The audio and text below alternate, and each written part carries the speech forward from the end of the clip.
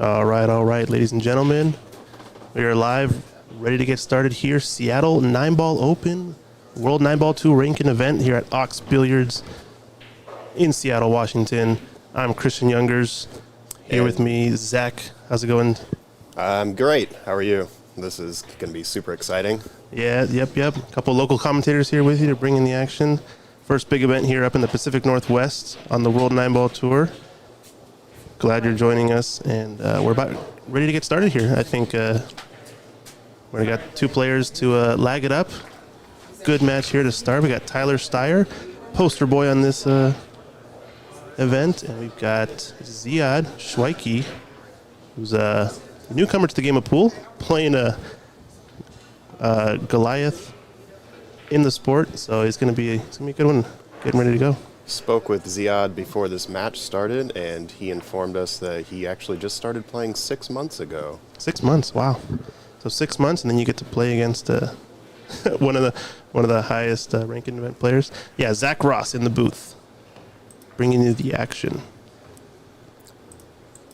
We got some folks in the chat. Tyler won the lag here. It is a race to 9 on the A side, and on the B side will be a race to 7. We have 64 players in this event, 12 of which are WNT ranked players. Tyler currently is ranked 25 on the Matchroom WNT list.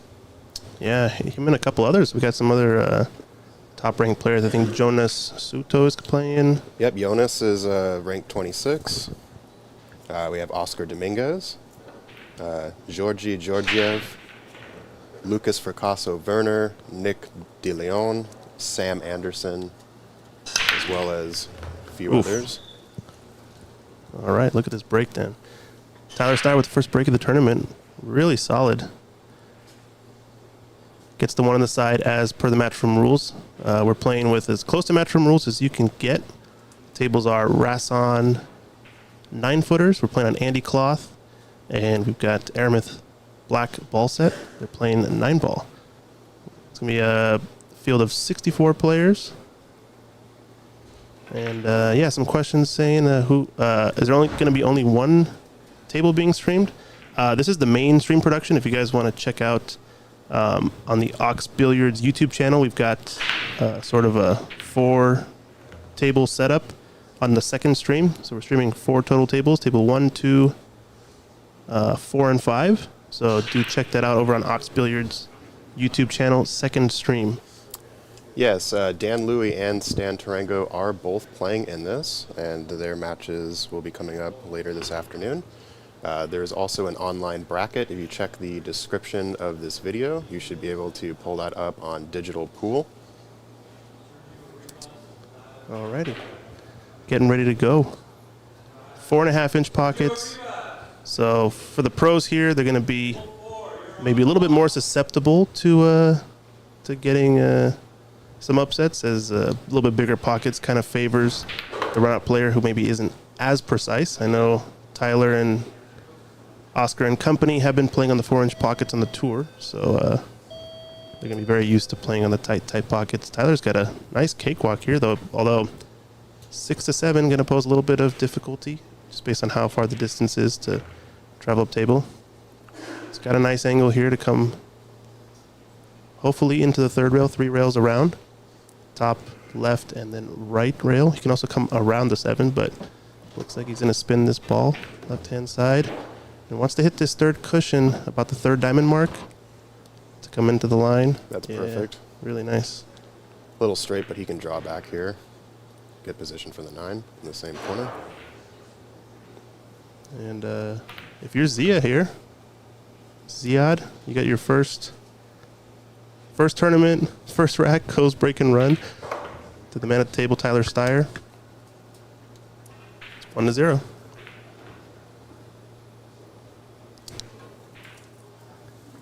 We also want to thank all of our sponsors for this tour stop here in Seattle, Washington at Ox Billiards, the Seattle Nineball Open.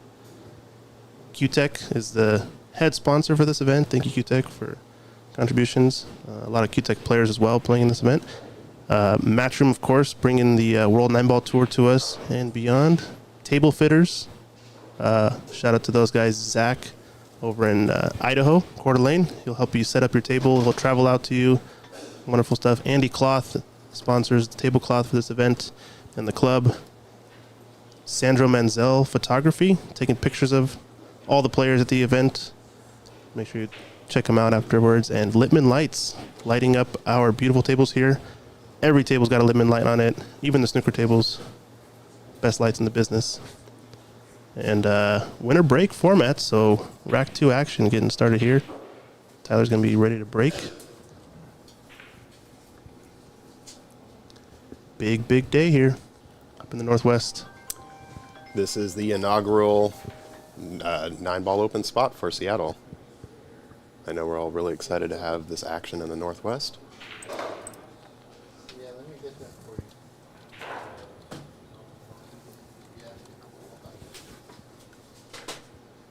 Just a second, Brent. And another perfect break there from Tyler. Cutting the one perfect in the side. I wonder if the little divots up table are from him practicing, but hits the 9-ball there, so you could tell his cue ball was almost perfect on the path as the the top players are playing that break now. Do you think he fades the 2 behind the 9 here? Table's playing pretty quick. I think he might hold the cue ball behind the 9 actually. Looks like that might be what he's lining up for. Yeah, he's got the speed down nicely, so it's going to be pretty tight. And like we told Ziad, this is kind of his first big tournament. Just got to get one rack on the board. Don't worry too much. This is a race to 9. All A-side matches will be a race to 9. B-side matches will be a race to 7. That's right, yeah.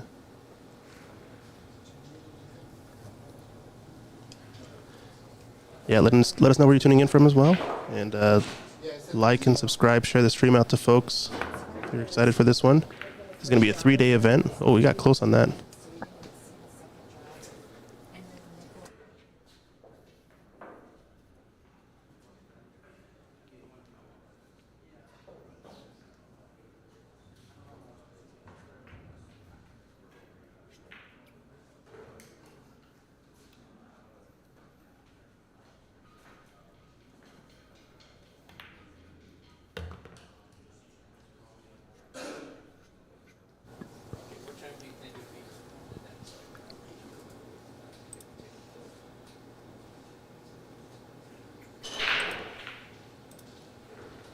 Tyler's looking pretty set to run this out. I don't really see any issues here. The 5 to 6 position, he'll likely go 2 rails to get back down.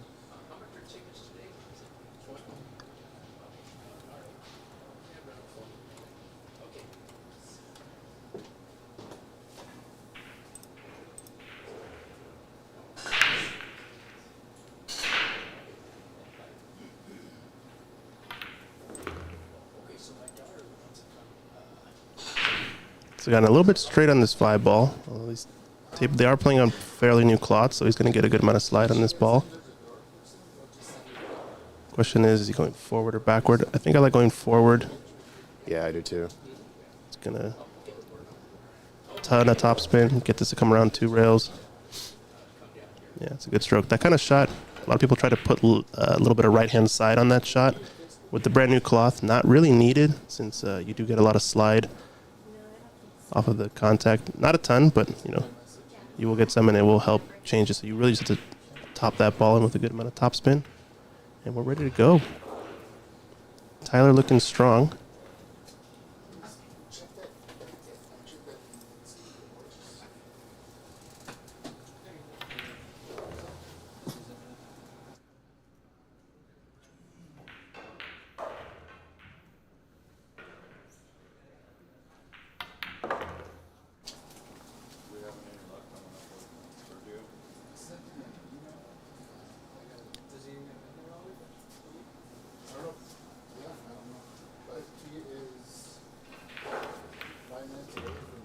All right, so Tyler is now up 2-0. We will be updating the scoreboard here momentarily. Thank you again for everyone that is joining us today.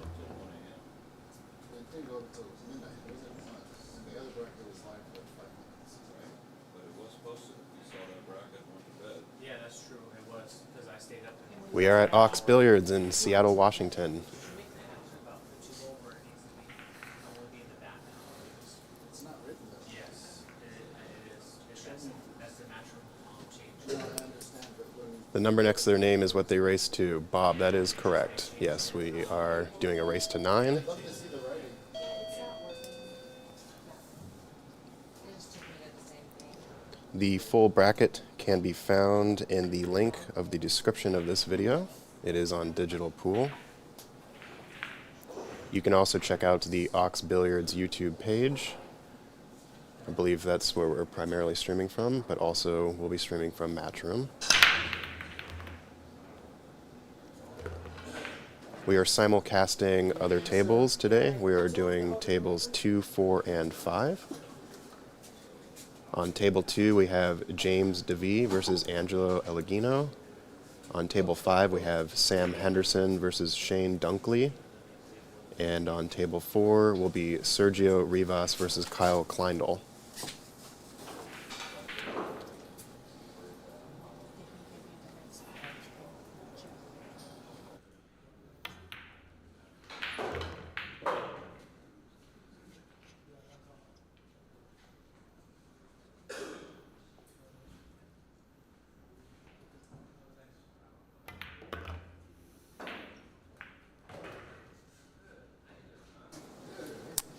Yes, Nate says that second stream is really nice. Thank you. You are welcome. We are trying to get as many matches out to y'all as possible.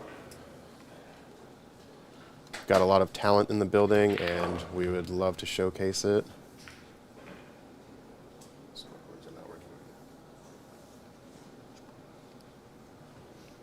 We have a momentary technical error with the scoreboards, but this match is currently 2-0.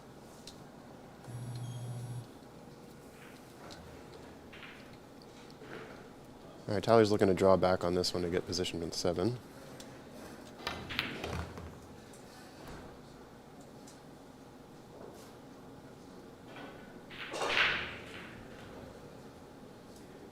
Pull back 1 rail. Get positioned for the 8.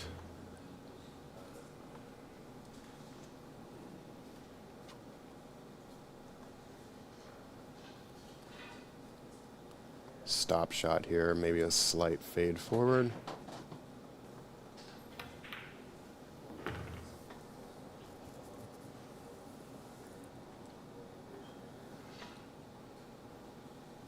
All right, Tyler is now up 3-0 over Ziad. We are good with the scoreboard. Thank you, Christian, for jumping in on that.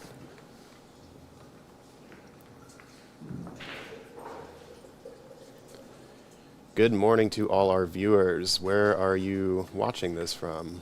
Go ahead and let us know in the chat. Opposed to putting a different match up there right now.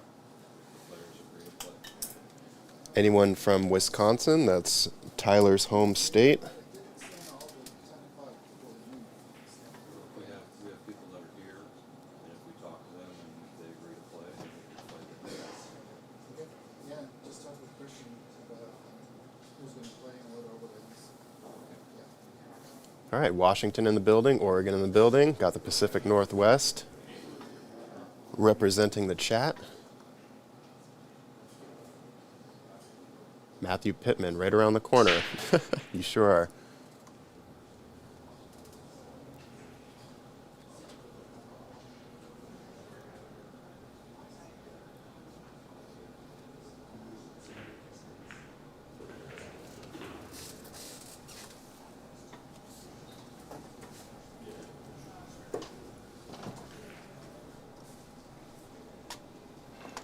All right, slightly tricky layout just on the 2 here, but I feel if he makes his 2, we can get natural position for the 3. Just got to make sure that it does go by the 6, which it looks like it does. Just check the bracket. I have to contact this one there. I can't believe it. You got the email for the music bracket? It was probably last night. When I sent it. Vancouver in the building, Portland in the building, Oklahoma in the building, and Sandpoint, Idaho. All in the online building. Thank you so much for joining us.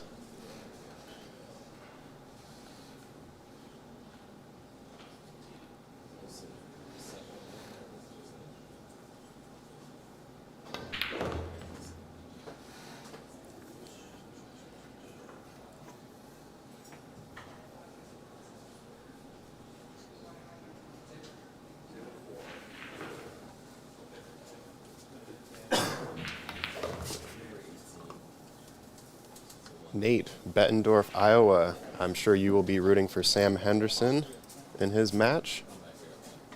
Yeah, a little bit before. So we're gonna move table 4, match, put up Blake and Francis. And, is that right now? Yes. Oh, Nate, that's awesome. Forfeit Sergio because we did a redraw and we just. Yeah, I was watching a couple of his matches earlier, and he's great.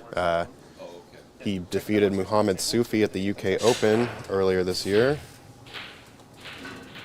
which is a major accomplishment considering that Sufi was the 2023 runner-up or champion of the UK Open. Yeah, world champion runner-up, I think, Yeah. in, I believe it was Last year, yeah, 23. 2023, yeah, against FSR, right? I believe so, yep.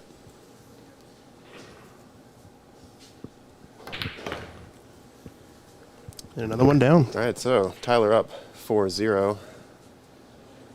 That was a break and run. Is he on a 2-pack now, or what? No, the previous rack, Ziad had to kick.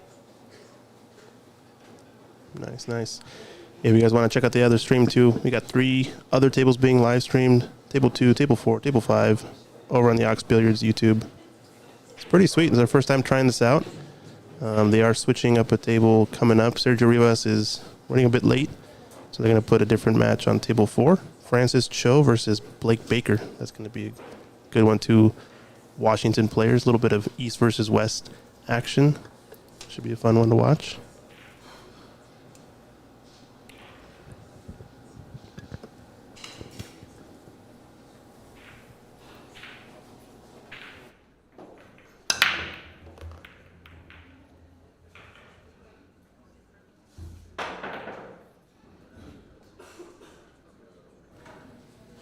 Yep.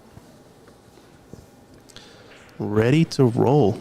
Lyric in the booth. Is that who I think I'm hearing? I don't know. Who are you talking about? I think he's talking about both of us. Yeah. Good stuff.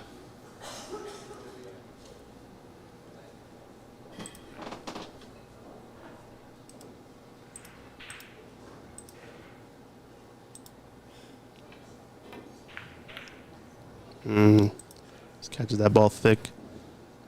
Think the Thought this might be Ziad's first chance, but I'm not quite sure if he can get around that 6. Looks like he's probably going to have to kick at it. Yeah, Ziad, newer player at the game, I think. Might be trying to go with this on the bottom cushion that we're seeing here. He's going to have a better success hitting this off the left short rail. Don't know. He's going to get much success there. And unfortunately goes in off.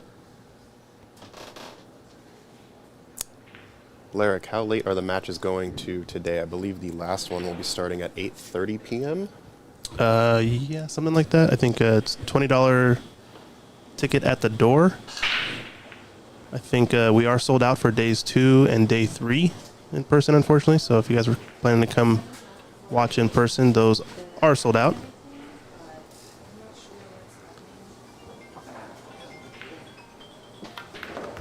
We got Tyler at the table. Looks like he underdrew his cue ball just a bit here. Should be okay. He's got a pretty wide open table along the spot. Took him off the left side rail and back up. Angle on the 4. Doesn't have to be too precise. I think either side of it is really fine. The 7 leads to the 8, leads to the 9. This is really the toughest part of the rack, I think. And lovely little nudge off the 9 there. So I think now the rack kind of all leads to itself. What do the pros say? They say roadmap or whatever. Oh, this one's an easy one. This one's a roadmap. Tic-tac-toe, whatever you want to call it. Pretty cool.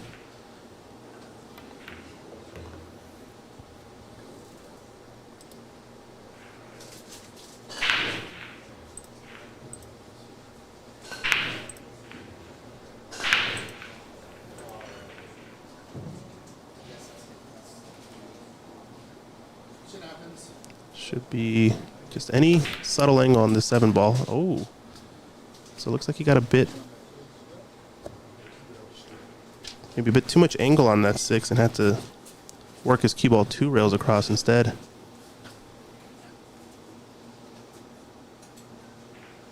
This is a chance for Ziad. Can he get this bank down?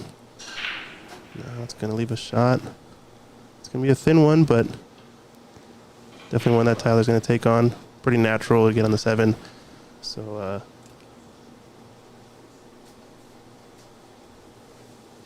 good chance to go 5-0 up here.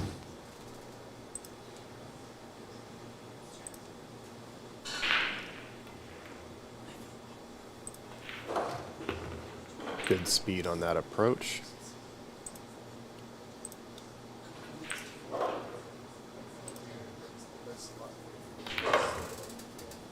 Yeah, this is... Yes, Tyler is, quote, music. Tyler is playing someone that's playing with the house cue. Yes, Ziad informed us that he just started playing 6 months ago.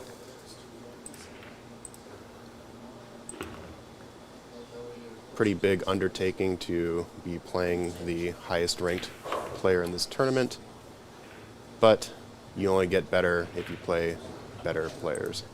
Yeah, true, and this is a good one to start with.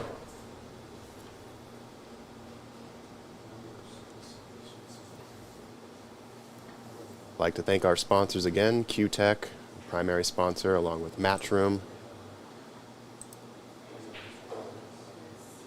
If you need any table repair, cloth replacement, table fitters is your go-to.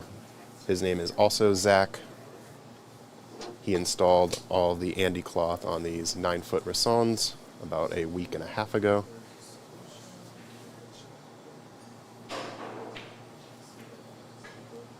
All right, Tyler up 5-0. Here to break in the 6th rack.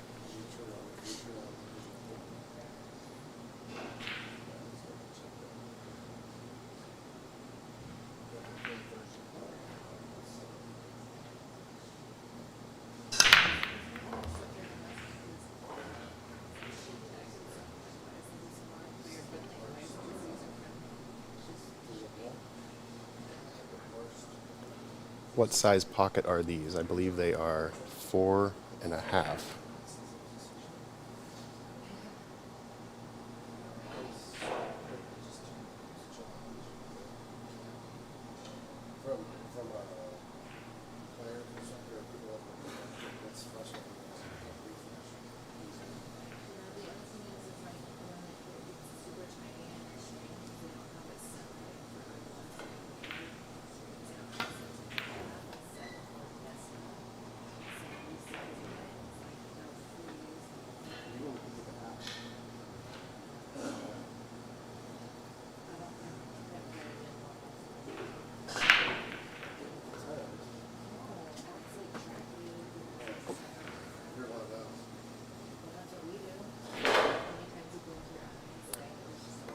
I will confirm as soon as Christian gets back here. That was a pretty nice touch, the 2 by Ziad there.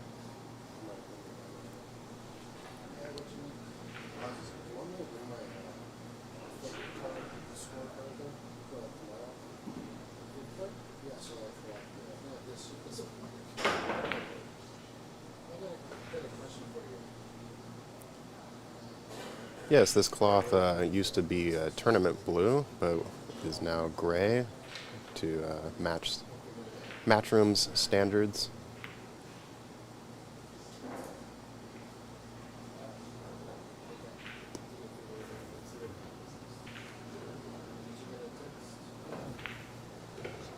Looks like Ziad can catch a bit of the 2 here, going close to the point on the side pocket.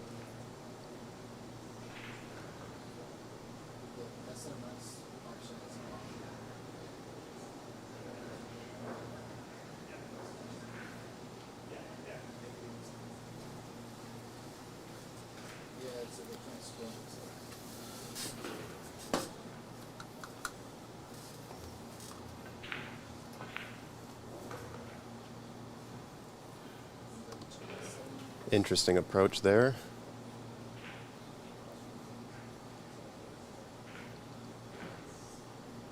I imagine it is quite difficult to dissect a rack with only 6 months of experience.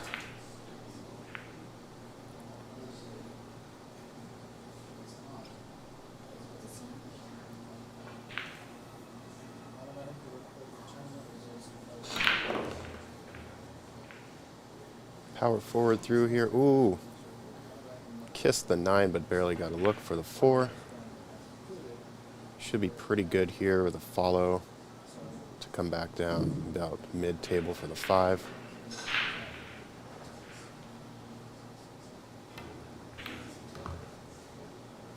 He's got the speed.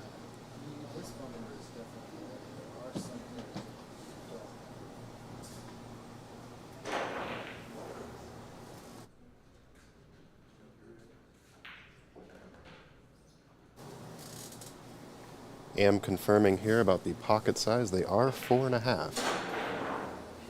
Yep, 4.5-inch pockets. I think we feel like they're 4.25 sometimes. The way these pockets play in these Rassons is it's pretty interesting sometimes, but it definitely benefits sort of the slower rolling object ball. I find oftentimes when you miss in these pockets, as Tyler plays a nice short side position here, when you miss in these pockets on the Rasson tables, they kind of they tend to rattle when you hit the cushion first more often. And I don't know, I think it's how the ball rebounds off of the face of the open cushion.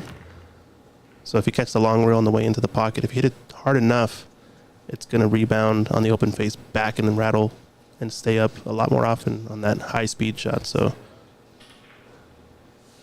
Angel asked, is the Alex Brown match being streamed? Unfortunately, no. It is on table 3, but you can kind of see it in the background of table 2 if you wanted to check that out. But yeah, unfortunately, we only have 4 tables being streamed for this event. So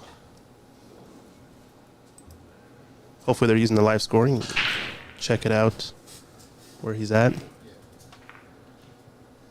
they appear to not be doing the live scoring on those tables, unfortunately, but Okay. we will get we'll that fix it. settled at some point. We got First- Geronimo Morales versus Rob Cameron is a 2-2 affair.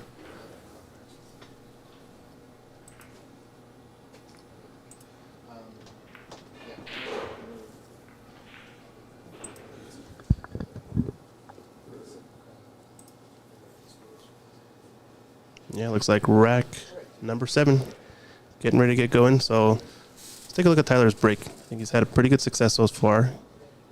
He's about a ball or so in from the right side. And this is the matchroom rule, so they're using the break box where you draw a line from the 1 ball to the diamond, and that's where you form your box. It's going to be cutting the 1 to the right. Perfect. Almost kisses the 9 in, actually. And he's got beautiful shape on the 2. So looking like a successful breaking from Tyler so far in this one. I think he's definitely one of the favorites to win the tournament. We got some other big names. Oscar Dominguez, Jonas Suto. I think basically a handful of players above 700 for sure. Handful above 750. Not the biggest field, obviously. This is a regional ranking event, so not one of the majors. But we're just trying to provide a good quality production for all the local players. Not a lot of folks here in the Northwest always get to see or play with the pros, so it's a good opportunity to show off your stuff. Which you'll be doing later today. Yeah, we get to play later today. Should be fun.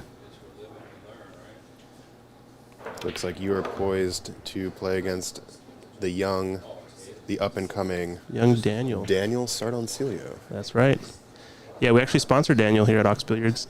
He's one of our sponsored players, local player lives in Tacoma area. He's just got over the 700 Fargo mark. You might have seen some of his streams. I think he had a big event. He got second place in the what was the event over in Las Vegas, I believe.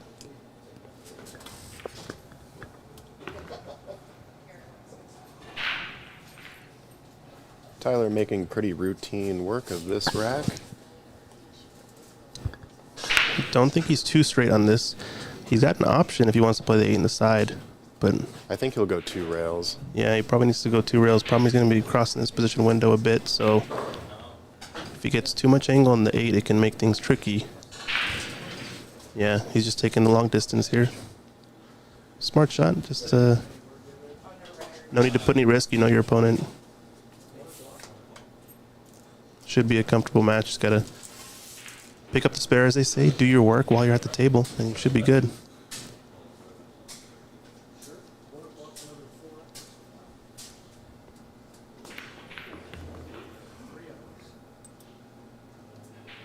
And off to the races, Tyler Styer. So if you check out our poster, we actually have, for those who don't know, a couple players that are locals. You got Daniel there on the right next to Tyler. And then on the left, you got a picture there of Dan Louie, the legend, the man, Dan Louie from the Pacific Northwest. Those who don't know, he's a legend in the pool community. I believe previous world champion, Yes. 1970. 1976. He 76. defeated Mike Siegel. Yeah. That's actually a picture of him back in the day when he used to break the balls off too. He used to do one of those launch into the sky breaks kind of before Jeff DeLuna was Jeff DeLuna kind of thing, you know? He was the bull before the bull. Yeah, the bull before the bull. I like it. Yeah, some other wins from Daniel. First place in CSI Nineball, as Chalkbox mentioned in the chat. Yeah, that's right. Tyler is also fresh off of a final match at the Texas Open. He Finished runner-up. yeah, runner-up to Vitaly Patsur. That was a good one. I wasn't So close. able to watch, but it was I think kind of a big blowout from Vitaly. Talked to Tyler about it yesterday, and he was saying that he kind of just ran out of battery. He had lost, I think, his second match in the tournament, so had to come up the entire B side, and had battle after battle after battle, and was kind of ground to a halt. And Vitaly just seems to have the juice when it comes to Texas Open. I think it's his 3rd final in a row. So, yep. Nice safety play here from Tyler. I think Ziad is going to have to kick at this 2 rails, but I don't know how comfortable he is. Yeah, he Looks like he's going to go for 1 again. Just 1 rail. He gets touched the it. nudge. Oh, okay. Nicely done. Although this is going to leave a shot for Tyler. Yeah, that ball definitely goes up in the right corner, so it's a matter of angle on the 3. Should be running into the 8, I think, so probably not going to be hampered on the queuing to shoot at the 3 in the side. Problem is if he gets too much angle, he might have to swing his cue ball from 3 to 4, so we'll see what he gets off of this 2.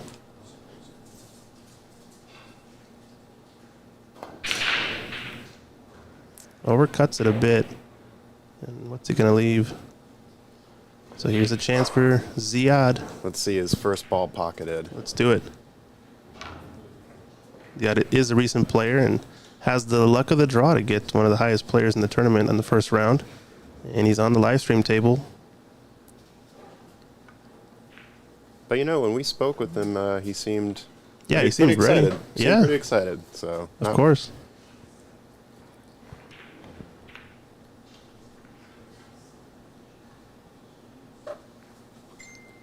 Unfortunate leave there. That will bring Tyler back to the table.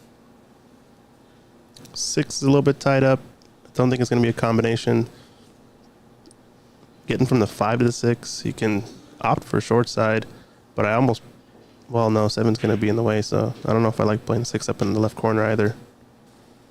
Let's see what Tyler does. With the 7, 8, 9 all being so close, it's probably pretty ripe for a safety. He's starting to think about that now, though, because how he gets on this 5 is really going to dictate what he's playing. So swing his cue ball. 2, maybe 3 rails for the 4.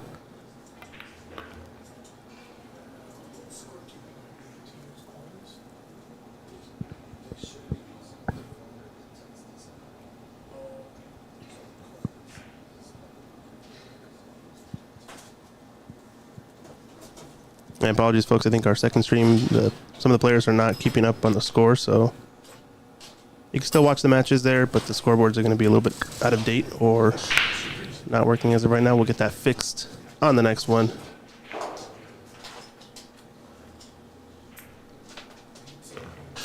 All right, looks like this is pretty perfect position to get short side on the 6.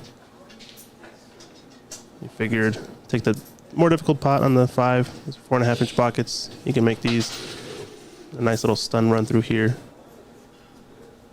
The pocket's kind of in the way a little bit. Just to be careful not to catch the point, I think.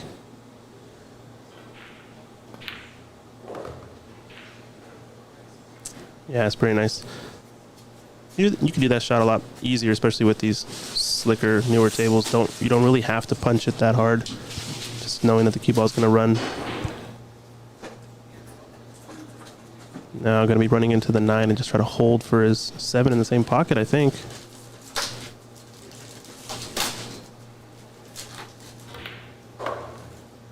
Okay. Guess he thought the 9 was a little too in the way for that 7. Yeah. That was a good bump, though.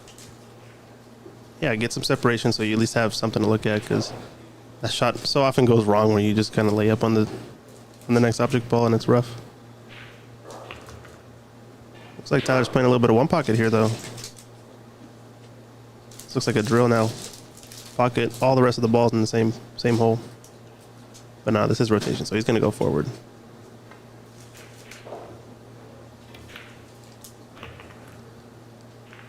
And you guys missed out too. We had Johan Roysink here. He is watching the tournament. He was hosting a clinic for the past few days. Shout out to Jess for organizing that. And another nice run out from Tyler Styer. Puts him on the hill.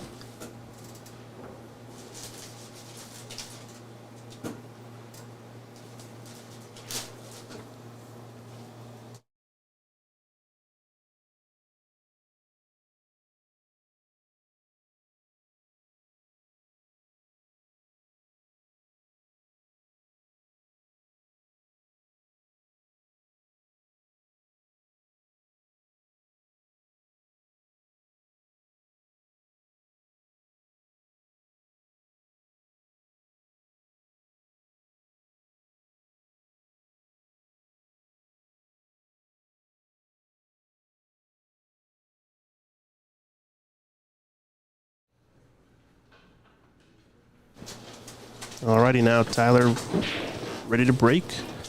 Rack 10 on the hill.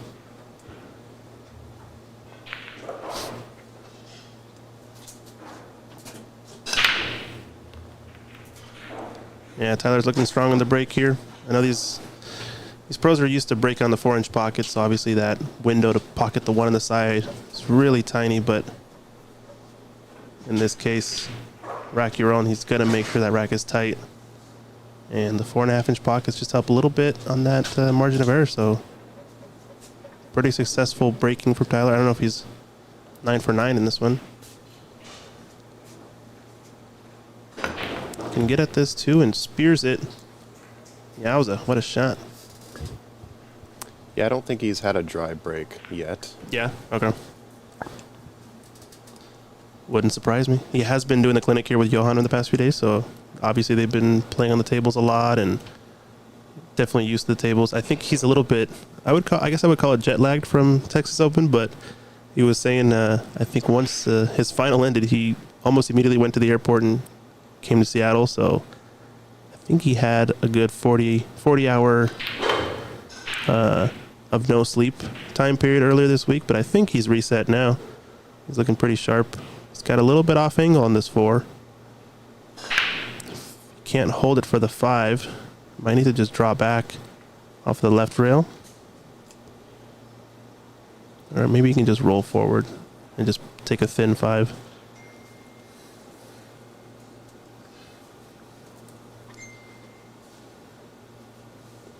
Yeah, I think you can avoid this bottom side pocket if he just screws back. Nope. That's dead in the drink. It was close. I think he needed to hit that. Just, Do you think Ziad goes for the combo here to get the 1 this, point on the this could be on the his rack? chance. I would not fault him. I think he's got to go for it though. That's a good point. All right, let's get this. Let's get him on the board with this 5. There Let's it go, is. let's go.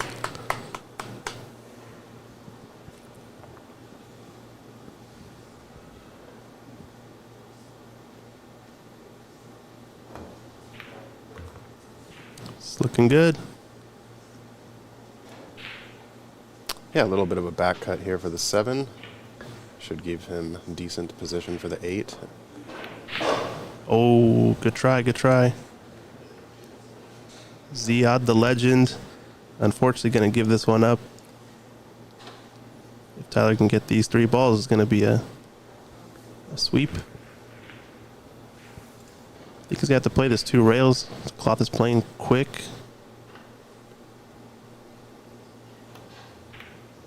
Yeah, the up and down. Nice choice. A And it's little interesting. close to the rail, but should be fine. Talk about how this Andy Premier cloth doesn't slide as much as Simonis when you first put it on. It's pretty true. What I noticed that it does do is the last sort of, I guess you could say 6 to 8 inches, just keeps rolling kind of that little bit farther than you think it might. This is for the win for Tyler Styer to kick this tournament off. Seattle Open. 9 balls down. And that's And a there we go. Donut for Tyler. Oh, for Ziad, unfortunately. Oh, sorry. Yes. So we're Shut going out to for be right back with you, ladies and gentlemen. 9-0 on our first one. And, yeah, stay tuned. Second match getting ready to go in a little bit.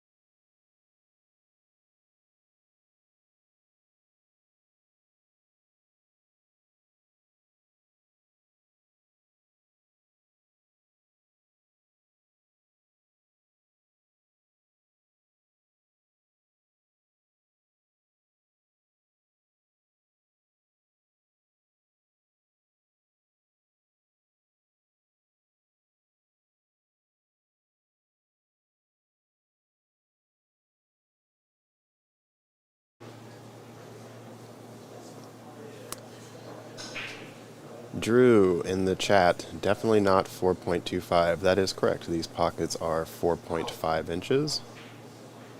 Chad Raswick, the quad box is sensational.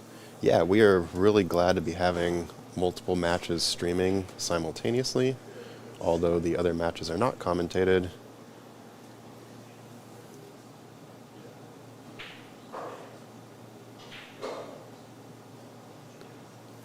But as we wait for table 1, we can start looking at the other ones here. Francis, with the unfortunate scratch into the side pocket, will bring Blake Baker to the table. Not quite sure what the score is over there, but I know they did start about 20 minutes ago.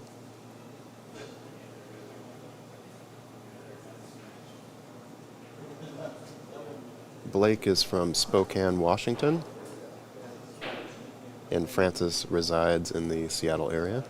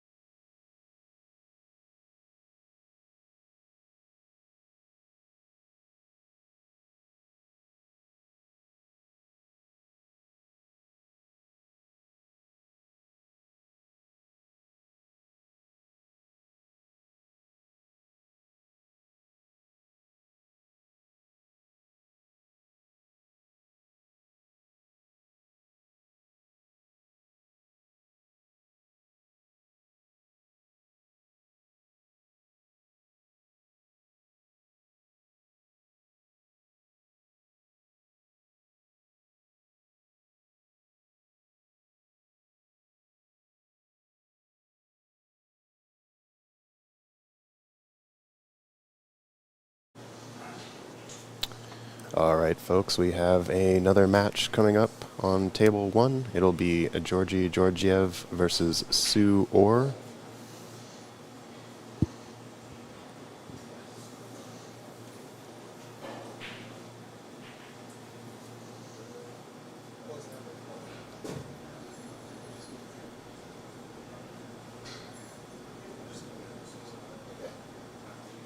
Yeah, it's all good.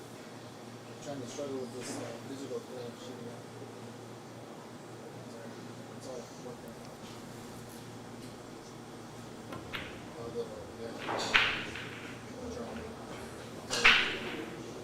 Looks like Sue's getting some warm-up in. I believe she is waiting for her opponent. And we will be starting shortly.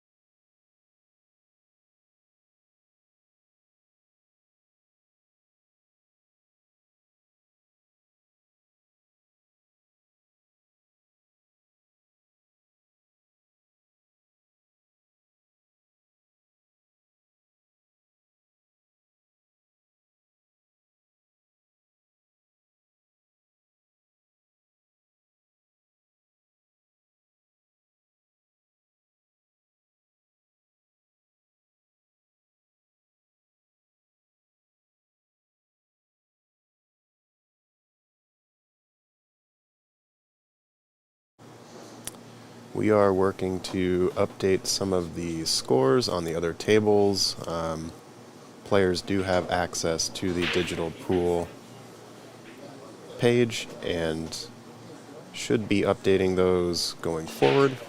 We are reminding them the score on the Blake Baker and Francis Cho match. We are not sure yet. We are trying to hunt that information down.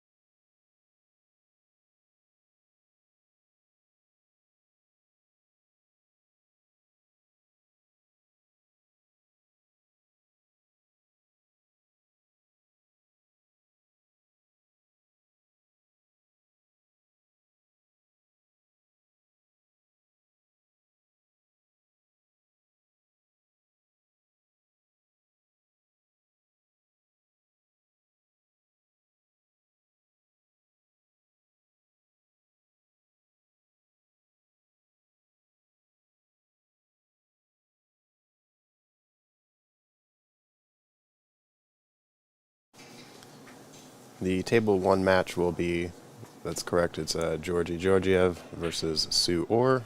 These players are currently doing 1 warm-up rack each, and then we will get started.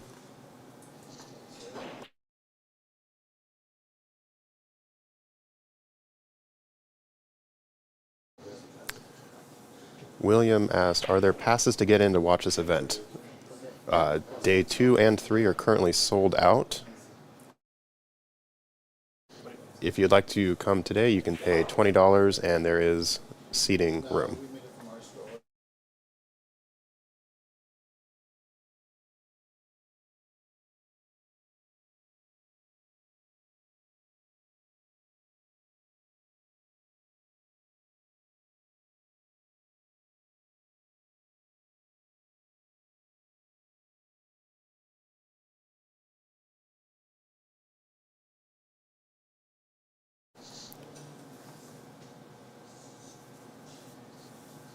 Yes, William, you can pay at the door. Jared, the second stream will be on the Ox Billiards YouTube page, which you can find in the link of the description.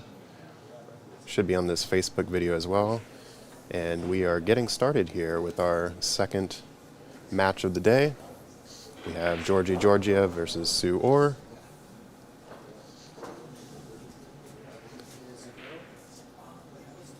Almost identical, but Sue gets the lag on that one. Georgiev is a World Nineball Tour ranked player. He is currently ranked 79 on a board of 128 plus, excuse me.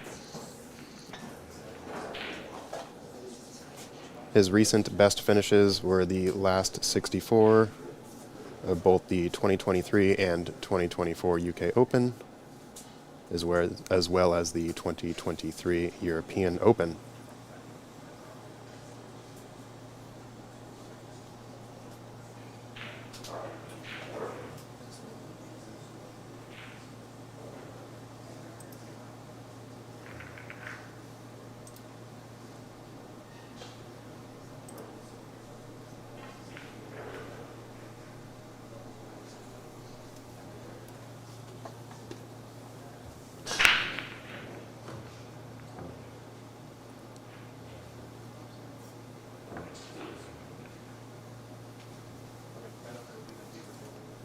Appreciate the props on the stream quality, Doug.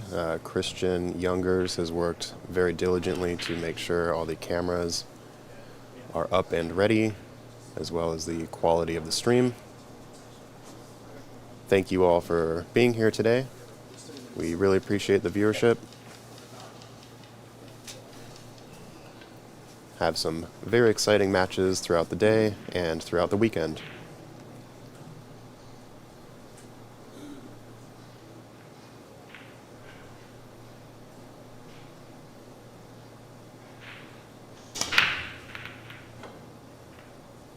Almost an unfortunate kiss, cue ball on the side. And also, unfortunately, a dry break here for Sue.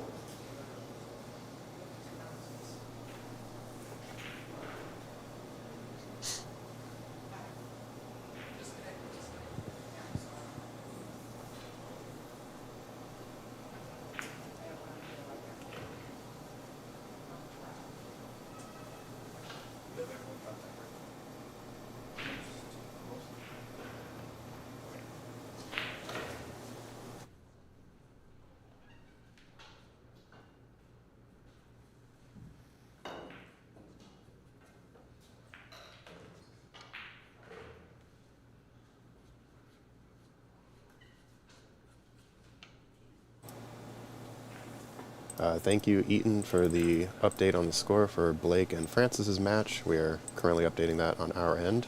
Should be reflected on the quad view.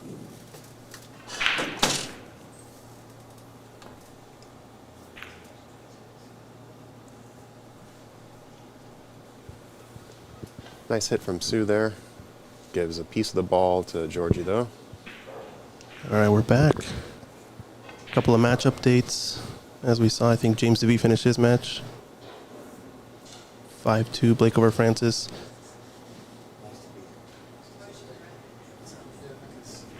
Believe we have resolved technical difficulties, so we should be getting up-to-date scores for the next round.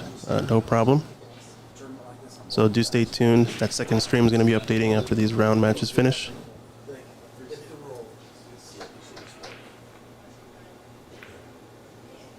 This looks pretty decent. Nice shot from Georgie there. If you are just tuning in, this is a race to 9 on the A side and a race to 7 on the B side. I believe in the final 16, it'll be a single elim race to 11, with the final being a race to 13. Gotcha. Okay.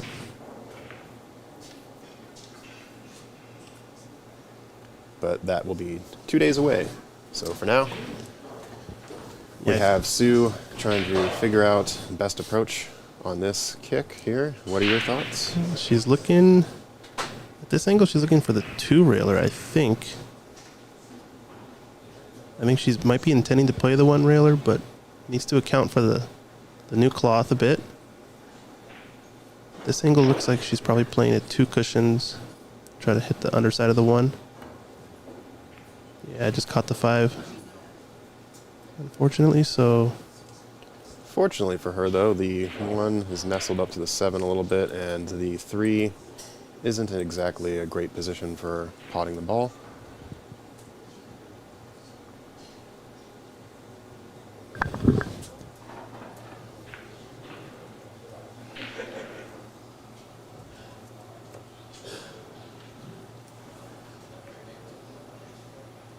Yeah, it looks pretty tight.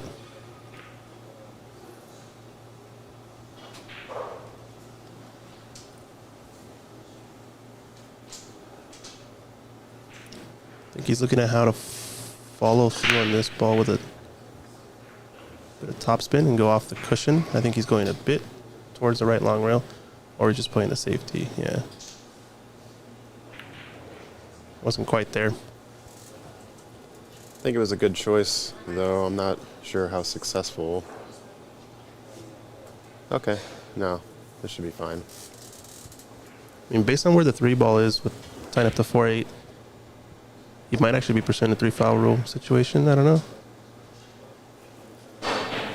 1 to 2, 2 to 3. 3 kind of lays where if he puts the cue ball kind of in the middle of the table, close to the 9, he can kind of send it around the cushions. Can also thin off the edge of the 3 and send the cue ball around 3 cushions behind 4-8.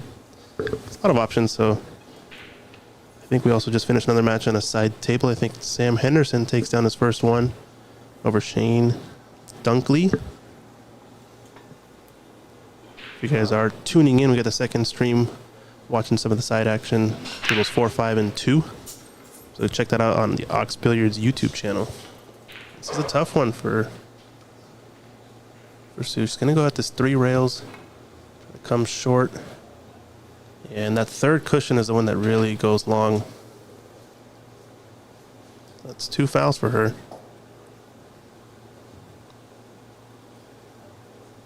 Like we said, this 3 ball, he's looking at where he wants to get his cue ball. Probably to play the 3rd foul, because 4-8, pretty ripe to play in behind, and also not much to do with the 3, I think.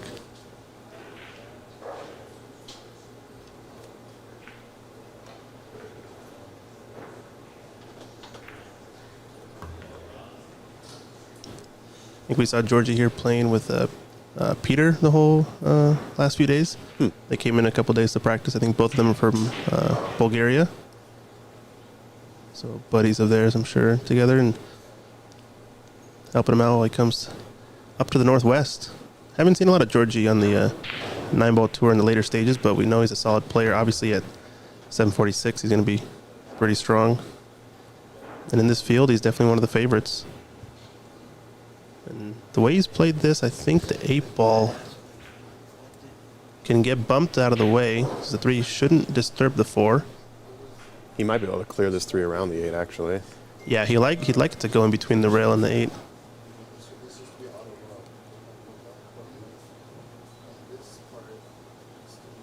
Yeah, if you guys do want to bump the image quality, 1080p 60 is what we're streaming at right now.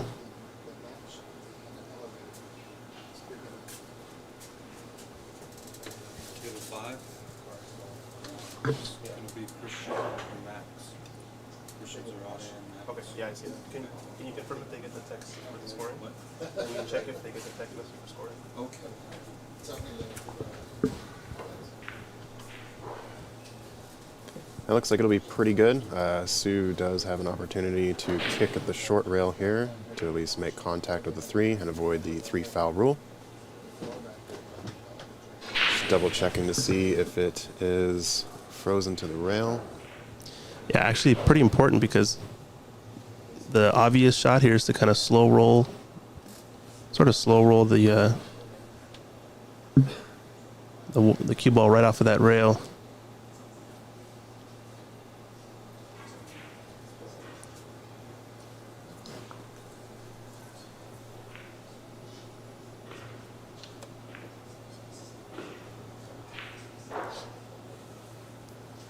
Yeah, you can see it definitely looks like it's frozen, so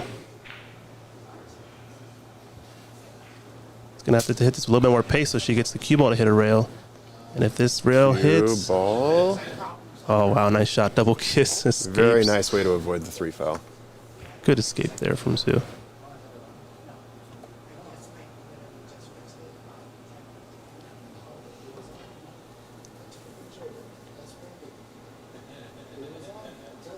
It wasn't on this computer.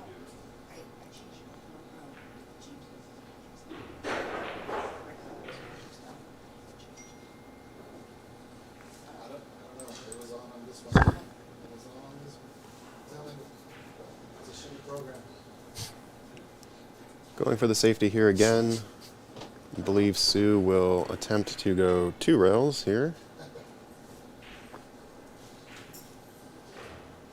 as I'm not sure this swerve will be the Yes. best option. Swerve a bit too dicey, I think. Yeah. And the way this plays long,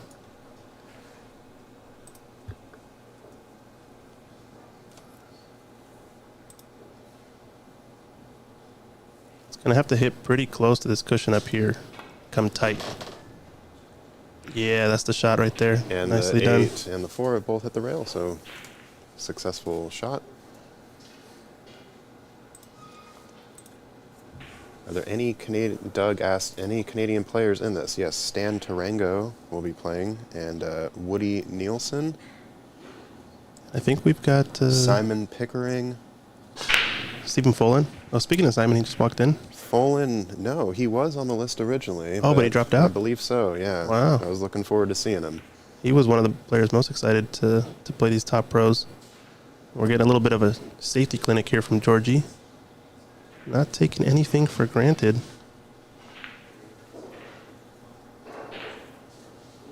All right, looks like Will Pearson and Amon Sunar got started over on table 2. Blake Baker's one away from the hill, or might be on the hill. And Max Eberly going to be playing on table 5, so go check those out on the side. Second stream over on Ox Billiards YouTube.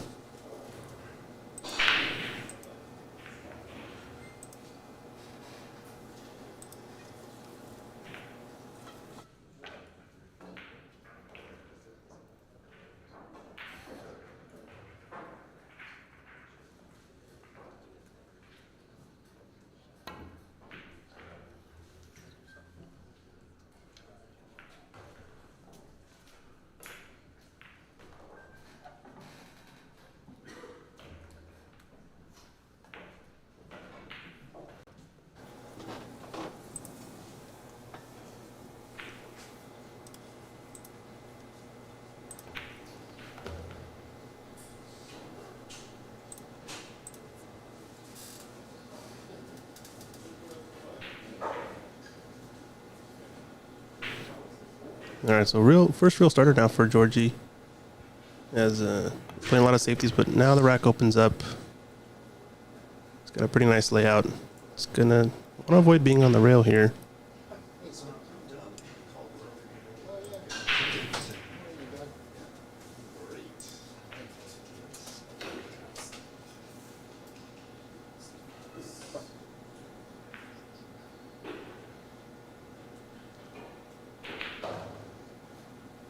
Probably goes for a stop shot on the 5 here and leave position for the 6. Bit of a stun out. I think it's 6. It's actually kind of nice.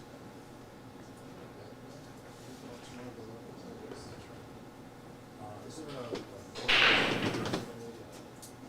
there a order of priority or something? Yeah, I can see here.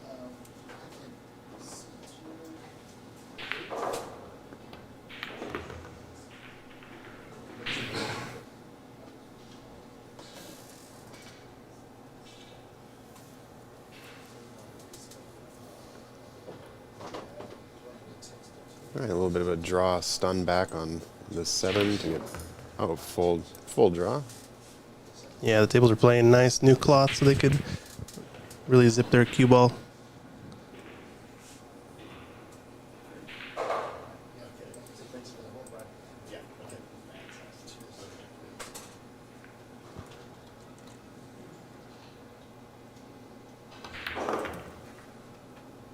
Georgie looking good. A little bit of a grind, but this 9-ball.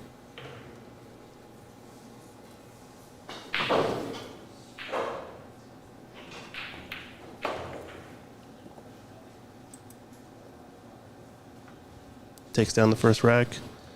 Gonna give a shout out to our sponsors here. Thanks for the World 9-Ball Tour for hosting a ranking event here in Matchroom. Q-Tech is the head sponsor. Table Fitters out of Idaho, Zach, for fitting the tables. Andy Cloth for sponsoring the tables in the club. Sandra Menzel taking the pictures and photography here. And Littman Lights showing you the way with the best lights in the business. One on every table. We're getting ready to get started on rack number 2.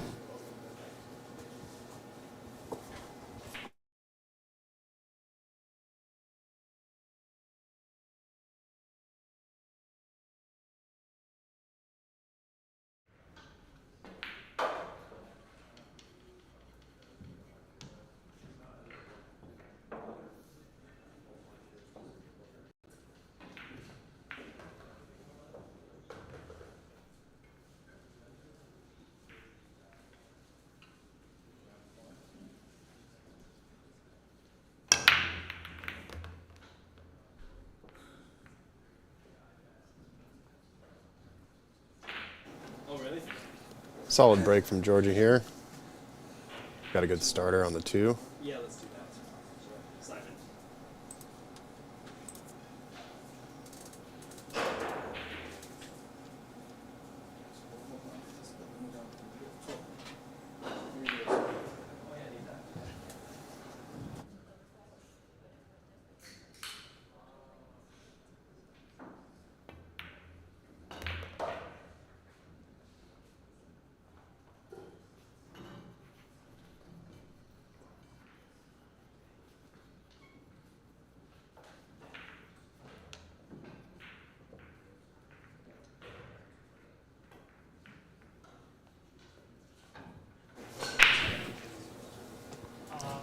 Really the toughest part of this rack, just this combination here. He's right in behind it nicely. 5-9 combo might also be causing an issue in this rack, because with the 9 just off the rails, not an automatic. Actually, really tough shot to hit that off of the 1 cushion. Reminder for those watching on the Matchroom page, you can check the description for the bracket as well as a list of all the players participating in this tournament. Yeah, I think we have the bracket over on the Ox YouTube and Facebook pages if you want to check it out. It's in digital pool. World 9-Ball Tour ranking event, Seattle Open.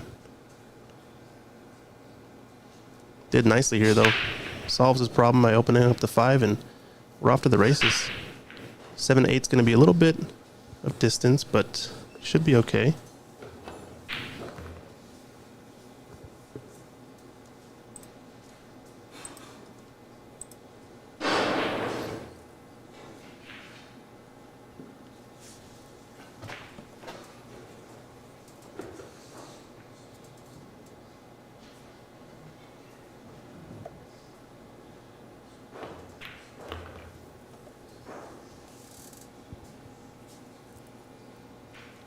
He's got just a slight angle to come one cushion up the right half of the table. He's looking pretty nice in this match.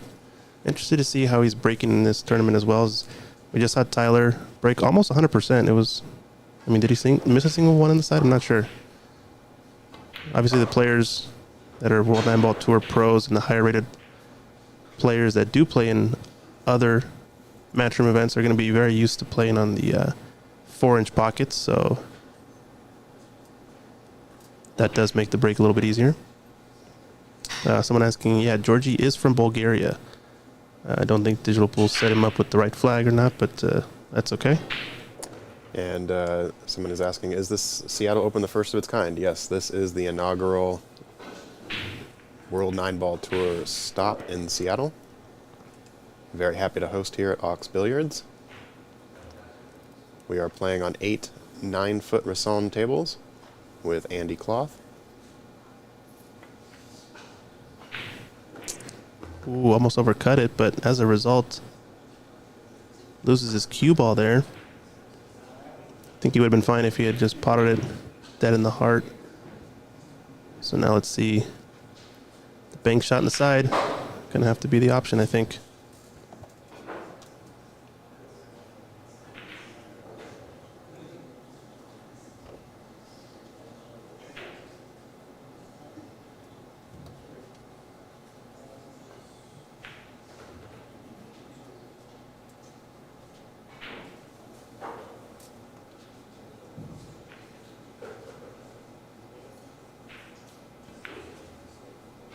Gonna be short. Opportunity here for Sue. Yeah, so a little mistake on that 8-ball, overcutting it. Tables are pretty clearly slick and fast, so where you pocket the ball, especially with a little bit bigger pockets, starts to be really important. I think one of the big arts in pool that everybody likes is the fact that you can, cheat the pocket one way or the other and all this stuff. The art, though, meaning you gotta be really precise still so you can achieve the position you want. Any little inch off to the right or left on any angle can make or break a rack. So big shot for Sue and misses it, but doesn't leave an easy shot. You think he's taking this on? I think he will, yeah. It's a bit steep of a cut, but I think it's the right choice to be a little aggressive here.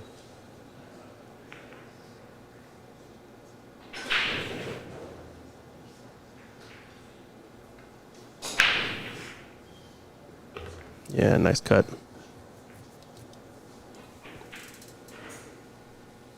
Takes that one down 8-2, it looks like, over on table 4, 0-0 on table 5.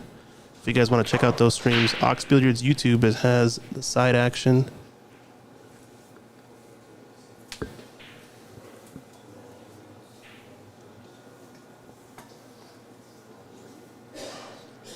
Also, I think a small correction. I think Georgie's Fargo's now at 779, I believe.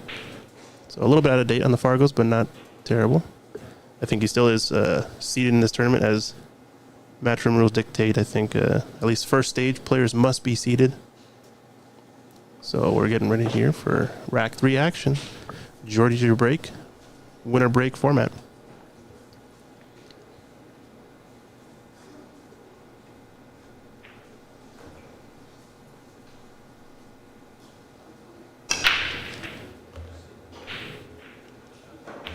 Yeah, nice solid break. Pushes the 2-up table. Question in the chat, where can I see the bracket? If you go to digitalpool.com and you search WNT Seattle 9-Ball Open, you should be able to find the full bracket there.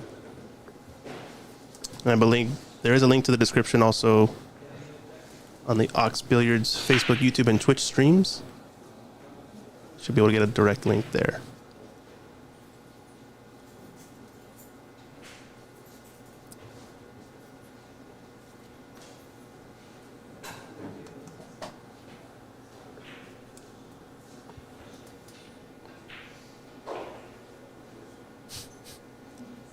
Doug Hussein, great clean overlay. Thank you so much.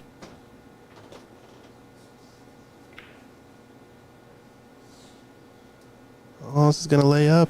Tried to slow roll it. Did you see that? Yeah. I think it rolled off to the left just a bit at the end there. Was trying to catch just the point of the jaw. He was shooting it a bit thick, so knew that was an option, but that slow roll just got him at the end. Obviously, no table's perfect, and you gotta choose whether you want to trust the table. You know, sometimes. But now Sue with a chance, and this is the last few inches I'm talking about. That ball probably should have halted somewhere around the height of the 6 maybe, but on the new cloth, especially Andy, it starts to roll that extra little bit at the end, and now she's got the shot into the middle pocket. Rich asking in the chat, how far into the tournament bracket are we? We are currently in round 1. We have several round 1 matches scheduled through, looks like 2:30 p.m. There are 64 players and 8 tables available. This is going to be a 3-day tournament.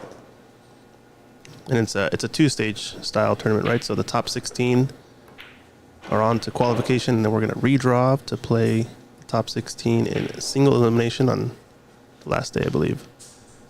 Winner break format. So it should get things moving on quickly, especially if somebody gets on a run.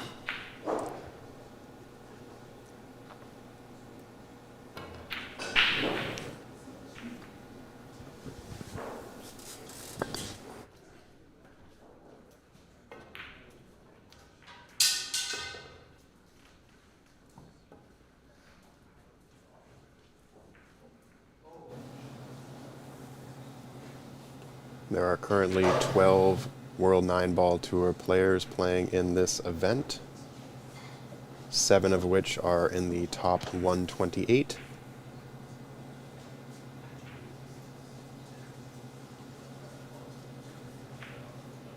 The remaining players are from various areas of the Pacific Northwest for the most part.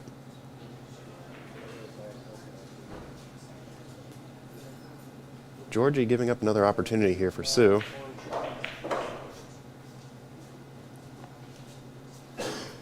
I think as long as she gets good position from the 5 to the 6, she is capable of finishing off this rack and getting a point on the board.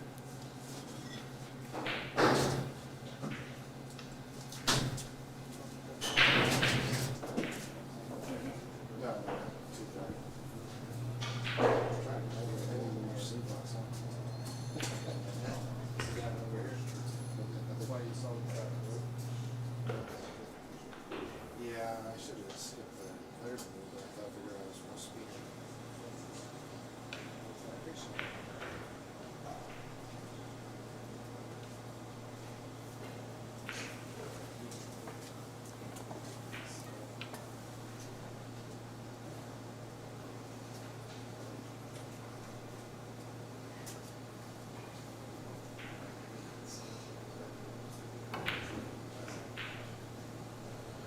A little too much speed on that one. I think with a bit smoother stroke with that forward hit, wouldn't have had the pocket rattle.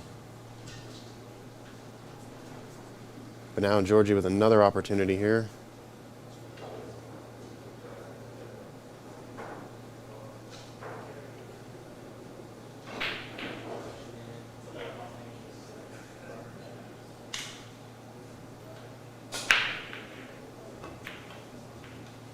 And he almost rattled that one as well. Players both getting used to the TV table, it seems.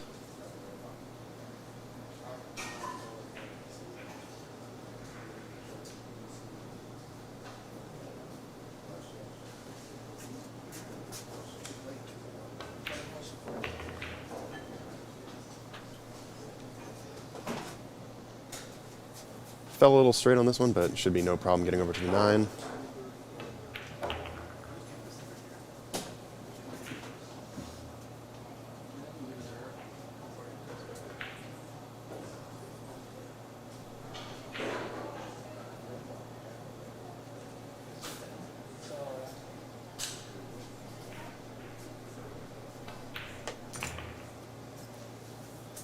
And with that, the score will be 3-0. Georgie up over Sue currently.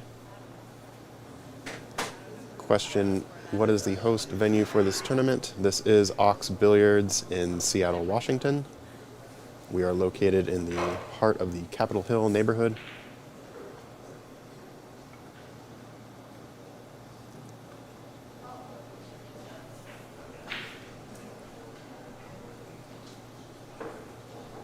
Very great venue here in Seattle. In addition to the 8 9-foot Rasson tables, we also have 4 snooker tables here and 1 Chinese 8-ball table. If you are unfamiliar with the Chinese 8-ball table, it is sort of a hybrid between a pool table and a snooker table.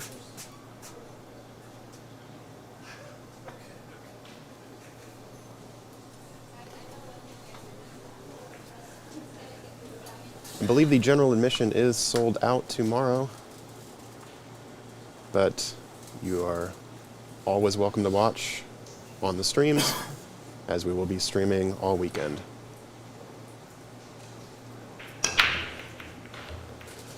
That 9-kiss rolling towards the side, going to barely miss there.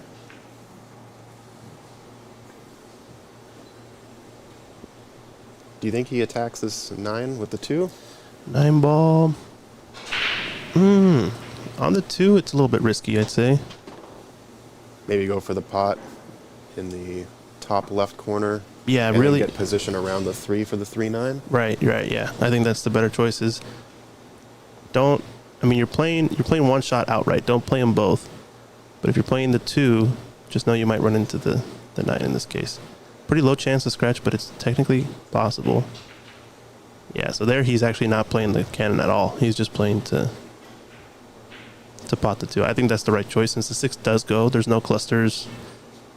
These guys are good enough for running out that it's not really needed. You don't want to get greedy? Get a little greedy, yeah.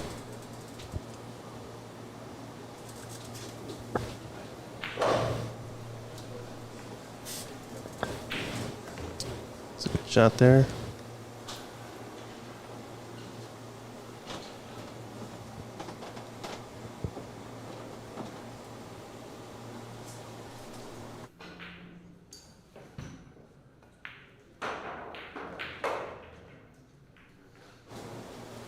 All right, 2 cushions here.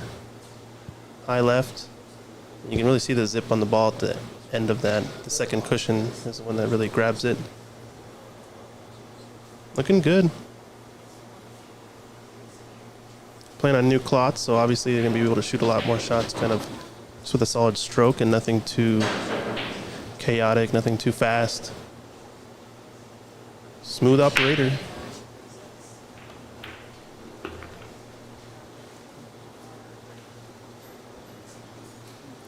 This is funny. He's going to have a couple of long distance positional shots. Going to be moving his cue ball a lot, but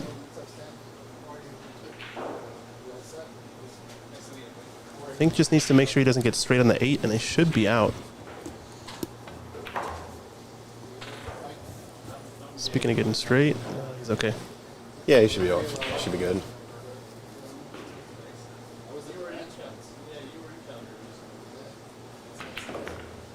Watch out corner. Watch out corner. Guess he didn't have enough angle to go up down, but Yeah, I feel like he kind of stunned it a little bit. Maybe a little bit more topspin on the 7. You just don't want to hook it so much that you end up running into the 9 or you're not getting a good angle on the 8. But he's okay here. He can just screw this back and play for the top right corner if he doesn't want to deal with working his cue ball up table. He is trying it. Should be okay. It's not the thinnest of cuts, just has to be careful with the 2 cushion into the side. With the cue ball is the scary scratch here.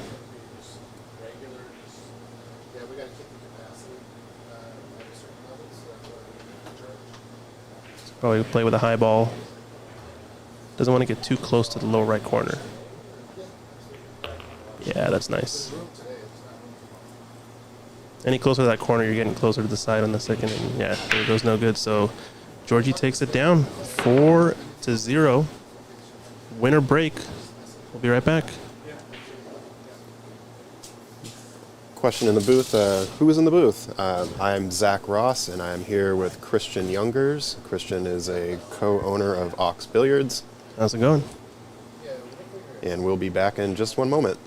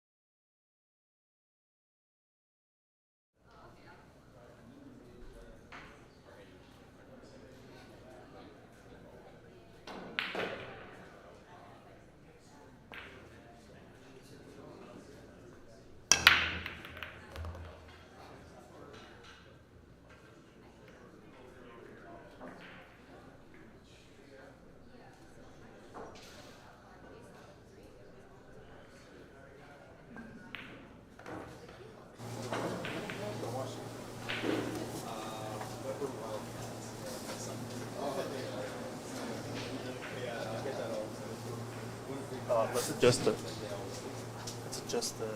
headset.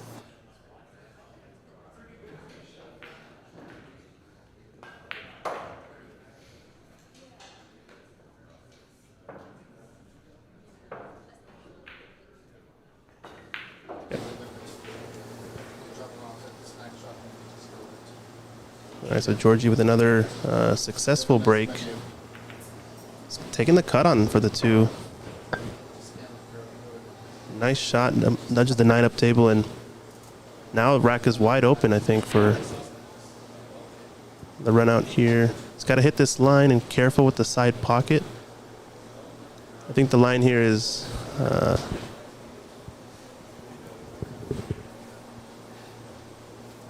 playing at 2 cushions and trying to run into the 3.5 diamond just short of the side. It's going to be tricky. He's got the line perfect, though. Yeah, good shot.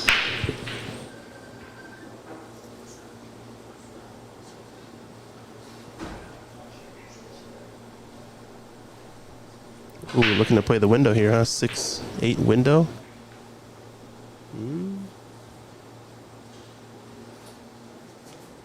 If he does, you think he uses just the one rail or the two to get back? Probably just the one rail here. Yeah, he's just have to control the speed. If he's feeling good, he's going to hit this window nice.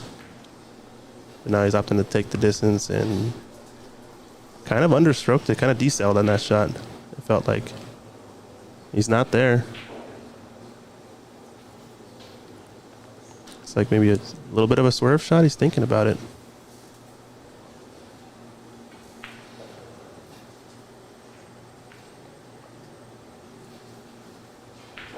What do you do here? I think it's just a jump shot, really. The 8 is only probably partially blocking, so the fact that he's got a partial It's a pretty ball. distant jump, though. Yeah, that's what I was saying. Like, the jump shot's a little bit easier when there's a little less of it to jump over, so I almost would jump this with a break cue, I feel like, believe it or not. And it's kind of one of those where you just want to land on the object ball, but I don't know.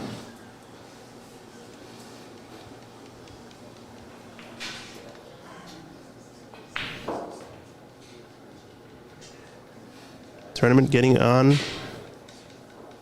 We've got 4 streamed tables, so if you guys want to check them out, check out Ox Billiards YouTube page for side action. Table 4, table 5. Brackets up on digital pool. Seattle Nineball open. Yeah, he's taking this jump on.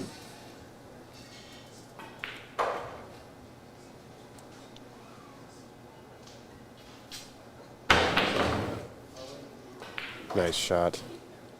Nice shot, but no reward, unfortunately. Well, he's got a look on the 6. Yeah, not ideal, but at least he is not stitched. Yeah, he manages to get it. I think he must have cut this a bit to the left part of the pocket because definitely moves his cue ball around pretty far up table, so.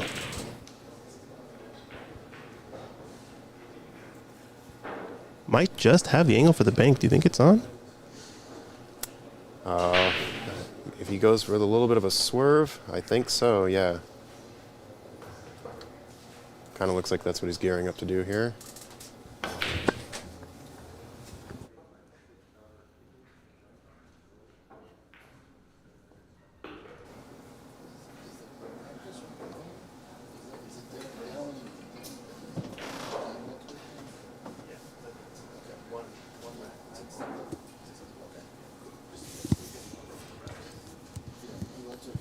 All right, opportunity for Sue here to get on the board.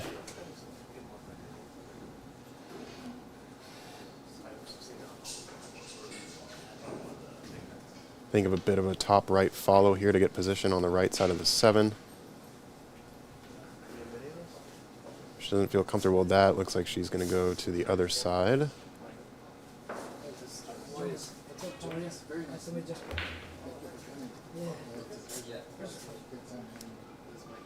Okay, that fell pretty well.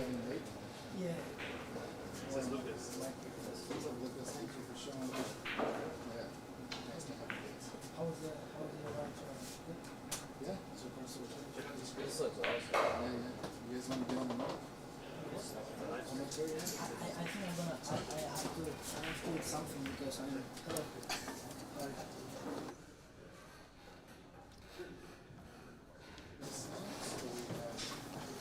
Jonas just arrived here at Ox Billiards. His match is set for, I believe, this afternoon. I can take a look here.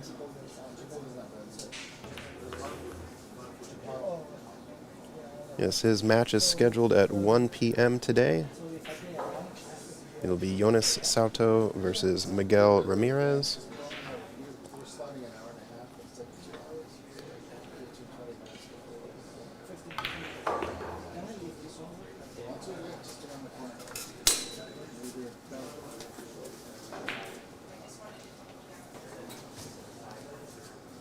Unfortunate miss by Sue, allowing Georgie back at the table once again. Bring this match to a 5-0 score.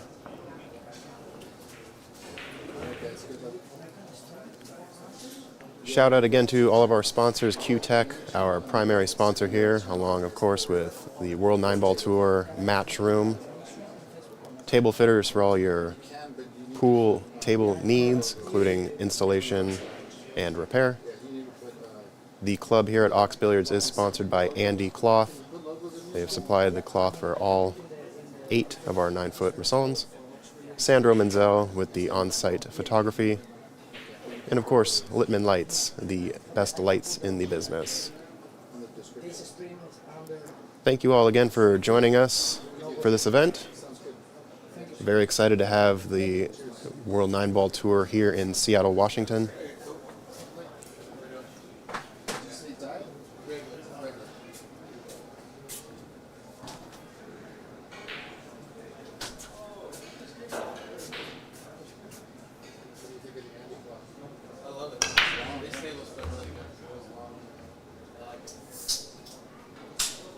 Cue ball got a little bit away due to a kiss there, but the 2 is set up pretty nice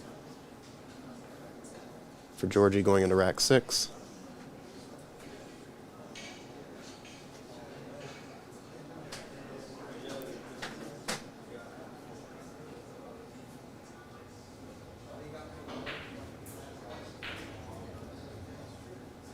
Don't think he'll slow roll this.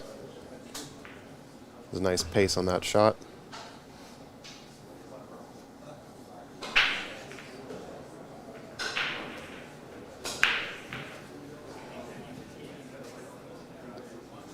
Suspect he'll just be stop shotting this 3 into the side.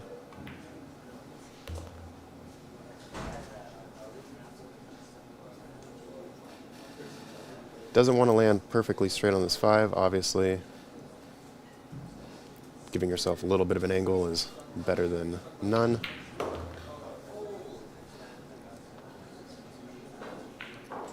Should be a fairly routine run out here for Georgie.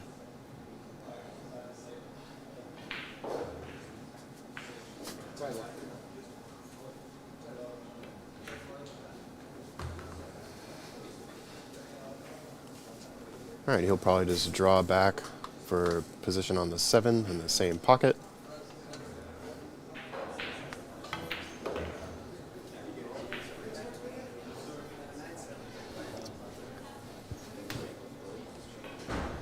I think he's going to take the 8 in the side here. Looks like that's what he was pointing to.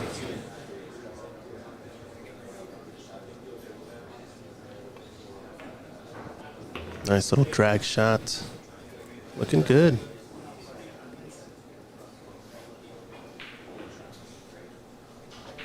Underrated, those little kill shots.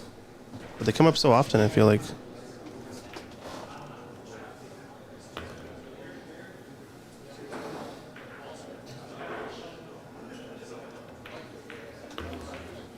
And that is a break and run from Georgie.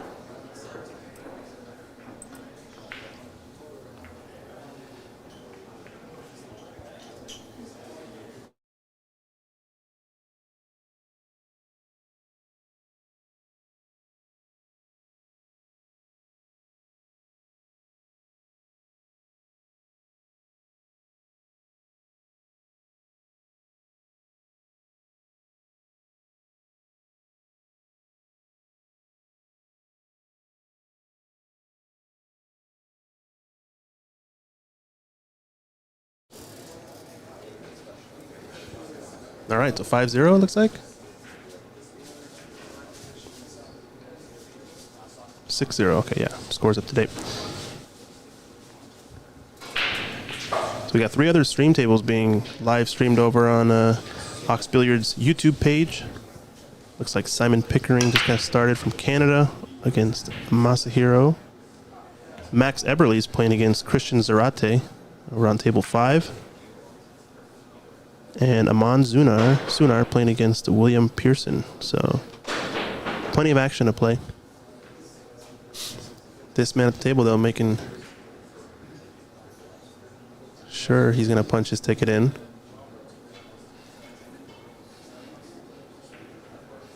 Spank is on, but he's going off angle towards the 8 slightly.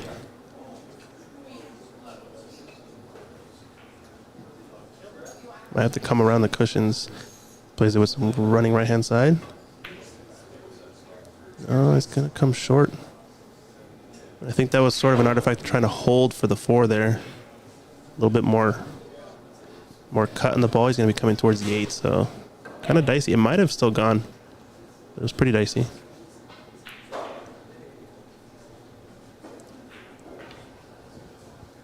Amon over on table 2 is actually a last-minute replacement. There was a player that dropped out, and he got the call to show up today. And so far, playing quite well.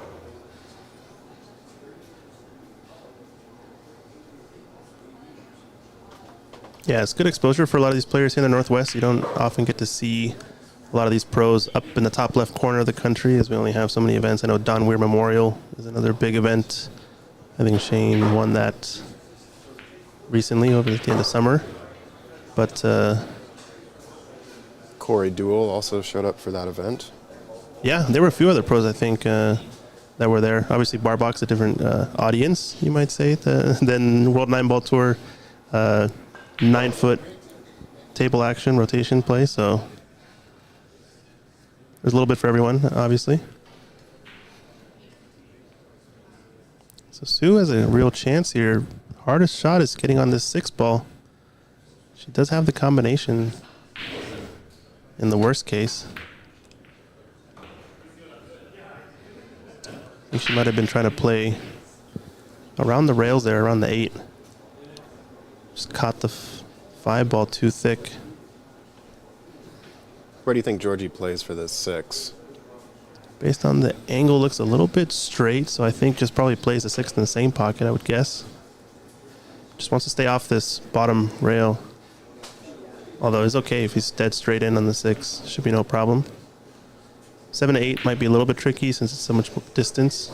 Yeah, he's trying to hold for it.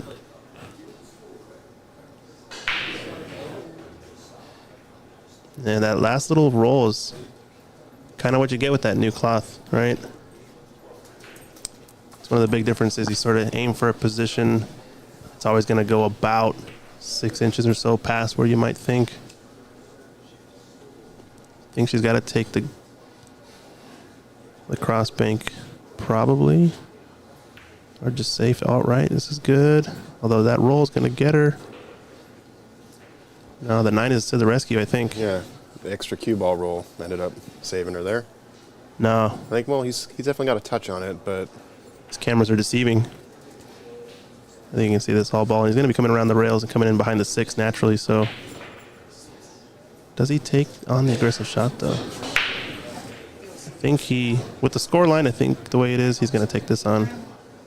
Might think twice, though, if this is a later part of the tournament. Uh-oh. And that's why. So now combination's going to be on, but the 7's just sticking out a little bit farther than you'd like. So you might want to take this 6-ball rail first, maybe? I don't know.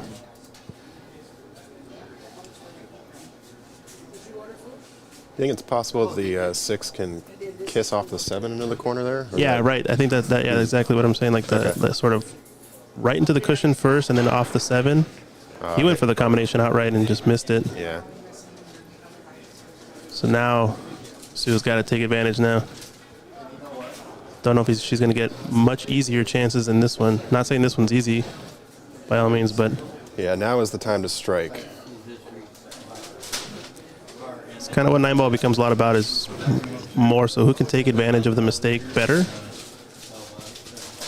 And the most important part of the game oftentimes becomes sort of these, you call them easier runouts, just because those are the ones that are the most detrimental to miss.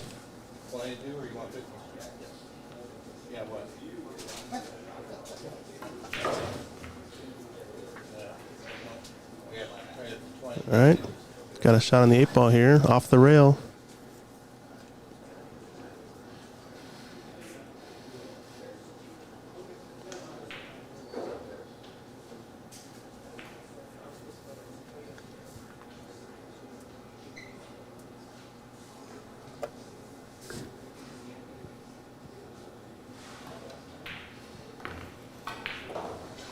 This is looking good for Sue to get on the board here.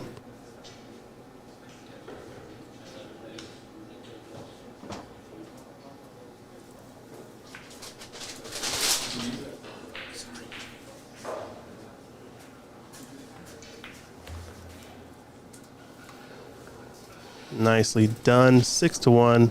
No donut for Sue today. No whitewash. No sweep. Gets on the board. 6-1.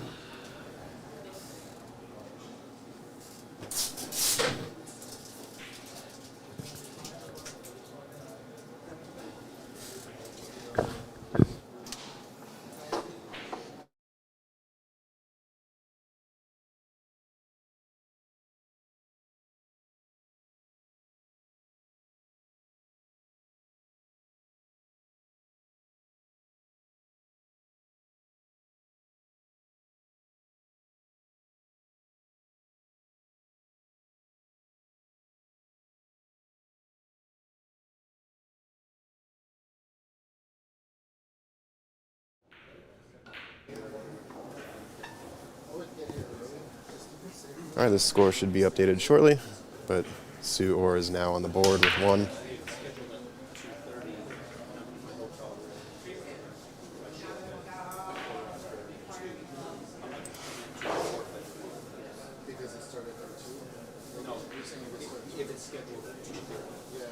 Cue ball is still spinning. Unfortunately, there's a dry break.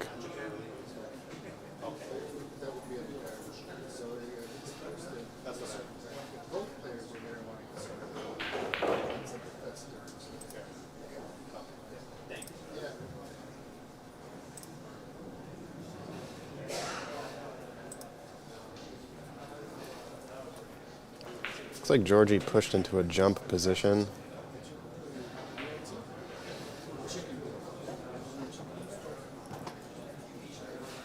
Hill Productions in the chat. Chris Reinhold and Tony Chohan were also at the Don Weir. Yes.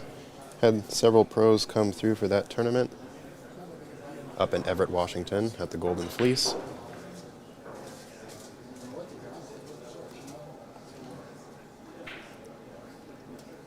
That particular tournament was played on 7-foot diamonds.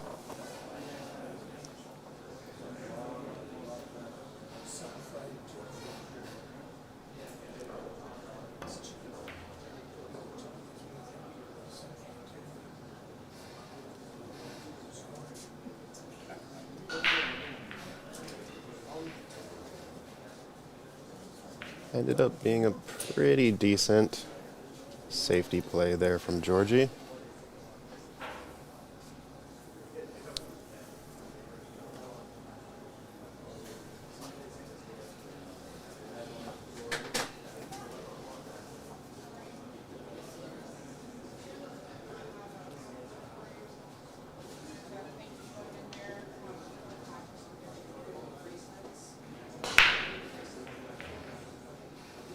Not quite sure if Sue can swerve around the 3 just a bit to clip the 1. Looks like she is going for the kick instead. Only issue there is that the 5 is partially obscuring that path.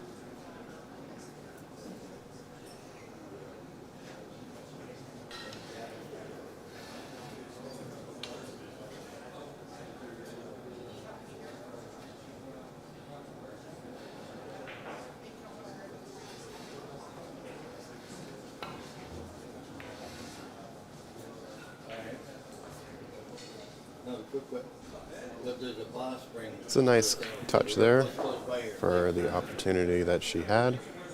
They'll deliver it right here. Is it close by? Chicken. Well, they'll deliver it. I mean, we got to break till 5:30. Plus, what nearby?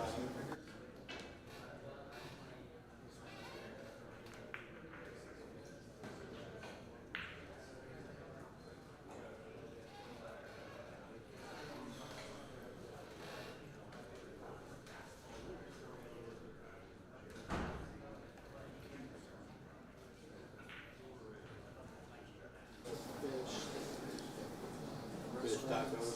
Looks like he's just trying to hold the 1 behind the 9. Plus they have cool little shops. Oh, he's going for the cut.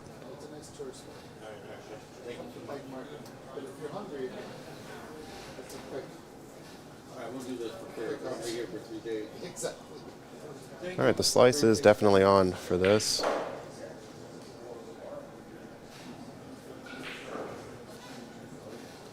Question in the chat, is SVB playing this event? No, Shane is not playing this event.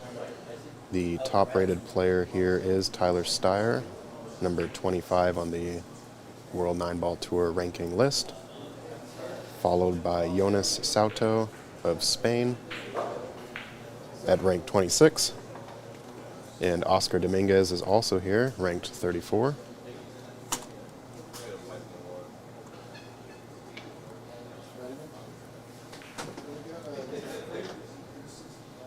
Want to pay as you go or open?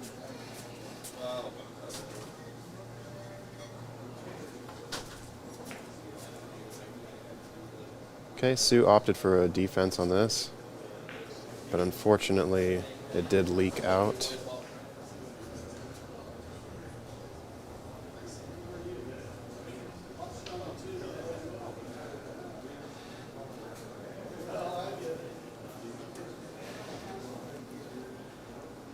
Raymond in the chat, who has the highest beard, Fargo? That would be you, sir. Also glad to see you are participating in this event.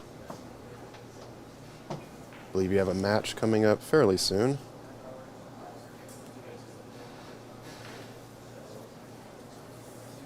Unfortunate leave there on Georgie's part.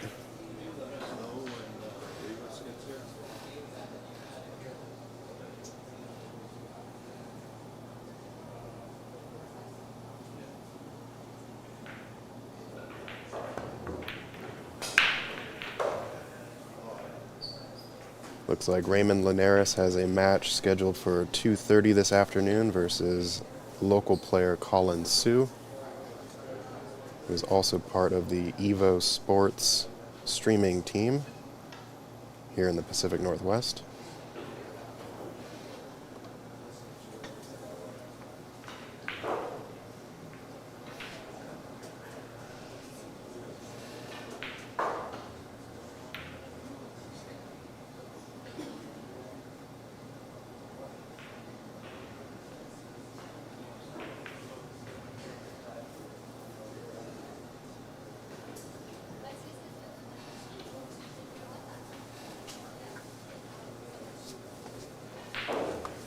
All right, so Georgie's trying to figure out best place for the cue ball here.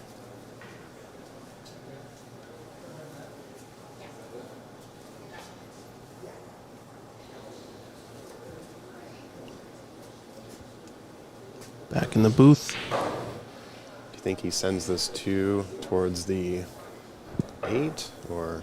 What about the combination being on, though? He might be able to make the 9 outright. It's going to be going close to the pocket. Just sort of a sharp back cut on the Yeah, 2? I don't know. Do you think it's on? It's close. I mean, it looks like it might be lined up to the left half of the pocket, so might be coming at this 2 rails just to catch it on the underside to kind of back cut the 9. Oh, I see. Yeah, that's what he was trying. Nice opportunity with ball in hand for Sue now. That combination is now dialed in. Yeah, I think it's almost dead, but it might just be lined up a bit off center.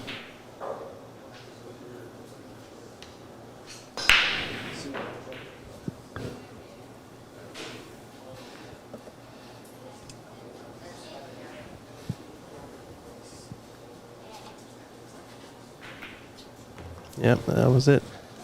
Didn't really need to go for it. I think he could have just brushed off the right edge of the 2 and sent the cue ball 2 or 3 rails in behind stuff, but I think he was a little bit worried about running the 9 too close to the left corner pocket, so let's see who we got in the chat. Any idea who's traveled the farthest to play in this event, someone asks. Not sure. I know we have Having trouble ordering. Jonas Soto, I believe, playing. Coming up as a He's a ranked Spanish player, I believe. Ops He might be the highest Fargo player in the event, or That pretty is- close with that's Tyler. correct, Yeah. yes. This is a seeded event, so at least all the WNT pros are going to have their seeding. And it might depend on ranking, though, in terms of like ranking points for, either Mosconi or Reyes Cup qualification. So 6-2 now. Sue is leading over Georgie.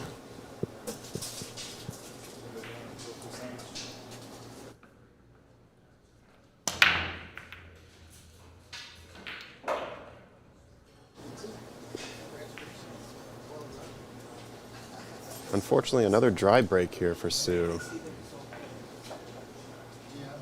As I was walking by, also I saw Max Eberly rifle in a dynamite bank shot on the 9 into the side pocket. So looks like he's getting well adjusted to the table. So he's someone to look out for in this one too.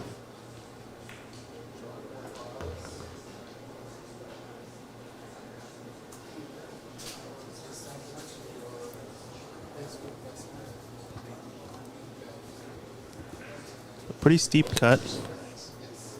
Not sure if he can really hold for the 3. He might have to go, might risk it and run into the 4 ball with a bunch of left-hand side off of 2 cushions. Wants it to hit to hold the pace, and it's not going to get there, so loses his cue ball a bit on that. I think it's kind of a scratch shot both directions, or close to it, so do you think we see bank attempt? I'm always a little bit stuck on what to do in this situation. You can always try to lag the 3 up to the top rail, but it's so touchy, that shot, that the safety's almost not worth it. I think you just got to bank this into the upper left. No, he had the cut, so he could avoid the scratch. Nice shot. Now I think he probably takes the bank on for the 4 into the top right corner.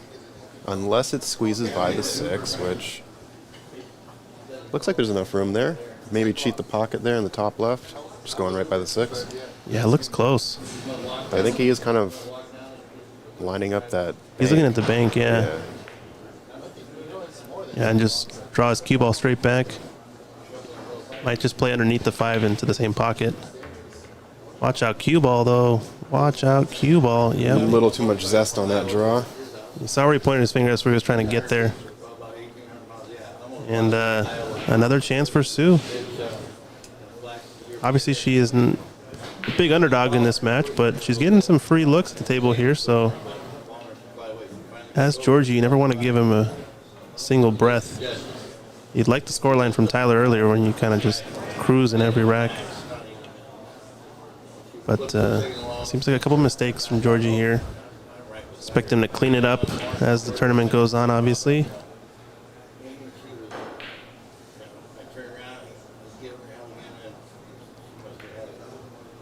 Oh no, it's a tough one.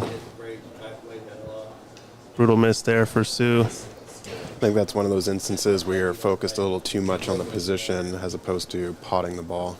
Yeah, it's tough trying to get nice and perfect, so unlucky. I think fortunate for her, she hasn't left much other than a bank. So we have to rifle this in 2 rails. Ah, it's gone wide. And another shot. Back at the table.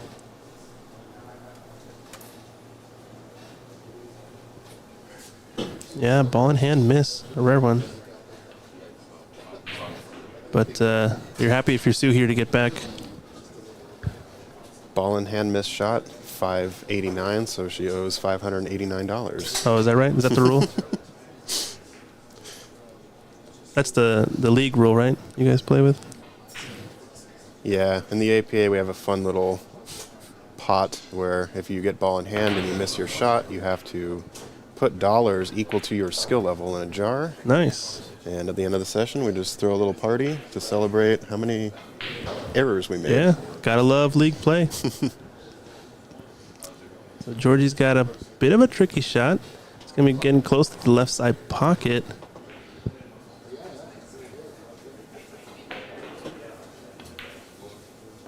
Did nice to screw back a little bit, draw back, I mean. Sorry, I'm in snooker world still. Snooker.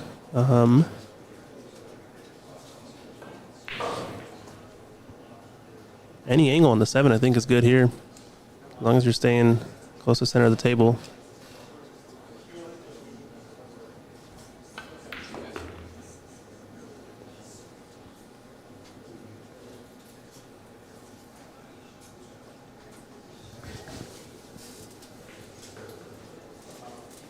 Two rails for the 8 in the corner. This is going to get away from him a little bit. Yeah, just a bit too much at the end there, but That extra little roll. yeah, fortunate he got on the other side, on the short side, so if you ask him, I'm sure he'll take it.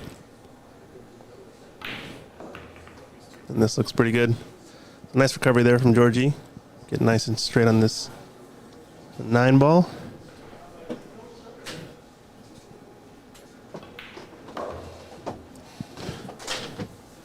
Another one on the board, 6-2.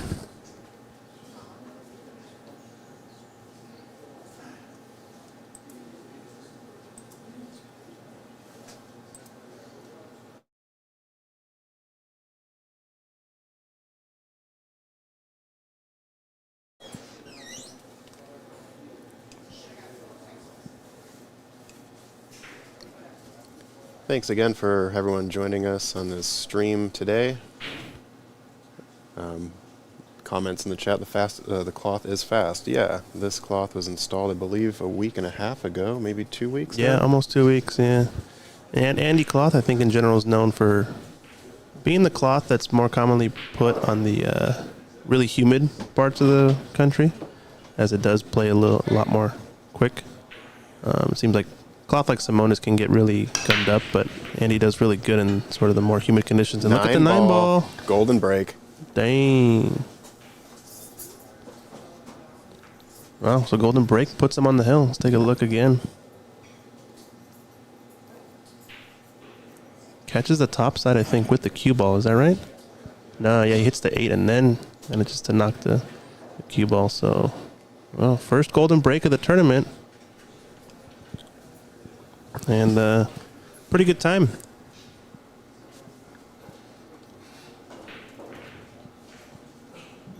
It is rack your own, but obviously if you think a player might have an issue with how they rack, you can always ask the referee to come over. But that's a pretty clear-cut matchroom style golden break, as you might see. Usually it's the cue ball running into the 9 directly off of the pack, and either one of them will go into the side or corners. But look again, almost got it once again off the 8. Pushing the 9 up to that left corner.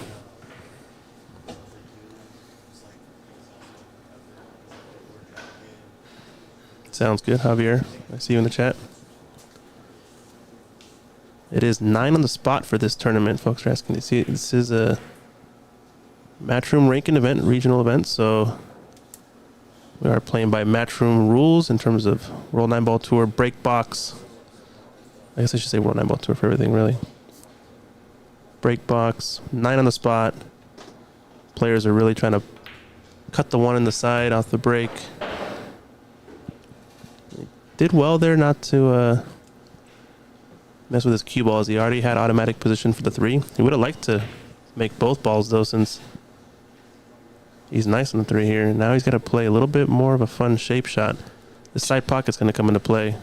Yeah, the 2 almost got too deep on the shelf there, but it seems like he can clip a little bit of it to get back to a similar position on this 3. Yeah. Yeah, we're breaking from the break box. I believe the outline of the break box is from the spot to the 1 diamond away from corner pockets. You draw a line, I believe. That's kind of the where the line comes from.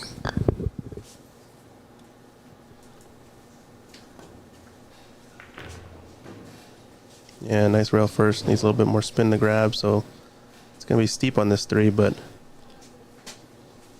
yeah, if you imagine drawing a line directly to this diamond where that intersects the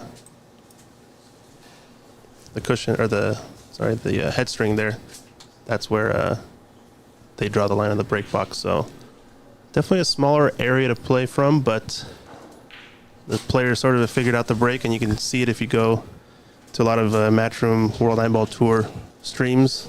They explain the break pretty well.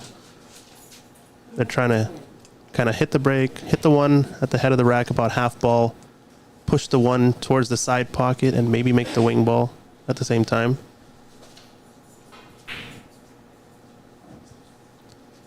So he's going to try to push the 3 to the left. Look at this cut.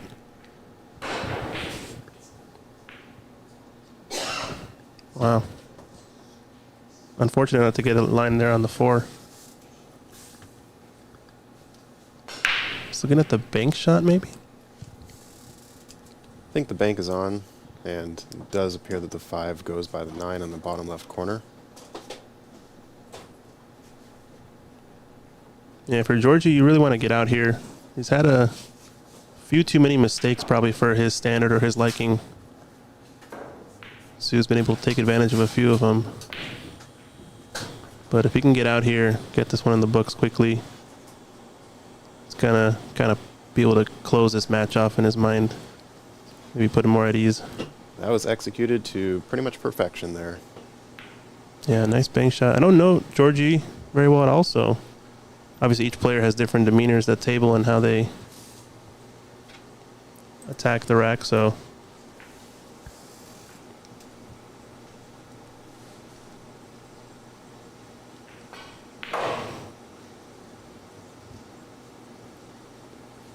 got another match almost ready to get done here. Aman Sunar is 4-8 up against William Pearson. You can check that out on table 2 on the Ox Billiards YouTube channel. Georgie's going to lose his cue ball a bit again. This is still cuttable. It's just not really the shot you want to take on, sort of, as your key ball. I think he plays this with a little bit of inside right. I almost like playing this dead top, or a little bit of outside, actually, just to come up and down the middle of the table, just to avoid any sort of corner pockets. Just the tiniest bit of left so that it doesn't even flirt. Yeah, he kind of hit it. He actually hit more of like a center ball low shot. And that's the idea, is kind of come up and down table just to avoid any risk of scratching, any risk of getting weird. That 9-ball takes it down 9-2. Georgie advances. I do believe we have a new stream match coming up in a bit, so stay tuned, folks. Yeah, he's taking a look at that. It rolls off a little bit at the end there, so something to take note of. We're getting ready for next match here, and we'll be right back, folks. Thanks for staying tuned. See you in a few.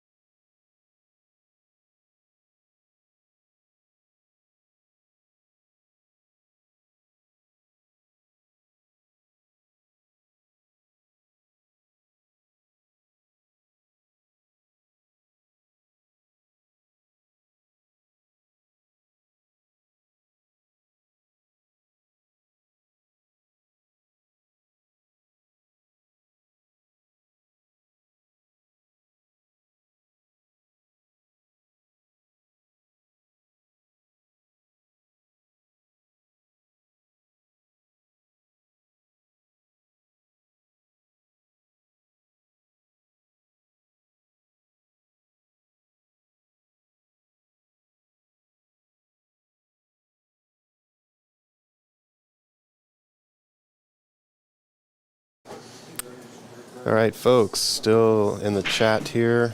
The next match will be Jonas Sauto versus Miguel Ramirez. That match will be coming up at 1 p.m. We may start it sooner if both players are available and ready. So we will keep you posted. Thanks for staying.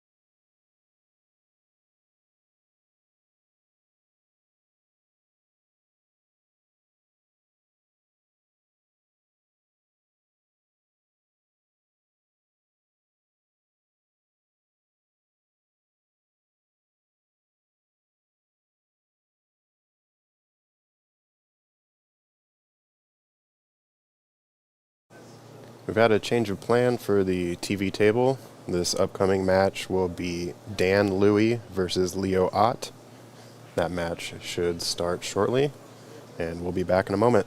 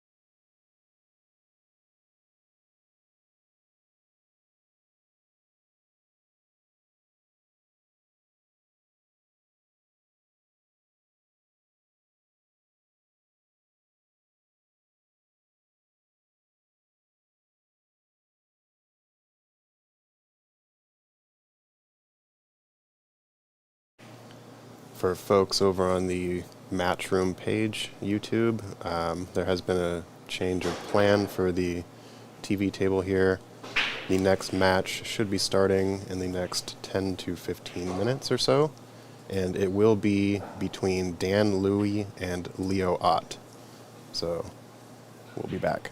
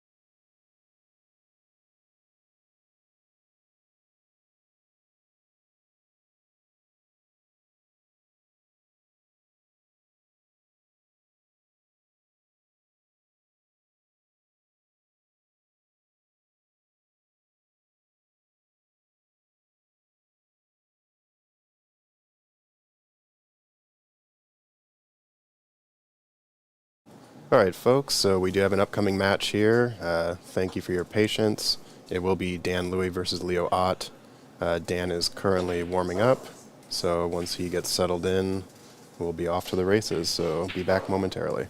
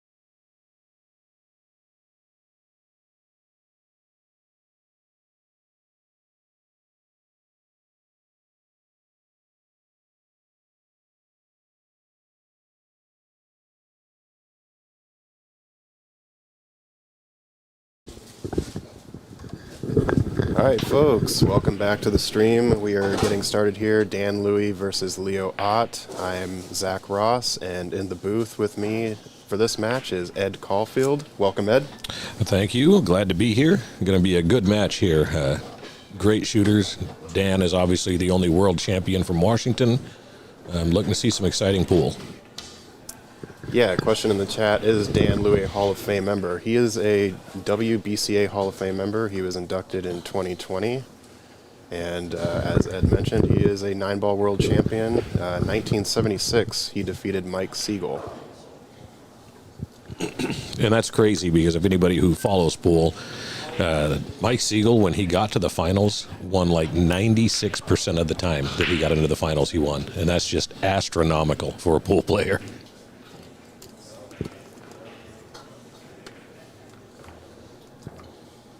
I think Mike Siegel also famously had the Color of Money match against Efren, right? Yes. I believe that was for $200,000. And then Efren played Rodney about 8 months later for $500,000 and beat Rodney Morris, who I actually met down in California about a month ago, and he was here in Washington a couple of weeks ago at Jeff Jerome's place doing lessons and meet and greets and whatnot. I got to play him. Super good guy.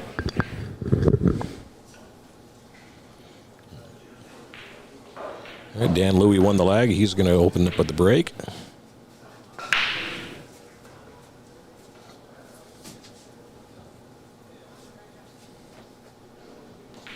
It's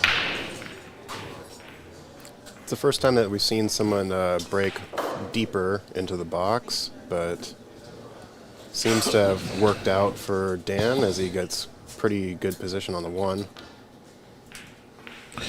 Yeah, you're usually seeing people break right at the edge of the box as far as for the break line. Left and right, inside the box, it kind of varies for everybody. Have you found a preferred spot yet? I have. I break on the left side as far as I can over, and I hit it with a lot of low and try to clip just enough of the one ball to slide it into the side pocket. Ooh, he got a hold of that one. He was trying to create an angle that wasn't there. Yeah, it looks like he double hit that as well, so that'll be a foul. Chalkbox production sounds like Ed Caulfield on the mic. Yes, Ed is in the booth with us this match. Is that Patrick Nix with Chalkbox?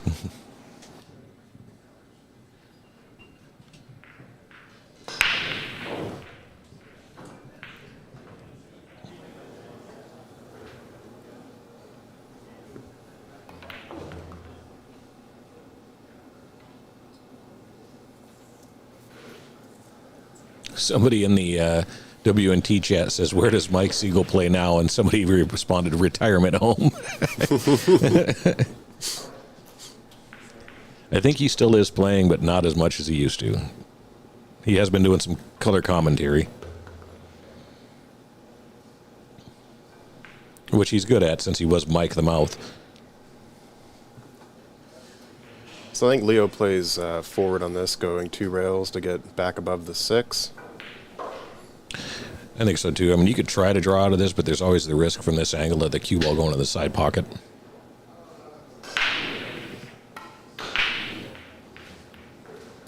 Yeah, I got a little bit too much hold of that one. Yeah, got a little squirrely. Got a little fortunate on the safe. Dan's going to try to kick behind the 8 ball and hopefully stick it right in that area and send the 4 ball 2 rails out.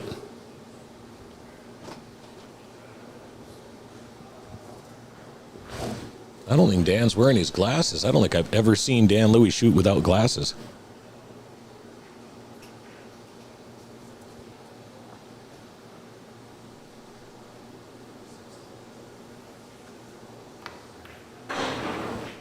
Oh, he's trying to get him behind the 6 ball there. He didn't sell anything out.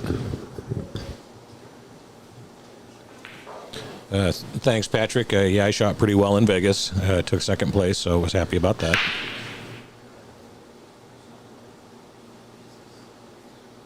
Think Leo's going to duck here? No, it looked like he was actually going for the bank, which is a little surprising. He did have some pretty decent room behind that 6, but maybe the angle, he wasn't feeling it. This is a makeable shot. Shape on the 6 can be tough just because that side pocket looms large if you hit this one wrong. I think a little bit of a stun draw off the rail closest to the 5 here. He hit that good. This, he's just going to float forward off of the short rail, come 3 or 4 feet forward.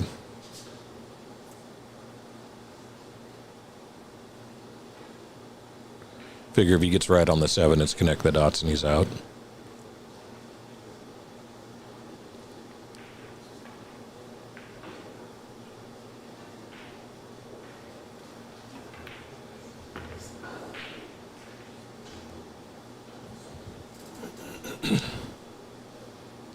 Wasted no time, got right down on that 7.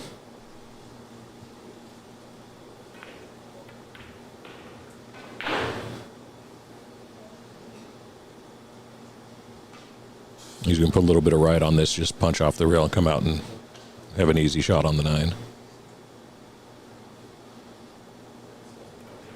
Definitely don't want to risk too much draw with that side pocket looming, so... And if you hit it too stiff, you wind up... Oh, actually, Yeah. you got pretty good grip on that one. Did really well on that. Perfect. I think Dan is the favorite in this match, but with 9 ball, you just never can tell what's going to happen.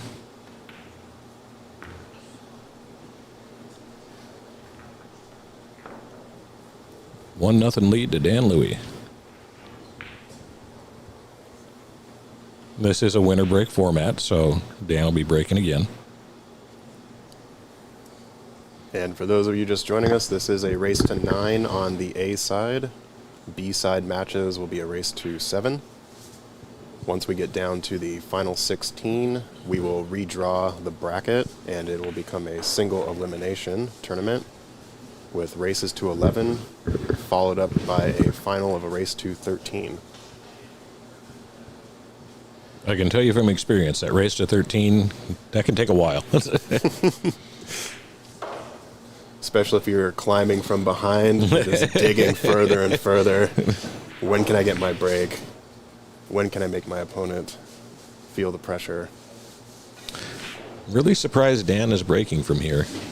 But if he's comfortable with it and it works for him, I guess that's what he's going to see. Yeah, maybe that he likes to have his bridge hand on the rail. Maybe that's a bit more comfortable.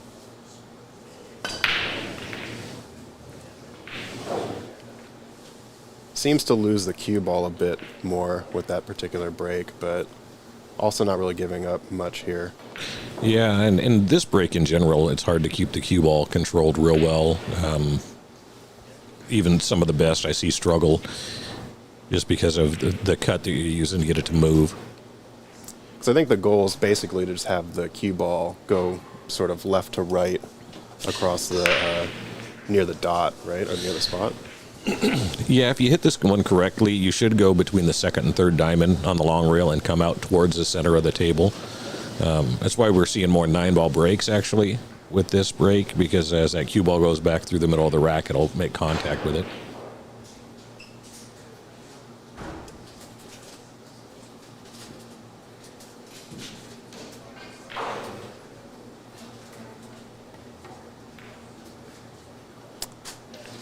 Javier, yes, I will check with Christian. He is currently in a match about a microphone in the center of the room, but as for now, it is just the 4 tables being streamed on the Ox Billiards YouTube page. And it looks like some of those matches are being updated. Jonas is currently up 1-0 over Miguel. The Mason coach and Jesse Johnson match is not being updated. And I don't think the Simon and Masahiro match is either. But as we go through the tournament and the players get more familiar with the scoring, I'm sure that'll be a bit more accurate. Dan on this too would probably just draw back towards the 4. You must add a little more angle. I had to stun out there.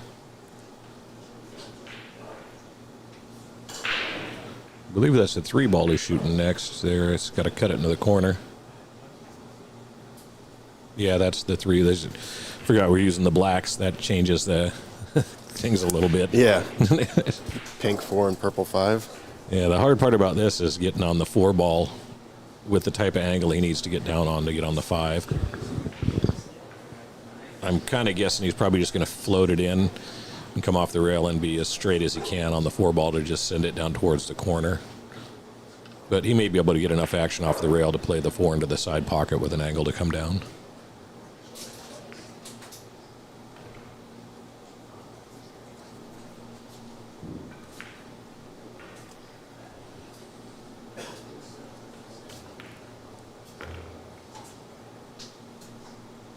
That should work. Nicole is asking, is it all ball fouls? It is all ball fouls, yes. We are playing with the WNT rule set here. So all ball fouls, 3-foul rule, break box, and 9 on the spot.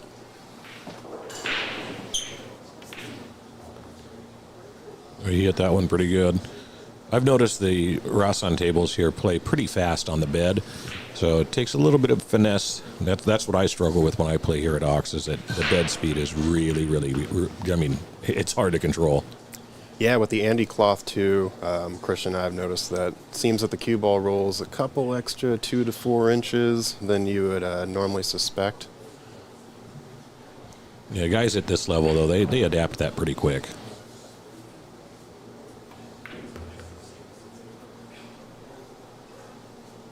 Yeah, see how that floated real nice down there and he hardly hit it? I can tell you I'm going to struggle with that when I get on the table.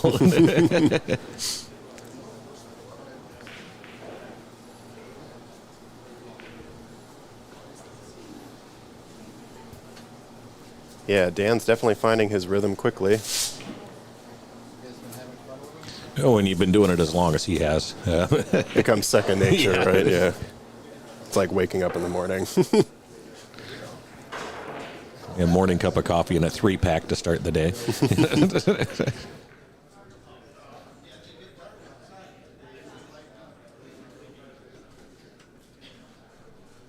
He's going to try to get under this, play the 8 in the side, I think. No, he's going to try. Yeah, I don't think he hit that as good as he wanted. I think that was his plan, was to get underneath, play the 8 in the side, but now he's left himself a tester. I think he can see the edge.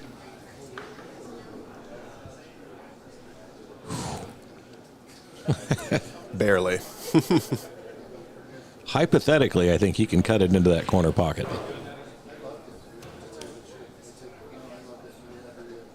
We're going to find out.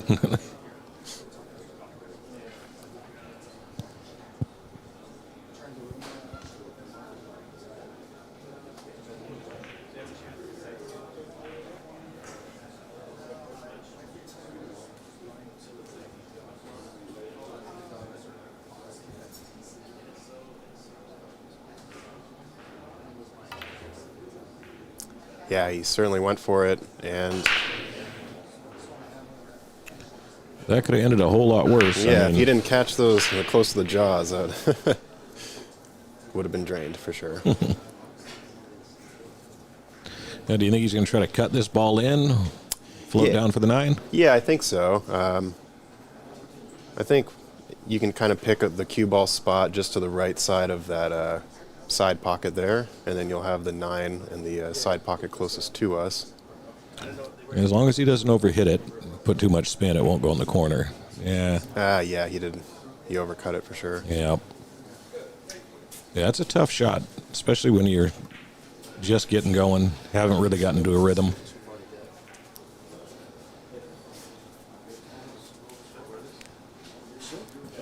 I think that might have only been Leo's second or third. Second shot, I think. Second shot on Yeah. the table? Yeah, so.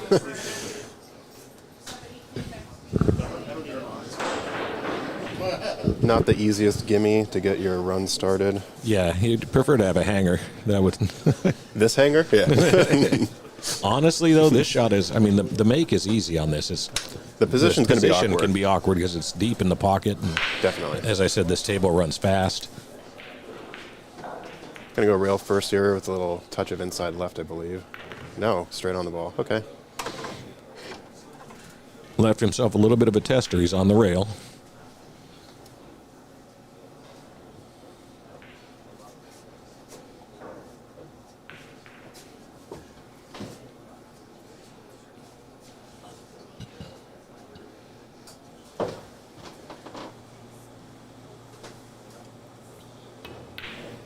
Great shot. You think a guy like Danny even still feels pressure as long as he's been doing this?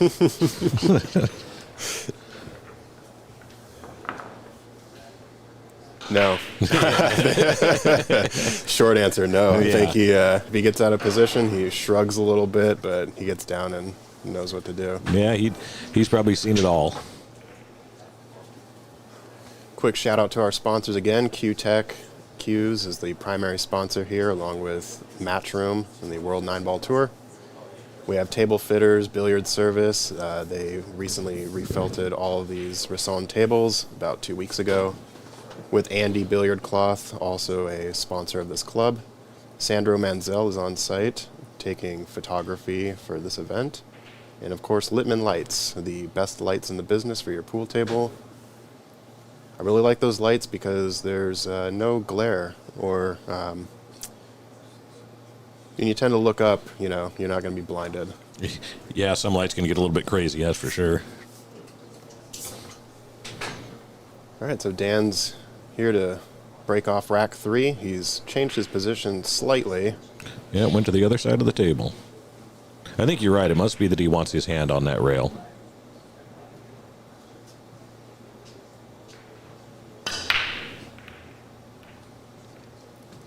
A little less speed on that one. Dry break again, but at least it's not a easy gimme for the 1.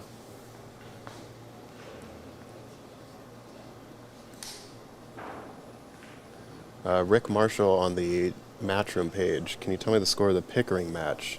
We will try to get that information. I know they have been playing for about 25, 30 minutes now, so if anything, it'll be at least halfway finished, but we can try to find that information for you.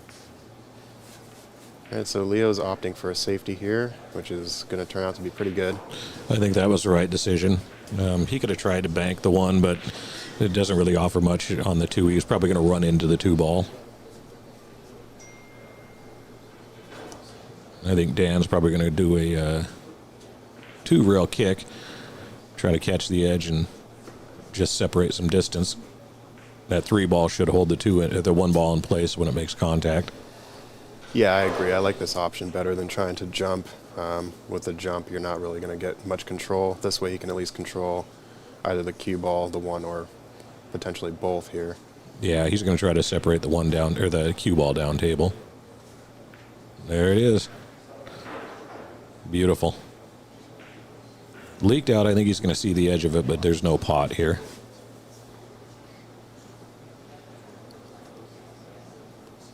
This Suppose might- if he wants to go for the prosciutto cut here, he might be able to get that one. But yeah, you're right. It's not easy. If he's got the room behind the one ball, and I can't see from here if he does, this is a good spot to kick and stick.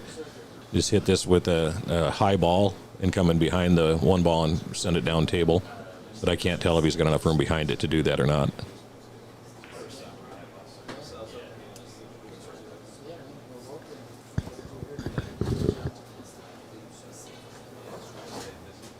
Yep, that's what.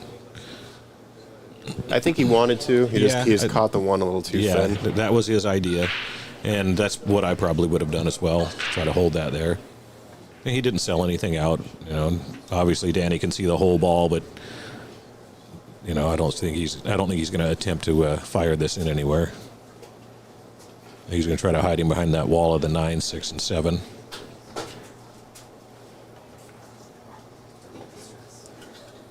Yeah, that's what he did. I think he's going to. That worked out well for him.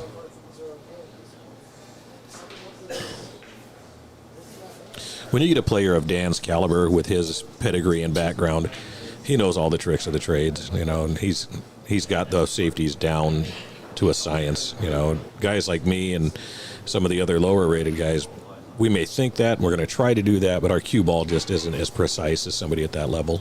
We can envision it, but the execution may not be as great. Yeah.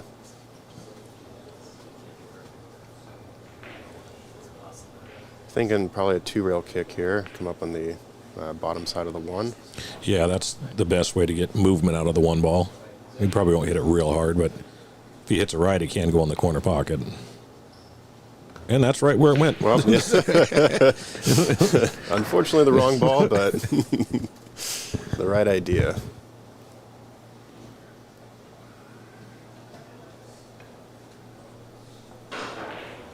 From here, I don't really see any serious problems, to be honest with you. This is about just Dan executing the shots. Yeah, I think Dan will probably need to end up on pretty much where he's at now for the 4, maybe even a little bit lower. But Whoa. ooh, big draw. All right, well, change of plans. Spoke too soon. I bet he's going to try to fire this bank in.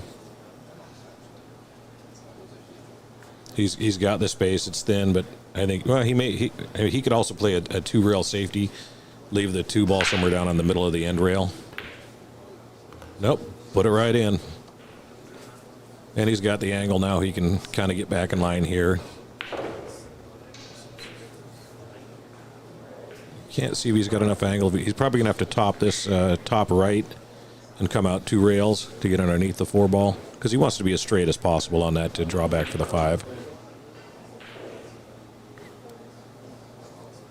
That's pretty perfect. That's pretty perfect. That'll get the kids to the school bus right there. That's a great shot. And that's the deceptive speed of the bed of this table because when he first hit it, it didn't look like it had enough to get there. Perfect. He'd actually like just a touch of an angle. I think he's going to draw out and play the 6 in the bottom corner. Then probably follow that 6 to get the 7 on the top right, depending on the angle he gets here. A little short. Yeah, he'd like another 6 to 8 inches at least. This becomes quite a tester, and I think he'll miss the 7 ball, which is kind of key. He may even play this into the back of the 8 to hold it to play the 7 in the corner. You really hate to hit balls unless you have no choice, but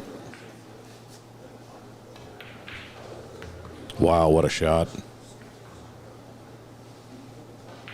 Danny is feeling his oats today. That was a hell of a shot.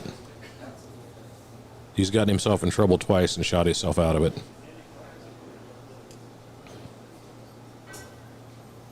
Yeah, he seems really unfazed with these sort of minor positional errors because he just recalibrates and gets back into position. Yeah, he's just going to stun off the rail here. Yeah, this one should be over. Don't want to commentate curse my boy Dan Louie, but if I had to put money on it, I'd say he's going to finish this rack.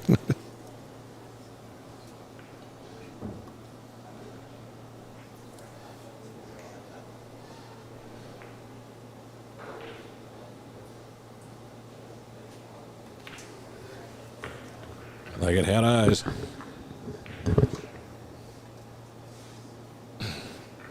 Jasmine Louie says, "Go Dan, Bias is his daughter, but he is the GOAT." I will not argue with you, Jasmine. Your dad is a hell of a nice guy, a great pool player, and just a real good ambassador for the sport.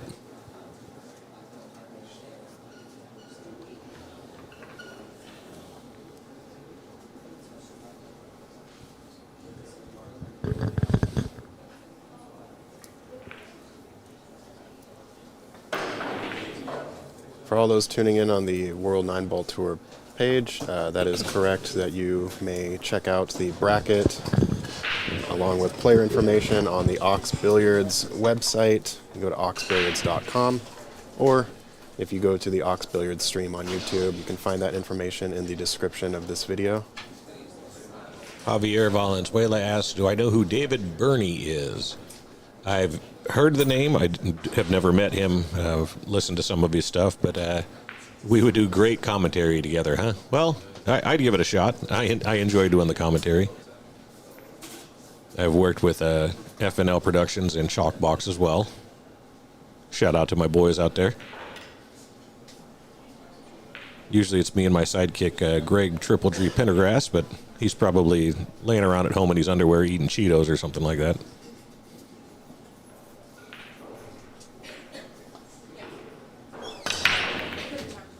Well, he hit that one stiff. Yeah, and he went back to the left side or his right on that one, and he actually was able to pocket a ball in that break. Unfortunately for the one, but looks like he might be able to catch a hair of it on the right side.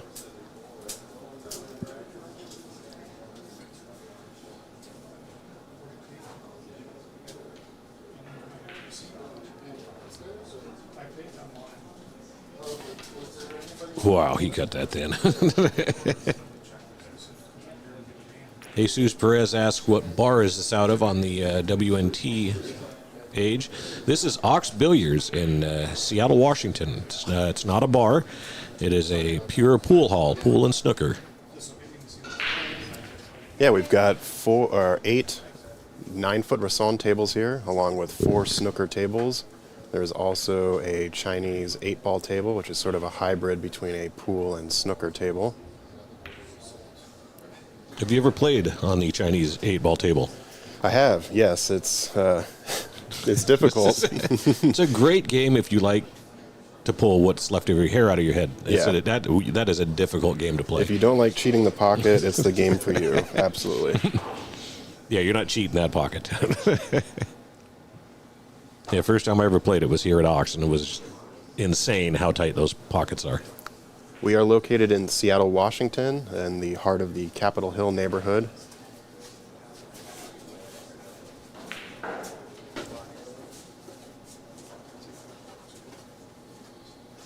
Typically open to the public Thursday, Friday, Saturday, and Sunday.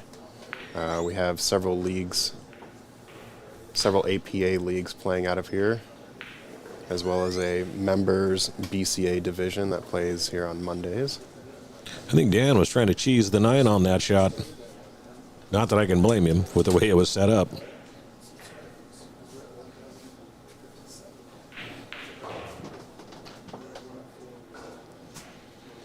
you think Leo just tries to push the 1 behind the 5 here? Sort of a thin hit. Yeah, I think he's going to... It's obviously a safety. There's nothing to go for here. He thin the edge of it and try to get down the other end of the table. That's going to leak. Yeah, that's the problem. Like I said, with as fast as the bed on this table runs, you've really got to be accurate on your cue ball control. And it was the right idea, just the execution was a little lacking. And like I said, it's tough with these tables. They're just really hard to get the speed down. Doug asking, what nights do you have tournaments? Typically, there's not a bunch of tournament play unless it's pre-scheduled, but tables are open to the public Thursday through Sunday, and they're open from, I believe, 3 p.m. till 11 p.m. or midnight. Rise in the YouTube on the WNT wants to know if there is spectator space at Ox to come and watch. He's local. There is. Today, yes. Today there is. Tomorrow and Sunday are sold out. So they go to the Ox website to get the I tickets think you for can that? actually buy tickets on site here. I believe it's $20 day of. So if you come on over, we will be here well into the evening. Oh, yeah. Plenty of matches to go still. We are still trekking through round one. Yeah, I'm at the bottom of the bracket for round one, so looks like Dan's going to be kicking at this 2-ball.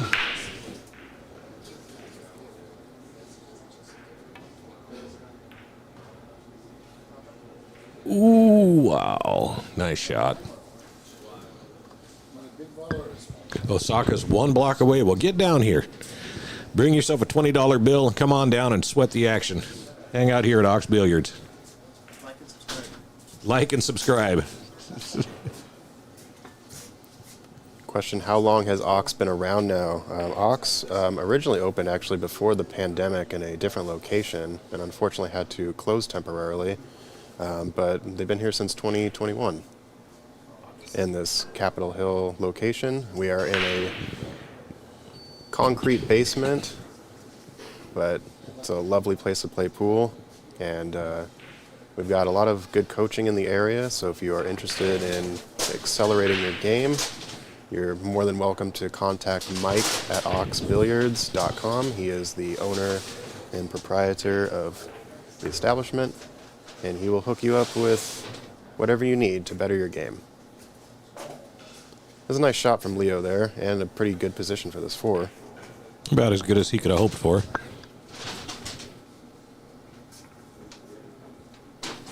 Yeah, basically, if you see that, I think it's a QFC on the corner, Ox is right across the street. You'll see a green door, and you have to ring a doorbell, and it's sort of a little secret hideaway. But It's open today right now. There is a doorman up there, so if you're wanting to come in and sweat the action, come on down. Great bank. And he's going to get rewarded. 5 to the 6 is going to be a little tricky just because of the angle he's got.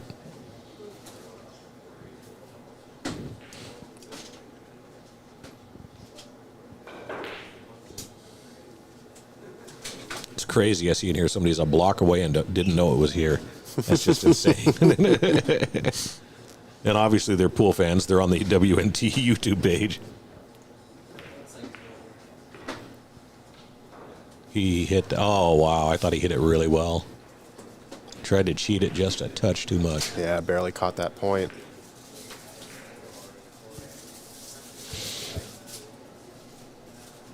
Oh, congrats, Super Olga, on your US Am prelim win at Ox. Was that last year? I believe Ox is also hosting the US prelim here again. I want to say it's later this month, but I think it's actually at the end of this month. Oh, wow, a rare miss and scratch by Dan Louie. Looks like it's, wow, there we go. 3-ball out, ball in hand. I think Looks you like his can arm handle might this have slipped a little bit on that one. one. Could have, yes.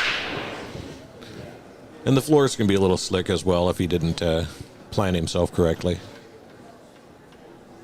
A shout out to Oxford. They do a lot for the pool community. They always have events going on here. They bring in superstars of pool all the time. So they do a really good job in growing the game.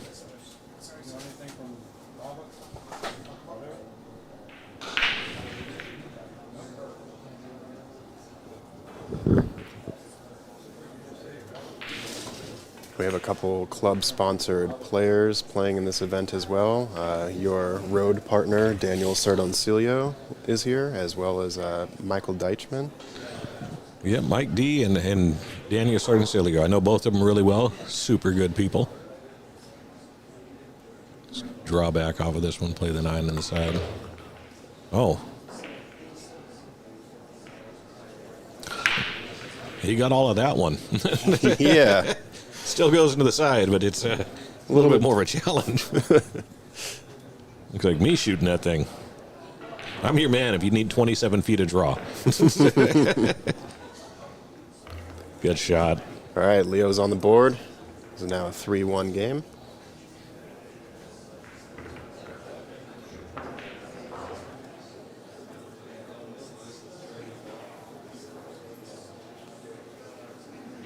Thank you all for joining us as we venture through this match and other matches to come. Really excited for all of us living in the Pacific Northwest here to have such a great tournament. Several pros are out here. It's really nice to see how they move around the table and their demeanor. And yeah, if you're in the area, definitely come check us out.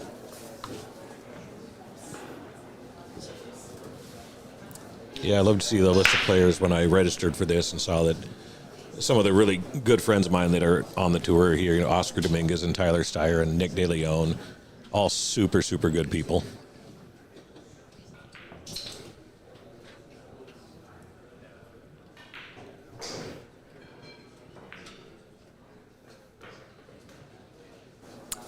Yeah, Sophia, a huge step in the right direction for our pool scene, absolutely. This is the inaugural tournament, so I suspect next year could possibly be bigger. It is a little bit difficult only because we have 8 tables, so I don't know if the 64-player limit had something to do with that, but we could also extend the days, so maybe not. But yeah, very much looking forward to this being a continued thing year to year. I sure hope so.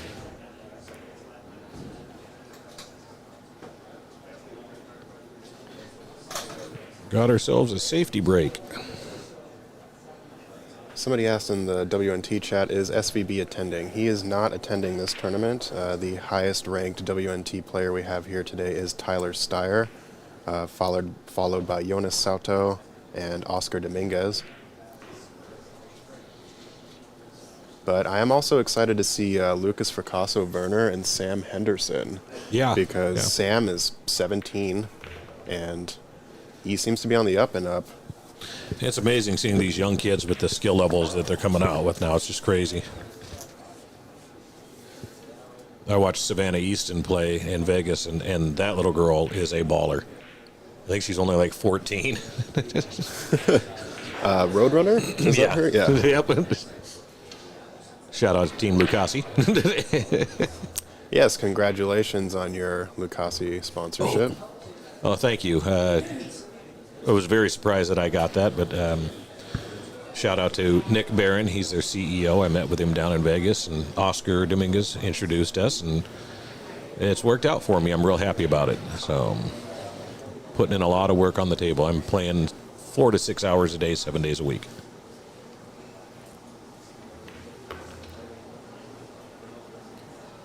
An unfortunate scratch on that kick shot that he, or bank shot he played there, because he did get a ball down.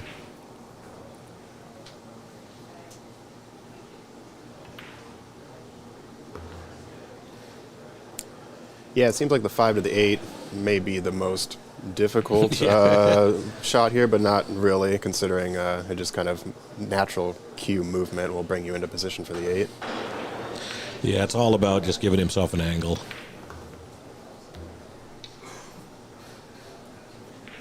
And that starts right here. He's got a good angle on the 4 ball to get a good angle on the 5. I find that if I've got myself out of shape, for me, I'm going to be out of shape the rest of the rack until I miss or somehow get it to happen.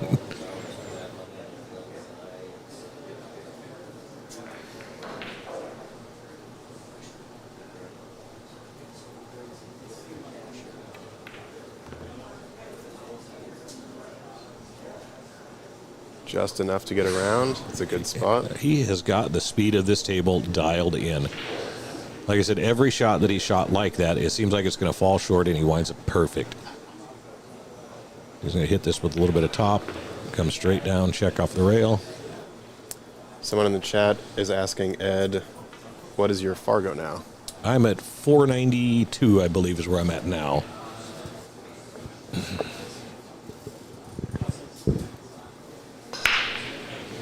And guy in the booth, wish I could play that. What's your Fargo? Yeah, I actually play so much because I work from home, and I've been playing pool about 4 years now. I'm one of those guys that when I go into something, I go in deep. So within a matter of like 3 months, I was already attempting to play in high-level pro events, so my robustness grew rapidly, and I took a lot of beatings. So, Yeah, I was going to say your speed recently doesn't really seem to indicate a 492. I appreciate that. But you've been putting in the work, so. Yeah, I played in a 610 and under event a couple of months ago and played exceptionally well. I beat a 608, 7-1. I just played really strong. So my coach and mentor, Eddie Mataya, really good friends with him, and he's helped me a lot with my game. He told me that eventually it will catch up and to just keep doing what I'm doing. So I don't even really focus on what my Fargo is at this point in time. I just keep playing. Yeah, when it comes down to it, I mean, the number doesn't really matter much. It's more important your performance on the table and how you are handling yourself. And, so. Yeah, I understand the reasoning behind having the Fargo rating system. You know, we want to have some sort of a tangible measurement. But I've seen all too often guys who you would not think play as well as they do at the rating they're at run rack after rack. So, and it does take time to catch up.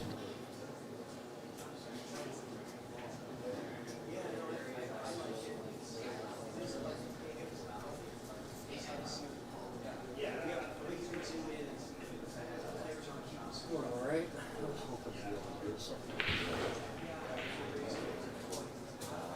Osaka says he's been struggling to find Fargo-rated tournaments in Seattle. Yeah, there really aren't too many. I know I've had to travel up to Everett to go to Golden Fleece or down south to Scratch Billiards or the Penalty Box to find those BCA-rated tournaments. 15th Street in Auburn will do some as well. My advice to you is since you're here in Washington, we have a couple of Facebook pages, Pacific Northwest Billiards, or is it? Yeah, the pool Northwest Billiards page, and then I believe there's also a Pierce County pool players page. Yes. Those two are the two main ones that I also scope out every now and then just to see any local tournaments. The Northwest Billiards one will also encompass parts of Oregon, so if you're willing to travel, you can certainly do so. Pretty good break off from Danny here. Yeah, he's got a good look at the one. Little bit of a mess down there with looks like the 5, 6, and 8 because of where the 4 sits.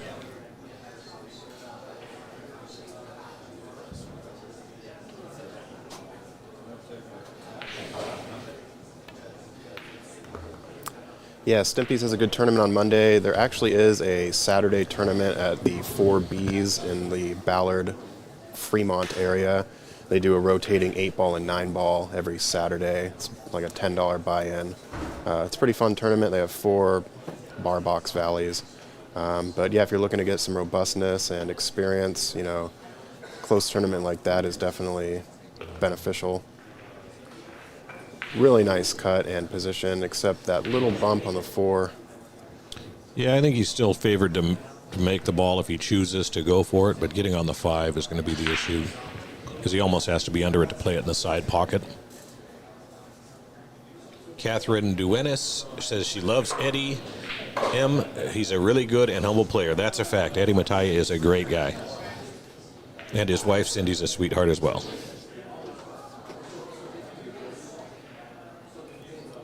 The WNT page, Big Dude Fish, is an online bracket. Yes, if you go to the Ox Billiards YouTube, you should be able to find that information in the description of the video there. Matchroom is basically casting from Ox, so all the information didn't transfer over, but Ox Billiards does have that info for you. I think Dan's probably going to play it safe here. Yeah, locked him up. Smart shot. Osaka asked, does Ox host anything weekly? I don't believe they have any tournaments. No weekly tournaments yet. I think we're trying to work up to that. I know there's a lot of league play here. They play league Tuesdays, Thursdays, and Fridays. But there's still public access Thursday, Friday during those league matches. Yeah, you can come on in and check it out and rent the tables and get your game going. Ox also offers a membership plan, so you get 24 access to the club. And members' days are Mondays and Wednesdays, so you can come play at a discounted rate. You do get an access card to get into the building when no one's here. Yeah, it's a good time. I've been able to improve my game just coming down here on those days and either sparring with some local players or just practicing my positional shots. There are a lot of very good players that come here to Ox. Been playing a little bit with Gus Targonski recently. Are you familiar with him? I am not. No. He's a 600 rated player, but we played in the mini Moscone that was held at Scratch recently. Yeah. Yeah, that one, James Fox, I believe, put it on. Yep. I played in that with Jeff Jerome. Yeah, we didn't wind up facing each other, which is rare. Usually, if we're in a tournament, we wind up playing each other for some reason. Yeah. I think like the 3 or 4 tournaments we've been to, you and I have faced off at least twice. Yep. That was a really good kick that Leo did there. He got full contact of the ball. And he didn't leave a hanger. This is not an easy shot. Looks like he has enough to back cut it. I guess the only concern would be the cue ball heading towards that tangent line of the side pocket. Yeah. Oh, we're getting hate mail in the WNT. They said these commentators are beyond cringe. I recommend putting it as on mute. If I had feelings, that might hurt them.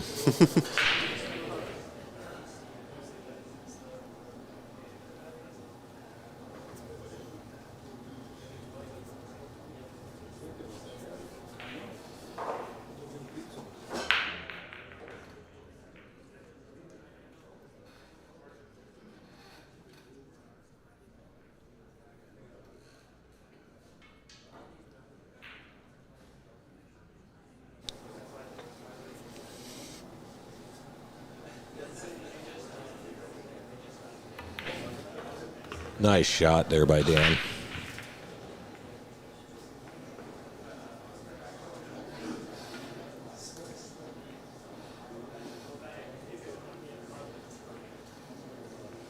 I think he probably does a bit pull back draw here to run down that left rail. Have the 8 in the bottom right corner. Yep. And if he overcorks it, he can play it in the side pocket. But Dan's He did overcork it, but it's in the side pocket. yeah.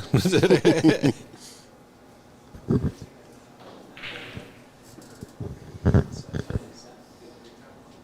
go up to the short rail and back down. Oh, he's just gonna cinch it. Yeah, it's far enough off the rail, doesn't make the shot that difficult.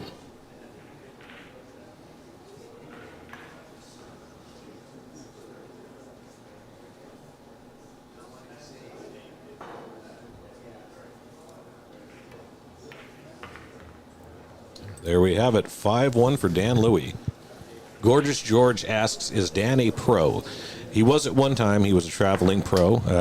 He is the only person to ever win a world championship here in Washington. Great guy, but now he just stays mostly local. Occasionally he travels, but not like he used to.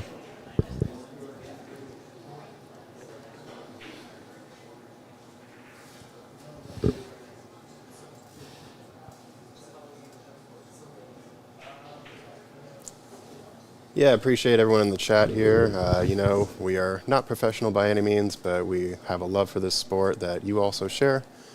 So really appreciate you all being here and checking out this action. And thank you again for Matchroom for putting this on. Back for the break is Dan Louie. Brian says he gets pretty good results with the poke stroke.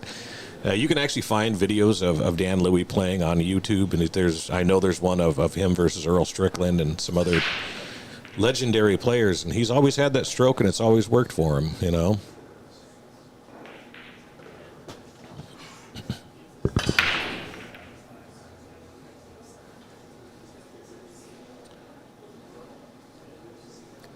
Dry break here, but not terrible.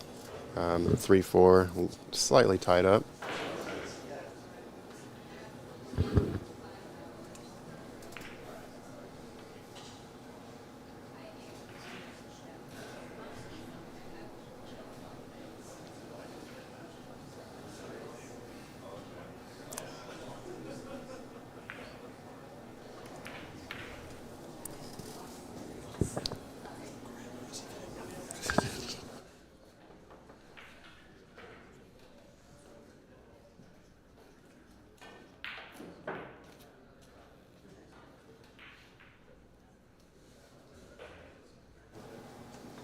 slithering strokes as Dan strokes. Looks like he's trying to sneak up on the ball. Well, if I was potting him the way that Dan is, I would go ahead and stroke him that way. It's funny because, you see guys like Efren and Francisco Bustamante and even Shane Van Boning kind of has a bit of an odd stroke. Yeah, Shane almost has like a little bit of a hiccup as he's got a hitch at the back end of it. So I don't think there's anything as a perfect stroke. It's what you can replicate over and over again and be successful with. Yeah, I agree. And, I think it sort of adds character to each player, that they're not just doing the sort of regimented stroke style, which, is successful for most players, but others find it to be a little bit of a hindrance, so they develop their own that works for them. And at the end of the day, if it's allowing you to win, then don't think you really have to conform to a certain style. Yeah, don't fix it if it isn't broken, and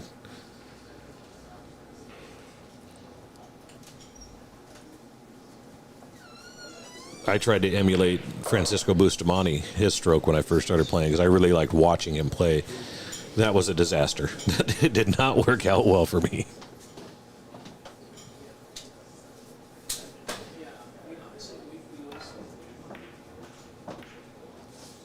Yeah, I know for me personally, there's particular shots where I actually need to sit slightly above the cue. For the most part, I do try to keep the cue right under my chin, but I think just looking down the shaft, it helps me pot the ball better if I'm just slightly elevated.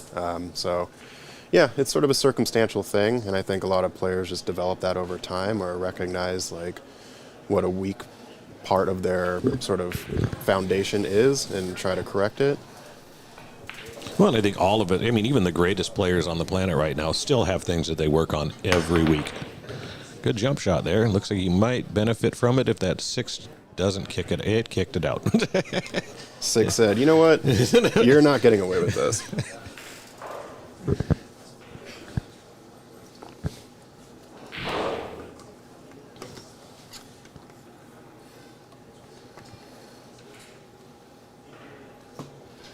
Two is in a funny position just because it doesn't clear the 8.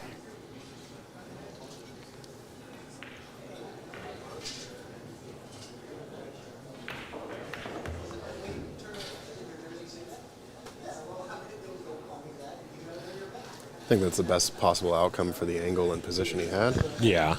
And he could take a fire in the combo up. He is up 5-1, so it might be something that he does, or he could play a safe.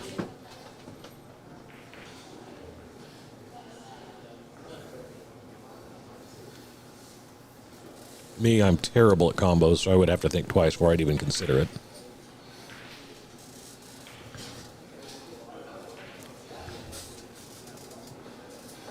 All right, so Leo has an opportunity here, back cut on the 2 in the bottom right corner. I think he can probably just stun over to basically just below that 3rd diamond to get back to the middle table for the 3. Yeah. Cherry Japheth asks if we are from the USA. I am. I am as well. Yes. Originally from California, but that was years ago. I've been living in Washington since 2001, so definitely consider myself a Washingtonian at this point. Whereabouts in California? Oceanside. It's like Really? San Diego County. Yeah, I was born in Oceanside. Okay, that's hilarious. Yeah, lived about 10 minutes from the beach when I was younger. Moved out of that area when I was 13 and been up here in Washington since. That area is beautiful, but boy, is it expensive. Yeah, Camp Pendleton is right there. Major Marine base in the area. There was also a Navy base down there for a long time at Pendleton. The NTC Training Center was there. Paul Alexander asking, who's commenting? This is Zach Ross, and I am here with Ed Caulfield.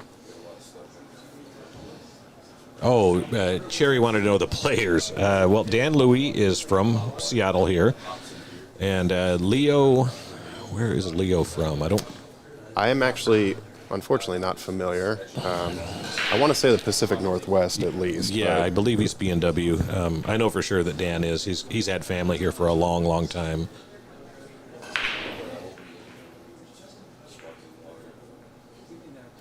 Sorry, Cherry, we can't keep talking about ourselves. So yeah, of course you meant the players.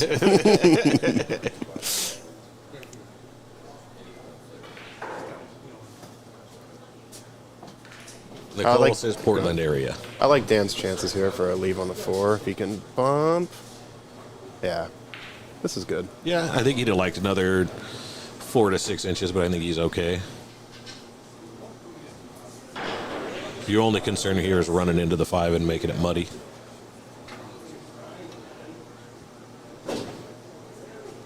Yeah, you risk sort of bumping that 5 up onto just the other side of that jaw there. But he handled that perfectly. Not when he hit it like that. And he's going to have to play the carom onto the 6 here. He'll thin the edge of the 5, play the 6 into the side pocket. And he's going to shoot it just hard enough that the 5 is going to float down table towards that corner. Now he's got a nice angle to go 2 rails into the line of the 7, which is what you want to be doing.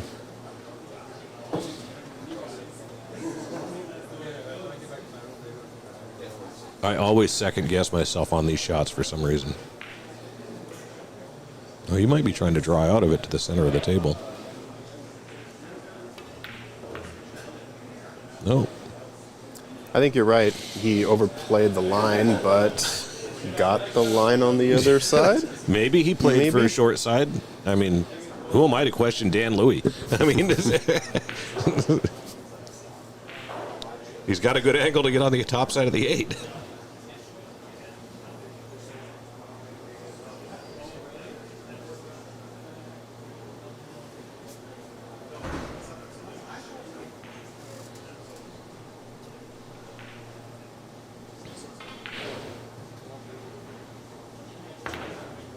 Just unfazed. The guy's like a machine.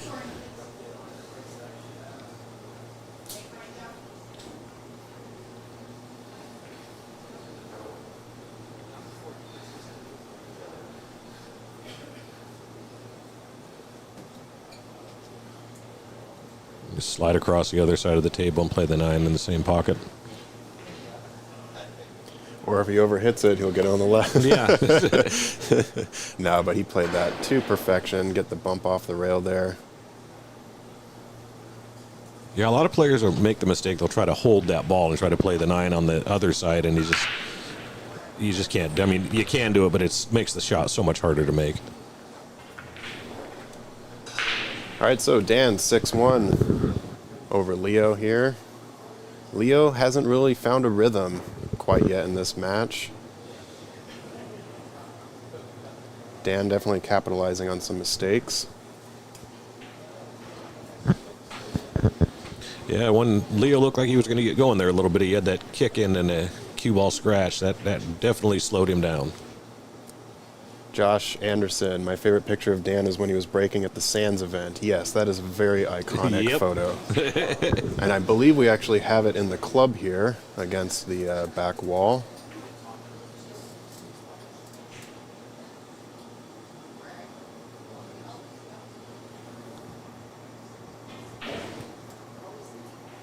I was stumbling around the internet and found an old AZ Billiards forum talking about Dan and how everyone was just like any Dan Louie war stories, and all of them were just he's the nicest guy, most humble player I've ever met.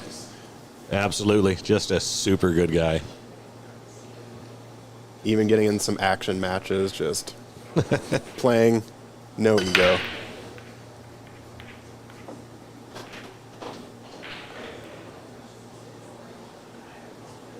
You know, the thing is, in my travels, all the big name pool players that I've met and associated with, 99.9% of them have just been wonderful, down-to-earth, regular fellas. It's just been really super cool to see that type of attitude from some amazing players. And we won't say who the other 1% are.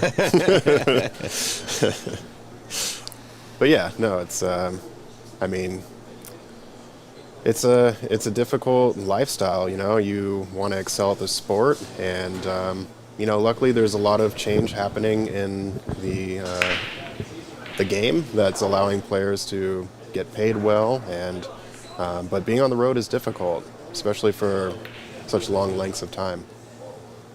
Yeah, I'll tell you, I've been on the road a lot since February, and living out of a suitcase gets old really fast.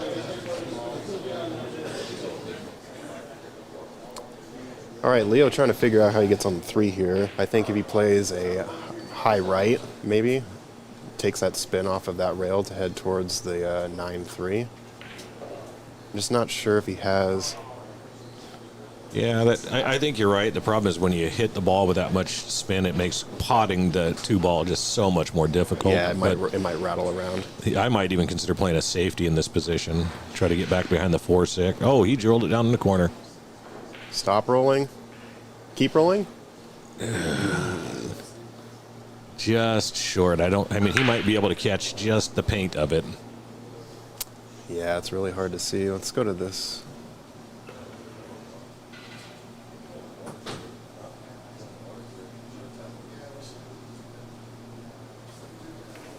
He had enough. A good pot. And from here, he's got a good opportunity to get out here. You just float up, push this in hard enough to float up table. What happened there? He must have double hit. They had to double hit with Yeah. That's unfortunate because that was a pretty nice pot that he had. And I think it was his best opportunity to put another game on the board.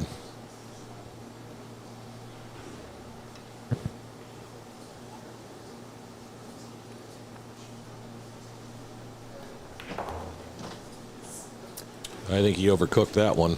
Oh, yeah. That's burnt. Yeah. Rory Byrne, have the same photo of Dan at my local pool hall, the break. Where's the break located? Rory, that's the guy that I played in the finals of the Gilligan. Oh, no kidding. Yep, I got him in the semis and he came back and he beat me in the finals. Hope you're doing well, Rory.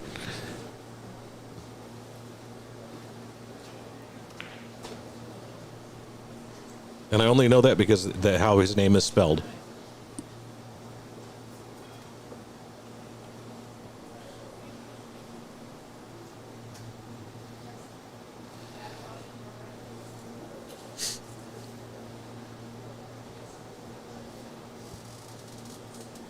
So I think Leo might come between the 8 and the 9 here to get position on the 6. Yeah, that's the easiest way. It looks like he hit it at good speed. Well, yeah, this table's going to take it too far.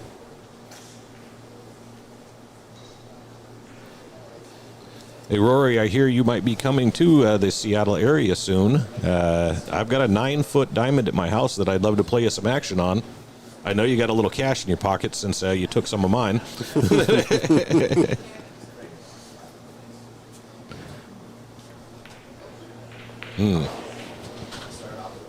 he going to get fortunate? No, he's not. Yeah, unfortunately undercut that one. Yeah. He's struggling a little bit. He hasn't really had a chance to get into a rhythm. He didn't leave anything easy for Dan. This is not a hanger.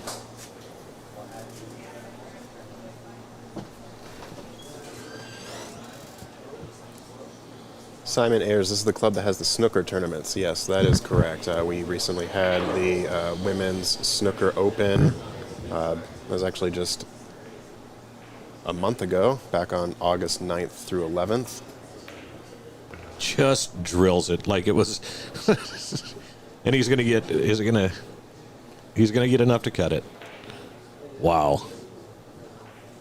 Tough shot, but I think the way he's been hitting him, I think he's favored to slide that 7 right down the rail.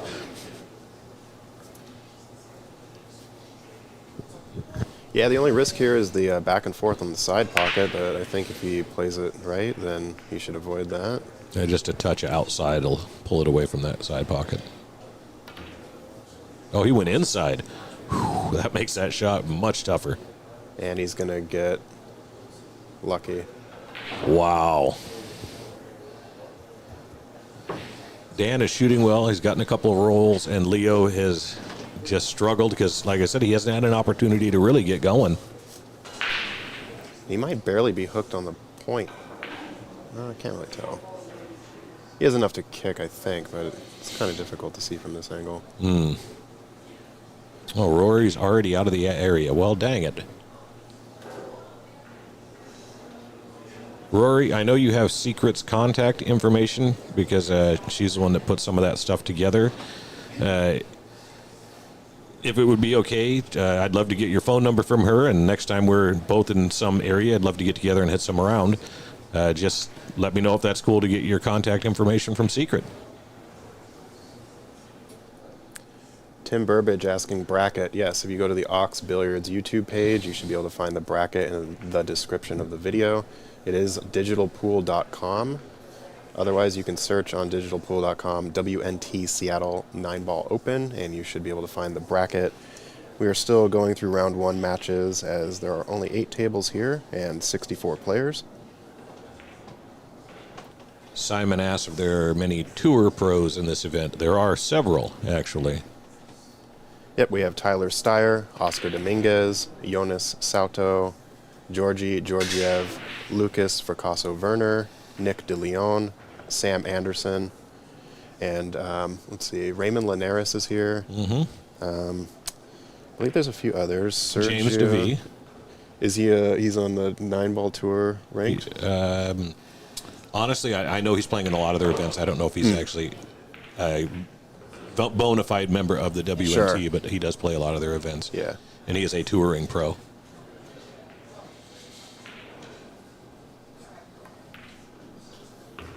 Nice shot. Looks like he's going to get another one on the board.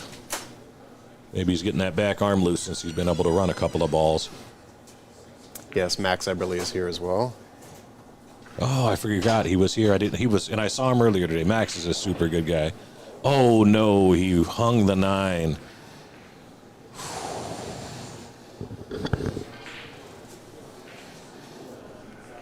Max Eberly won his match earlier against Christian Zarate 9-1. He will be playing Aman Sunar later this evening.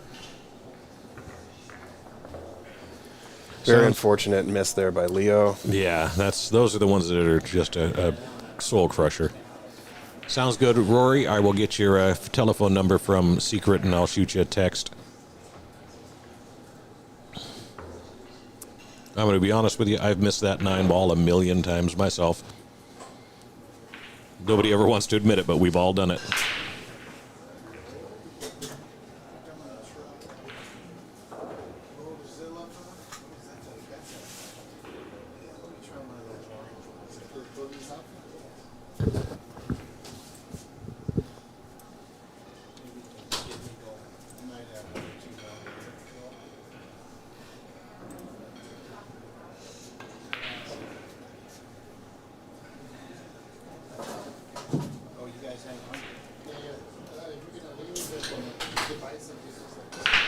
Tiffany is asking who's next on the stream. I don't believe we have. Well, we actually might have it scheduled, but the last time one was scheduled, it got changed. So before I confirm with you, I would like to just double check. So we will check on that shortly after this match, and then yeah, we'll keep you posted.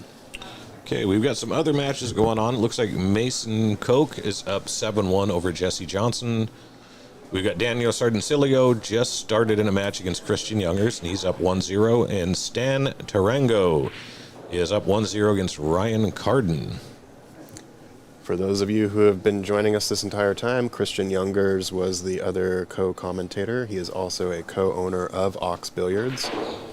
He flew in from Virginia, where he recently moved about 6 to 8 months ago, to come hang out with us and put this event on. He set up all the camera work and production back here for us to give y'all a beautiful event. So definitely thank him when you can. Yeah, Christian drew a tough draw for that first match. Daniel's a beast. I was actually playing him last night at my house. He was feeling strong, that's for sure. Yeah. Right when the match is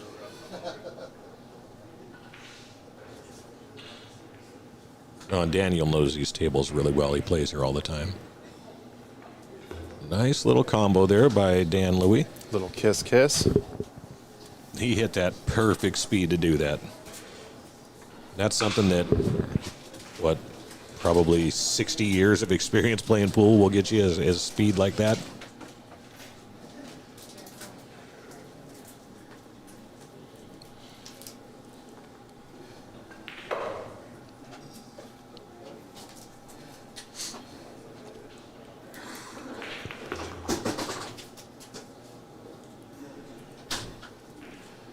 fell out the positional line here, but I think the back cut is still on into the bottom right corner.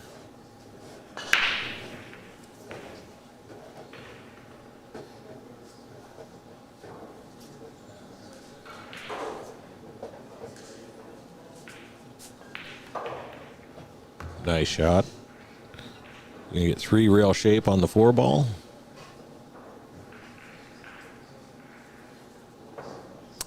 Yeah, play a little bit of forward on this to avoid that side pocket scratch, but Yeah, you just float this one in. That you think he's either going to try to hold between the 6-7 or come out a little no, bit further? no, I think he'll just float forward because even if he winds up behind the 6 at that distance, he can see enough of the 5 to make it.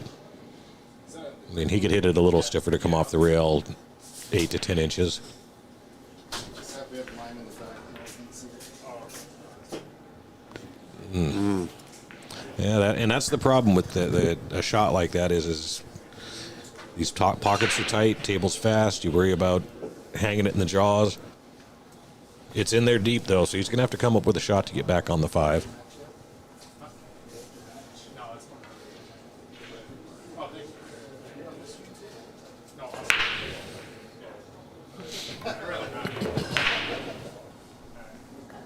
Hit it good.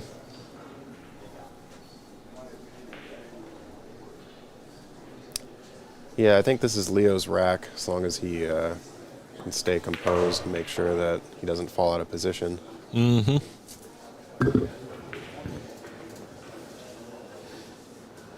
Interested to see what position he leaves for the 7, given that the 8 is at the bottom.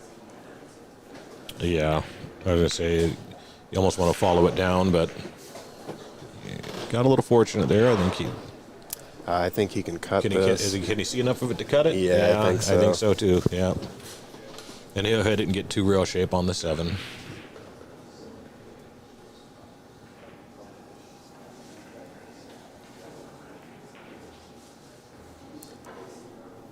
Other matches that you cannot see on either stream, it looks like we have a table 6 match, Dominic Orhudos versus Bo Bologna. Those are both local players. And then on table 7, we have Nick De Leon versus Melina Ortiz. Melina Ortiz, phenomenal Oregon player. Mm-hmm. She was here on the Northwest Cup team that Ox Billiards hosted last year versus Washington, and she had a 5-ball snap, followed up with a break and run. And the crowd here went nuts. Yeah, I was watching 5-ball it on break. the stream. Yep. 5-ball break was jaw-dropping. Yeah, I watched the event on the stream. I had thought about trying to come up here to watch it in person, but for me, it's a little bit of a drive, and the traffic can definitely be a challenge. Mhm. I'm kind of curious as to why he played that way. It would have been a little easier to top it into the cheat the pocket and come off the short rail to make this shot a little easier, but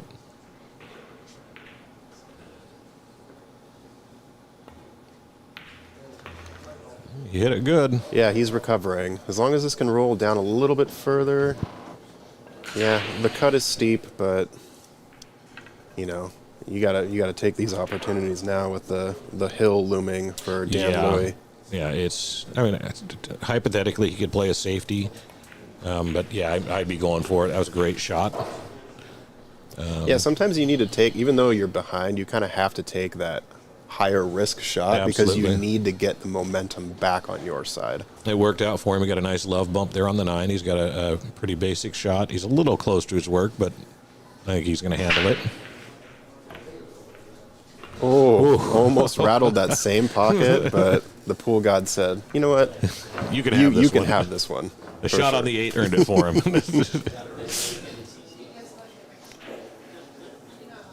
Thank you all for tuning in. Looks like we have 192 viewers from Ox affiliated stream, and then 860 in the Matchroom stream. This is great. I love seeing that. Yeah. Thank you all for being here and enjoying this lovely Friday of pool. Could be Saturday where you're at in the world. But here in the Pacific Northwest, I believe it's 85 degrees out. Yeah, it was miserable hot yesterday, 92. We're not used to that kind of stuff. I don't like it. I'm debating whether or not of traveling down for an event at Sacramento at Hard Times later this month, the Brandon Crockett Memorial that Oscar Dominguez puts on. Yeah, that's his pool hall, right? Yes, yeah, he owns Hard Times, and I've already been there a couple times this summer, and it gets so freaking hot down there. But if you get the opportunity or you're down in the Sacramento area or anywhere near, stop by and check that place out. It is an amazing pool hall.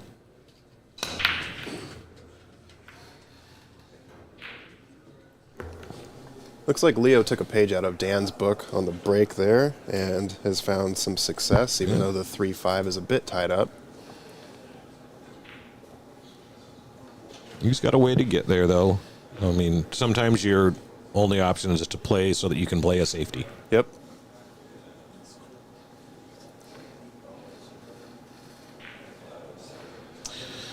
You know, as much as I like Dan and respect him, I'd like to see Leo get a couple more games here to make this interesting.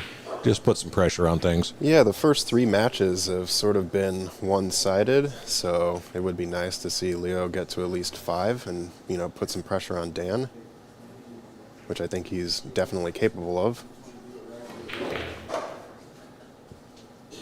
A little bit of a stun there. That should work. He might be playing for the bank. I think so. I like the bank here. I guess the only problem is maybe the cue ball not quite getting around the 9. But I think he rushed it. Yeah, and he jumped up a little bit there. Yeah. Decent position for the 4. Unfortunate, though. Louie CMYK says it's 5 a.m. Saturday morning Manila time. Welcome the Philippines. Glad to see you up that early because I certainly was not. The Philippines, where everybody is a 700 Fargo or better from birth. I swear, I do not know what it is, but they have the best pool players in the world. I mean, it's just crazy how many of the top 100 are Filipino. Very much looking forward to the Reyes Cup. Yes. I believe that's in October. If I had the money, I'd go.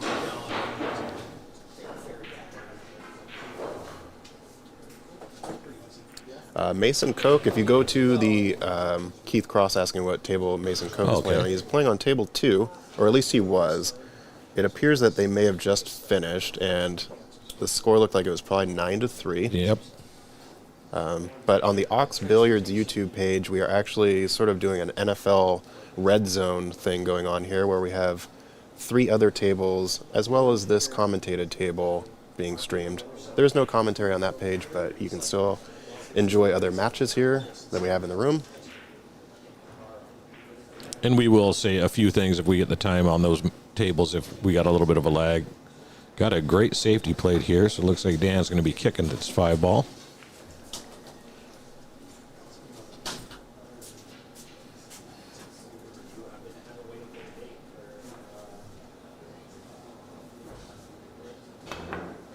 Just ginned it. What a shot.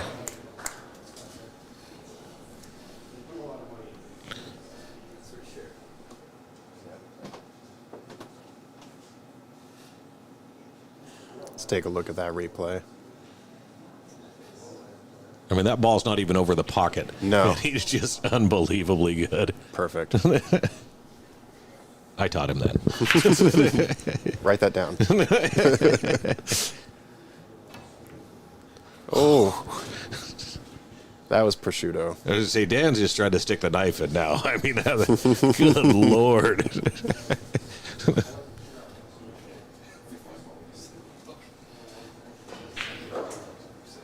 Filling it up.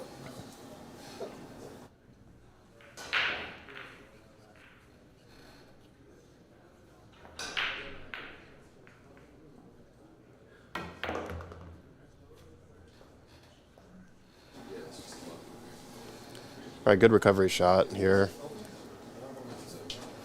Just up and down. You can kind of let your stroke out here. I don't really see him getting out of position for the 8. No. And me personally, I like to hit those with just a touch of inside, kind of help it roll in. And the 9 ball's in the way, so you don't have to worry about the scratch. Oh, wow.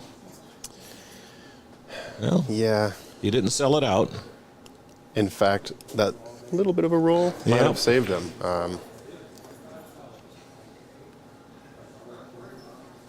Yeah, I'm just not sure he's really able to shake it off. It kind of seems like the errors are compounding now, Yeah, and it's really difficult to climb out of that hole once you start digging it. yeah, I've been there myself way more times than I care to think about, where it's Oh, just absolutely. like one thing after another. It's like throwing gasoline on a fire.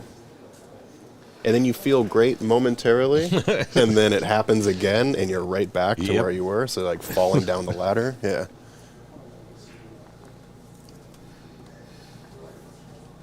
One rail kick. Try to slide it into the corner. He's going to have to bend it a little bit around that 9 ball, so slight masse. Looks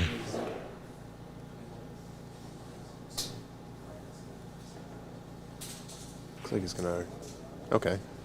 Bend around that way. Oh, he's going that way. Wow. So he's just going for a good hit and separation here.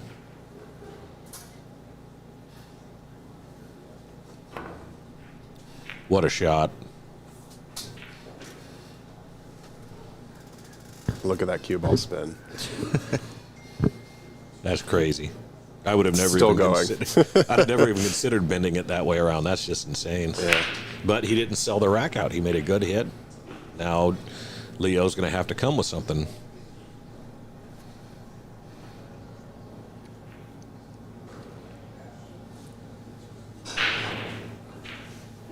Bank in the bottom right corner.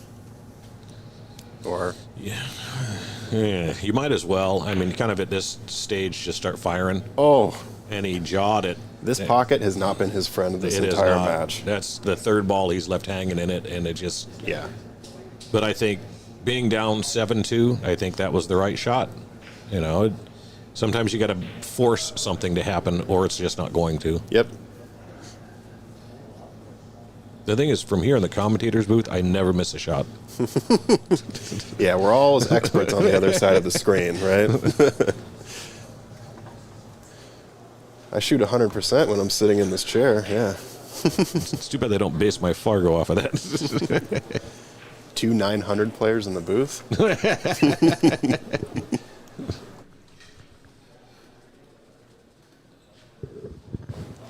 Got a nice angle here to just float right above the 9 ball.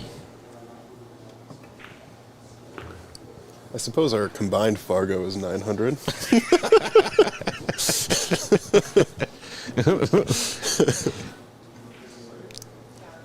That counts. Yeah, that counts for something for sure.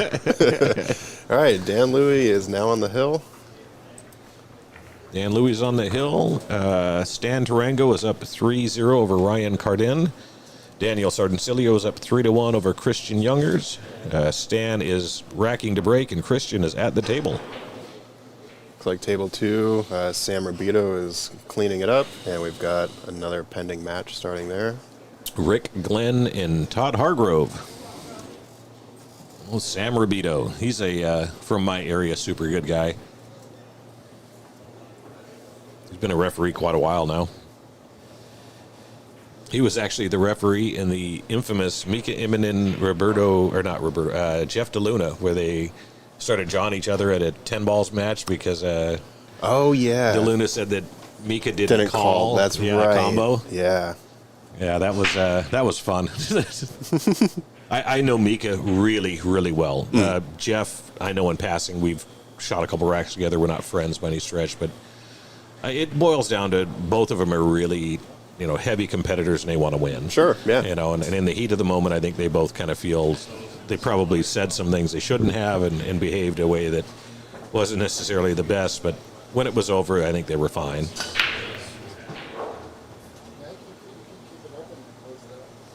That seemed to be more of a solid hit. Yeah. Unfortunate leave, but Yeah, 6 ball came in and ruined the party.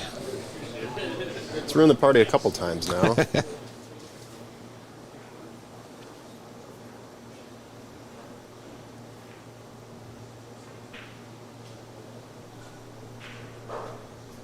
You think Dan pushes here, or are you going to go for the kick?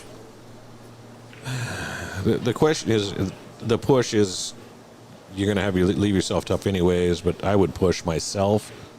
I think so too. Not Ooh. sure about. Well, He can go between the 4 and the 6, so it's. if I'm Leo right now, I give this back. I think so too. Yeah. There's no. There's no reward for Reward, taking it yeah. right now, right? I mean, if you happen to hit it hard enough to fluke it in somewhere, the odds of getting back on the 3 are pretty slim. He's going to just try to peel the edge of this.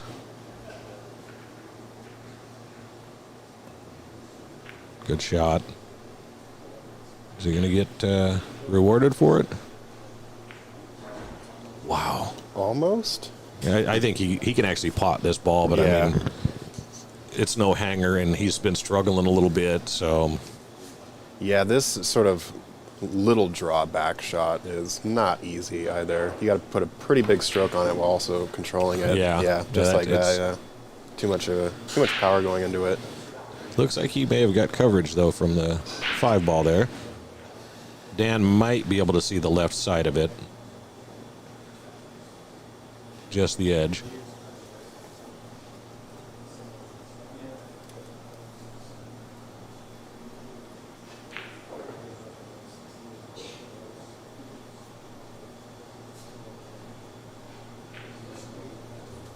Wow.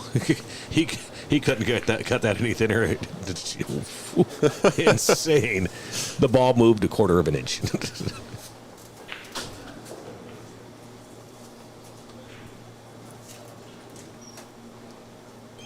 Take a fire at the bank here. Absolutely. You got nothing to lose at this point in time.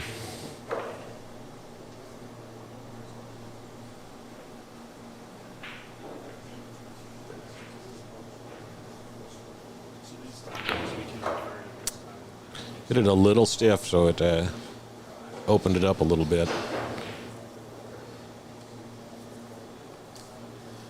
Yeah, I think one of the issues for Leo in this particular match is just a little bit too much power on some of these shots.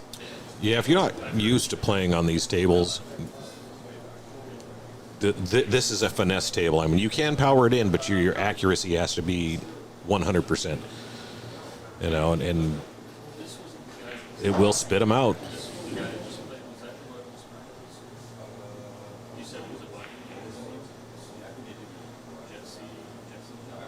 So it looks like he's going to go 3 rails around to get in line for the 3. And try to back cut this into the side pocket. As thin as he can hit him, it wouldn't surprise me.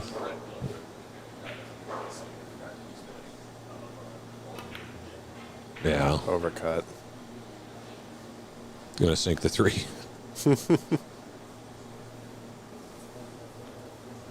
ADS, how is Dan Louie a 674 Fargo? Well, he doesn't play as often as he used to.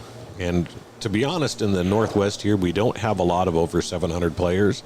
And in order to breach the 700 mark, you have to play a lot of those. I know that Daniel Sardencilio just recently, within the last couple of months, went over 700. Blake Baker's over 700. James DeVee is over 7. Stan. Yeah, Stan. Stan's a legend, though. I mean, guys.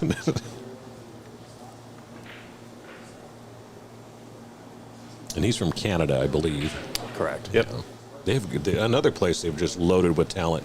Yeah, actually, so we were talking about this earlier, but Stephen Folan had to drop out. I was Yeah. looking forward to seeing him here, but yeah, unfortunately, no. I'll have to reach out to him. I didn't know he was going to drop out. I knew he was in the event, and I didn't see him. Oh, that's unfortunate. But, yeah, Steven's a good guy.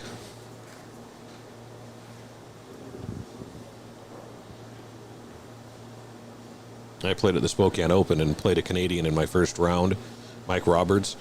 The guy didn't miss a ball. Just it destroyed me. And I could do nothing about it but sit there and watch. I didn't feel bad about it because, I mean, I didn't do anything wrong. Sure, yeah. It would have been one thing if I dogged a bunch of balls and ratted. No, he just crushed it. Good control there. It's a little straighter than I think he wanted to be. Yeah, I think he can draw straight back, but he is reaching now, so I'm not really sure. He's going to go forward instead. Yeah, I think you'd have a better chance at getting, as long as he misses the 9, yep, he's good to go. Nice. Pretty much wants to be in the same position he's in now, so likely will just roll up one rail.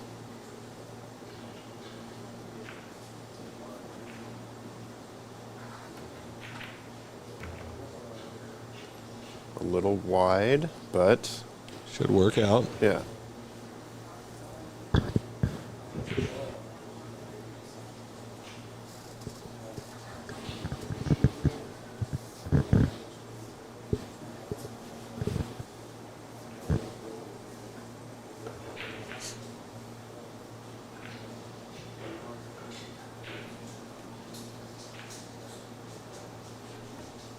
Well, I think a lot of times in tournaments, sometimes you catch your rated speed and sometimes you fall below it.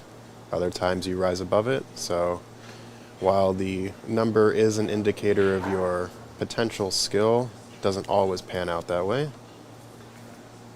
But at the end of the day, if you're winning, you're winning. So Yeah.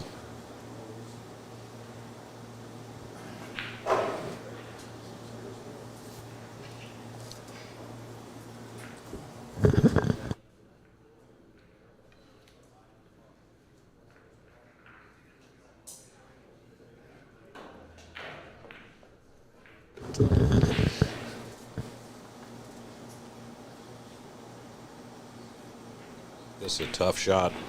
Yeah.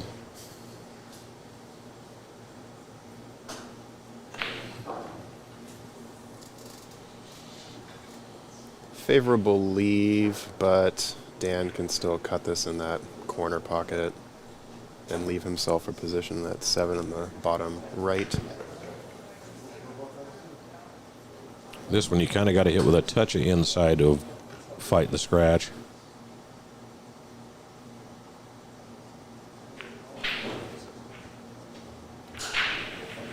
Like it had eyes.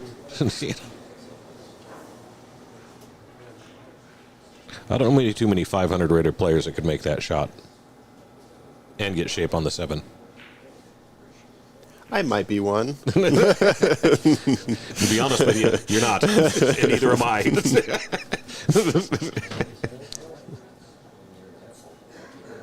Got good shape here. Basically, I think he just pulls it back. Yeah, pull back or just a slight stop. I think he's good.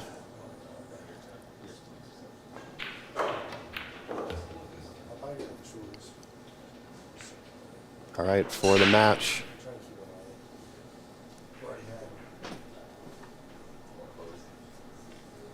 I already have one buddy at the bar. There it is.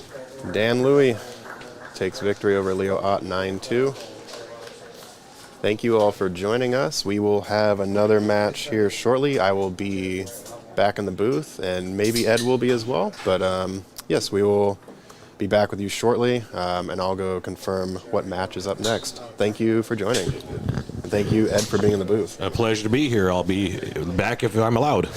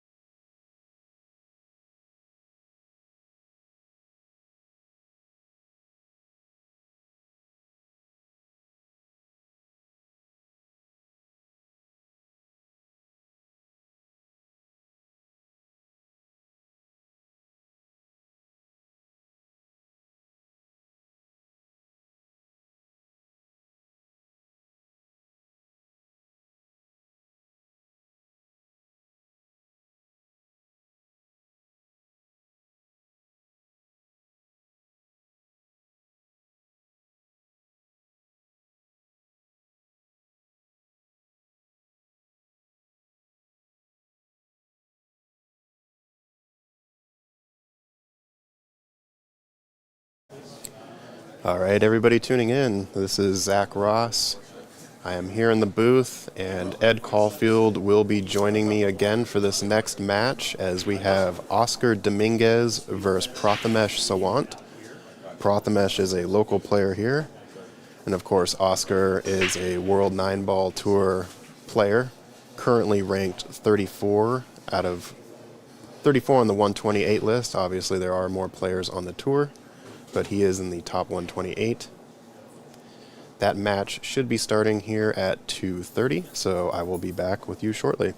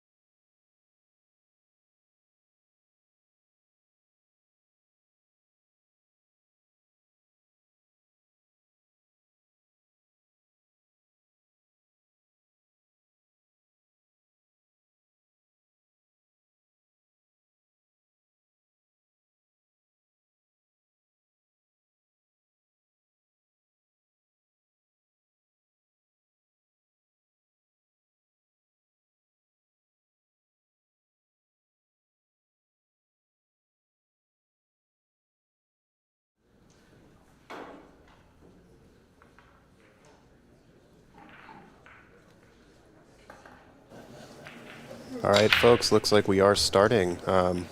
Didn't think they would start that quickly. Maybe he's practicing. Just want to make sure here. Okay, yeah, I think he's just warming up, so.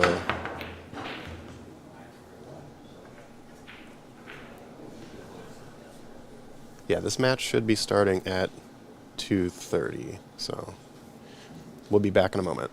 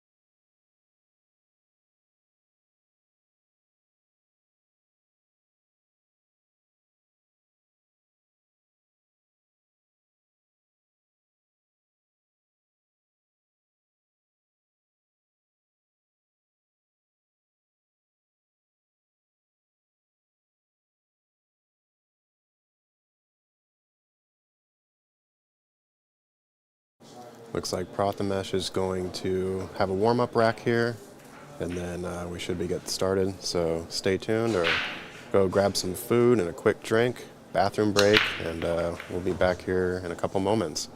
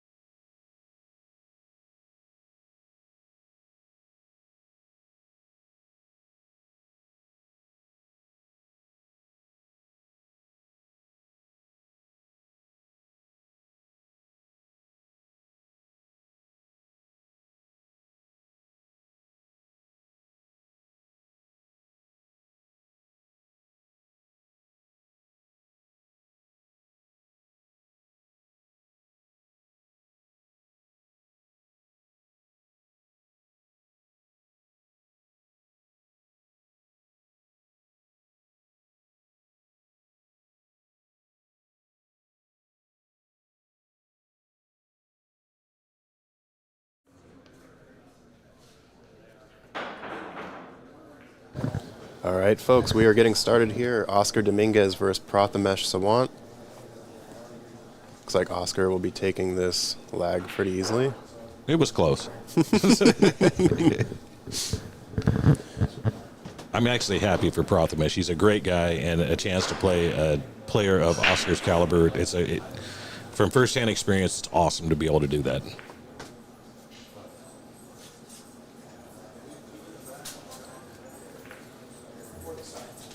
Oscar is a number 34 ranked World Nineball Tour player. Currently resides in Sacramento, California, and is the owner of Hard Times Billiards. He's a great guy, got a great wife, and 2 wonderful kids.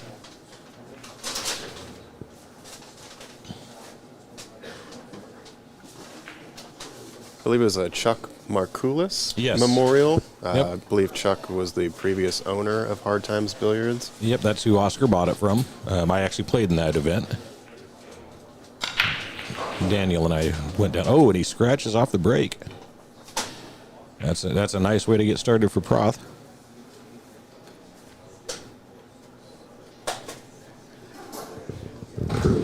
Proth's Fargo is not listed on this tournament, but I believe he's a 602 to 608, somewhere in that area. I'm sure we could pull that up and get Let me the look him up exact because number. I actually think he's higher than that.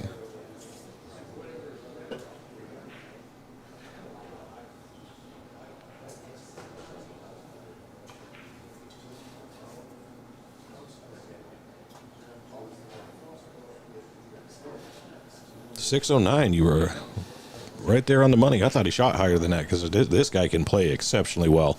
Snooker player background.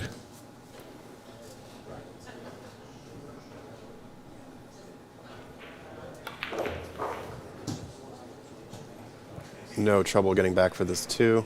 Got a good angle to get back on the 3. It's like a drill, back and forth and back and forth.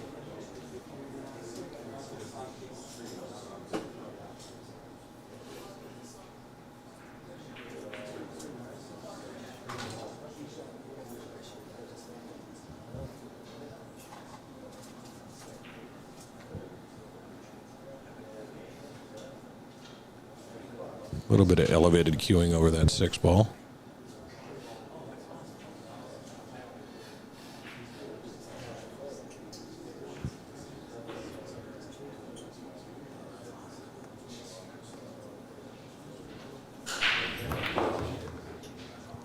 Thank you for the correction, Brian Brown.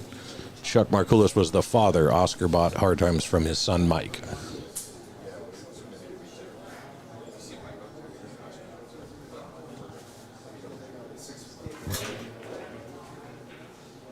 And it is an amazing pool hall.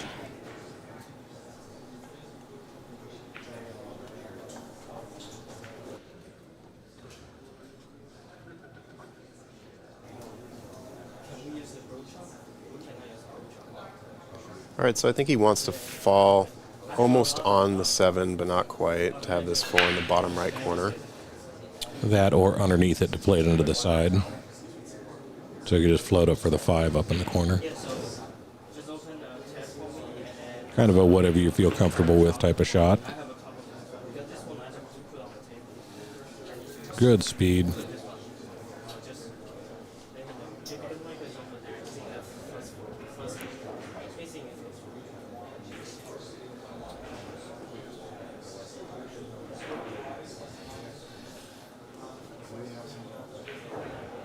I guess the question now is, do you think he powers around 3 rails to get back on the top side of the 5? That's one way. I'd hit it with top left and try to go between the 9 and 6.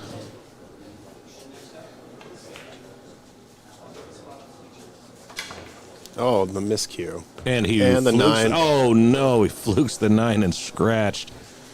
That's harsh.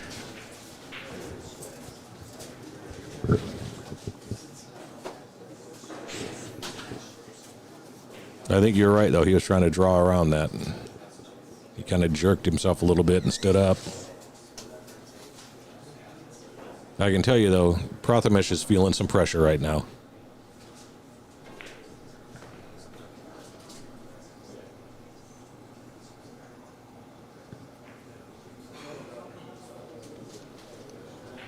Thank you for the knowledge drop, Brian Brown.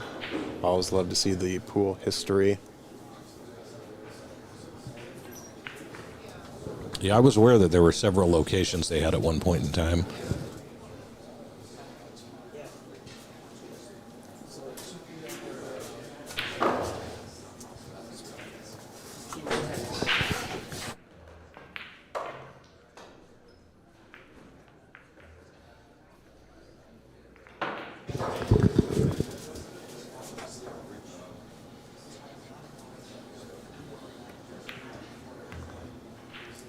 A little bit of rattle in that pocket, but still gets good position for the 7. Yep.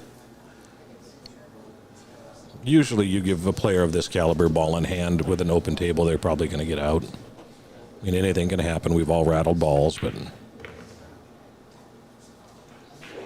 I know Oscar and Tyler are kind of fighting for a spot on the Moscone team, so they're both going to be in here focused and ready to go.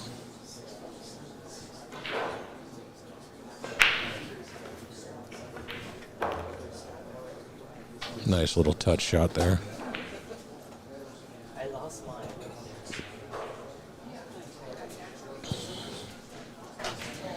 And Oscar takes the first rack.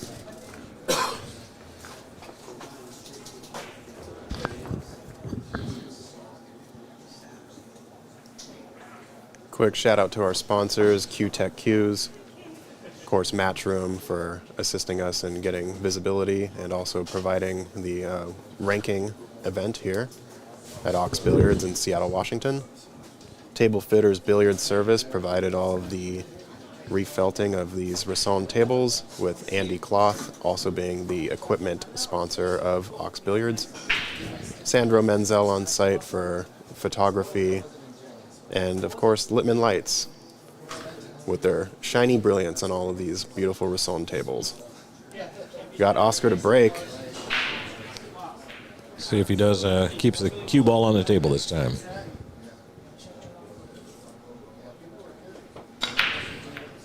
Gets to the 9, or the 1, excuse me. And looks like he's got to look at the 3 ball. The 2 went down on the break as well. 3 into the side, 4 in the corner. This could be a connect the dots rack here for Oscar. The hardest shot is the opening shot, the 3 into the side pocket.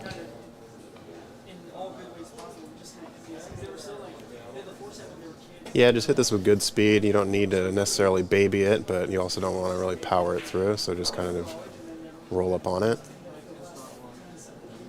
Yeah, because the 4 ball's pretty easy from just about anywhere below the side pocket, even if you had a sharp angle, which I don't think he can get. He's shooting out of the pocket, which makes things a little more interesting.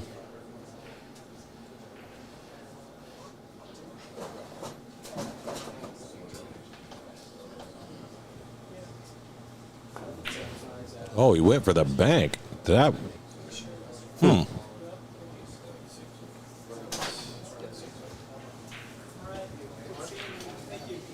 Maybe he didn't feel as comfortable kind of floating that towards the side. You know, if he comes a little bit below it, then the 3 does kind of just sit in front of that pocket. Or maybe there was a little tighter angle than what we could see here on the screen. You know, obviously we're not down on the table. I think he may have underhit this one a touch. He'd liked another foot.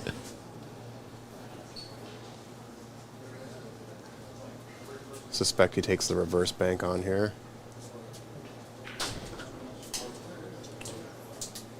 Nope. Looks like he's going to go safe. Try to get him down behind the 9 ball or just separate him.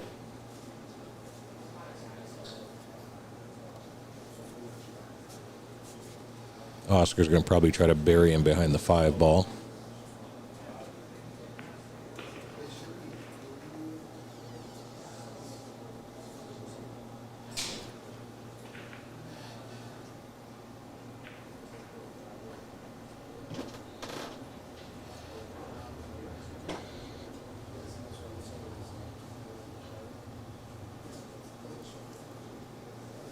On our other tables, we have Daniel Sardoncilio up 8-2 over Christian Youngers, Stan Tarango up 5-2 over Ryan Carden, and then Rick Glenn and Todd Hargrove are tied 1-1.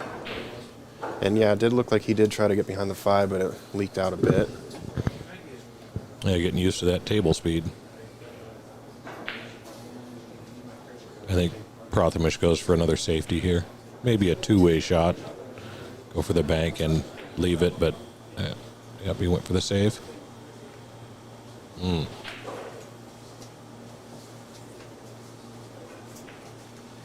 think he's going to thin the right edge of the 4 ball, come around 2 to 3 rails.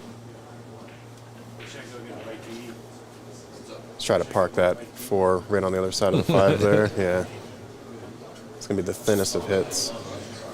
This is all cue ball right here.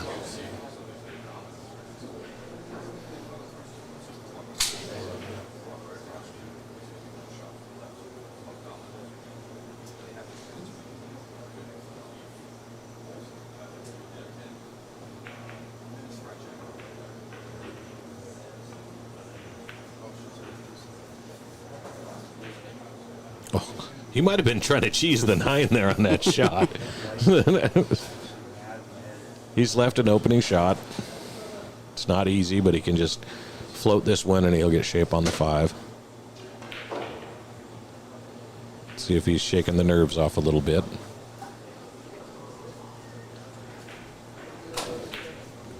Yeah, he hit that way stiff.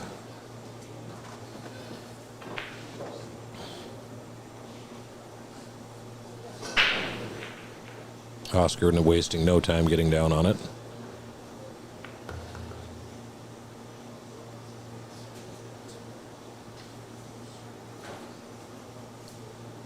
I think he has enough angle to just go 1 rail here, back down. Yeah, he'll check it off the short rail.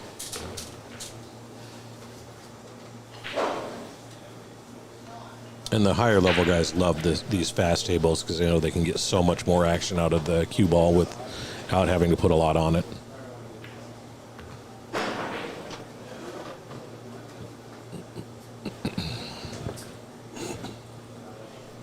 I think he's got the angle to just use a little inside and come right back out to the middle of the table.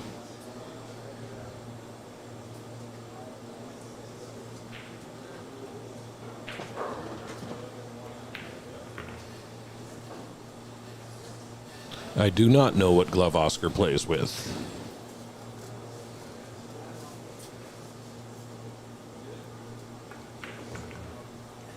That quickly, it's 2-0.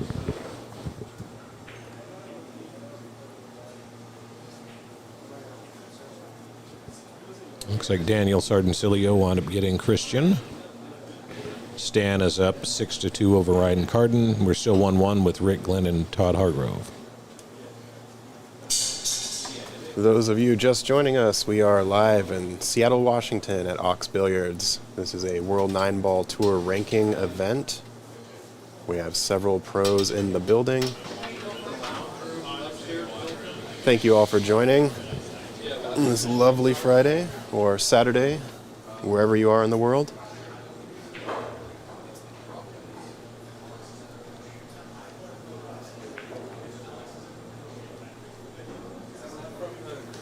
These guys are very, very familiar with the break box at this point, so probably not going to see too many errors with the occasional scratch perhaps, but...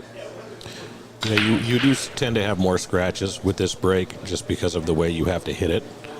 So even the best players in the world scratch on this break a lot more than they ever did. Well, I don't think he could have gotten a better leave on that too. Yeah, it definitely floated into a nice spot. It looked like it was going to be sketchy, but... I mean, it appears as if he's just going to thin it right into the side pocket and float over for the 3 in the corner. Can't tell if he can creep past that 9 enough or not, but I think he can. Keith Cross asking, is there a bracket? Yes, so if you go to digitalpool.com and search WNT Seattle 9-Ball Open, you should be able to find that tournament bracket. We are currently still going through round 1 matches as we only have 8 tables at this venue and there are 64 players in this event.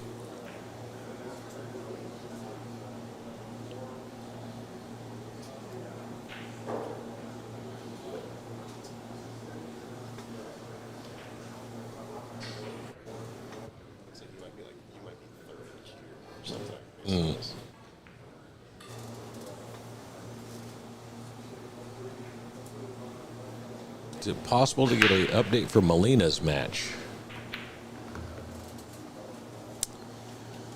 Yes, let me see. It doesn't look like Nick and Molina are actively keeping their own score, but could possibly send someone over to take a look. Yeah, it's odd because we have the little scorekeepers. It's like a digital tablet, and the players have to push the button, and sometimes they just don't. Looks like Oscar's got another connect the docs rack here. I think the other thing with scoring, too, is a lot of these players are getting it sent to their phone, and it's not, I don't know about you, but when I'm on a match, I don't really like to look at my phone at all. I like to throw it in the trash, you know? So, yeah, getting players used to that on the first day has been a bit touch or go, but I'm sure they'll figure it all out as we go along. Yeah, I'm not the biggest fan of being on my phone when I'm playing. Oscar's going to have to play a safety here.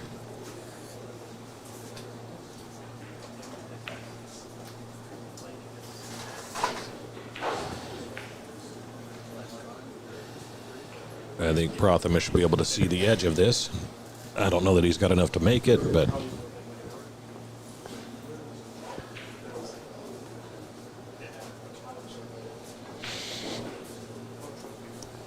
It's hard to say. He may not be able to get around the edge of that 9. I can't really tell.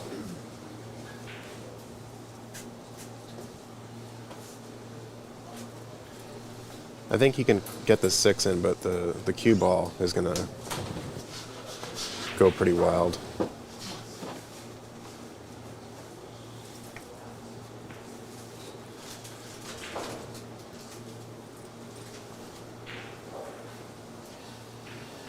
Crazy how much distance he got out of that.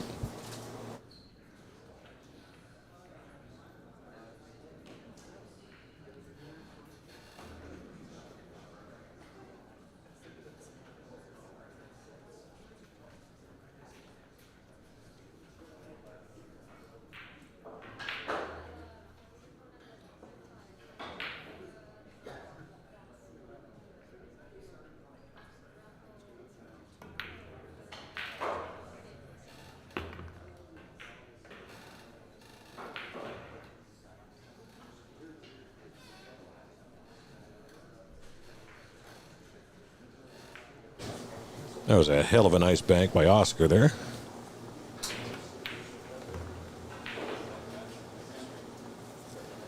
Look at that cue ball control. It's like this guy's a pro or something. Yes, it's like this guy's played this game before or something, you know.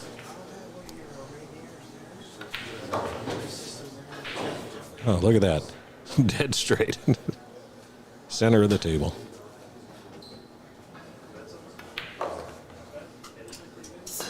And he goes up 3-0.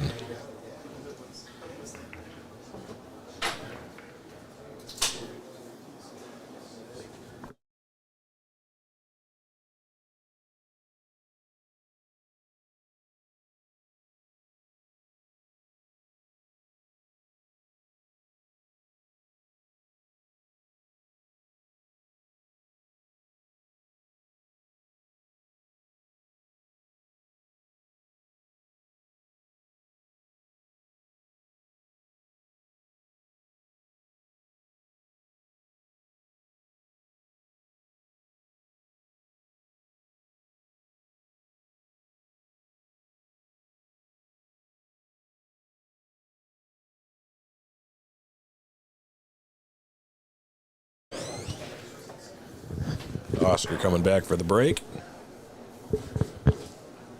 Coming up on table 4 will be Jeremy Long and Clay Belvior. Clay is a local guy here, and Jeremy Long actually beat Shane Van Boning in the Markulis this year. Played exceptionally well. I believe, if I remember right, that he wound up losing to Tyler in the finals. That's a nice break. Yeah, it was single file for the 2 and 6 going in that top left corner. I don't really see any problems here. Obviously, he's going to be going up and down table a couple times, but 3 to the 4 doesn't look difficult at all. So yeah, as long as he gets a good angle on this 3, it shouldn't be a problem.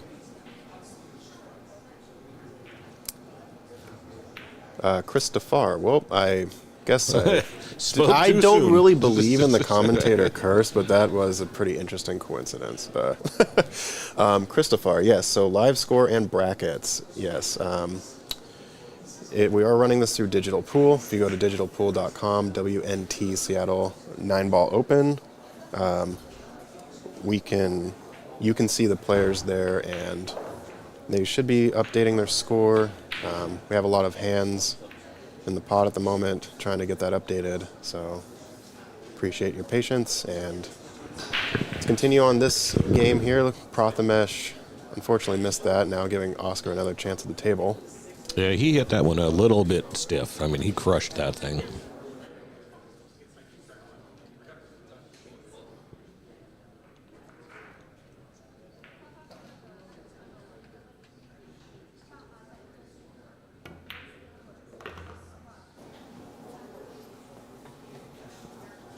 Now this is the shot here, because I think the 4 ball is on the other side of the side pocket. So, yeah, he's going to need to be past the 3rd diamond, preferably.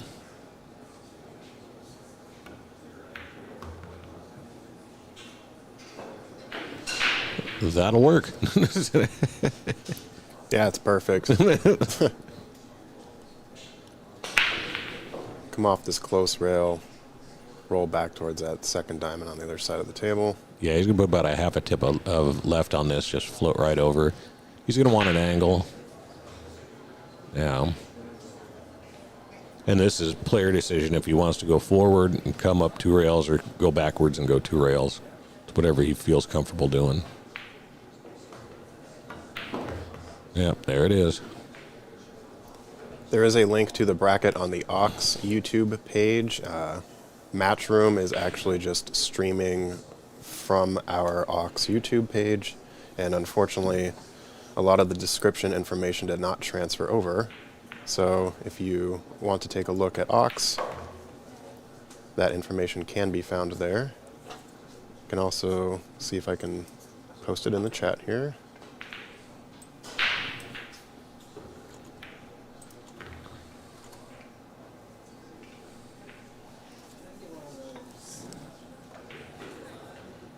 And Oscar for the 4-0 lead, making quick work of this.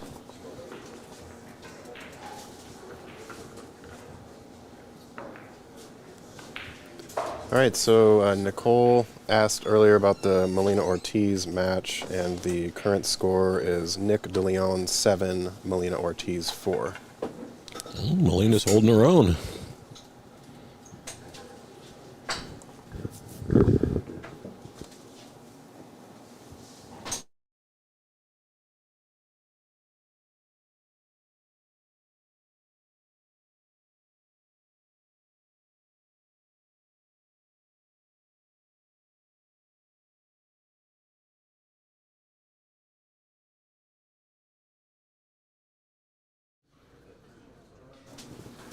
Oscar back breaking.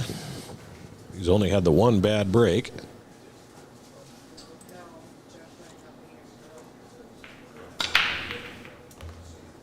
Ooh, avoided the side pocket there with the cue ball, but he got the one.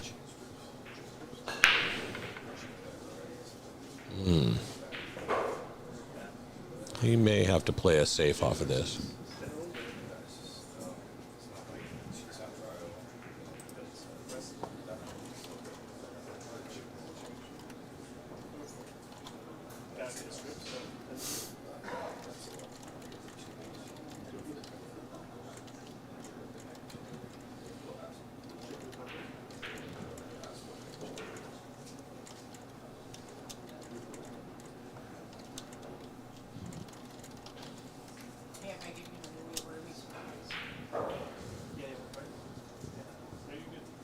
I think he's going to send the 2-ball up table.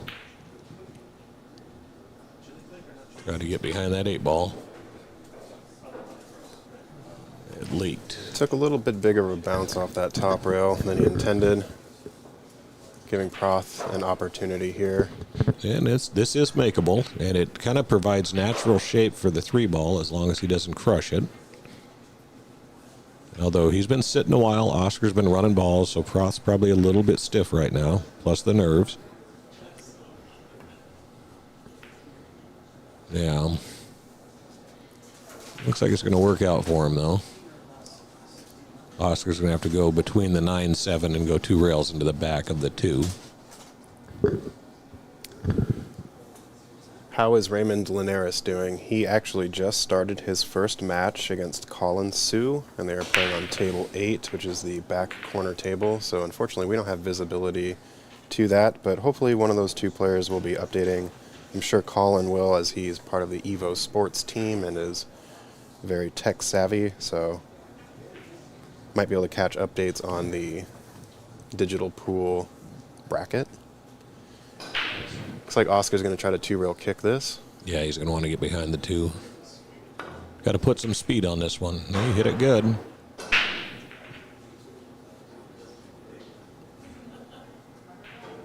Not a bad result from what he was working with. On our other tables, Stan Tarango is up 8-2 over Ryan Carden. Rick Glenn is up 3-1 over Todd Hargrove. And Jeremy Long and Clay are just getting rolling. They're still 0-0.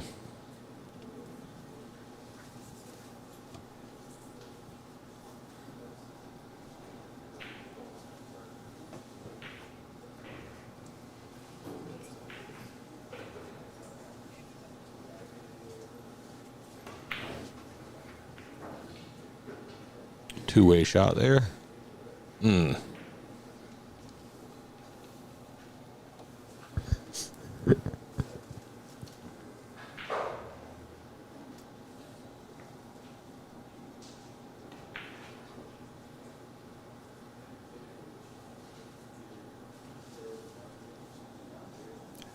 Most of these matches have been on time, but as typical tournaments go, some take longer. So once that happens, it becomes a ripple effect sort of throughout the tournament. But we are doing our best to get matches going.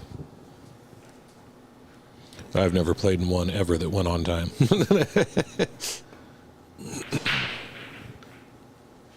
Tough shot there.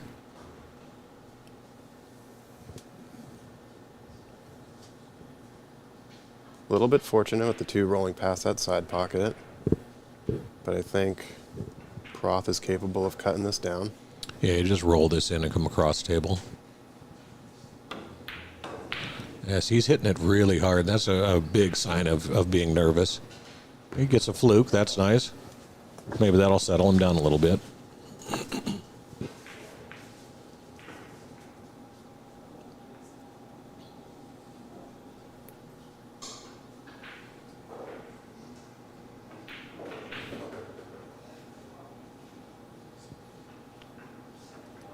Looks like he's going to go high left to stay on that right side of the table. No. Maybe he wanted it, but... He let up on his stroke there a little bit. He did, yeah. And decelerated on his follow-through.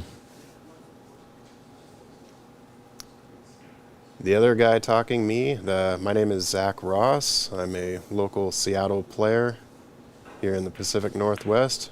Sort of tangentially acquainted with you, Triple G. I've seen your name around. Good to have you watching the stream here. Probably saw it on the bathroom wall at a truck stop. Was very fun.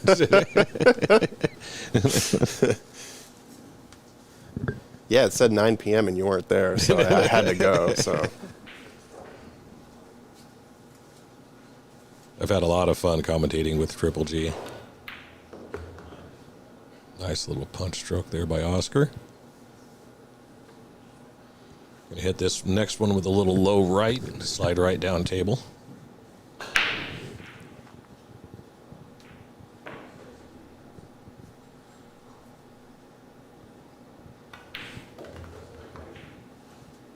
Yeah, overcooked that a touch. He's gonna be okay, but it's not where he wanted to be.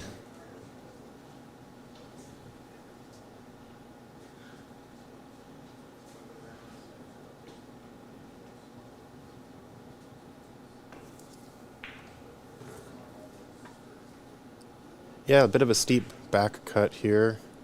I think if he just kind of stuns it out, he should have good position for the 6 in the same pocket. Yeah, he can either stun it out or he can actually let it a little bit loose and try to go around the 8. But anytime you start doing that, you start worrying about those other pockets just swallowing up that white ball. Sven Folansky, who I know who that is. Same here. And we both were asking, how come you're not at the tournament? I think he was scared because he knew I was going to be here. Oh, of course, yeah.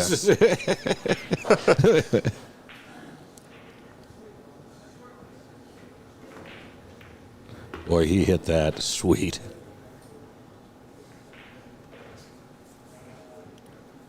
I think that 6 rolled a little farther than he was hoping it would. Yeah, I'm not sure he has the right angle for that now. You just thin the left side of it and separate the cue ball and the 6 ball. Or go for the bank. Which, if you're Oscar Dominguez, you just go for the bank.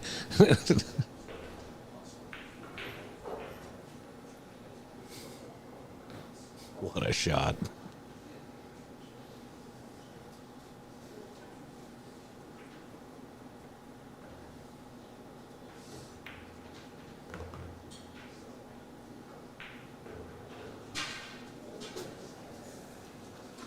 Cue ball taking a couple extra rolls, but been seeing that for the most part of the day. Yeah, like I said, these tables are tough to get the speed down. Brand new cloth doesn't help either. That's definitely makes it challenging.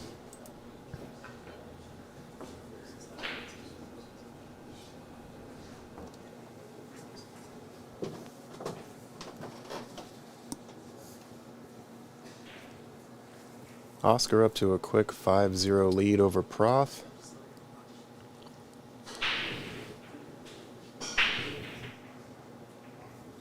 Yeah, Prothimus is going to need to stop the bleeding if he gets an opportunity at the table. We're on the verge of things getting out of hand.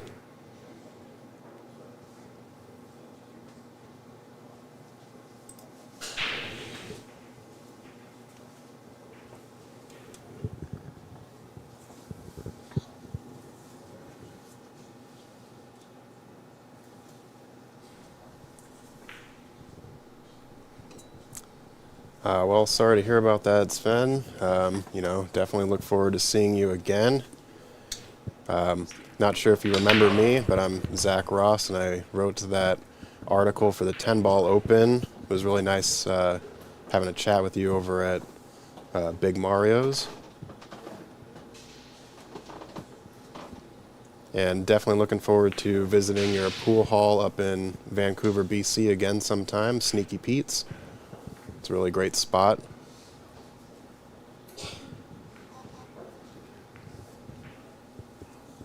I need to make a trip up there too and bang around some balls on that place that Sven has.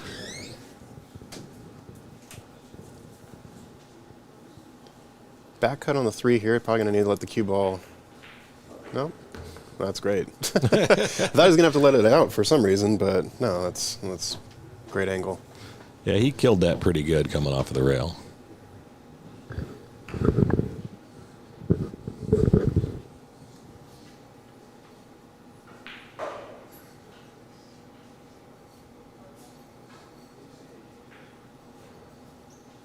A little bit of a stretch here. Probably going to go forward 3 rails.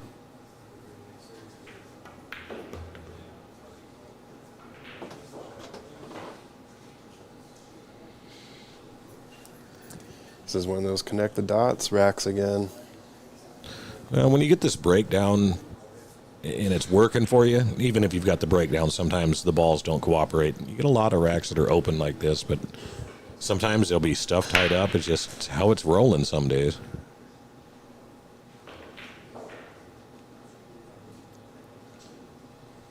If he can hold here, the 6 to the 7 shouldn't be too much trouble.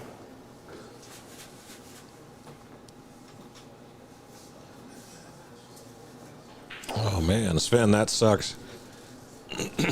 Sorry you're going through whatever you're going through, but just try to come out the other side. Pool will always be here. But I'm still going to tell everybody you were afraid of me. That's why you didn't show up. That's the new narrative.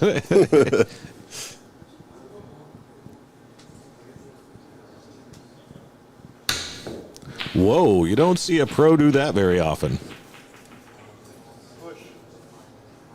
Let's just go ahead and take a replay look at that, because he's aiming low for the draw, but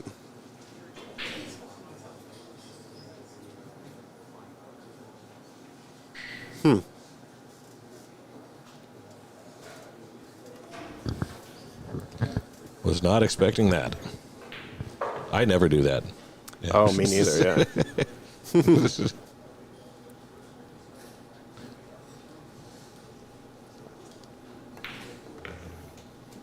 It's a funny story about Sven. The first time I met him was up in Bellingham at an event. And I didn't even know who he was because I was so new to pool. It was me and Danny went up there and played, and this guy comes in and he's just running rack after rack. It was like, who is this guy? Fortunately, I didn't wind up having to play him in the event, but I was warming up with him and feeling really bad about my game.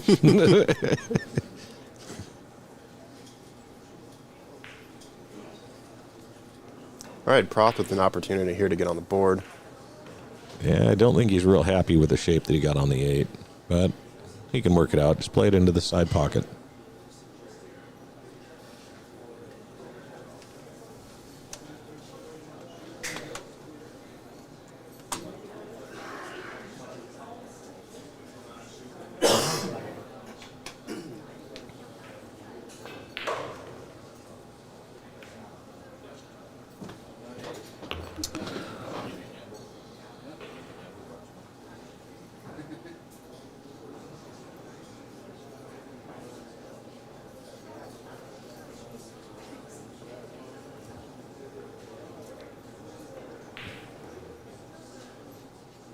This is a shot you just got to bear down and make.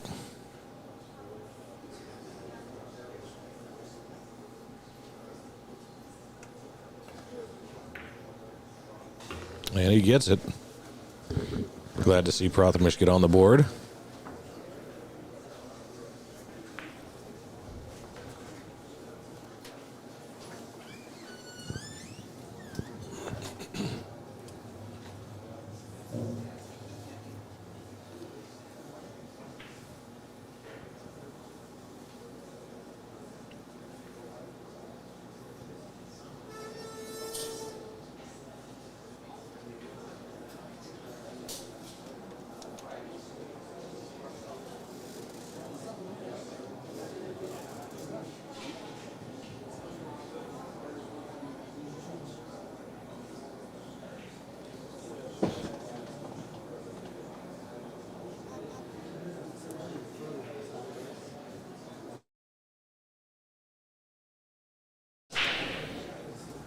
All right, folks, I am out of here. It's got my match to come up. I'm going to be bringing in Mike D for y'all's pleasure. Thanks for joining us in the booth, Ed. And good luck on your match. All right, so you all stuck with me for the time being until we get Mike Deichman in the booth along with me. Thank you all for joining. As always, it's a pleasure to have you here. Prothamish gets to break for his first time. Unfortunately, nothing drops.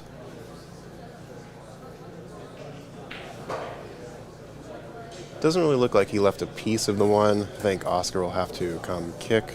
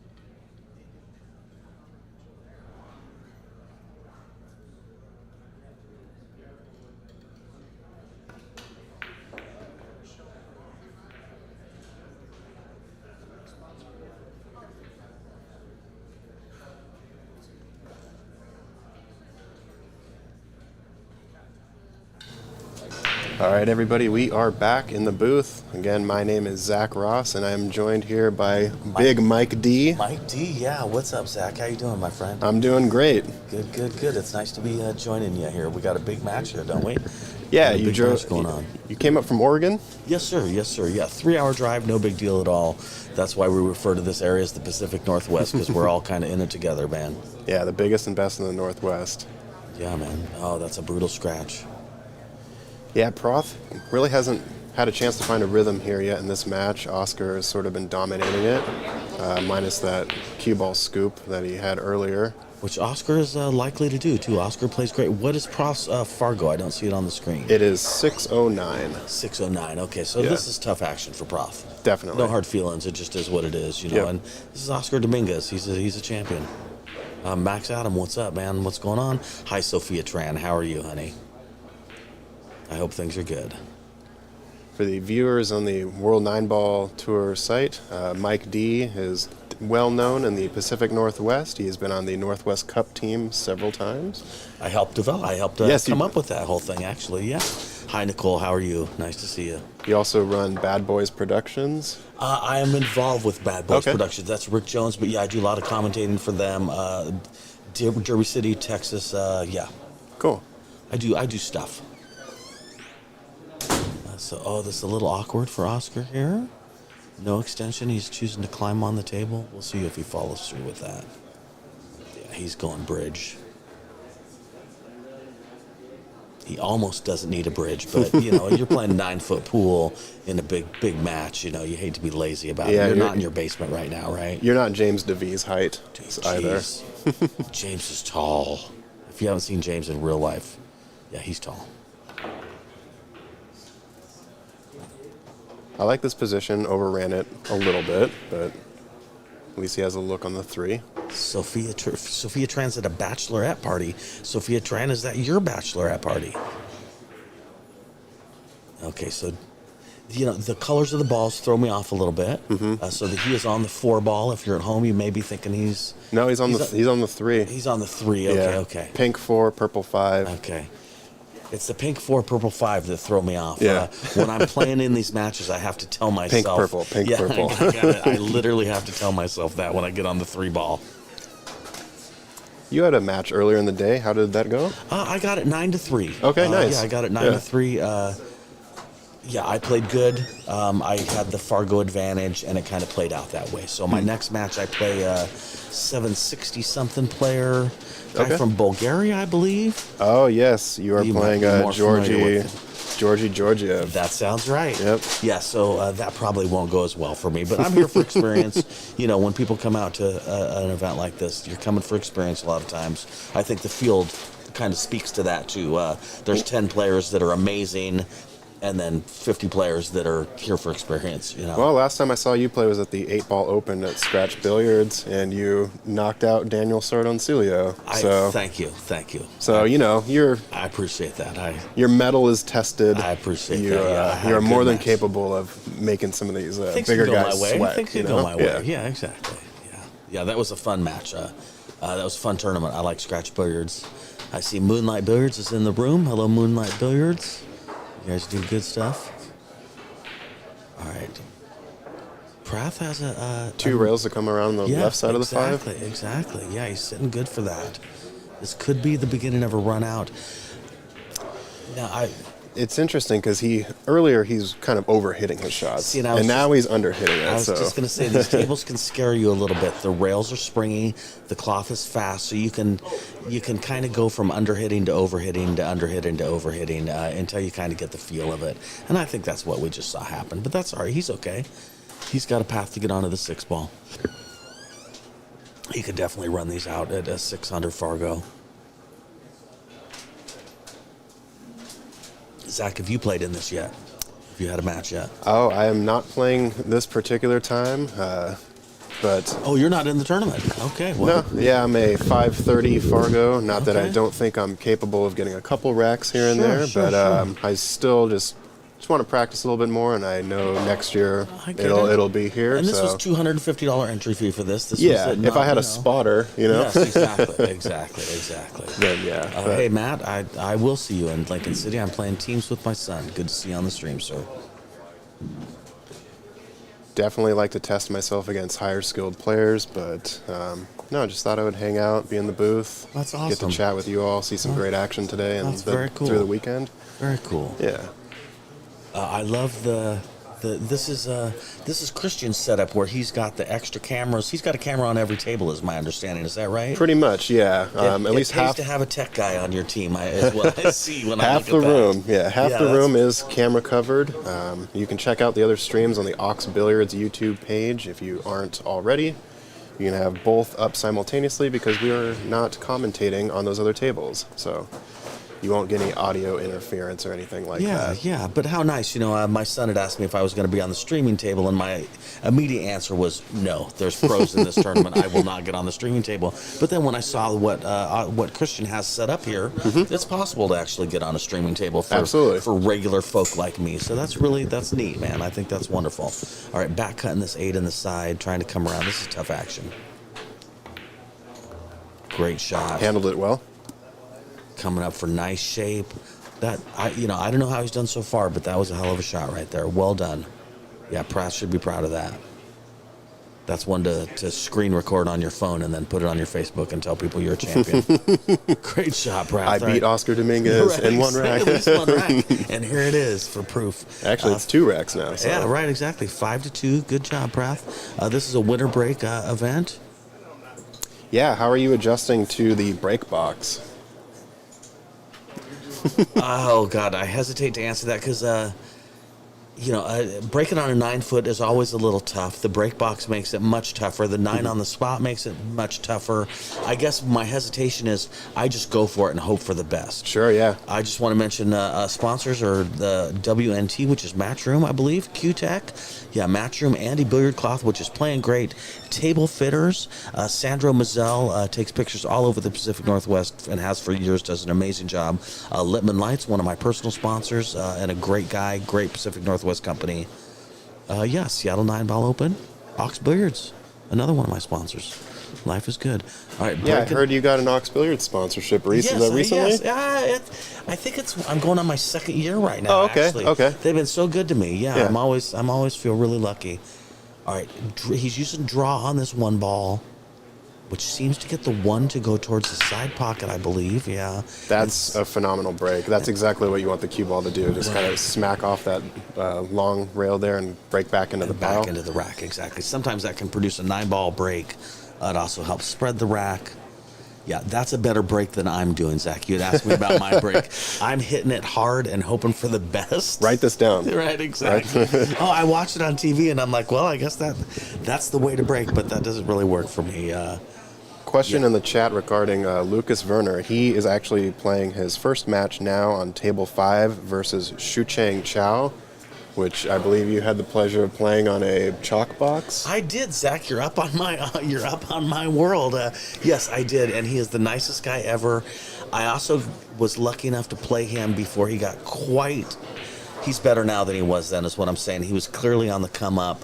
I also got ahead of him in that set, and that allowed me to win. Had we been closer by the end, he would have tore me up. I got lucky to win that, is what I'm getting at, Zach. And super nice guy. One of my favorite pool players in the Pacific Northwest. Yeah, he's great. He's been playing out of Ox for pretty much since they opened. Pretty good friends with Christian, and I've had the pleasure of playing against him in a Masters division. Great guy all around. Super nice guy. Yeah, he's somebody the sport should be proud to have. All right, so this is where we get on to the 4 is purple. Yeah, the pink 4. So I think he's going to run up on the 6 here to kind of break that 5-6 Zach, a little that's bit. my age showing too. Great shot, and you called it exactly right, Zach. Yeah, well done. Josh Anderson, how come Josh wants to know how come some players have their Fargo next to their name and some don't? That's a good question. Not to put you on the spot. I think it is sort of a tournament setup situation.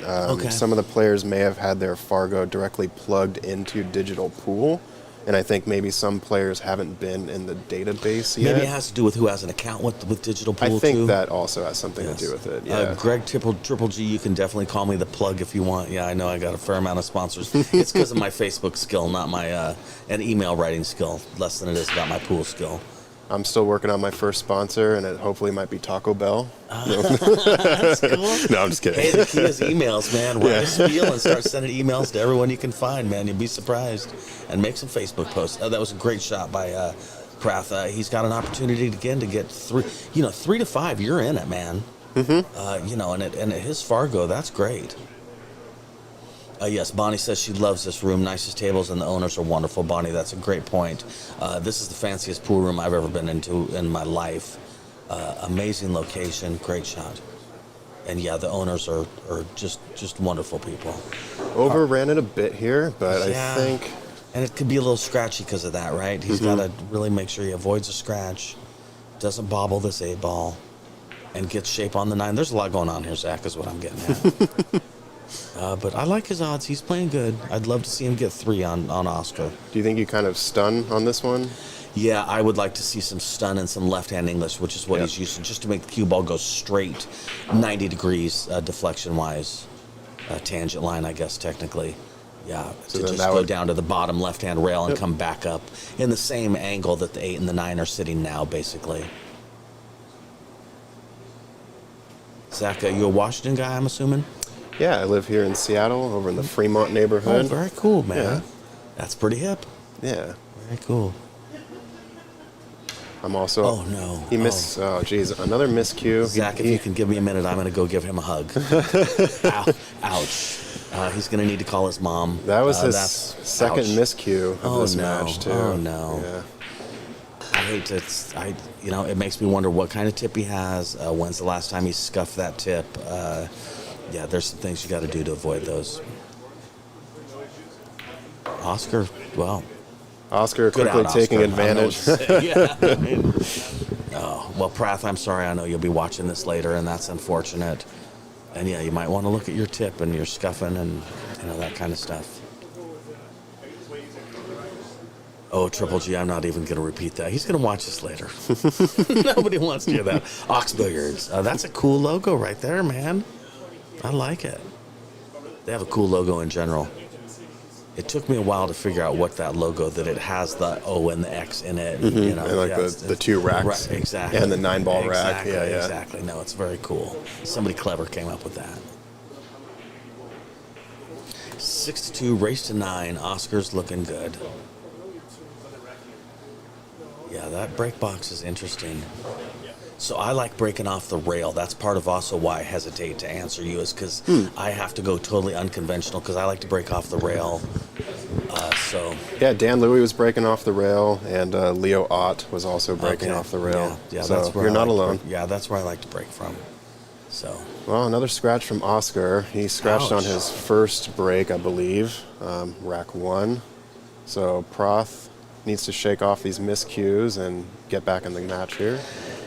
Yeah. If in a way, he can feel good that that's what's holding him back a little bit, because he could be in this. It could be 3-5 right now, and against Oscar Dominguez, that's saying something. U.S. Open shirt, I like that. There's some cool jerseys here. I like it when the dress code is. I like this dress code. I'm really a fan of this dress code. Yeah, me too. Male or female, you're supposed to wear a collared shirt or a jersey. Jerseys are encouraged. Some sort of slacks, some sort of blackish shoes or tennis shoes that are in good condition, a belt. I think it's great. Well, don't get people started on Shane Van Boning's white shoes with the black pants. Apparently, that's not a nice. I do not like Shane Van Boning's shoes. And See, you're one of them. You're one of them. It does bother me. I was one of the guys on the Facebook live stream typing in, I don't care about anything else except his shoes are driving me crazy. That was me, so I'm sorry. Sorry if I ruined everyone's Moscone Cup viewing. Yeah, well, whatever. All right. Pratha, this rack is looking good for him. Yeah, draw back a little bit here. Yeah, right? It's good position. Yeah, now that's, oh gosh. Oh, jeez. See, this table, I don't know if maybe you experienced this too, but just the cue ball is rolling an extra like 3 inches. Yes, I would agree with that. Yeah. I would agree with that. But I would also say, part of pool is fade and things like that. A great shot, Prath. Great shot, went a little far. But yeah, I mean, that's any pool player knows. You walk into a pool hall in the middle of the city, you better figure it out. If it's a valley with thick cloth, or if it's when diamonds first came out, we felt like they were ice rinks, man. It's just part of playing pool, man. Is you gotta fade it. It has been hard to get practice time here because there's 64 players, so that is the one caveat I would say, is that to give players a break. It's been hard to get on a table and practice. I wasn't able to practice at all on these tables before today, but I've been playing since I was 15. I'm 52 now. You fade it, you figure it out. You hit them less hard or a little harder, depending on what you notice. Yeah. Play more safeties for the first 3 racks. You know what I mean? That's another strategy I have, is don't try the hero shot for the first few racks, man, until you get it figured out. Yeah, micro calibrations, but you've been playing so long, you fall into that routine and that feel pretty quickly. You got to figure it out. Yeah, I mean, whether it's a bowling alley or a pool hall, that's your responsibility. That was an excellent recovery shot by Proth. Definitely, and he's got nice shape now too.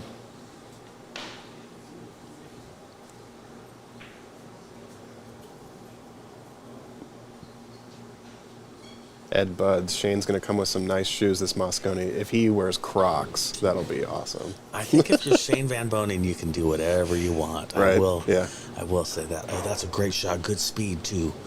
Well done. I hate to rub it in, but, getting out right now, it could be 4-5. Yeah. Had he not miscued. Proth, I'm sorry. I know you're watching this later and you don't want to hear that.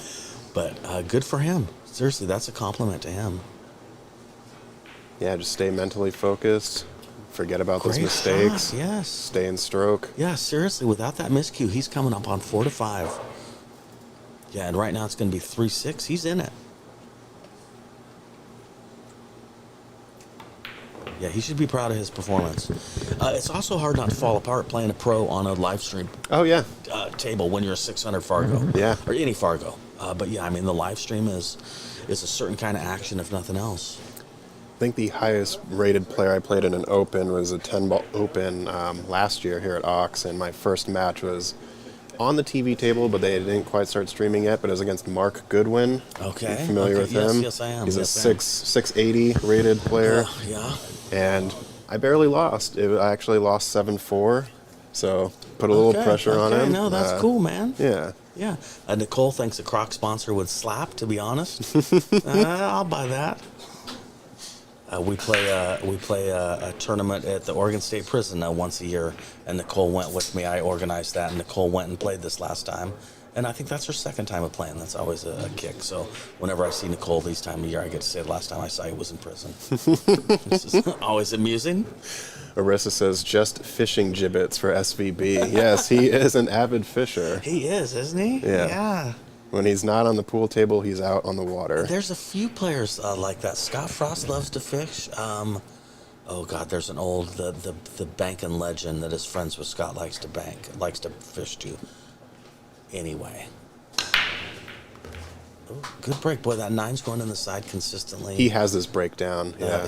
That's pretty awesome. Seriously, I was hearing Tyler was at 100% break or something like that, close to basically making the one ball every time is what I'm saying. Yes, That's Tyler amazing. was super dialed in. His opponent, we learned, has only been playing for 6 months.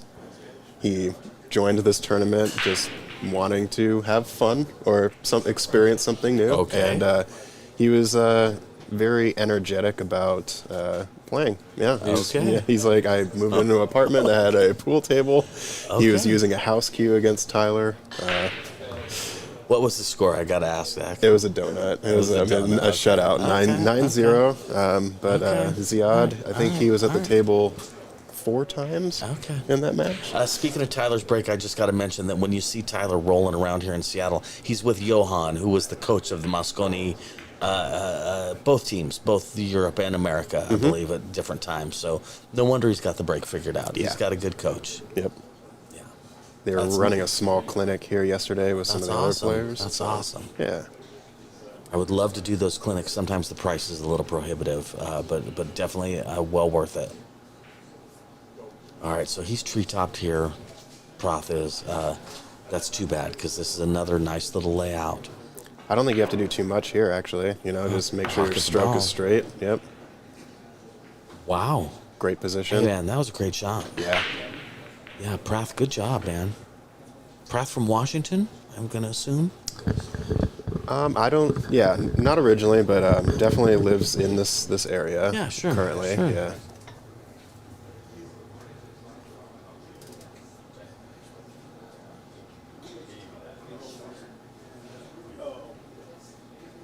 All right, well, it would be neat to see him. Triple G, Prath is getting comfortable. I completely agree. And I would say Prath is a dangerous fella because him getting comfortable, he's shooting pretty good, man. Honestly, that 6-ball he made tree-topped, I was impressed with. Grant says the clinic was fantastic. Well worth the money. But practicing what we were given before going back to league and tournament is a must. Yeah, that's true, just like anything else. Oh, this guy's also a snooker player. Prath, Greg Yep. Triple G's telling me that this guy's also a snooker player. Correct, yep. He is a member and staple here at Ox. Oh, that's cool. Yeah, Greg's saying this is his home room too. So, all right, this is big right here. He's still in this match. I cannot say that enough. No matter what the Fargos are, right now it's just 2 guys on a table, and yeah, these are big 2 balls right here. My only worry is that he powers this draw a little too hard and that pocket rattles, but it actually looks like he might be trying to go forward. Yeah, you almost want to see a stop shot, don't you, Zach? Because to avoid The power. something like that, right? Yeah. You're almost better with a stop shot and then just take the 9-ball shot that you have. Yeah. Yeah. Yeah, as I'm Wow. progressing with my own skill, it's, I'm definitely weighing the risk reward factor of some of these shots. And I Right, don't mind right. taking a longer shot now. Like, Yep. it's the more you get used to it, the more you can just say, I'm taking this long shot. I'm not going to try to power through. Right. Well, you and I are very good when we're sitting back here in the booth. Oh, of too. course, There's yeah. always that too. Yeah, So, Ed and you I know, were saying make that we're great decisions. 100% Yeah, right. back here. I make great decisions when I'm sitting here in a chair with headphones on. Yeah, as I go out there and try and shoot a power draw shot that makes no sense. As I break and the cue slides through my hand and I throw the cue across the room. Yeah. Exactly. Okay, so Oscar coming around. 1, 2, 3 rails for shape on that 9-ball. Secret waving to us. Did you know that Secret cannot have her name on Facebook be Secret because Facebook thinks she's scamming them? So Interesting. So on Facebook, she's got to be Sec. Mm-hmm. Oh, good shooting. That's And then why they're it's like Oscar Dominguez. SEC, Securities Exchange Right, Commission, exactly, with exactly. another scam. Yeah, exactly. Okay, okay. Good for them. All right, 7-3. Okay. Hey, here's our sponsors again, Zach. Yeah, Q-Tech is the main Q sponsor of this event, along, of course, with Matchroom and the World 9-Ball Tour. This is a World 9-Ball Tour ranking event, so players that are currently unranked may be able to have a shot at being ranked, which is pretty great for your pool career. That's pretty cool, yeah. Table fitters, billiard service, Zach, not me, another Zach, fit all of these Rassons with Andy Cloth a couple weeks ago. All right. And Sandro Menzel on site for the photography. He'll probably be posting those to his page after the event. And of course, the best lights in the business, Littman Lights. Yes, the Pacific Northwest Company. Yeah, Sandro's been taking pictures in the Pacific Northwest for, I don't even know, I want to say 20 years, but that might be an exaggeration. He's a staple of this community. He takes great pictures. Oh, that was a good break, but the one got away from him a little bit. But what did he make? 3, 6? Made the 2. Oh, he made, okay. 2 and the 5, Okay. yeah. It's a good break, man. Looks like that one might be frozen. Yeah, and tough. Now, I don't think he's going to play a push out, but I also don't know what he is going to do because that one is frozen on the rail. There's not a lot of great options. In my mind, if I'm playing this, one of my thoughts is, hey, the 3 is ugly, so who cares? You know what I mean? Leave him straight in on the 1. What's he going to do with the 3? Yeah. You know what I mean? I'd almost like to blow the safety so he can move the 3 for me, especially with the Fargo disparity. I know personally I sometimes tend to let lower Fargo rated players get themselves into trouble. I don't know if there's a nice way to say that, but it is what it is. Long bank the 1. Sven. Thank you, Sven. Yeah, that's possible. I played Proth in APA Masters just a month ago, Brian Lavelle says.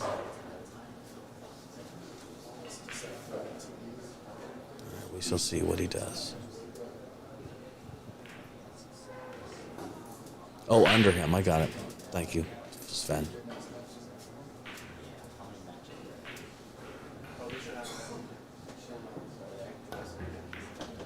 Oh my gosh. Well, that 3 is no longer a problem, and neither is the 6. Exactly. That shot was neato. That was phenomenal. That Let's was a go neato and- shot right there, man. Let's take a replay Travis, look at what's that. up, man? Yeah, thank you. Thank you. I appreciate it. I did get my first win. Thank you, Travis. Appreciate Look the at that support. replay. Oh, that was a great shot, man. Everything that could have happened went well for him there. So many cool things happened. Ox Billiards. That's what I'm going to say every time we get that logo on there. And I'm going to say it in my cool voice. Ox Billiards. Sunday. All right, drawing this back. This is a big shot right here. Oh, listen. See, that was strong, pure. dude. That was strong. Absolutely pure draw. Yep. Now that is a 780 Fargo player that you just saw do that, and that's why it looked like that. Matchroom chat, you're very quiet. Are you still there? Hello? All 928 of you. Hello? That's amazing.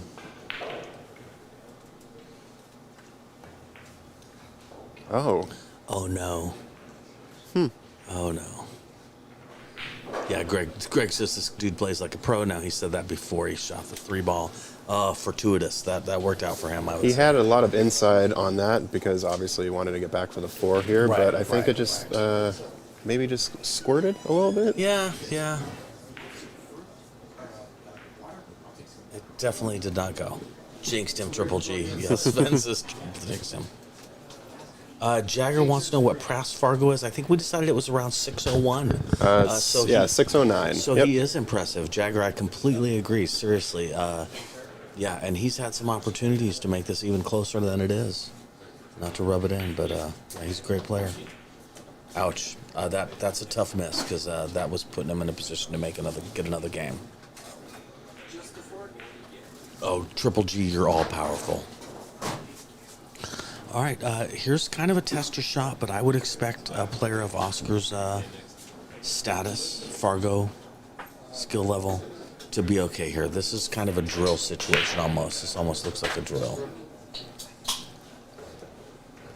Give you a quick update on these other tables. Looks like Definitely. Rick Glenn is up over Todd Hargrove 6-3.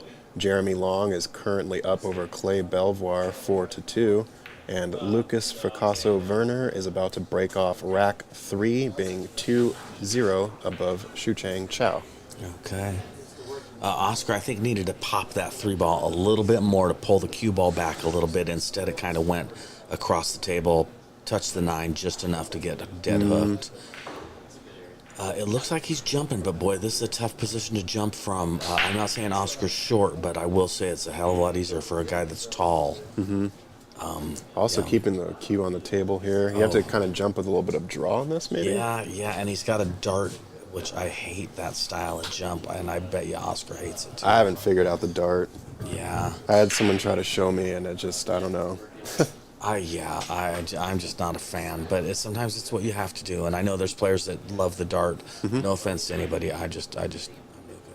Yeah, personal So, preference. Yeah, so Oscar's definitely trying to avoid doing it dart style. I personally, and I know some guys have a bridge that you can jump off of. Apparently Oscar doesn't, or doesn't want to use it right now. Yeah, a tall bridge. Some of them are set up really nicely for using to jump. And I'm not saying I would do that now either. It's dangerous.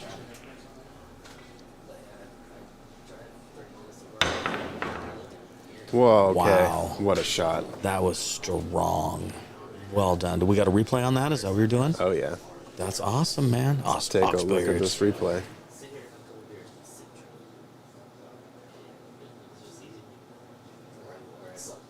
Wow. For such an awkward position, that was amazing. That's a hell of a shot. All right, now he's got some decisions to do. I think Yeah. he kicks up. Yep. Yeah. Yeah, kick the 7 to this sort of For a rail here safety and, kick. and bring the 7 up to the I top think short you're rail. right. I think you're right. Yeah. Yeah. Sophia Tran says jump bridges are sweet and no love after. No, he did not get any love after. He says Sven thinks he was trying to bump the 9. He definitely could have been Sven. He wasn't trying to do what he did do. I can tell you that much. Great. That was basically what you were talking about, Zach. Yeah, just needed to get that ball kick some safe. separation. Yeah. Listen, I don't want to shoot the shot. I think the cue ball may have overran where he was wanting it to go, but, Yeah. at least make Proth work for it here. Definitely. Would you cut this or bank this? I think I would be. My cuts recently have been pretty solid, and I'm like finding that line. That's a good- So I think yeah. I think I would prefer the cut only because it's on the other half of that It's a great 50-yard answer, line. too, as far as what you're feeling confident about with right now, because it's a cut or a bank, I believe. So, Yeah. going with what seems to be working out lately is a good strategy, Zach. I like that. I'm not sure he needed to put top left on that cue. I think if he just would have hit it straight middle, it would have been okay. But he actually got a pretty fortunate leave here. He sure did, didn't he?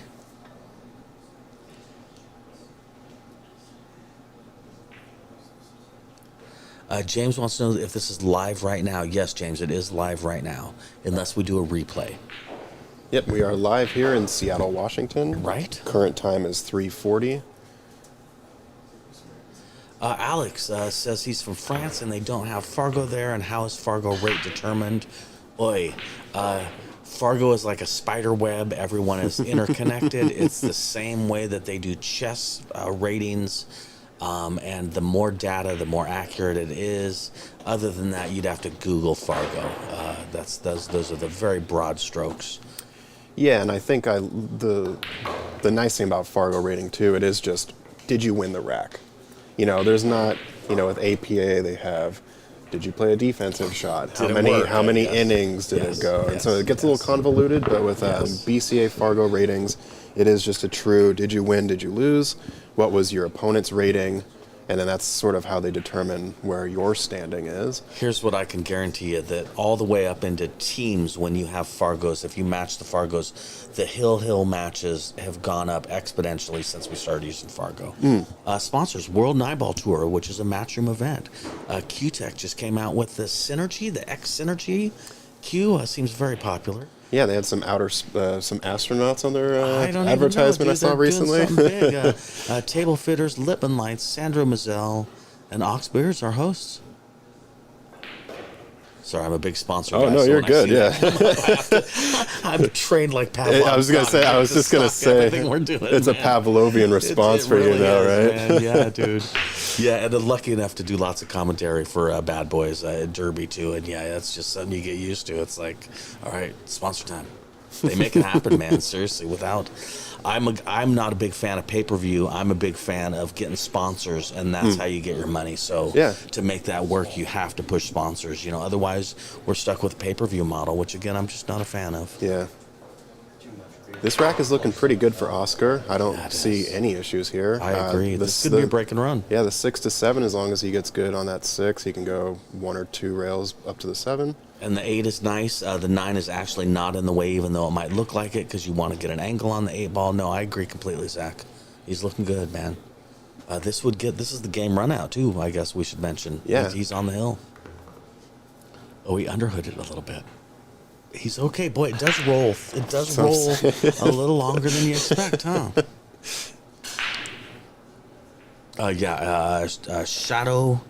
Shadow Nels? I don't know. He says, wow, great break. Oscar Dominguez table looks great. Yeah, I completely agree. James says Dominguez is no joke. That is for real. Yeah, he should be out from here. Yeah, everybody's pretty confident. Oscar's got fans is what I really just said, I guess. I like this unless he comes up straight, which, yikes. Yeah, he's a little under the 7, I believe, but you're right. He's ending up, oh man, I may have spoke too soon. He may be a tiny bit underneath the 7. Yeah, we'll see how this works out. I think he'll be able to get over it, but he's going to put a little work into it. Yeah. Yeah, it's a good spin. Oh, and he trusted the table, man. Yep. That's what that shot was right there. That was a guy who's trusting the rails and the cloth on this table, knowing it's going to get it the speed that he needs. Yeah, that was a great shot, man. I think, yeah.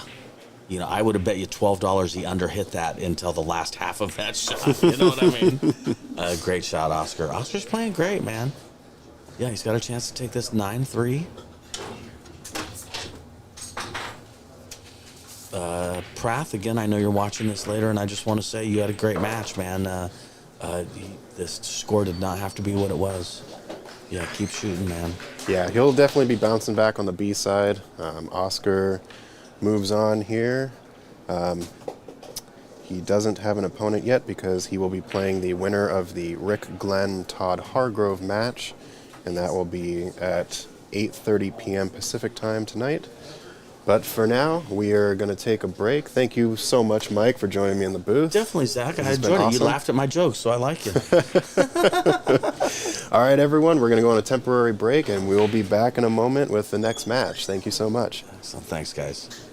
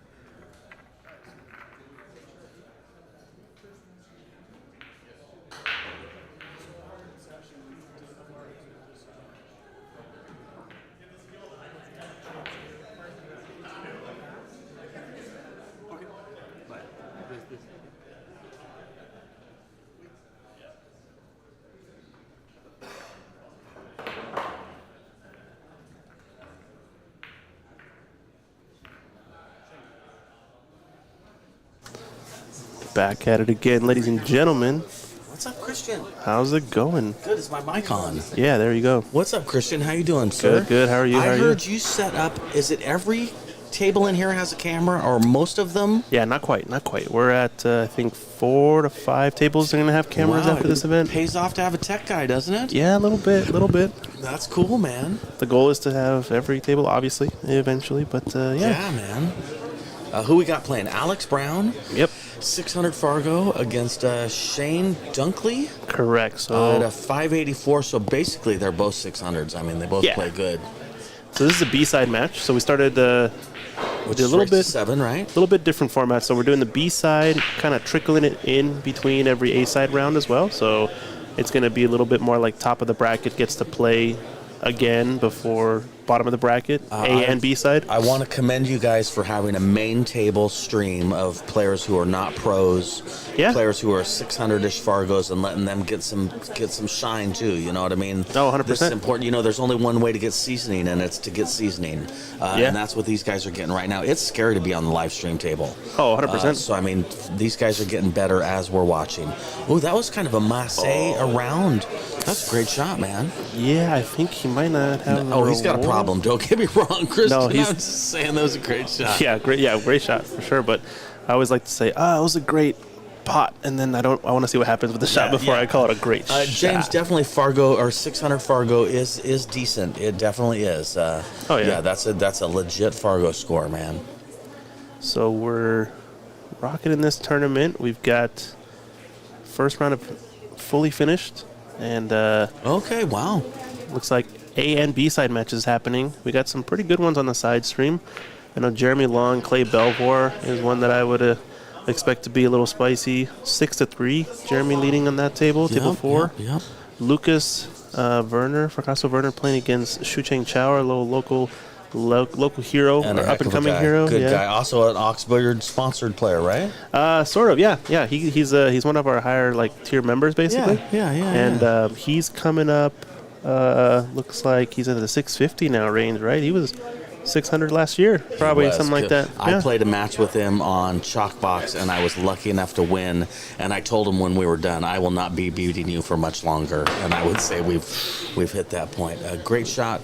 Ogden he would prefer watching 700 Fargo players. I just want to say again, later on in the tournament, that's who will be left. Yep. And that's part of why it's so nice to give these other guys a chance right now, because no offense to them, they probably won't be in the tournament later. So this is their chance to have a moment in the sun. Definitely, yeah. But and I appreciate your opinion, sir. There's a lot of other matches happening on our second stream Which over is on wonderful YouTube. that you guys do that, yeah. Yeah, so we've got tables 2, 4, and 5. So like I said, Jeremy Long is over there playing Clay Belvoir, a 720 and a 784. And then we've got Lucas Werner, who's a 747, playing a 650. So big Fargo jump there, but I'm sure he's up for the challenge. So go check out those if you're looking to see some of the big dogs. If you go to YouTube, one is labeled main channel, one is labeled second channel. So Correct. yeah, you go to the second channel, and you got other options. Drop us a like while you're over there too. Right? Oh, that was a good shot. Yeah, really good. It's gonna have to deal with some work here though. It's not a. Oh, the 789 look like a nightmare, don't they? Yeah, not clean. When I'm playing in a situation like this, I want to get to the 7 first so I can play a safety. Yeah, be the one with the initiative. Otherwise, the other guy's going to play a safety on me because I know he's not trying to run these out. Yeah, the way that... Oh, he's shooting the wrong ball, I think. What's happening here? Uh-oh. It's not for your opponent to tell you which ball you're shooting. Or the streamers. Yeah, I think he might realize just now after it hits the 6, maybe? I don't know. We'll wait and see how this develops. I've done this before and found that sometimes the opponent doesn't notice and just keeps shooting. Yeah, but I think he does notice. He does notice. That looks like a guy that knows he has ball in hand. Do you think he did that on purpose? Do you think? I don't know. No. Listen, here's the truth. I don't know what I just saw, Christian. No, I think he just made a mistake, honestly. Okay. If I had to guess, it seemed just like an honest mistake. Yeah. Hey, either way, ball in hand for Alex Brown. Yeah, so what do we got here? Is this 8-9 combination dead or not? I do not believe so, although it might throw in. Yeah, you think it's kind of pointed to the right jaw of the pocket, exactly. right, the right point? Yeah. And they look like they're close together, So right? if you hit the 8-ball from the right-hand side with some English, it'll throw in. Yeah, I believe it's throwable. Okay. But he did not. It's coming up a little bit He's got a cut. steep on this, yeah. Gonna slice it down the rail. That was a very well hit. He is on the wrong side of the 8-ball for throwing this in, I think, though. Yeah. It's hard to tell. These It is these hard to angles, tell, isn't it? they always deceive me. Yeah. I don't think it goes coming from this side. We'll see what happens. Okay, he's going rail first, I believe. He is not going rail first. Oh, wow. Hey, Christian, it goes. It goes. Thanks for that update. Nice shot. I'm here for you, man. Yeah, all good, all good. Alex, first blood. Well done. Race to 7. That was a good out. Oh, that was a previous replay, sorry. I guess we can watch it, though, from Oscar earlier. Ox Billiards. Alrighty, so 1-0 off to a quick one. I think Alex is the favorite. I know recently he was doing one of these multi-day longer live streams with a friend. They were Race to streaming 100, on, I believe. 3 days. 3 days Yeah. long. Race to 100. Yes, exactly. I think they were streaming on Evo Sports. I believe you're like right. in the portable one, right? So Yes, sir. Yes, sir. yeah, it seemed like a pretty cool matchup. I like seeing some of the amateurs trying to get warmed up for the event, putting on a big race. Obviously, it's an endurance battle. That kind of race to 100. It's Yeah. a different kind of game. The right? different live stream models that are coming out are allowing for some really interesting things to happen. Evo Sports is one of them that's doing amazing. Yeah. And yeah, these guys were able to come up with a neat little format they wanted to. I do a thing in Oregon, PNW pool thing. And yeah, there's been some cool streaming matches on there. Yeah, so it's cool to see a lot of pockets of live streaming popping up everywhere. It really is. Obviously, It's good we're for the one game, we're man. one of them, so Yeah. it's good. Yeah. It's good for the game, and I find that they're all supporting each other, which is really nice. Yeah, for it's sure. a nice thing about this community, I believe. We all stick together. So what do we got here? This 2-ball looks like it should go in the side pocket. These are 4.5-inch corners. I don't exactly know. Does that mean the sides are also 4.5? They're usually a little bit bigger, right? The Yeah, sides? they'd normally be a little bit bigger. Yeah, I Okay. believe the 2 goes. The 1, I think, is his biggest problem. And speaking of the tables are playing great, Christian. I love Yeah. these Rassans. And this Andy cloth, I have to say, they complement the tables. Yeah. I like They I like play the really good, The man. gray as well looks pretty nice I in the do room. like the gray. They change the color every few years, and I got to say, the color gets a little better every few years when they do change it. Gray makes sense. You can really see the balls. Yeah. Matches the aesthetic too down here. It's kind of cool. We got an industrial vibe going on. If you've never been to Ox Billiards, come check us out. Oh, it's the fanciest pool hall I've ever been to. Downtown man. Seattle. It really is. Your It's a fun location is spot. amazing. Yeah, I love this place. Maybe we ought to put the look at that shot. Rifles it. And With shape on he's it, got too. shape. Yeah. Maybe you ought to put what? I want to know what you're saying. Putting what? Maybe we ought to put, and then you stop. Yeah, we got to play the replay. Sorry. Oh, Ox Billiards. Oh, that's your doorbell, isn't it? Yep. That's cool. I'm just trying to keep up. Boom. Oh, Margaret Goodman, that's so sweet. Thank you. She says she likes my commentating. I appreciate it. I had no idea I could do it until Rick Jones asked me to do it. Apparently, I talk okay. So Oh, he went 2 in the corner. That was a brave shot right there, man. I think that's the right shot though. If you look at it, because when you're that kind of straight in onto the side pocket, it reminds me of that shot Gorst hit in the Moscone Cup last year. Everyone and their mother thought he was going in the side pocket. Yeah. And he zings it in the corner, and everybody goes, "Oh, okay, wild, Yep. good stuff." Well, you can't argue with Frederick Gorst, man. Yeah, true that. Nice guy, plays great. Maybe next time we'll get him to come up here. Oh, that would be great. That'd be cool. He helped us out in the Lippman Light Challenge Oh, nice. back in the day. Yeah, good guy. All right, yeah, he's got. That's right.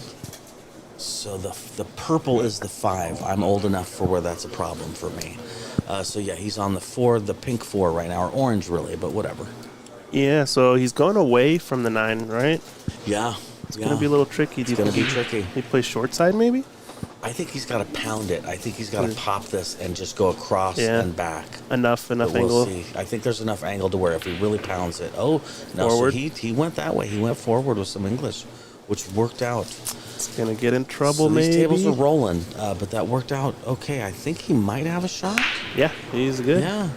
It went farther than he wanted, but it went far enough to where he got past the 8, I believe. This cut is tough, but it's also part of playing pool. You know what I mean? If this shot screws you up, you probably need to practice a little bit. So, yeah, I would expect to see him make that as he did. Well done. All right, so yeah, he's got an opportunity to make this 6, get back over on the 7. Again, I called the punch shot wrong last time. I think this one he has to punch it. Yeah, I don't know We'll if see there's what he does. topspin 2 rails might slide on him a little too much. Yeah, and it gets rattly when you do that too. Your Yep. accuracy, I guess is what I'm really saying. Your accuracy changes when you hit it like that. Okay. Yeah, I think he did go for it a little bit quick on the draw on the backswing, and I think, Yeah, that's unfortunate. Maybe- He got the good roll though. He hooked him. yeah. I think we're going to see a jump shot, Christian. Yeah, you think so? I do. We'll see. He could kick It's a- into it, but It's a little far is the only concern I have because he might fly this off the table. But maybe also Shane's not too comfortable with the jump cue. yeah, I'm not he's sure. definitely kicking it. Oh, ouch.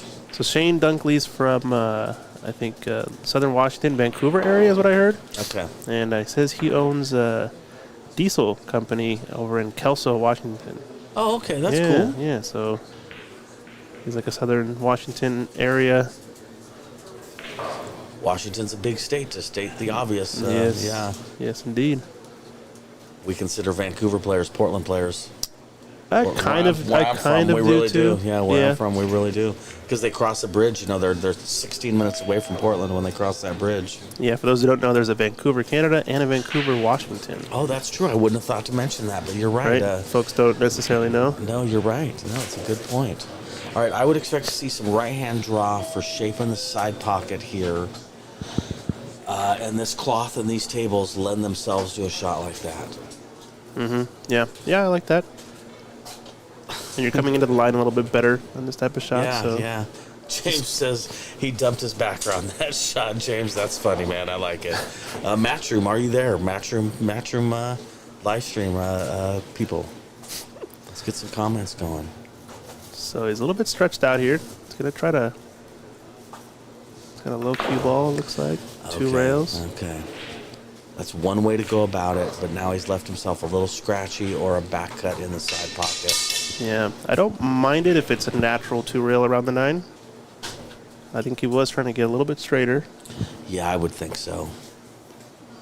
And he may have actually been trying to draw that straight back and just hit it incorrectly, too. It's hard to know. Only he would be able to answer that. Yeah, this shouldn't He's scratch. sitting okay, right? He's sitting okay. I don't think so, yeah. Yeah.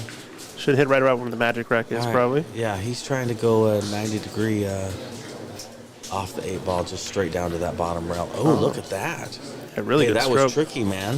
Mm-hmm. Well done. Yeah, he's stroking him well, at least. Can take a look and see what Alex's Brown's first round matchup was. Nice This- shot, Alex. This is a B-side match. Did he play one of the champions? He might have, who knows? We'll take a look, but in the meantime, Dun, dun, dun. give you a splash for our sponsors. Thank you so much, Q-Tech, main sponsor hosting this World Nineball Tour spot and Matchroom, for bringing the tour here. Table fitters, Zach out of Idaho, fitting our tables here, doing a great job. Andy Billiard Cloth, sponsoring the club and the tables here for this event. Sandro Menzel, taking all the photography here in the Northwest. You should check him out. He's got a lot of BCA events he does all over Facebook. Great pictures. Lippman Lights, best lights out there for your individual pool table and pool room. Looking good. Yeah, that was great. Yeah, we're lucky to have Littman Lights as a Pacific Northwest company. Yeah, shout out to Mike Lippman. Alex break from the break box. One almost in the side, but not quite. All right. That one ball is ugly. 2, 4, 6, 7, 8, 9. So nothing went on the break, and nobody's got a shot at the one ball. So yeah, Shane has his work cut out for him here.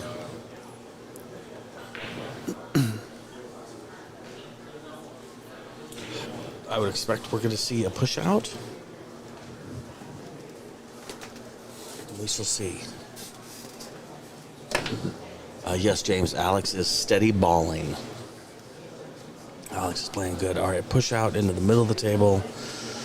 The one ball looks frozen on the rail, which makes any kind of a safety a little difficult when you're sitting like this. So I'd be interested to see what Alex is going to do. Will he take this or just give it back? I don't see any great safeties to play. So looks like Alex played Woody Neelson in the first round, a 653 Fargo. Okay. And lost that 9-4 to get to this stage. And then Shane Dunkley got up against one of the giants, one of the young giants, you might call him. Sam Henderson is in this tournament, up and comer. Okay. 720 Fargo, and he went down 9-3 in that one. So definitely imagine this match to be pretty even keeled. Both these guys are looking for retribution too. Yeah, you know definitely. what I mean? The scores were not what they wanted them to be. All right, Alex. I'm sorry, that might be Shane. That was Shane. Excuse me. So Alex managed to play a decent safety, and now he's back at the table. That 2 ball's ugly, huh? A little bit, yeah. I think maybe come in underneath the 2 ball to hit it. Maybe use some top right on this 1 ball in the side. I like that. Can also go 2 rails and just play for the open area, top left corner of the table, something like that. Yeah, he may be able to take this to the bottom left corner with a little bit of draw and leave himself the 2 in the same shot in the same pocket. Okay, now I do not think he had the English caught on that like he wanted it to. Yeah, not quite. And this is gonna get nasty. Uh-oh. I think he's hooked by just the 8 ball. So yeah, he's got a tough shot here. He's tree-topped for going 1 rail first. Almost tree-topped. He may be able to get a cue on it. We'll see how he ends up.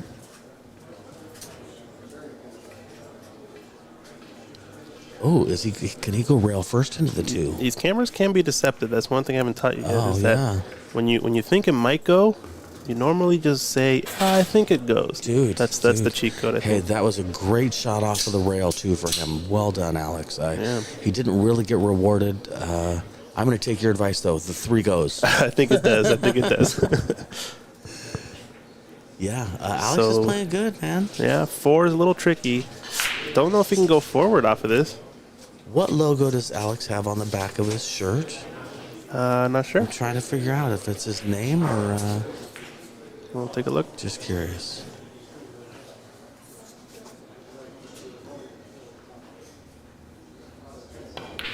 Oh, great shot. It just didn't quite go. He moved his body a little bit, I believe, on that, and I think it kind of got him. It's his name on there in the Ultimate Team Gear. Ultimate Team Gear, that's right. Anyway, I'm always interested in people's jerseys. I love the dress code for this event. I'm a fan. Yeah, we're kind of emphasizing the player jerseys.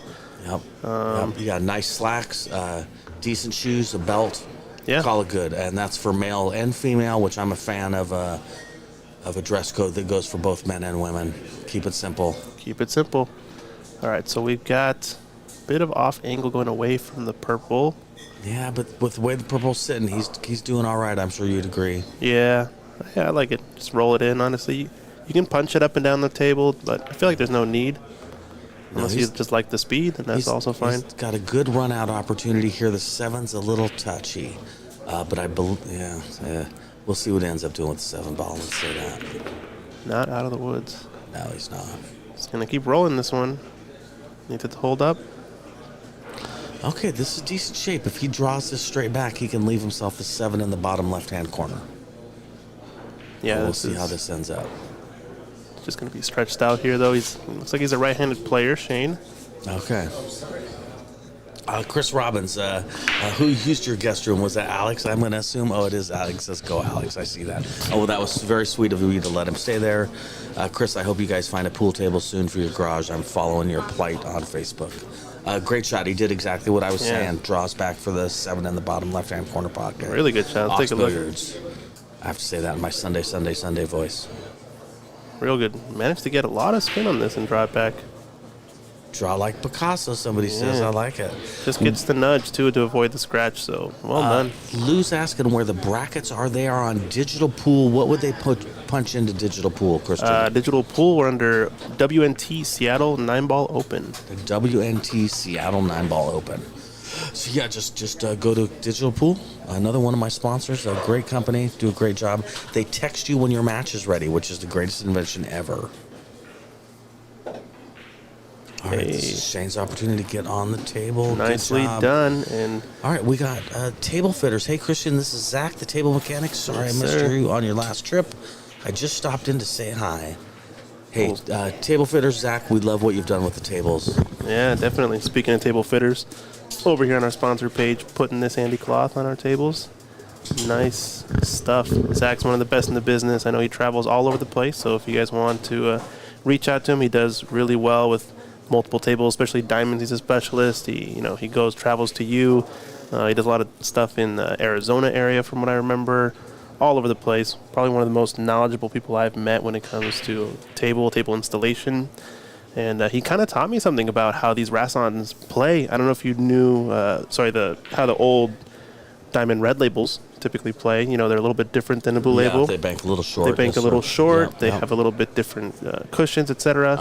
Actually, very Different similar angle, to yeah. how Rasson tables play. Oh, really? And so what I learned, what Zach was telling me, was that the cushion, which is a triangle on the profile, Yes, is sir. actually Yes, sir. angled differently. It still hits the ball at the same height, but when you're looking at the side profile on a diamond blue label, the top of the triangle is almost flat, Okay. almost flush to the top of the ball. I know exactly what you're talking about. And so when you actually look at a red label or a Rasson, where the cushion is seated is actually higher. Therefore, the angle is pointed down for the triangle. Interesting. Okay. Still hits the ball at the same height. But what Okay. it does is it kind of creates a bit of a sandwiching effect when the ball gets to the rail. And so what that'll do is do things like have it play shorter, Right. have it feel like it's bouncier because there's a little bit more energy retained in the bounce, Yes, etc. now you call it slingshot. I've heard of it called as Slingshot. slingshot. Excuse me. You Yep. called it sandwich. I've heard it called Sandwich. slingshot. But Yeah. yeah, same answer. It's a similar That's effect interesting. as on a snooker table. Right. If you leave a chalk mark on the cushion, that ball actually gets sandwiched under the cushion and catches the chalk, and that extra friction saves some speed in the ball and makes it rebound, like you said, like a slingshot. It comes off way Interesting. faster. Okay. And the pros like to make a big fuss about it when they see it happen. because, Okay. Here's what I position. like about the Rassons. When you do a 3-rail bank, it doesn't straighten out on the 3rd rail. I see. It keeps the angle of what it goes into, which I really like. No offense to diamonds, but diamonds, it really straightens out at some point. Yeah, it makes sense. All right, Alex up. He's either got a bank on the 2-ball or probably 2 on the side he's taken, I would imagine. The bank would get in better shape on the 3, but I expect him to see it cut it on the side and just kind of figure out what happens with the 3 when he gets there. Yeah, Lou, no problem, man. I appreciate you asking. It gives us a chance to say it. Link to the bracket and the caption of this stream. I like it. Okay, so like I said, he cut the 2 in. He kind of sacrificed shape on the 3 a little bit, but that's all right. I bet the 3 goes in the side. You think, Christian? I think so, yeah. It's gonna be a natural position, so you're kind of just taking on a tougher shot. Right. But your position's gonna be pretty automatic. It's always these little trade-offs we're constantly doing in our heads, trying to figure out if we want to take the harder shot here, the harder shot there. Yep. Make this one easier, make that one harder, etc. All right, so he missed, but he left Shane nothing easy. Shane's got basically a 3-4 combo or a safety. Yeah, I like it. What about the 3 cushion safety? Follow the 3 after it and Yeah. send the 3 rails around the table. Yeah. No, that's an option. Might not be Yep. there exactly. You kind of have to hit sort of where the magic rack as long is. as we're talking about, what about the carom off the 3 into the 9 on the Oh, corner? yeah. As long as we're talking. Hey, that's a great shot. That worked out just fine for Good, him. yeah, good result. Yep.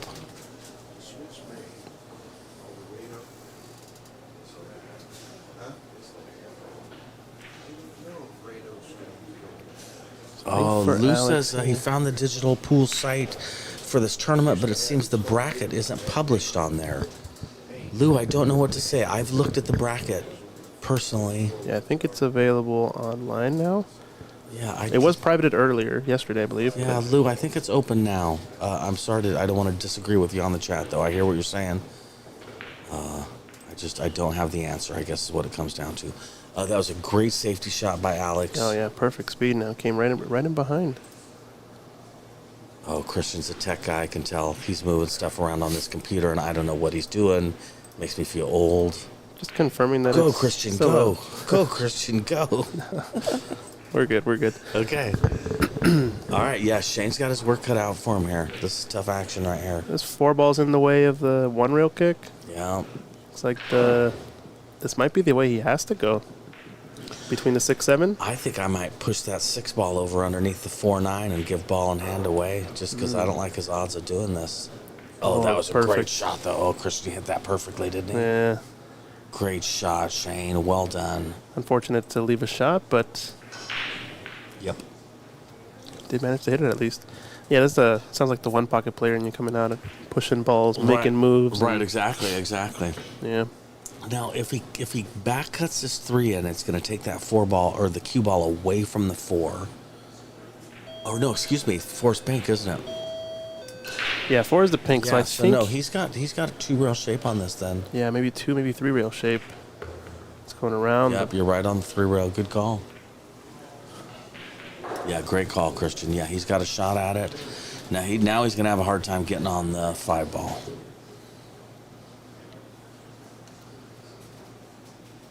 So you play a lot of these players in the past, right? And these some of these upper level pros. You've been to Derby a lot, Sure. right? Yeah. So how does it compare having sort of all the Seattle folks that maybe you're used to playing week in and week out on your league matches or whatever? Seeing some of them clash against some of the world's best, you could say.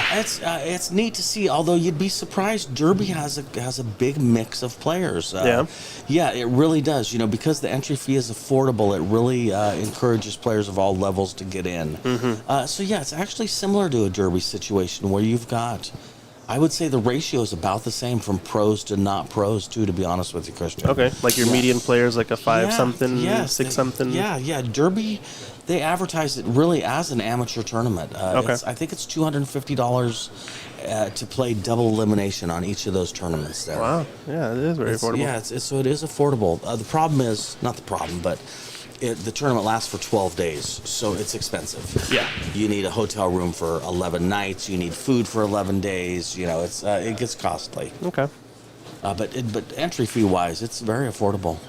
Nice, and I think that's also a ranking event, right, in the World 9-Ball Tour now, at least the 9-ball portion? I believe that it is. I think that's why they lengthened the race at Derby to 9, is so that it could be it could be considered that. Because before that, I think it was raced to 7 when they played 9-ball. Uh-oh, he's in trouble here. Yeah, he is. He may have to jump this. Yikes. Yeah, and I couldn't recommend Derby anymore. Derby's a blast. Yeah. Derby's fun, especially if you like banks in one pocket. It is a fun event. Seems to be like that's the community that thrives mostly often in that tournament. Yes, it is. Obviously, It that's kind of like the definitely is. pinnacle. Yes, it really is. You got a couple more, I guess. Texas Open is a big one for one Yes, pocket and some other stuff. Yes. Look at that jump shot. Oh, that was a great shot. Yeah, Skinny Bob's is doing good things. Yeah. I'd say the tournament options, this is a good example. The tournament options in America are not what they used to be. There's so many more options of tournaments you can play in where you get to rub shoulders with pros. They're affordable to get into. I consider this tournament today an affordable tournament. Yeah, it's been a blast. Yeah, definitely. I guess Seattle may not be the affordable area, but that's a different story. Meanwhile, Alex Brown, Nice, 3-1 Alex. up in the race to 7. Let's take a look at that jump shot again to get out in this rack. Right. Nice little pop shot. You can really tell when the pro knows the jump shot. Yep. They have that stroke just timed right. It's just kind of like speed was great too, right? Oxbirds. Yeah, the speed was right too. Triple G, I'm not sure if I'm going this year or not. We should talk though. Is Dr. Dave in this one? Somebody wants to know. Dr. Dave was just here recently. Is that correct? I don't think so. I'm not sure. Okay. He could be, but I don't think he was here at Ox. Okay. We did have Johan Roysink and Tyler Styer. They were doing a clinic the past few days here at Ox. Johan, of course, the Mosconi Cup captain of both Europe and America. Yeah, Mosconi Cup Hall of Famer, you can almost say, right? Right. Not single-handedly, but, coached his way to champion on both sides. Back-to-back U.S. champion, right? kind of single-handedly. Almost, Christian, yeah. Listen, I mean, no offense. No, to I anybody, mean, but Jeremy Jones was there. There's no some offense the to players anybody, still have to but play. So, yeah, but I'm saying but he did have a big influence, and the proof is in the pudding. Can we say that? I mean, Yeah. you know, and he's still a big coach for a lot of the pros. I know Billy Thorpe is coaching with him, and yeah. Well, he's here with Tyler now, right? yep, he's here Yeah. with Tyler. Fedor is one of Fedor's main coach. Yeah. No, that's cool. Yeah, it's a good presence to be in.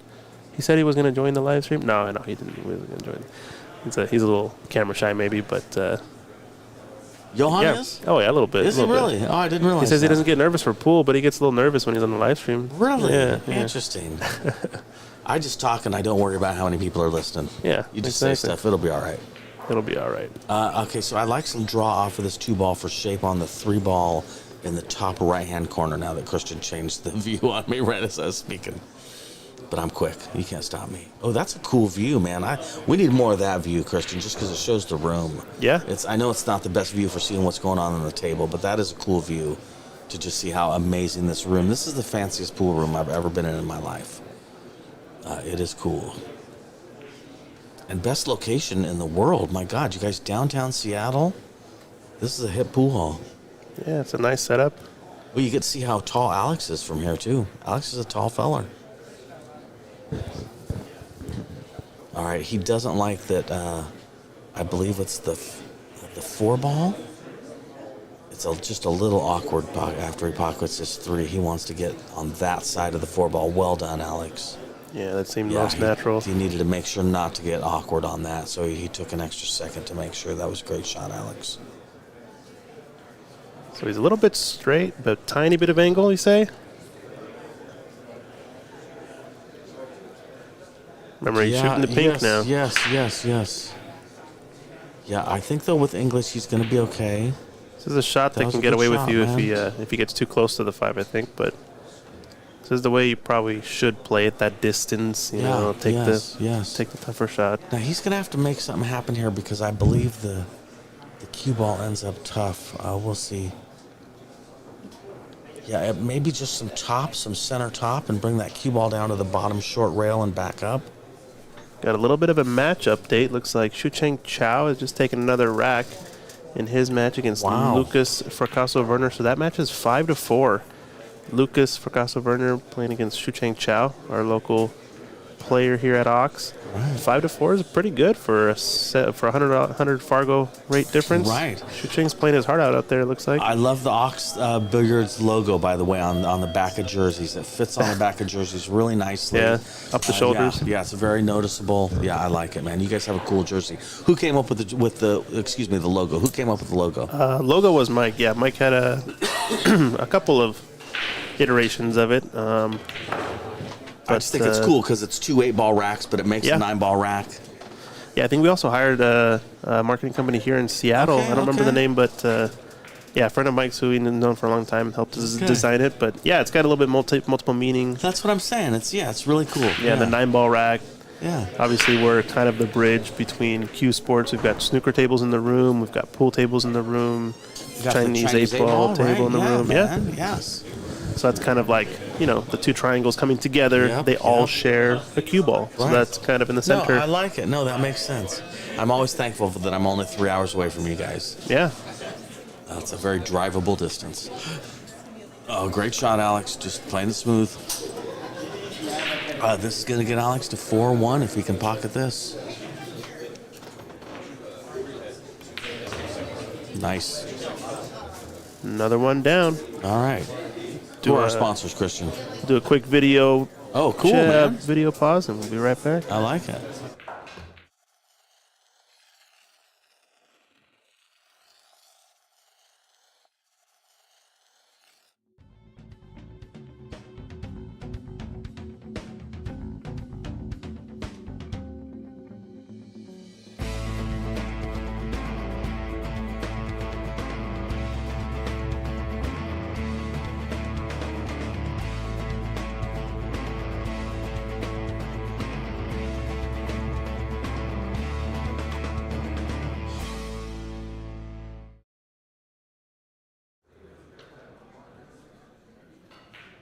You just mentioned two guys that signed up immediately. I want to say, I didn't realize how fast this tournament would fill up. I was amazed. You guys filled this up so quickly. Yeah, and it makes a difference. It's a lot easier, obviously, as a tournament director when you have the full player list, weeks before it actually is going. You got a wait list of players. Yes. You can fill it up. You don't have any buys in the tournament. Bracket runs more smoothly. Yeah. Shout out to Secret Wong and Ed Slade, our two co-hosts for tournament direction. Yes. Ed does a bunch of tournaments in the area. He's current Team Washington captain. Yes, he is, and he's done a great job of that. Yeah, Yes. and then Secret Wong, she has a bunch of tournaments. She runs amateur tournaments here at Ox, all over the place. You can check her stuff out at #StickGameStrong over on Facebook. Definitely. Hey, what's up, Scott? The Flying Dutchman. I like it, man. I like it. I'll take it. All right, no shot on the one ball. 4, 5, 6, 7, 8. Yeah, is he going to push? What's his plan here? Yeah, pushing out into the 4. It's going to leave a bank shot or a safety. Yeah, I think so. Yeah, I would expect to see Shane bank this one ball to the middle of the bottom short rail and send the cue ball to the right up table. But we'll see what he decides to do. Bad luck break. Yeah, one ball behind the 9 ball. Yep. Yes, James. Alex does look like he can't be denied this set. He's playing great. We got Dan Louie in the house. I see Dan Louie. Always nice to see him. Yeah, World champion. Another Picture in legend. books. He is a true legend. Yeah, we're lucky to have him in our midst. Yeah. All right, that's tough action. Do you cut the 3? Do you play a safety? I think he's got to play safe. Yeah, I think you're right. Bunt this to the bottom rail. Oh, he's riding the 9. Uh-oh. He couldn't have been riding the 9, right? That's crazy talk. You never know. Got to get in the mind of the player When at that I was point. a kid and I was gambling a lot, I used to really like to do something like that, just out of the blue, just to scare my opponent. That guy might do anything. Yeah.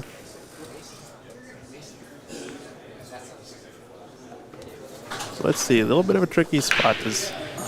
Alex obviously bunted the 5 ball up to the right corner just to make it a little more difficult this rack, but Yes. 7, 8. Yeah, none of this looks good, I gotta say. That 3 ball is far away. These are 9-foot tables. This is a difficult shot, man. It's gonna have to come across the. I don't think he can hold on the right side of the 6 either. He's playing the cross bank. That was smarter than trying to play a hero shot, honestly. Oh, Yeah. look at this. Oh, I thought he was gonna have a hook. No, but I mean, he left it super difficult for Shane. Yeah, you could say he's got second prize. Yes, I would totally agree with that. Yeah, and at 4-1, it's worth remembering that this is not a race to 9. This is a race to 7, and that's going to have an effect. Shane's got to get going and get coming back, or he's going to have an issue. So Lucas Werner at the table, 5-5 against Shu Chang in a race to 9. Wow. On the second stream over on table 5. He's shooting the 9 ball right now too, or is that Shu Chang at the 9? Yeah, Shu Chang shooting the 9, so 6-5. Lucas is down by 1. Wow. We might have to pan over to that match in a little bit. This makes me sound old. I can't help it. How old is Lucas? He looks young. Not sure. That's a good question. We can find out. Is there an age limit for being inside Ox? Or is it all ages? It is all ages here at Okay, Ox. Okay. So he could be 16 or something. All right, back on the main table while he checks that out. We got Alex making the 3 to leave himself shape on the 4-8-7 combination. We've also got Sam Henderson, who's, I believe, still pretty young. Okay. I think him and his mom are around. He's playing in this tournament. 720 Fargo. Oh my gosh. Shouldn't hold you back. Oh my Age is gosh. nothing but a number. Dude, that's so true with pool. It's crazy. Yeah. I played Savannah Easton in a tournament about 6 months ago. That's and right. She made me cry. I had to go to the bathroom. I called my mom from the payphone. Oh my God, she crushed me. Was it a 3rd, 4th place match, something like that? Yeah. Yeah. It was, I think, 3rd place. Pretty yeah, deep in the tournament, I still right? won 10 grand, so it was okay. I didn't actually cry, I'm going to be honest with you. But she crushed me. She did not just beat me. She crushed me. Her defensive prowess was amazing. Anyway, this 14-year-old girl. Age is nothing but a number when it comes to this game, man. Savannah Easton, definitely an up-and-coming player. She's the real deal, man. She really is. Someone and says a nice young lady. Lucas is 23, I think. Nice. Okay. Well, then, Greg, I am old because he ain't that young. We're going to have to switch over to that match in a little bit, though, because it's starting to get close. As Alex Brown gets... Good shot. That was that did not have to go, but it did. Yeah, Nice, really Alex. nice shape now on the 6 ball. If Alex can get to 5, that's a big deal because, 6 is on the hill. He definitely doesn't want to bobble these last couple balls. You want to follow and get the out. The shoe chain match, are they going to 7 or 9? Going to 9. It's an Going to A-side 9. match. That's an A-side. Okay. Still plenty of runway. Just And if you're not sure what we're talking about, that's if you go to YouTube and hit the second stream. It shows 4 tables. This is the main stream we're commentating on. Yeah, check out Ox Billiards. We're talking about Ox Billiards YouTube channel's second stream. And it would be the bottom right-hand corner match. Anyway. All right, some left-hand English to keep this straight. Oh, no, excuse me. Right-hand English coming around and back at it. That worked out just fine. Notice a lot of the pros like to play the shot this way. He's just gone a bit too far. Ouch. Bill Crush used to tell me, get close to your work, and that's what he was trying to do, was get close to his work, especially on the 9-foot. He just got too close. These tables are rolling, man. They are rolling. Just part of being here. Yep. I think he's got to play it safe, Christian. And don't don't ask me know. what that is, Yeah. but I'm just saying he can't, I honestly think he's got to kick at this 9 into the lower left corner pocket here. Do you really? And then if he catches it thin, which is the tendency, I would say, is going to separate the balls at least, send the cue ball up table. Just don't scratch in the right middle. I would like to see him hit this cue ball right where his hand is with some left-hand English. Leave the cue ball on the bottom short rail. He's not doing anything I say. And get the cue ball safe on the other side. But he is definitely going for your shot. I think so. Oh, right? maybe he's playing a simple safe, though, Christian. Oh, just rolling Just up. a tap. No, he went for it, and he knocks Oh, my gosh. it in. Can you replay that? Because I want to see it again. What a That shot was amazing. from Alex Brown. Alex, again, go to your phone, screen capture that Look at shot, that. put it on your Facebook so everybody knows it's real. That was amazing, Alex. Wow, what a shot. Well done. Alex Brown, and that gets him up to 5. Up to 5. Well done. Race to 7. That was a big game right there, man. And that's the reason why we don't Well only stream the done. pros. Right? Yes, sir. Right. Yeah, no, yeah, seriously. Yeah. No, these guys deserve their moment in the sun, man. They really do. And again, later on in the tournament, it will be the pros exclusively because that's how the world works. Yeah, of so course. It's important at the beginning, day 1 of a tournament like this, to let everybody get a chance at it. What a shot. Oh, I think I will try that myself at home. Exactly. EMS News. Yes. Alex steadily balling, James says. I agree with that, man. That's what's up. Triple G, that kid is a monster. I agree. He plays strong, apparently. I'm not surprised. Christian, who are our refs in this? We should give them some love. Yeah, we got 2 referees here. Shout out to our 2 area refs. Sam Rabito. He's walking around there in the background. You might see him. He's manning 4 of the tables in the room, and it looks like Lance Bromlin is on the other 4 tables. As you know, I think there's tons of different rules out there and different rule sets and how you do this and how you do that. And usually referees, you kind of want them to be there mainly as a deterrent, usually. I mean, most of the time, the players can sort of ref themselves and things work out. But for that one moment in the tournament that always happens some point, you want to have some third party there just to mitigate any sort of issues and I completely keep agree. it clean. Yeah. It's nice to have somebody to call to come over and watch a shot, too. I know for myself, I'm a person that, especially if it's me shooting, honestly, I've been known to many times call the ref on myself, and I don't want to have to watch my own shot. Right. Get a professional over there. Yeah. And Sam's been a ref for the Northwest Cup for many years, a great ref. Mm-hmm. I'm not familiar with the other one, but... Yeah, Lance sure is they're out both of great. Canada. Oh, okay, so that's why. I think he is one of the CSI refs, one of the upper guys, so does a lot of stuff for them CSI there. has great refs. And Great shot, Shane. Well done. it's going to go too far on him, I think. Yes, darn it. I hate to say Shane can't catch a break, Christian, but Shane's having a hard time catching a break. Yeah. That was a good shot. He just overhit it. He also, part of the score is that he hasn't had a chance to shoot as much. Right? But look at this. Hey, look at that. This might drop, though. He's walking away from the table, and it's dropped on him. That reminds me of bowling and my dad telling me, never take your eyes off the pins, man. Yeah. Gotta wait and see till the end. Still on this 3, I think. Yeah, he doesn't have much, huh? Like I said, the cameras are deceiving, and I think he's on it. Oh, yeah, you might have been right. It just didn't go.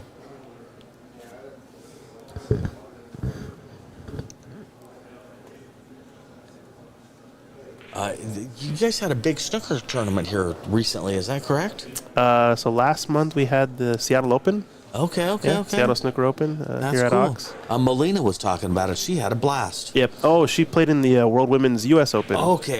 Yeah, so She had a blast, man. Yeah. She really liked that. World Women's event. You can check that out on YouTube. It's That's great, man. Mink, Anyi, famous women's snooker players. No centuries this year, I don't think, but definitely a lot of matches. I'd like to play. I wish I knew more about keeping score. Oh, that's an interesting shot. Alex is still making it awkward for Shane. Yeah, I got to say, I feel a little bit for Shane. He has not had any simple little 4-ball outs, and it's affecting the score. See what he can do here, though. I like to say when the rolls aren't in my favor, best thing I can do is lock him up, and lock him up he did. Yes, he did. Well What a done, shot. Shane. Yeah, you create your own opportunities, basically, by doing something like Yeah, that. Yeah, you no, slow I that in agree your with opponent. You kind of try to just turn the tides of the match in some way, whatever way you can, and it almost becomes like a game. You can think of it as this is a chance for you to practice your safety play exclusively in a way, and try to really Right. just slow down your opponent. Right. But yeah, thanks folks for watching. If you guys are enjoying the content, drop us a subscribe or a like on our YouTube channel at Ox Billiards. We got a second stream as well. We're also streaming on the Matchroom Pool page, so show them some love as well. Yeah, that also helps us with sponsors. It helps retain sponsors and get new sponsors, and that's how you avoid doing pay-per-view stuff. Yeah. Is let the sponsors know. Help us get some more camera views and fill up all the camera views Seriously. for the rest of the Yeah, tables. Yeah, seriously. It's mutually beneficial to do that. Believe it or not, it helps us all out.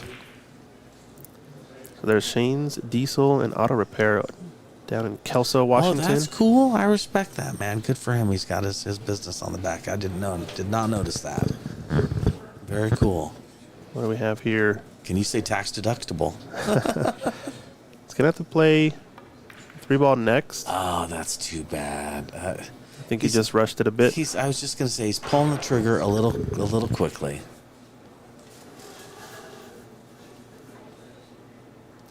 So I think if Alex Brown can get this run out here, it's not an easy one. 5 doesn't pass the 7. Oh, I agree. No, he's got to pull this back somehow and leave himself either a bank on the 5. Yeah, I don't know. Yeah, can hold for the short side position up in the left corner. Let's see. Yeah, Simon, I got to agree. Could have tried a little harder on that shot.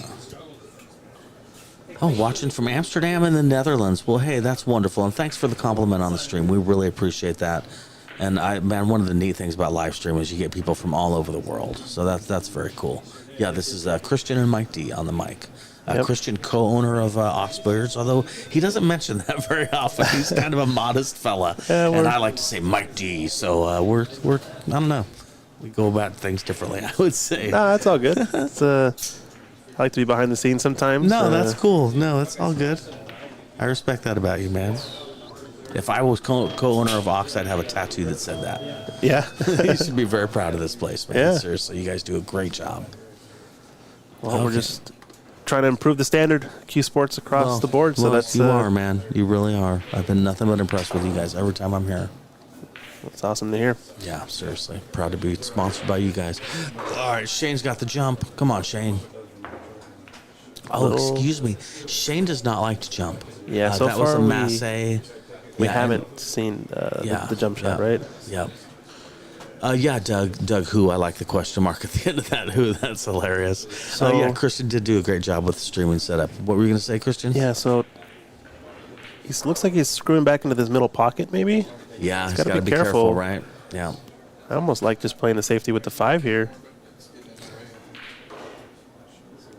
Yeah, we'll see what he ends up doing. He definitely wants to get on the hill too. He's looking to draw, I think. It's going to be close. And it Oh, was dead man, in the Christian, hole. you called it. You called it perfectly. Yeah. Dead in the hole. It's a tough shot. It's because of that extra little slide on the table. Normally, I think on a more well-worn in table, that's going to grab a little sooner. Right. You're not going to go on the tangent line as long, but it just felt like it was ripe for a scratch that shot. All right, I am rooting for Shane. I don't care what anybody says, commentator or not. Come on, Shane. Run him out, buddy. Yeah, he can get this. Somebody on the chat says, Shane's 9-ball and auto repair. I like it. Tallahassee, Florida 9-ball, hot spot of the South. All right. A little bit of screw back here. Yeah, definitely. It's going to be stretched out. So he might need an extension. I wonder if he has an extension. Yeah, okay, so he has an extension. So that's good. The extension is, boy, that's one of those things that has been needed in pool forever and just has come into being standard. That's a good stroke last here, 10 but years. Great shot, Shane. A little straight, though, huh? It's going to get it a little too far. I think he's okay. Yeah, I think he's okay. Now, the only problem is this: you can end up rattling the 8-ball because you punch it so much because you're trying to get shape on the 9. So I hope that he's able to pocket the 8-ball and still put a full stroke on this. One thing that makes me a little nervous is the Magic Rack is on the table, and it's kind of sticking out a little bit. Yeah, that's not my favorite, huh? And that's a foul if it touches it. Now, I don't know if matchroom-wise it's a foul, but... I do believe it is. Okay, yeah. Good job, Shane. Knocks it down. Well done. 2-5. Christian, I'll be back in a second. I'm going to go with Shane. A big high five. Good job, Shane. Oh, I love that view.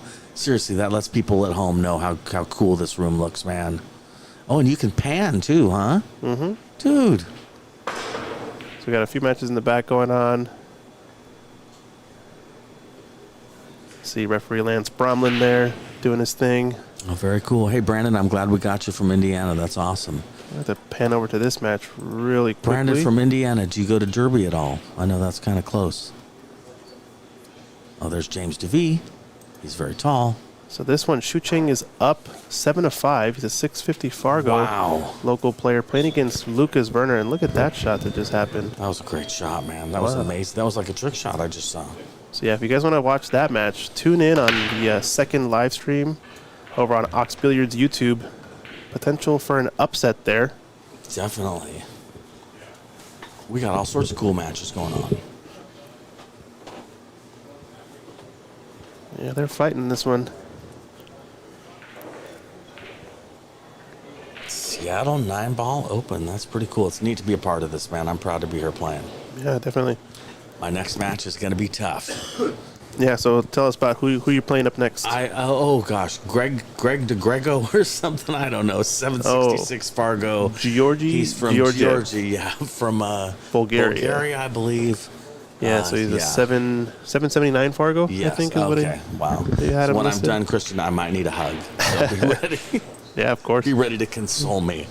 Yeah, but that's why I'm here. You know, guys my speed, that's why you get into this. Is the only way to get seasoning is to get out there and get seasoning, and seasoning hurts. And Shucheng's on one of those chances right now. Yeah, He's right? 7-5 up in a race to 9. Dude, seriously. No, good for him, man.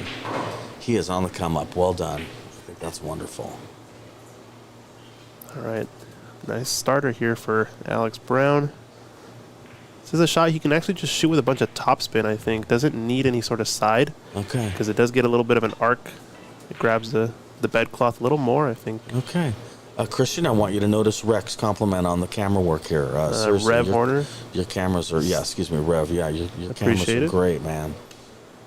779. Thanks, Triple G. Watching from Bingen, Washington, and the Columbia River.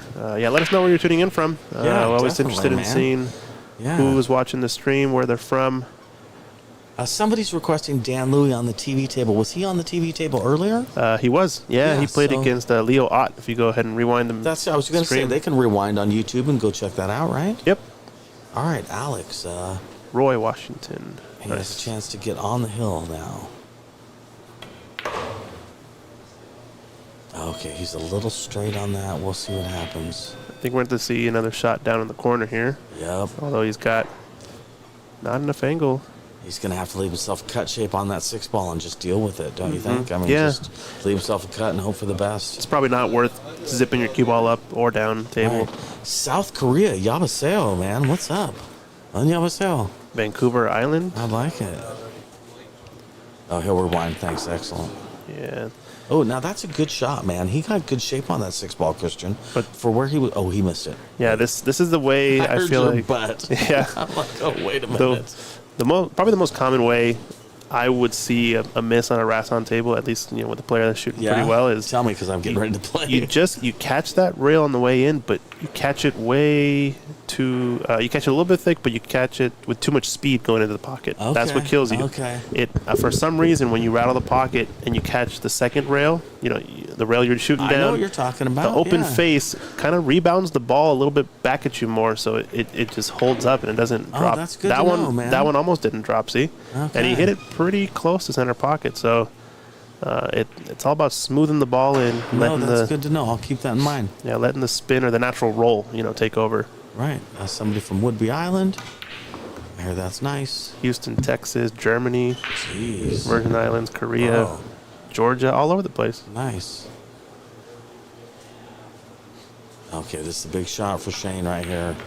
Great shot, man. Oh, with natural Perfect. shape for the 9 in the side. Well done, Shane. Hey, 3-5. Shane's in it, man. He is. Seriously. Break and run. All of a sudden, it's 4-5, and Alex is having the worst game of his life. Yeah, Like I well said, done. Oh, no. Oh, no. Did he hurry that a little bit? Yeah, just a little bit. Shane, when you watch yourself play later, just ask yourself, are you going a little fast sometimes? Pre-shot routine is a huge deal. All right, Alex, straight in to get on the hill. This is a rattler, though. Good shot, man. Wow, he's hitting that good. Oh, nice. We got the bracket link in the comments. Yep. Dizzy Wilson, what's up, man? How's it going, Dizzy? Spokane, Washington. We're not impressed, Thomas. That's close. Once again, shout out to all of our sponsors. Seattle Nineball Open, the World Nineball Tour hosted here. Lead sponsor is Q-Tech, helping us with the prize pool. Matchroom for bringing us this wonderful event to the Northwest. Table Fitters, Zach up there in Idaho, doing his thing, spotting all of our tables, tuning them up. Andy Billiard Cloth on these tables. Thanks for sponsoring the club and tournament. Sandro Menzel doing the photography here in the room. You can check out all of the photos of the players over on his Facebook page. And Lippman Lights lighting up these tables like no one can. Very good. You guys got some great sponsors. So 2-6 now. Alex would like to put this one to bed quickly if he can. Oh, Ramel, how's it going, Ramel? Thanks for the shout out, man. I hope you're doing well. I'm doing good, sir. Had a good cue ball there, but just didn't manage to pocket the one. 3-6-9, yep. He didn't leave much of a shot at the one. Shane going for it.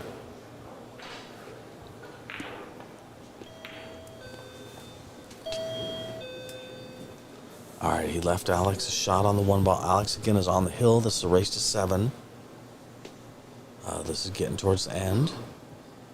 Nice that we're showcasing all skill levels on this mainstream table. I think that's awesome. Shu Chang, how's he doing over there? Yeah, 7-5 over on the table 5 match in a race to 9. He's at the table, but it looks like he's got a tricky shot coming up. We're going to go back to that match in a little bit. There's 100% Fargo difference on that, and Shu Chang's up by 2 games. Shu Chang is up by 2 games, so that could be worth noting. A big upset potentially. Yeah. Also, something for everyone to keep in mind. Fargo's just a number.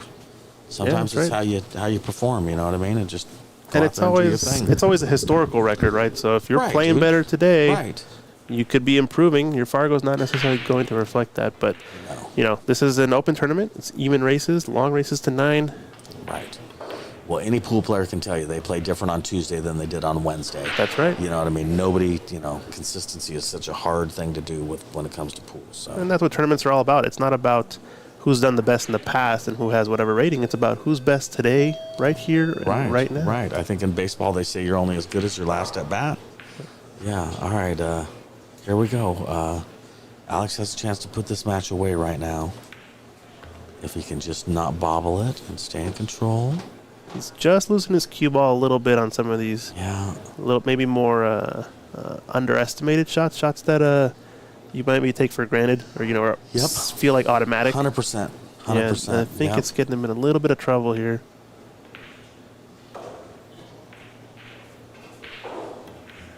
Oh, great shot. Yeah. Coming back around. Well done, Alex. Great cut Oh, there. a little far even.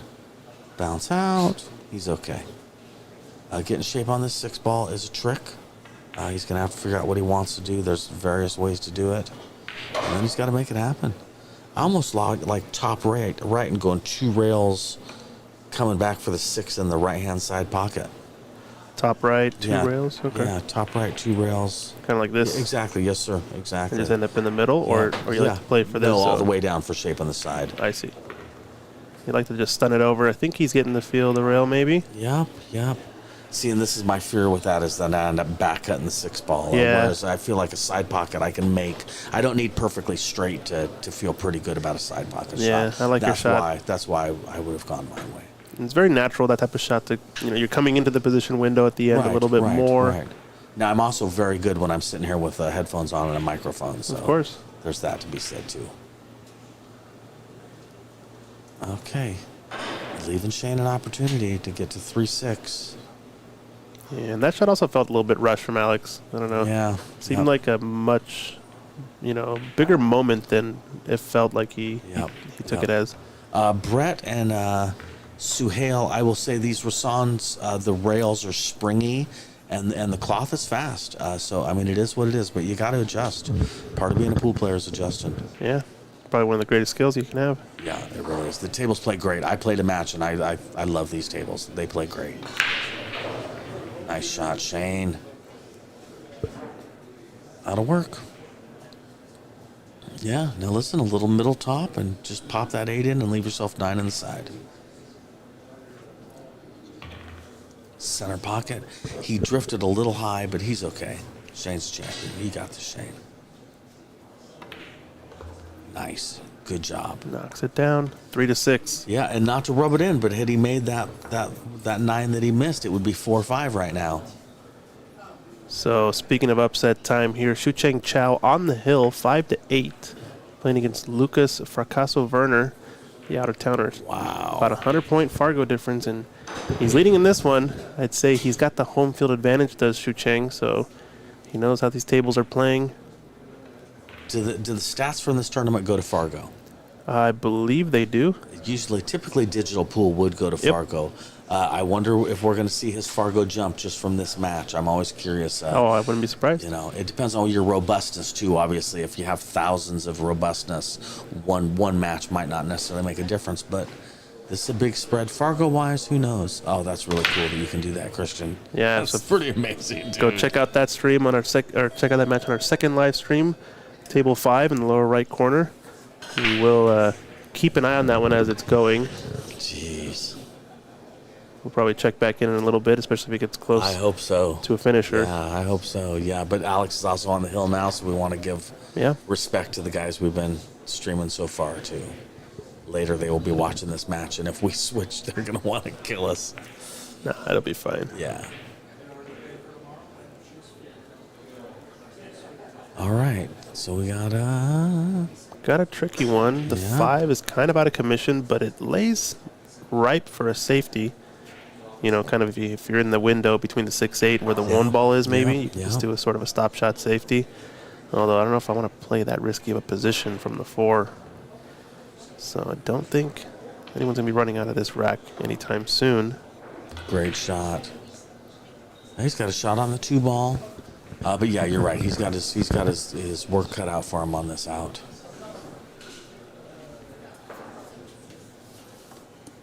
Moving the magic rack. I always promote that.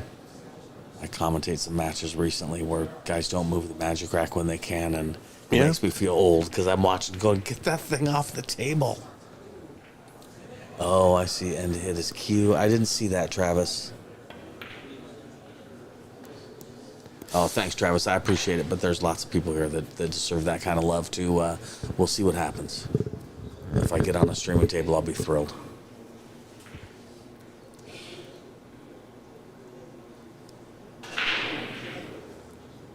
All right, Shane This didn't is- quite get shape on the 3-ball, unfortunately, but because of the way the 4 is sitting, it's not really the end of the world. I don't know what he was going to do anyway, honestly. I think it's an important bump that he got on that 6-ball because now 5 a little bit more available. This is a solid Hey, safety. Good safety there. Yeah, if nothing else. This might cut into the upper right corner. It's pretty close. Yeah, it might, and there's not really a great safety either. So if he can cut it up, that's probably the shot he should take. Because I don't know what else there is to do, to be honest with you. Yeah, oh no, he's jumping Massan. I don't know what he's doing. I think he's trying to draw back. No, he couldn't see it. No, he couldn't see it, or he couldn't. He thought that his best shot was to jump it and try and make it in the side. Yeah. Either way, again, we come back to that 4-ball's looking ugly. So.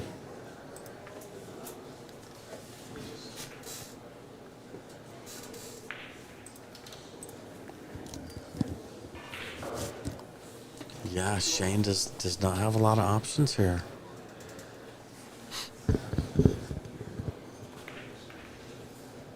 Looks like a combination attempt, but I think I almost like just rolling in behind a ball, playing a really good safety, and then Yeah, because also what he did, you took the chance of breaking up that 4-ball, which didn't happen, but you took the chance of it. Yeah, better off not messing with anything. Oh, he's got a little opportunity to make the 3 and maybe bump that 4-ball out. We'll see what he ends up doing.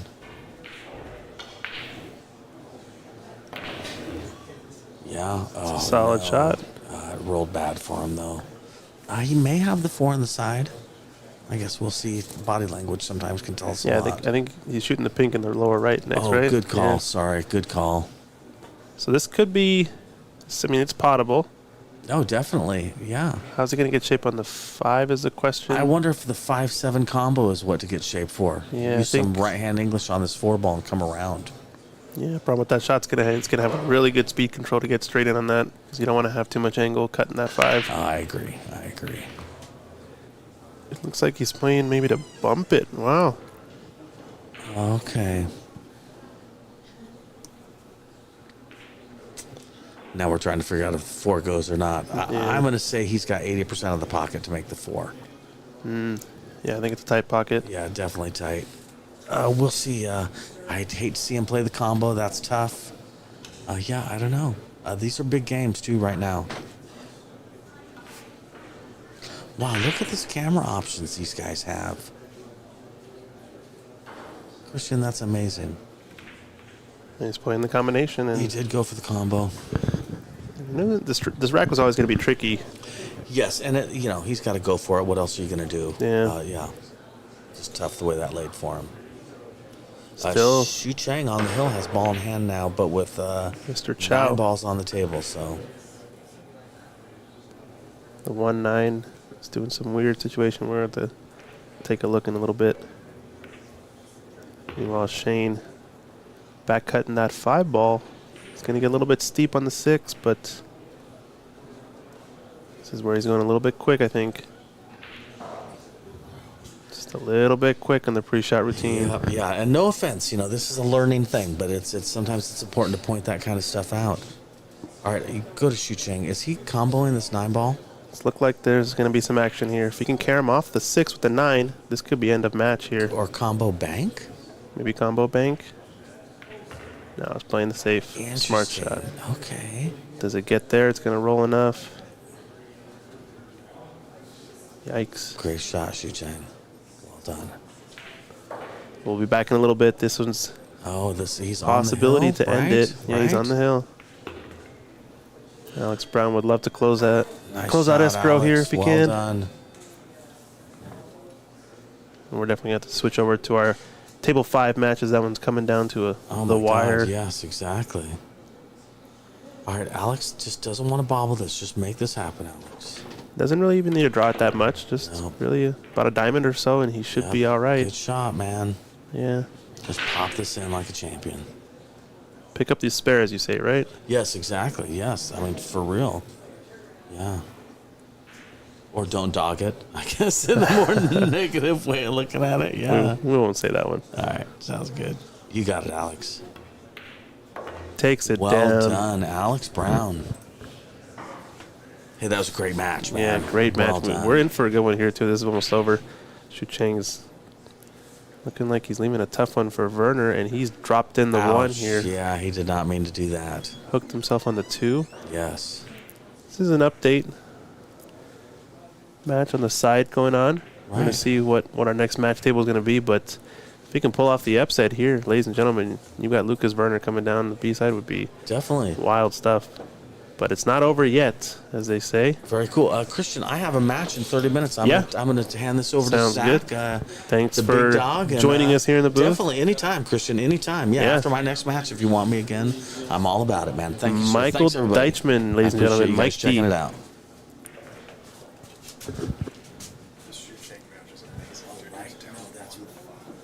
Mike D joining us in the chat. Send him some love over there. He's playing his matchup next, but we're in a barn burner here.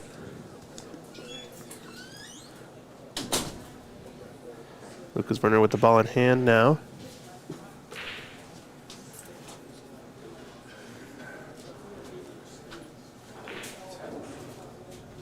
We got Zach Ross back in the booth. How's it going, Zach? Good, good. Just went and got my fill of food over at Garlic Crush. And Lucas is not adjusting. You just got here just in time for a close, tight match. It's a 100-point Fargo difference, but I don't think that's how the players have been playing in this one. Shu Cheng is leading 8-5 on the hill against Lucas Fracasso Werner, who honestly thought potential for a favorite in this tournament. He's been playing pretty well recently. 23-year-old. Yeah, the last few racks I saw, Lucas just seems to be overrunning his position, especially with his defense. And then Shu Cheng did have a couple lucky duckies where that jail behind the 4-5 earlier. Yeah, we haven't been tuning in, or we've been hopping back and forth every once in a while, and it's been looking like a tight match. And yeah, I imagine there's got to be some rolls, but you play for those. That's part of the game. I think our next TV table match we've got coming up, the young man Sam Henderson making the trek out here to the Pacific Northwest, playing against the Canadian Woody Neelson. So it's going to be a good match in a few, but we got to finish off this one as it is a close one. Going rail first, separate the balls, and he's going to get a good cue ball. This is the 4 ball. Going to leave a shot, I think so.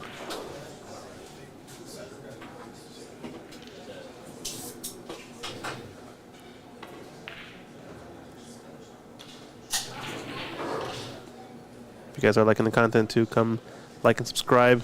Ox Billiards, YouTube, Facebook, Twitch, Matchroom Pool, YouTube page. Bringing the stream to you. Thanks to QTech, our main sponsor, World Nineball Tour, and everyone else who helped us get this tournament on the map. Nice stroke there from Werner. But he's going to get unlucky again, I think. Gonna have to shoot this rail first, and his position's not automatic on the 6.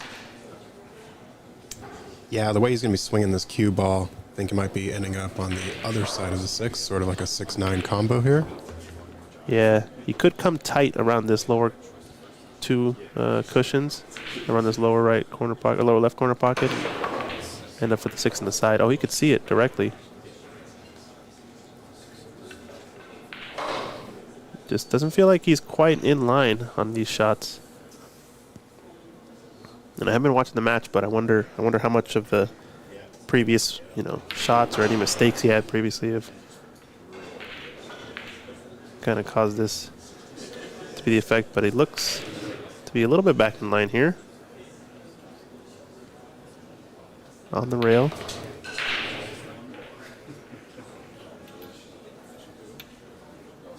Going the wrong direction from the 9 here, so maybe just a thin cut into the left side pocket. Up and down the rails off 3 cushions.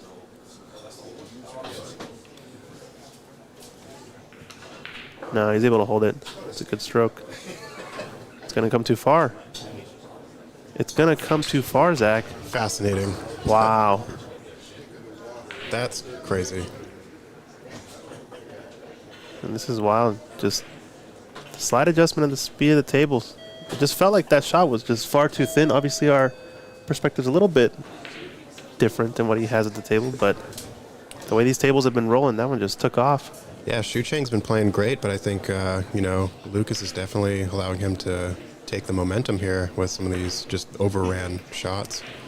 And I didn't see Lucas here yesterday warming up, so I think he might just not be adjusted to the speed of the tables. This is going to leave a shot on, I think.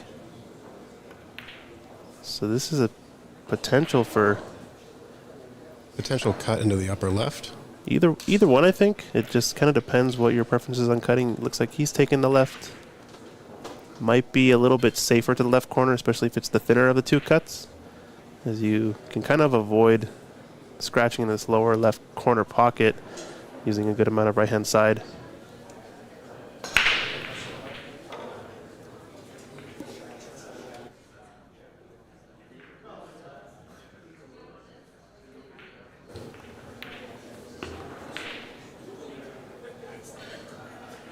Definitely cuttable, I think, though. This is for game and match and the upset.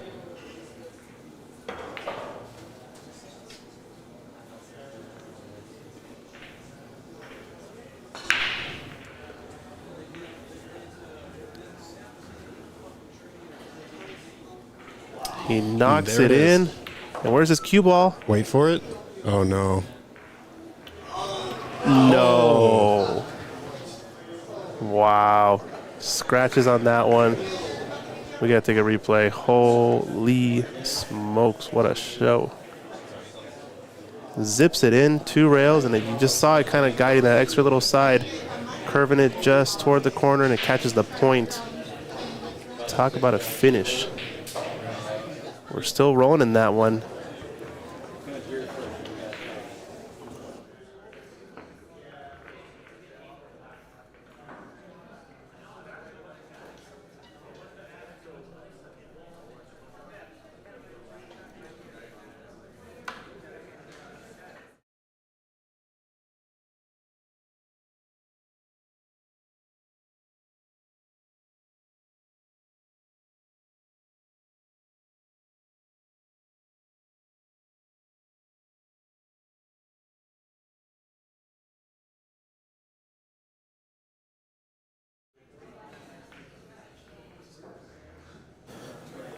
All right, looks like we're ready to start in this match, I think. This might be a warm-up rack still, I'm not sure. But we will stay tuned into that match because my, oh my. Is it a heater?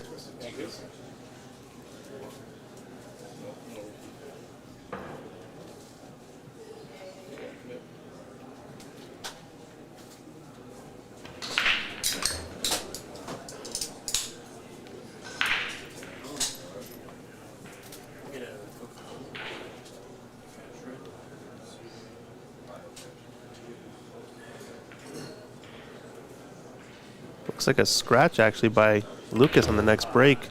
So Shu Cheng's going to have ball in hand on table 5. Yeah, it looks like they're still warming up here, so we're going to go back to that match. Shu Cheng can play on these tables. He knows them pretty well. He did host a practice tournament last weekend, sort of as a warm-up to the event, and I think that's helped him out a little bit. Obviously, Lucas a little bit of a disadvantage, maybe not knowing quite the speed and the roll of the tables. Looks like he's just getting out of line a little bit too much. If ever you can run out these balls with ball in hand, this is the time. Although this 2-ball doesn't look like it goes.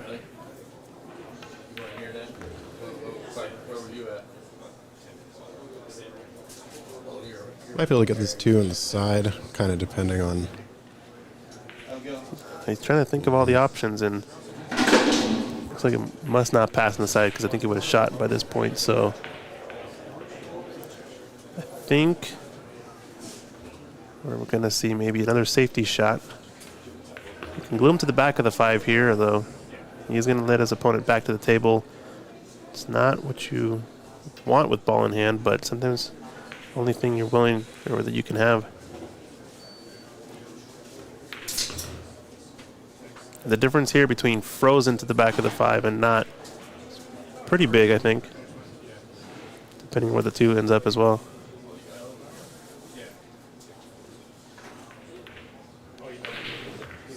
Shooting the 9 ball. Oh, Combination and wow. What an attempt.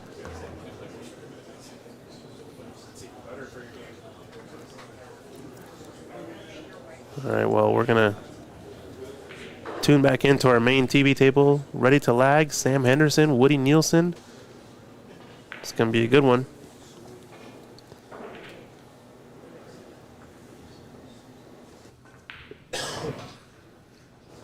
everyone's still interested in the Lucas Shucheng match, continue watching on the Ox Billiards YouTube page.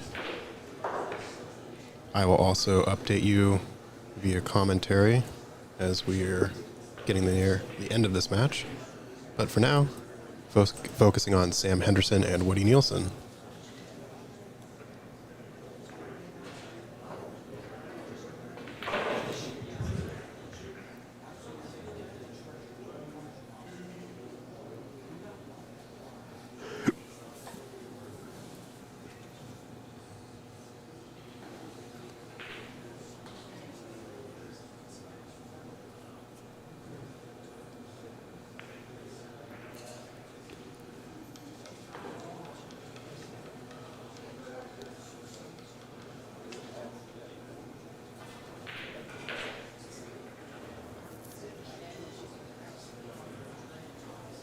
Yeah, I think we're going to have to tune into this one for a little bit longer, as it could end any moment. If you guys are watching the Table 1 action, it is live on the second Ox stream over on Ox Billiards YouTube channel. Both tables available there, but we're just going to watch the end of this one, as it could be over any moment.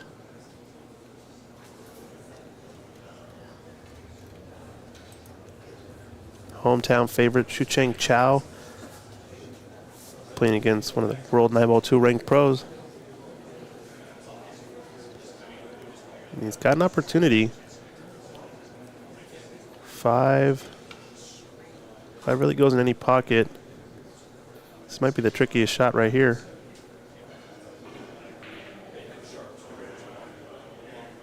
I think he's got it into the right side or corner past the 4. I think I like the corner on this, just because there's a pretty big open, at least line of sight for the 4. Yeah, it looks like he's going a little bit away from the 4, kind of towards the green 6, ever so slightly. So that might force his hand into playing it into the right middle. Mm-hmm. But I like your idea. It's just hard to tell from this perspective. Yeah, you'd like to get there. That'd be okay. Might just have to do a nice soft stun stroke or sort of a kill shot. Shoot 3 into the corner. Or just roll it in. A little bit riskier, that type of shot, though. You're kind of subject to the table conditions.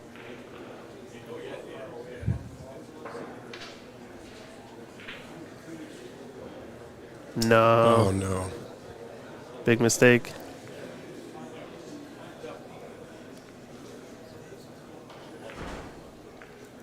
Now Luke is burning with the ball in hand. Should be a favorite to get out. 5 ball goes in most pockets, like we said. Just getting on the 4 is a little bit tricky. It's going to run a little too far again. Don't think he was trying to get on this side of the 4, but just doesn't seem like he's comfortable with the table. Everything running a little bit too far. Maybe double, sort of doubting himself then on the next shot. He's going to run it again.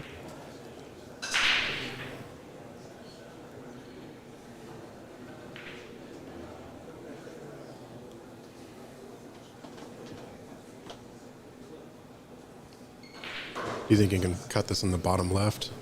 Yeah, I think Withdraw. bottom left and try to hold it. You can go around the 7, but the 8 comes into play. You might also be able to hit the right short rail.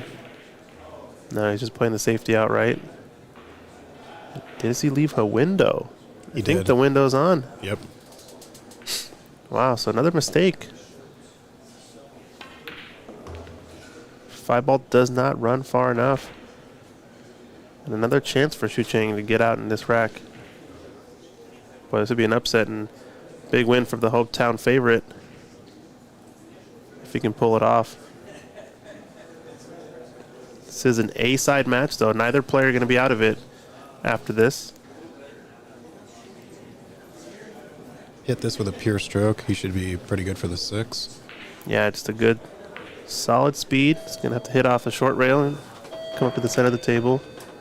Just don't underhit this, I think.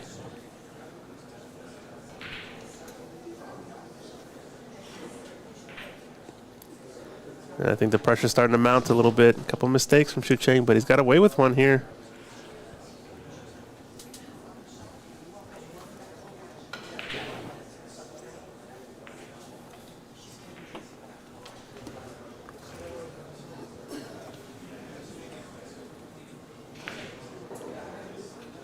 We'll be tuning back to the main match table. Sant Henderson versus Woody Neelson.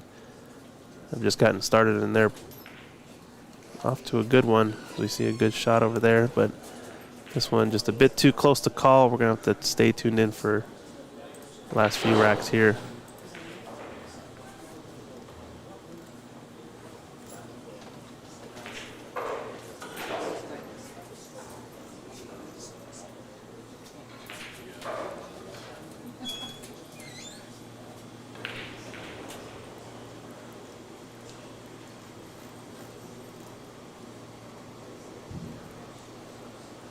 Thank you, David Burney, in the chat.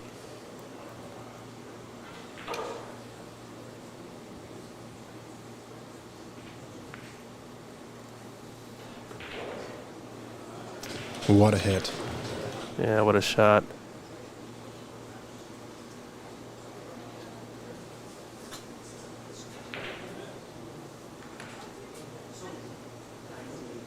All right, let's see how Lucas answers back on this one.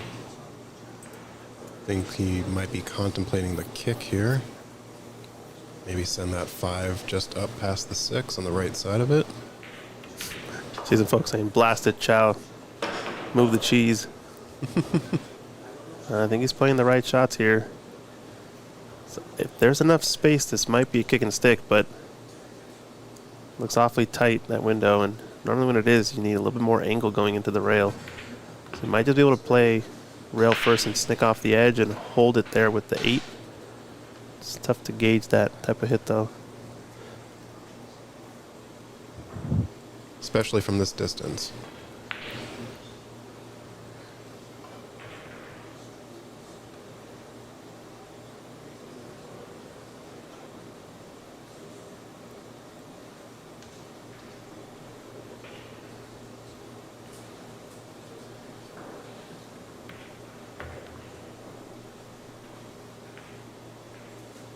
Oh, he managed to cut it in. He had an angle. And now this cue ball. It's going to roll far enough. So Lucas Werner's still alive. Combination, not automatic, but still one he's favored to make if he's right in behind it. He's also looking at the short side position. He kind of has the option of both. Sort of how he hits the zigzag on this shot.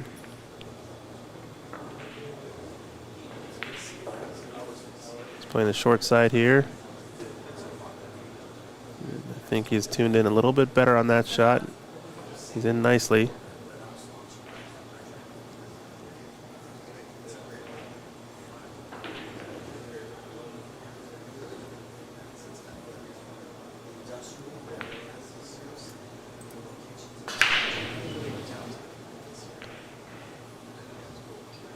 And another one down here for Lucas Werner.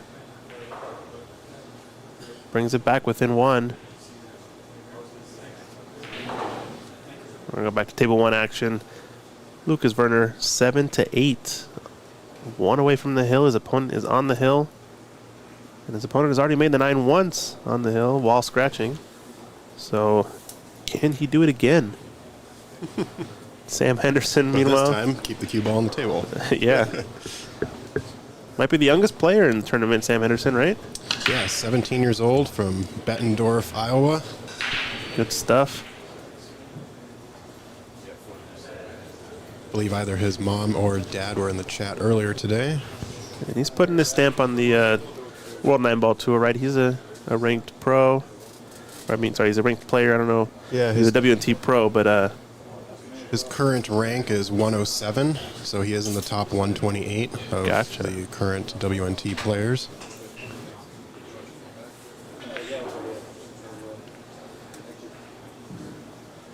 we're going to go back to that match later, but players over there are taking a quick break, so we will bring this action on this main table to you.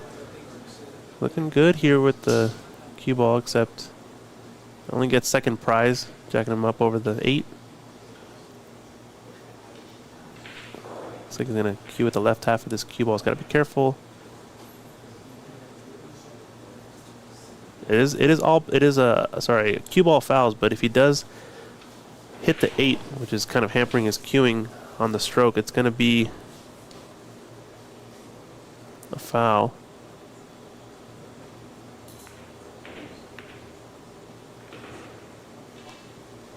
That's a good shot.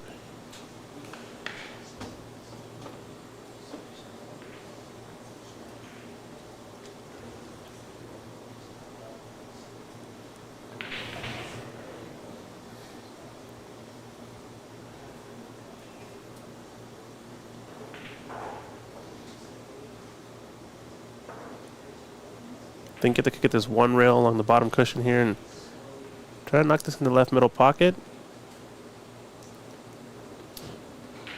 Yeah, I like that approach. Or he currently just goes at this rail to, this way. That way the cue ball, if he hits the too thin on the left, you can actually send that cue ball sort of. Yeah, up to the side. Mm-hmm. And they just keep on rolling, don't they? So Yeah, a little too much speed.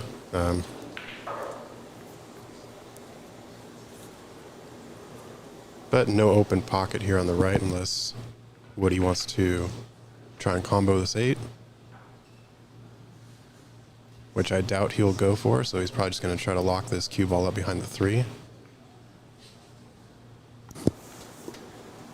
yeah, and that extra carry on that roll got the 2 up there, so we're in for a pretty good one. I'm going to see whether players also, then going to get some other folks in the commentary booth. We might have to do a post-match interview with Shu Chang after him and Lucas finish over on table 5.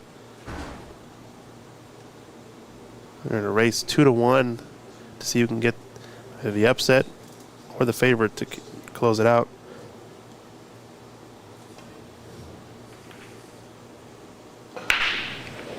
It's going to come out good for Sam. Oh, not quite, not quite.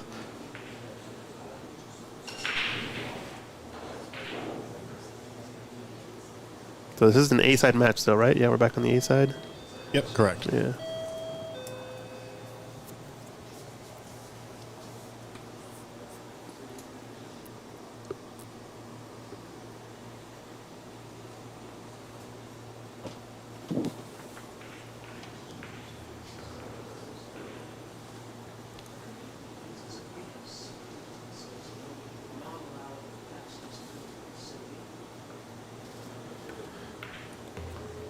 Yeah, what a shot.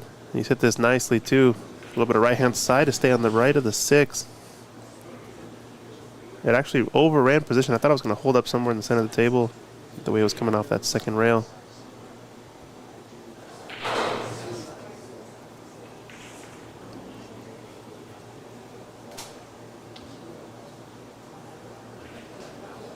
Good thing about this angle, I think he can just draw a little bit back. Doesn't have to do too much. So has a pretty good look on the 4. But wants to get closer to his work. Nice draw there.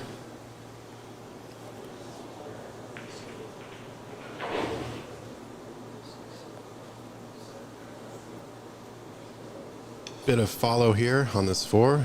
Get position for the 6 in the bottom side on this layout.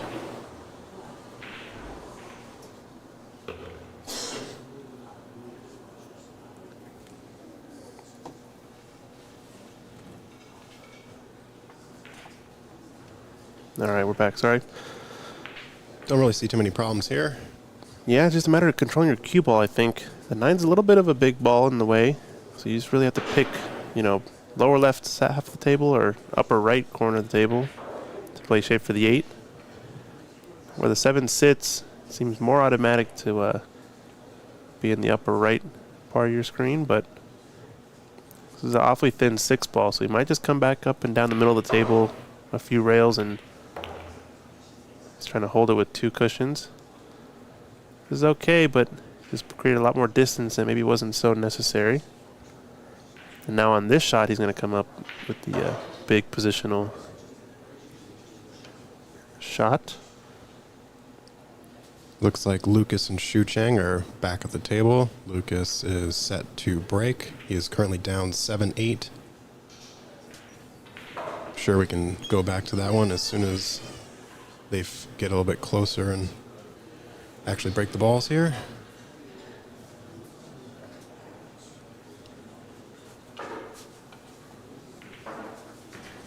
Yeah, big shot here for Woody. He's down 1-0. He's not the favorite in this one, but once again, he is a bit more of a local player, knows the table's a little bit better than Sam possibly, and he's going to knock in the 8 ball here, so this is a bit unlucky. Caught a lot of slide off that 3rd rail. Sorry, the 2nd rail. And he's got a tough one here. This doesn't have to go. You imagine the side pocket is going to come into play a little bit, so he's going to try to hold it. He likes to use that really long bridge. You think he's trying to cut this or reverse bank? I think he might be trying to cut this, although that would be my first instinct. So it is cuttable. It's just awfully thin. He likes to bridge off the rail, which could be the downfall in this shot. I'm not sure. Folks in the WNT chat asking about pocket size. These are 4.5-inch pockets here at Ox Billiards.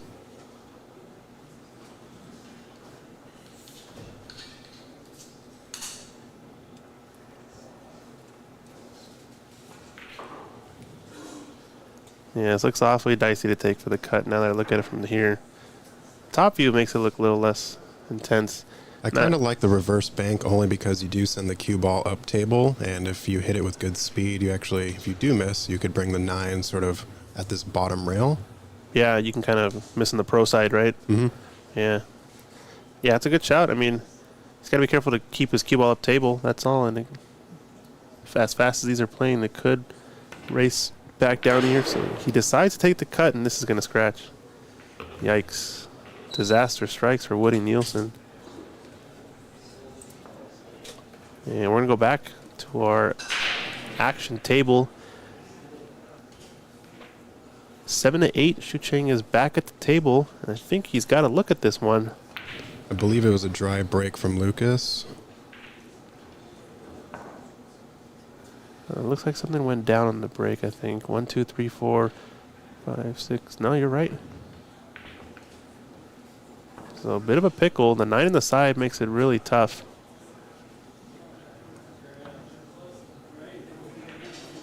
What a time to get a dry break, too. You have to imagine, though, if it goes hill-hill, it's going to be another dry break, I bet. There's no way.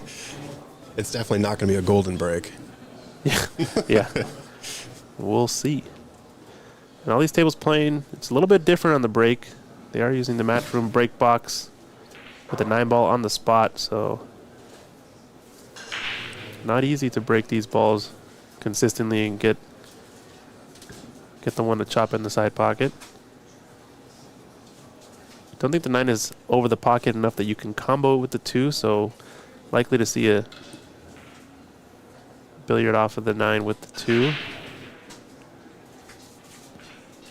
And this is, once again, just overran the cue ball a good diamond or so, and he's left a cut shot here. Yeah, Lucas is getting no love with these defenses the last few racks. Yeah, just selling out. I think opportunities he otherwise would not be giving.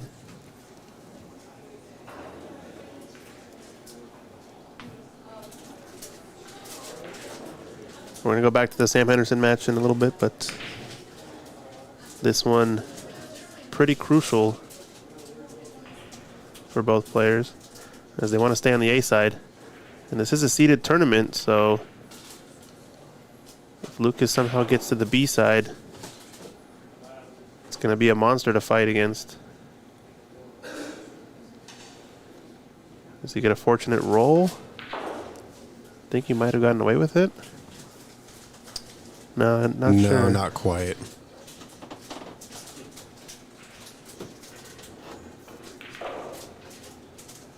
The thing about these long races, you gotta close out the match.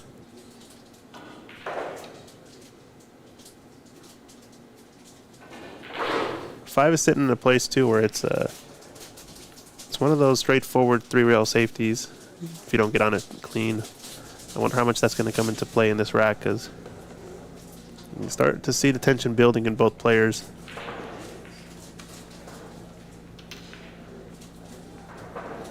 Just got to watch out to the 8-ball.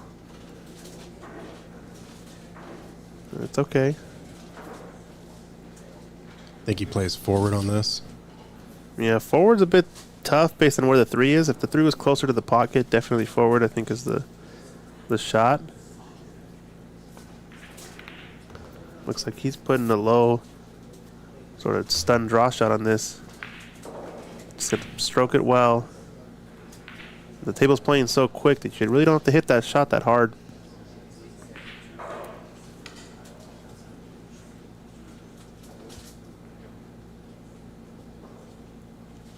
I think you can either stun across 2 rails in between the 7-9 a couple times, or you can just roll this with high inside.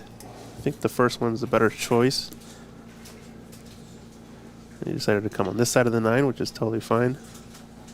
And now this 5 is going to be the trickiest ball to get on, I think. Yeah, it's a pretty narrow window there between the 5 and 6. If I he almost intends to bring this 5 down.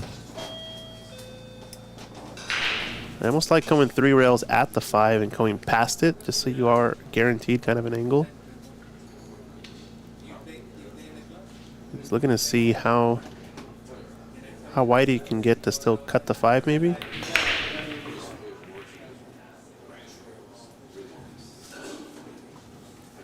Quick commentary update on the Sam Henderson-Woody Neelson match. It looks like Woody is down to the 7-9, which would get him his first point of the match. This is close. He's nudged the 6. It's going to leave a super thin cut, but I think it technically pots in this bottom right corner pocket or bottom left corner pocket.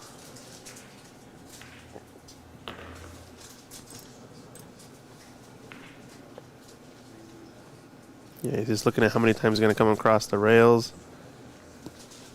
It's going to be all about controlling the white. 6-9 combo is what he wants to end up with, probably. This doesn't have to go.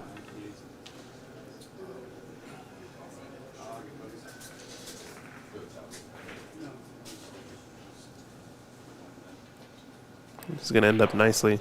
Yeah, he can. Yep, he's going to combo this 9 for sure.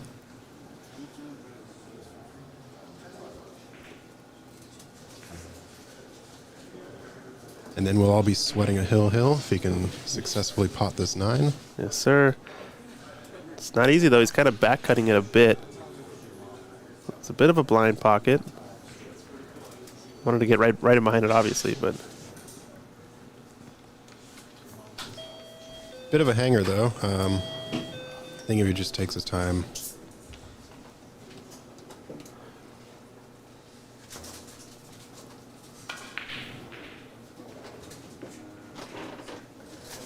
yeah, takes it down. We're in for a hill match, ladies and gentlemen.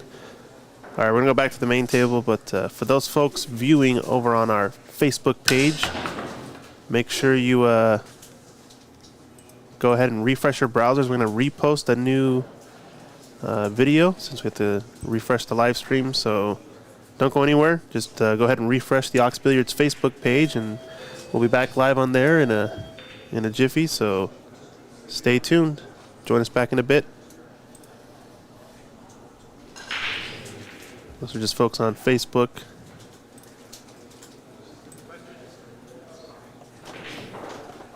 Over in the Ox Billiards Facebook page.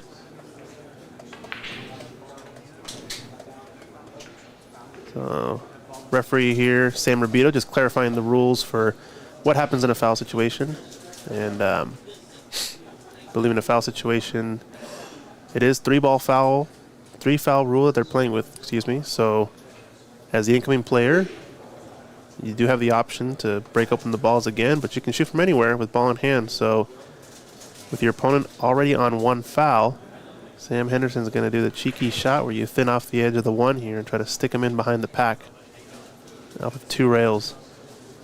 And if he can force Woody into a second foul situation, it's going to be tricky. It's going to be a bit short to get into the pack, but he's left him at least kicking at multiple rails. If he's confident at this, go ahead. Lucas just broke and scratched on the break. Oh, wow. We got to go back to that. Oh, man. Now we've got 2 exciting moments happening simultaneously. Yeah, so if Woody can feel confident kicking at this 1, he's going to go for it. But if not, the recommendation here is to break open the stack, because you don't want to leave a big old pile of balls for your opponent to once again play another safety behind it. He's done exactly that. So we're going to see another shot from Sam attempting the exact same thing, trying to hug Woody up against the bottom of the pack. Yes, a question in the WNT chat. We have been following a Lucas Fracasso-Werner match versus Shucheng Chow, and is now Hill. Shucheng was down 1-5, and is now 8-8. Yeah, and he's got ball in hand on what looks to be a nice layout. We're going to go back over there in a little bit, but we got to see, just for the viewers at home, how this type of rack works. Yeah, you don't really get to see this often. Yeah. Somebody miscuing on the break and you're getting ball in hand. And now it's Woody Neelson with 2 fouls. So the recommendation there was if you're not confident hitting the 1 off of that kick on the first attempt, recommendation is actually to blast open the pack from the bottom. Just take the intentional foul and open up all the balls up table and sort of force your opponent to run out. Hopefully you leave something tied up and get a chance at the table again. But okay, yeah, that makes sense. Look at this. Saves it, and he makes the 2. Wow. We'll take a quick replay of that. What a shot. On the 3-foul rule situation. And knocks into 2. Excellent shot there. Well, we're going to go back to table 5 because this is a Hill match. Potential for an upset.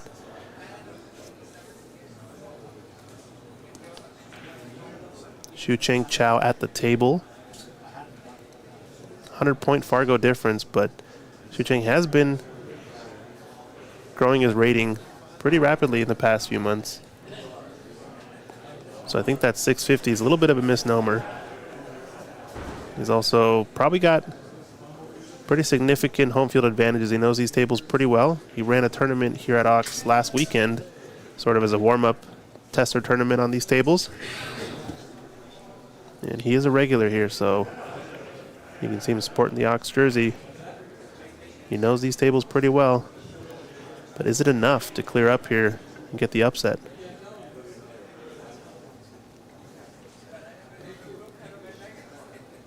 All the folks over on Matchroom saying, "Come on, Chow. Where's the Lucas Werner fans? I know it's upset. It's easy to root for the underdog." Yeah, where's Connecticut? Connecticut in the building? Yeah.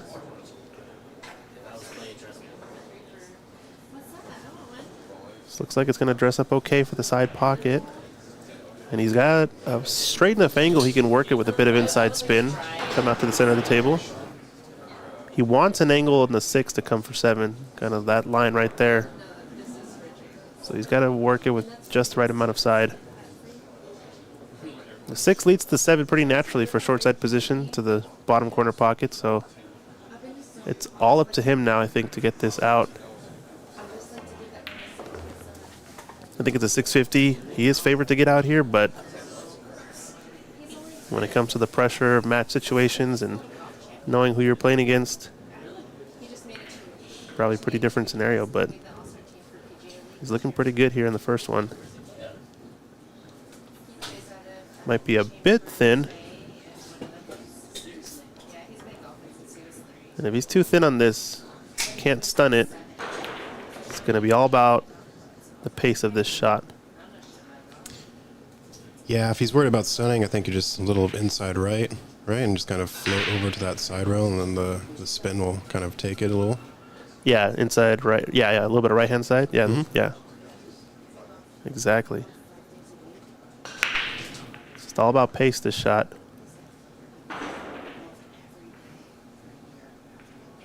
He's got the stroke. It's looking pretty good. I think he needs one more good shot on the 7 to just hold on this half of the table for the 8. And I think he's favored to get out.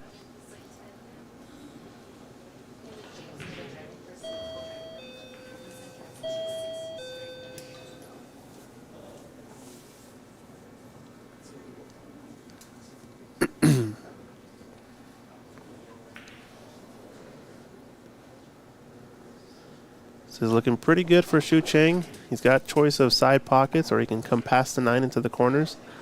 I think, yeah. He could just hold it, use a little bit of his talent, and go 2 rails and try to hold it across the position zone. It's not a bad choice because he'll always have a 9-ball shot as long as he stays right around the side pocket areas. I know that 9 goes on the left side, but comfortably, I think I'd rather just try to bring it around for the 9 in the same pocket. Yeah, 9 in the same pocket, yeah. So you want to attack it with 2 cushions. You don't want it to go straight toward the side. And that's what he's doing. This is great. 2 cushions. It's going to be decent on it. This is for the match, ladies and gentlemen. Hill Xu Cheng Chow, the local fan favorite. Player here at Ox Billiards. Versus Lucas Fracasso Werner. The young gun coming into town. 100-point Fargo difference, but boy, not after this match.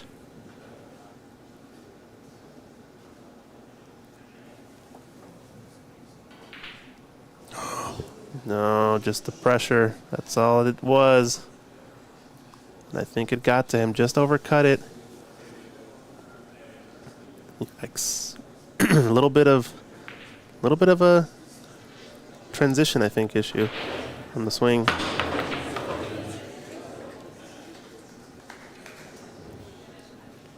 It's not an easy shot, though, on these Rassons. When you're up against the rail here, you're a little bit more jacked up than you normally are on a blue label diamond, let's say. So Yep. makes any sort of side spin on the shot, just swerve it ever so slightly. So it's not over yet, but I think Lucas is a favor to make this.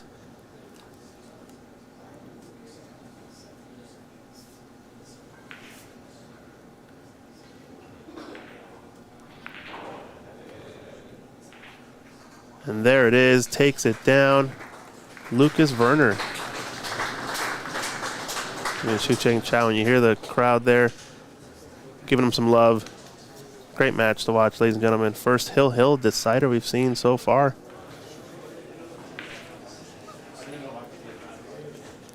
And I think it was just a little bit of pressure there I got to him, maybe, and a little bit of the slick conditions, maybe. Yeah. It's tough. He certainly battled back, though. He was down 1-5. Yeah, and I'm sure he's going to take it on the chin and continue on. Still one of the better players here at Ox, going to strut his stuff, I'm sure. Neither player out of it. Xu Cheng going to the B side. The other favored Ox player sitting right next to me in the booth here. Oh, no. Are you talking about Daniel over there? Yeah. Yep, there's Daniel. Yeah. I'm talking about the other guy on the microphone Oh, here. no. No? We'll see. We'll see how second round goes. We got a good match. But plenty of pool to watch, plenty of pool to see. I think we're going to be going to at least 8:30 match start time tonight, right? I believe so, yep. So I think we're in for a few more at least.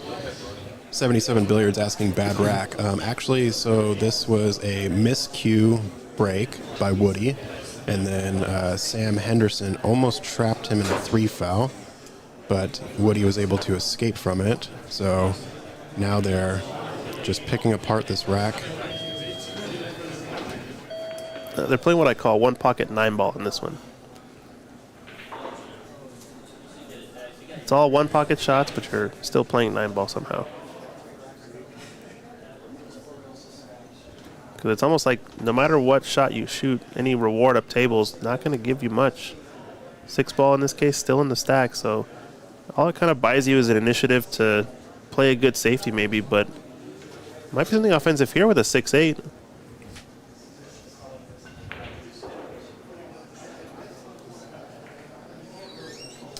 Yeah, he's definitely eyeing it as a possibility. First things first, though, is getting the good position for that opportunity.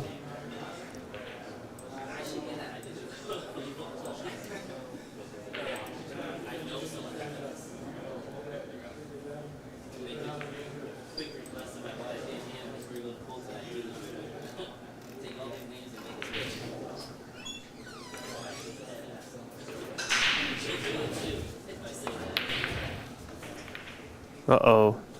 Rearrange all the furniture time, and this 4 lays up. This could be an actual starter for Sam.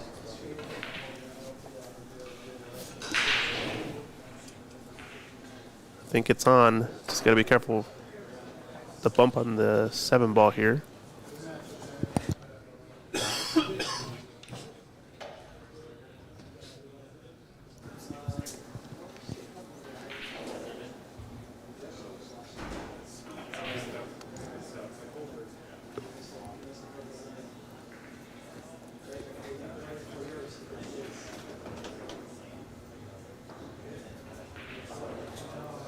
Yeah, this is tricky. 7-ball is really big, and it's going to be one of those in-off situations, you know, just go straight into the drink off of it. So smart there to kind of stun run through, stun follow into the gap between the 7 and the rail, and Comes up great on the 6. yeah, he's perfect. Some pretty close B-side matches. Looks like Kyle Kleindl defeated and eliminated Justin Lee 7-6 on the hill. And Angelo Elgino, a 476 rated Fargo player, defeated Rob Cameron, who was a 6'10 Fargo, defeated him 7-5 to stay in it. So, yeah, Fargo rating, not necessarily an indicator of actual skill at this moment. Just got to hunker down and play the best you can.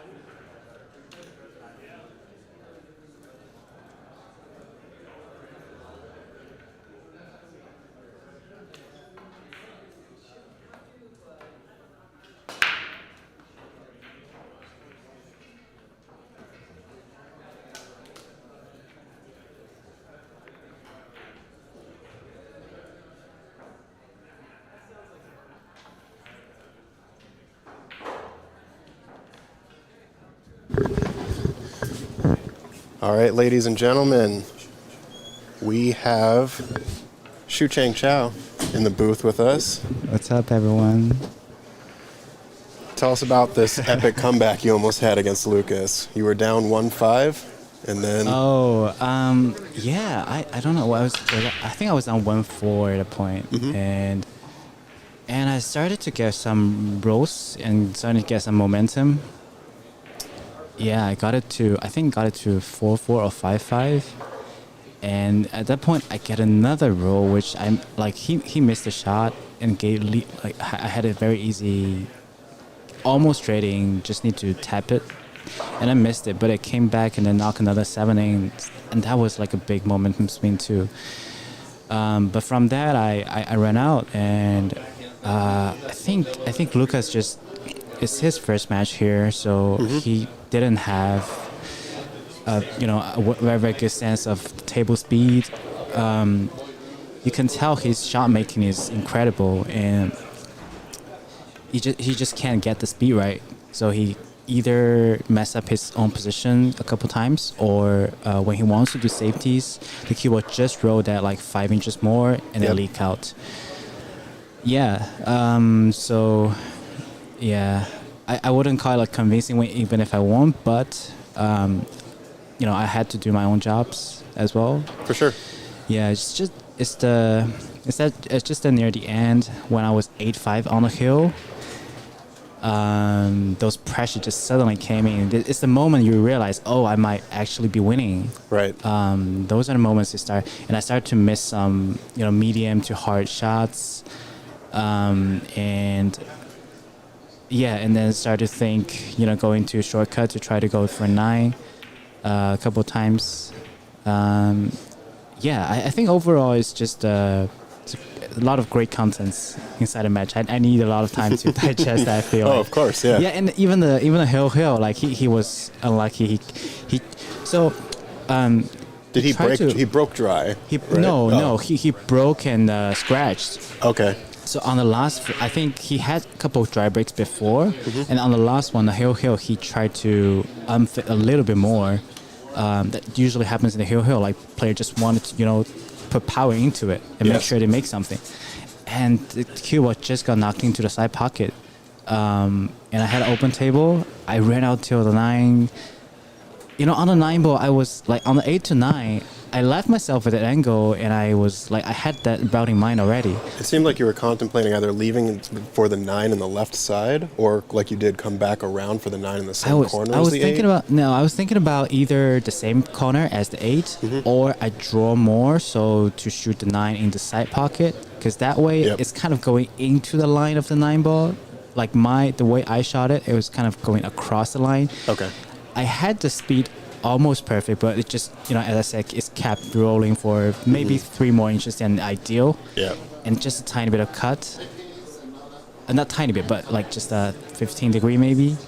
Shouldn't be a super hard shot, but, just docked it. Because somehow in my mind, I was thinking, oh, I had a perfect angle to sink the cue ball down to the bottom rail. And then just leave it there to be perfect.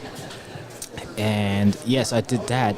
I think it was just a very minor twitch of too much right spin or something that caused me to miss it, and it was still a very hard shot. The cue ball was frozen on the rail, and he just made a calmly. The 9-ball didn't even touch the rail, so kudos to him. It was a good battle. Yeah. So you can see how, good players are still good, even when almost everything's turning against them. Sure. Yeah. When they have the chance, when they have those moments, they can still grab it. Yeah. So, but overall, I really appreciate the game. I'm thankful that I was put on the stream table. I can watch myself later. Thank you everyone for rooting for me in the chat. I didn't see it, but thank you everyone. Yeah, several moments we're gasping, we're excited. It was a thrilling match for sure. All right, so what's going on with the other matches? TV table, Sam Henderson. It's like Sam Henderson scratched, and Woody Neelson is taking advantage of that.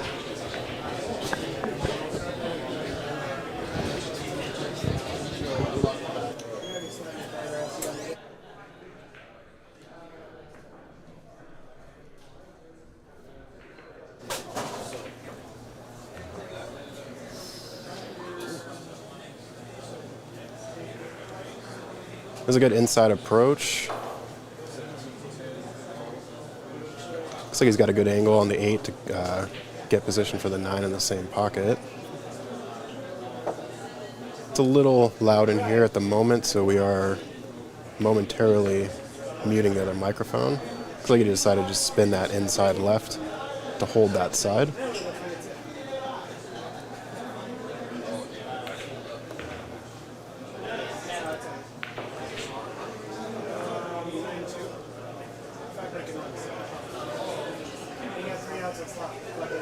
Like all 3 times you rolled out, Big shout out to our sponsors here.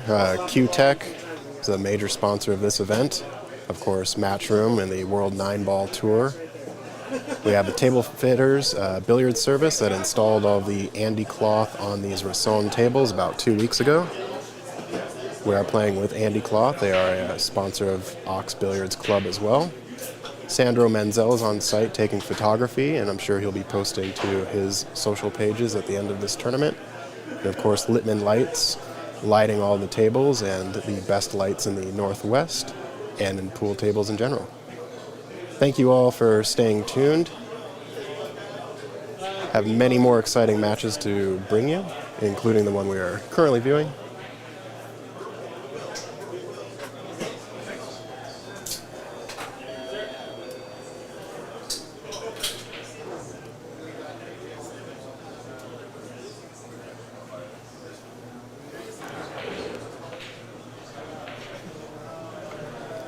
Yeah, Dennis Brewer, if you ever come out to Seattle, you should definitely check out Ox Billiards. It's a great club we have here. If you've never played snooker, we also have 4 snooker tables.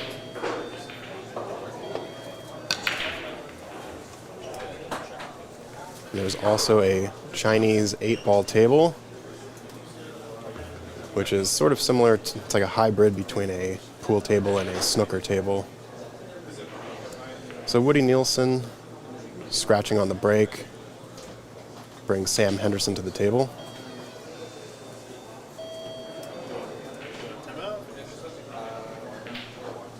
I can stay for a bit. Up to you. I don't know. I probably played before you, but you might want to break after the match. Up to you. I can go find someone to come in too. What's that? No, I can. I want to stay. You want to stay? Okay.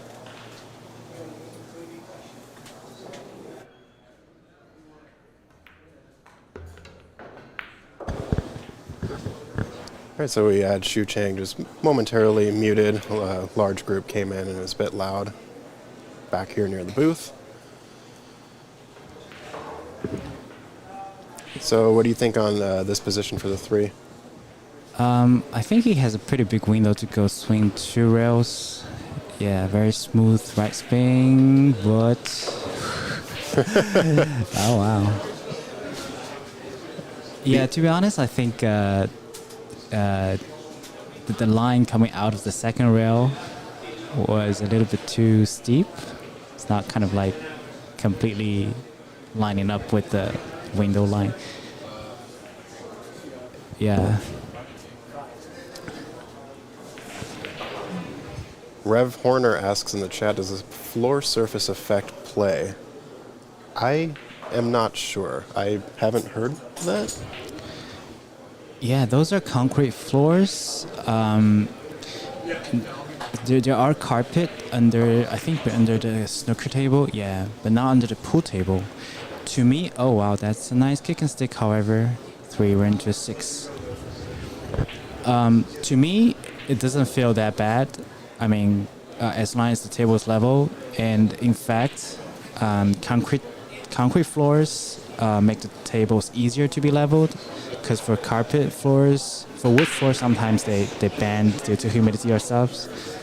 For carpet floors, you need to settle down a couple times before the table is completely leveled. So I don't mind concrete floor at all. It's just that not so well for the balls when they fly off the table. Yes. Yeah, not so friendly to the balls. Okay.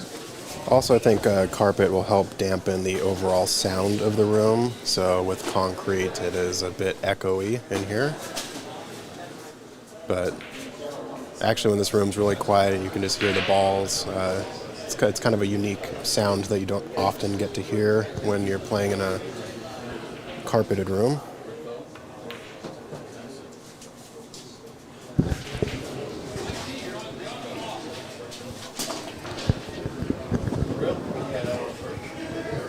Trying to sell a tool item, I'll show you later for marketing. Yeah? You can touch it for $1. It's not the pack. Okay. Right? If it brings me good luck, guaranteed. David Padilla Martinez asking, where can I see Jonas Sauto? Let me see Jonas's next match. is coming up. He is scheduled to play at 7 p.m. tonight, so in the next hour.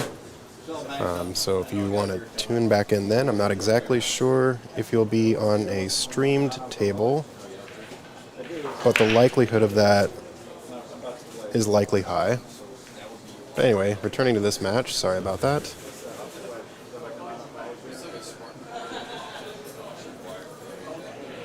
So I think Sam Henderson came up a little short on this 6, but still cuttable into the side.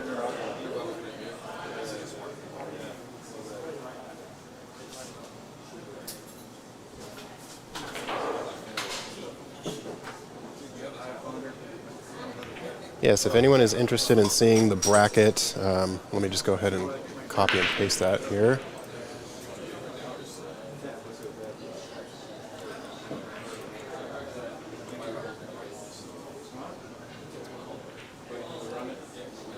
It's a nice shot from Sam and a good leave. I think he can just draw back towards that side pocket, just above it. Leave himself for the 8. I think he may ask the ref to remove the rack. Yes.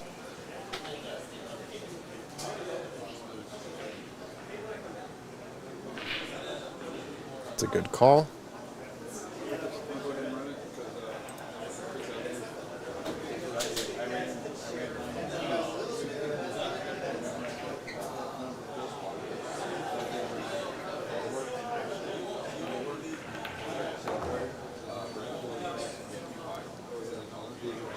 Opted for 3-rail position. It's a nice shot. You can use the rail here to just draw off a little bit and then have the 9-ball in the bottom right corner.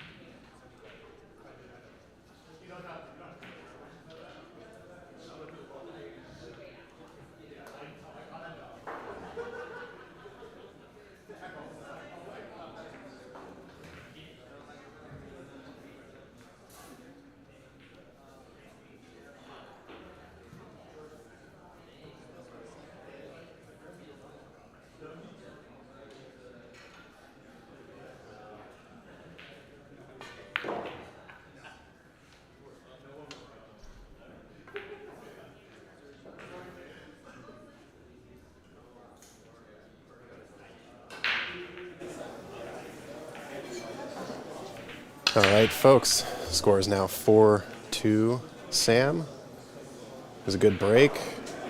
No love, though. Looks like the 9 came into play at the last second, but he actually might be able to touch this 2 just on the edge there without having to push.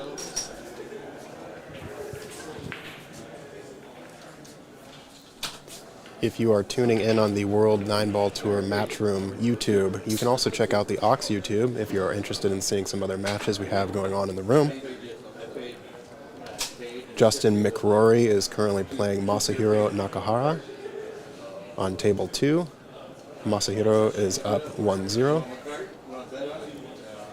On table 5, we have Sue Orr versus Joe Conniff. That match is currently 0-0. And then on table 4, we have Francis Cho versus Dustin Hinshaw. Both of those players are local. So it looks like Sam's going to opt for the push, which I think is fair given the position.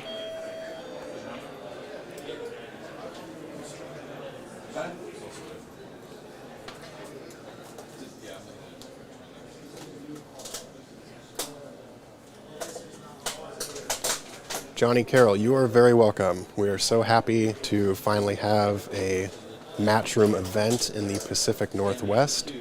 This is the very first time that Seattle has hosted an event of this caliber, and we're really glad to have some pros in the building, as well as local players who don't often get the opportunity to play against professionals. So it's nice to see some of these matchups, especially when they become hill-hill or just very close, tight matches.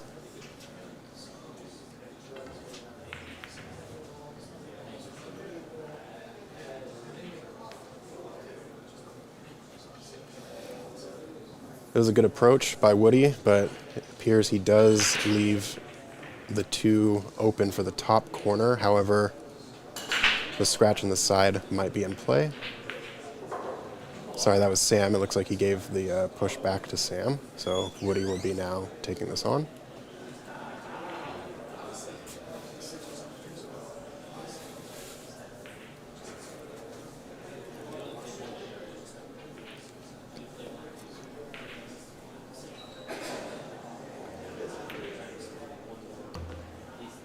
That was a nice shot, nice execution. It's going to be jacked up over the 6 a bit, which is going to make this a difficult pot, but I think as long as he hits it firm, he doesn't have to worry too much about the position on the 4, as the 4 will be available for the side pocket.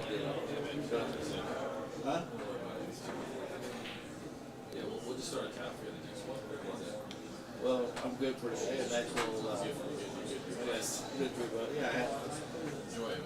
Sam asks, any chance of an event coming to Oregon? That might be a question for Matchroom, but I would love to have more events up in the Pacific Northwest. It would certainly draw more pros as opposed to just coming to one tournament. You could have an Oregon and Washington event within a week of each other or so.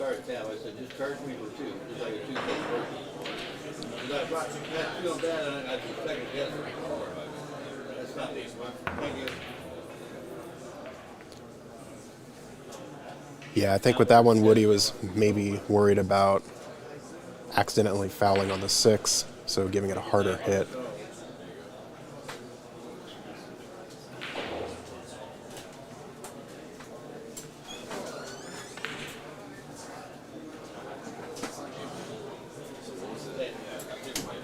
All right, so I think Sam will go top right corner on this 3-ball.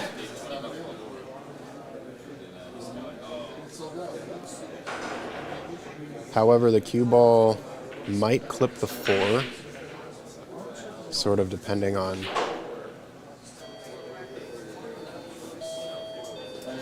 the type of approach that he takes on the shot, whether going top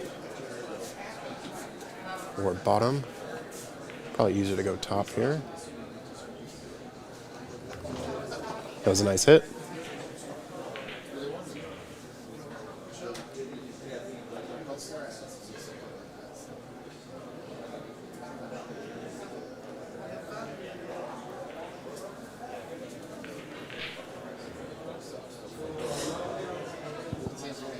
For those just tuning in, my name is Zach Ross. I am a local player here in the Seattle area and big fan of Ox Billiards. Very blessed to have the opportunity to commentate these matches with y'all. So thank you so much for joining the chat and sweating this action with me.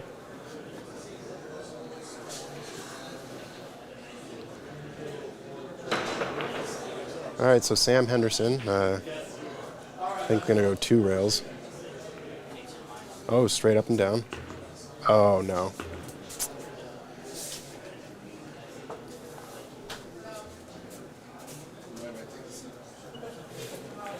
Gerard asking, did Lucas win? Yes, Lucas did win on the hill. It was a nail-biter of a match. He did end up winning 9-8 against Shu Cheng Chow.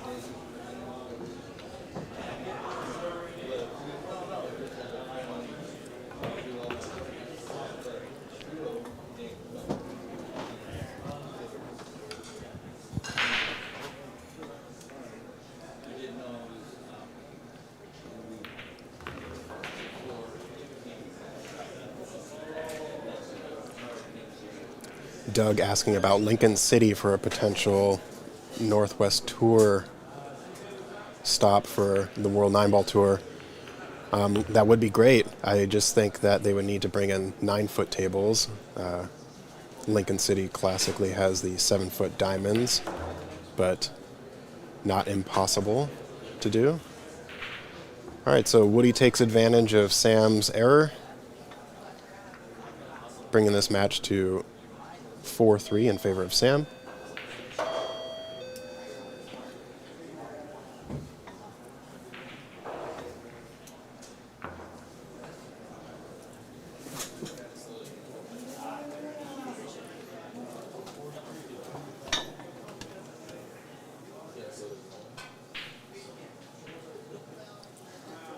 Again, thanks to our sponsors, Q-Tech, the primary sponsor of this event, and Matchroom, of course. Table Fitters, Billiard Service. Other Zach was the installer for these Rasson tables, installing the Andy cloth. Ox Billiards Club is now sponsored by Andy as well. Very happy to have them as part of the club. Sandro Manzel on site, taking photography for the event. And of course, Littman Lights, the best lights for your pool table. All right, back to the action here.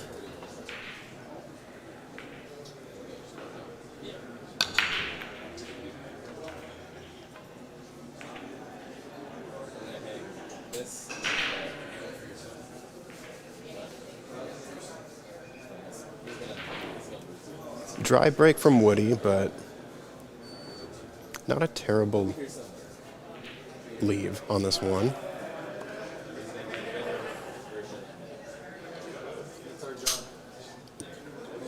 I wonder if Sam would be able to sort of compress the one on the 7 and have it cut into that corner.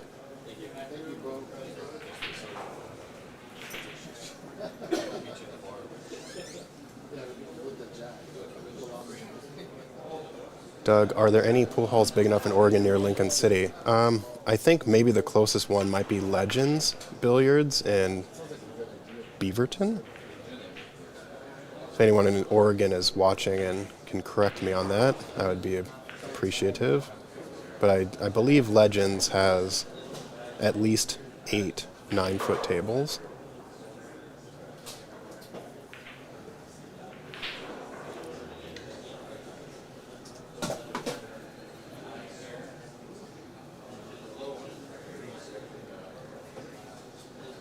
All right, so it looks like this one ball slides by the 9 into the bottom right corner. I think if he hits this firm with just a little bit of below center, he should be able to get position for the 2. Okay, he went at that one.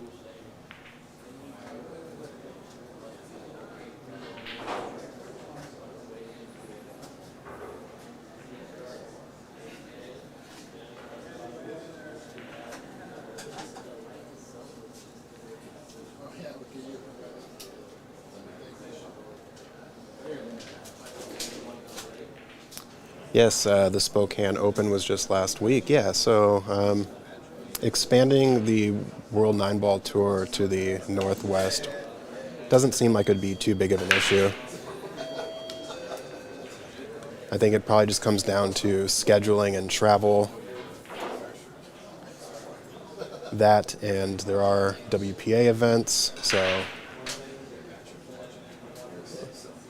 making sure all those calendars are in sync is always difficult, but not impossible.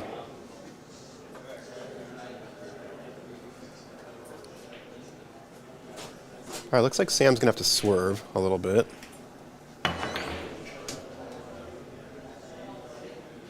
And he's gonna get lucky on that one.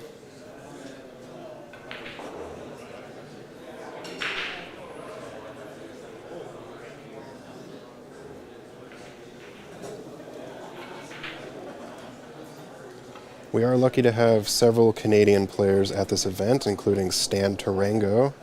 Stan Tarango is actually going to be playing Daniel Sardoncilio at 7 p.m. today. Daniel is an Ox-sponsored player with a Fargo rating of about 704. Obviously, we have Woody Neelson from Canada. Simon Pickering is here as well. Stephen Folan unfortunately had to drop out of the tournament, but it would have been great to have him here as well.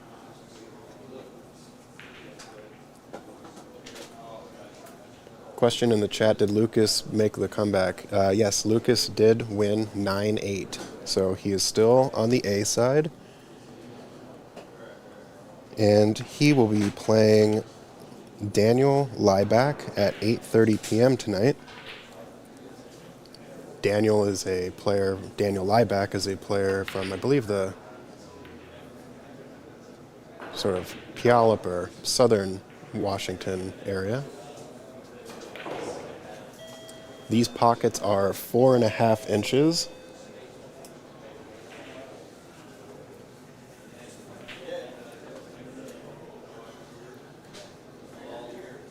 All right, looks like Woody is busting out the short stick to get over this 9.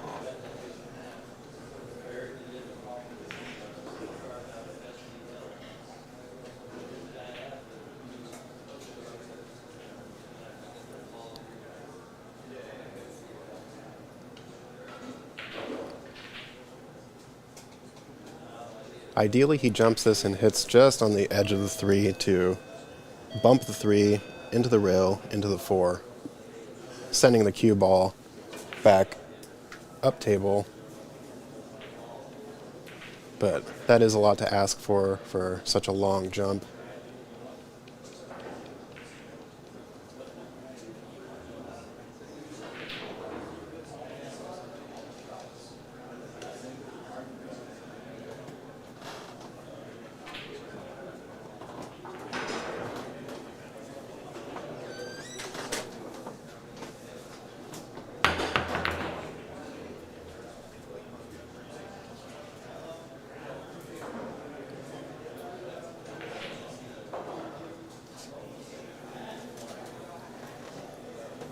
Got pretty lucky with the way the 4 laid up against the 6 here. Is there anything against having a beer table over here? I think Sam's going to opt for the safety as well.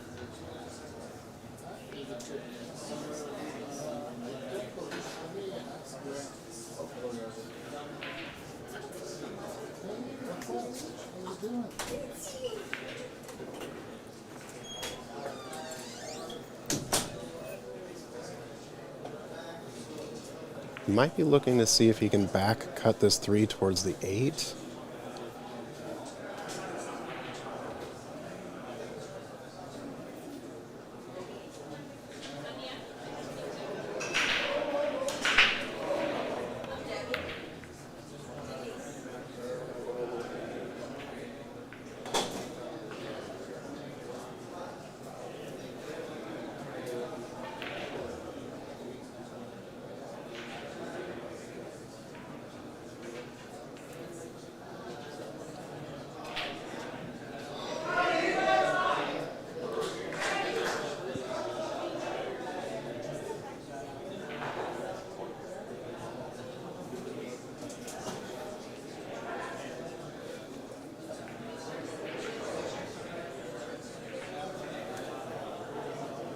Got some pros over on the snooker table here. Looks like Tyler and Raymond Linares are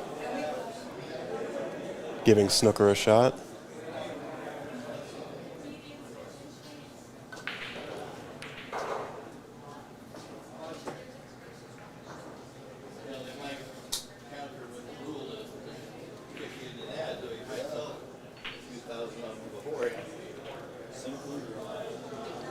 Not quite sure the 3 passes the 4 down table.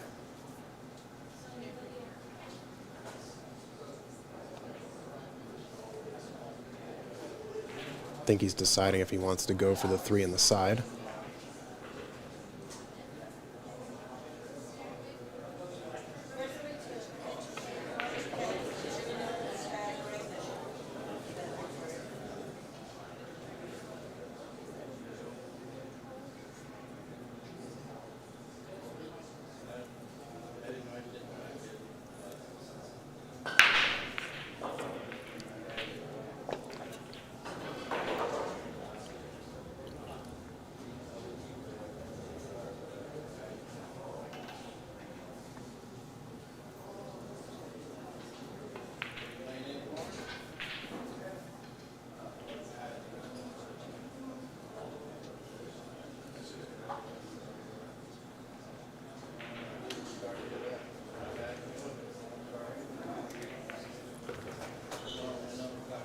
All right, Woody taking his time, really analyzing this shot.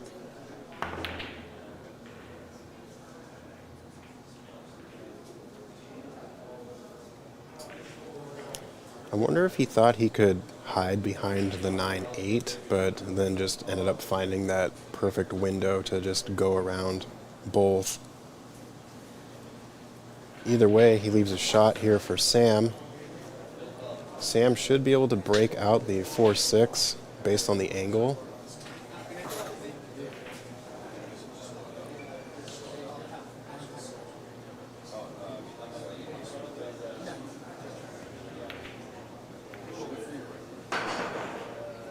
Got the breakout, but missed the pot.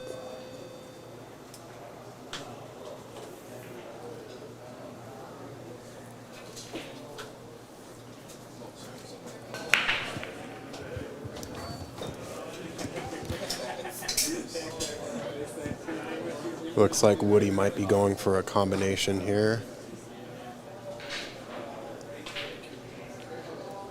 Not too many other options.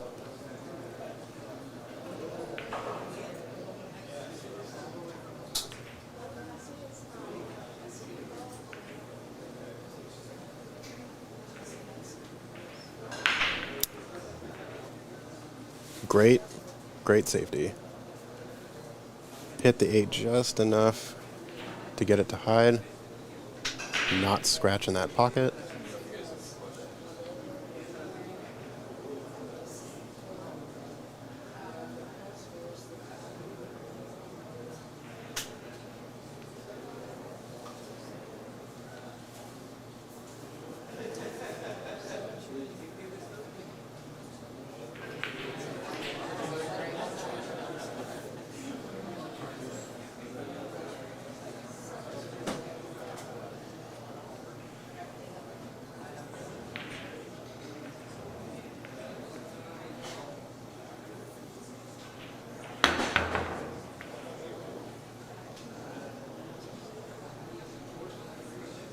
Nice contact from Sam.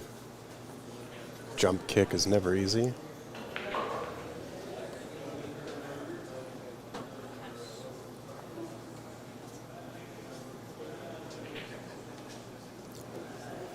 All right, so I think Woody sends this 3 to the top rail.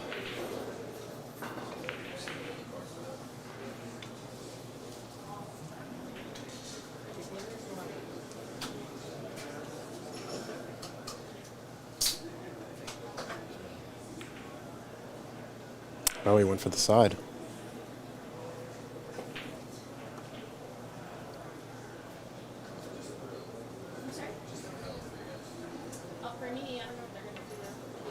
Came up short, but leaves the bank open into the corner for Sam.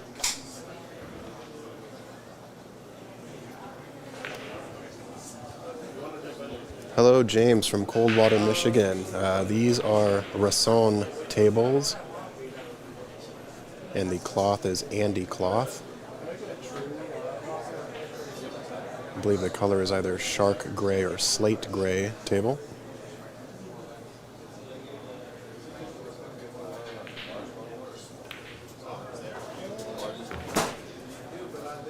Great bank from Sam. Good cue ball control.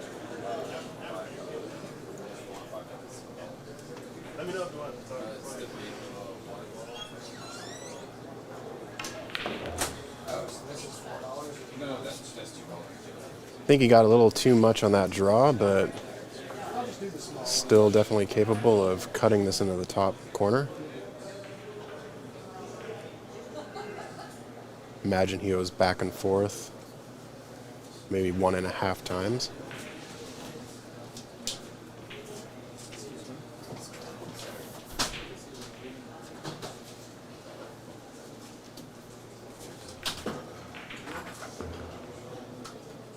Ooh, unfortunately ran into that 7. Now the position for the 6 is a bit more awkward.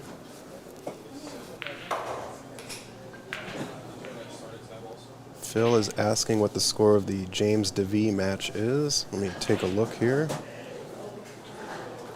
It is currently 6-3 in James's favor. He is playing an A-side match, so that is a race to 9.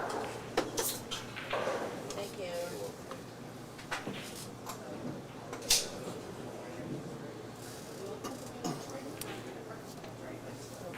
We do have a scoreboard, just not on that particular camera view.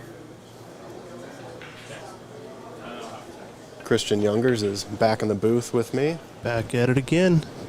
Looks like you guys were playing some snooker. Yeah, just watching Tyler mess around on the table. It's kind of funny. You got Johan with the gloves as the referee. Tyler Styer playing against Raymond Linares in a full frame of snooker with the half pool cue, half snooker cue concoction going on. It's entertaining stuff, to say the least. Well, this has been a very back and forth match. Yeah, I think Woody Neelson's a little bit of that style. He likes to grind out some of these racks. Obviously, did have the one. Oh, look at that shot. Wow. He did have that earlier situation with I saw the 3 foul rule coming into play, but he ends up hitting it off the second attempt, and that only leads to a long, one pocket-esque frame, so a rack, I should say.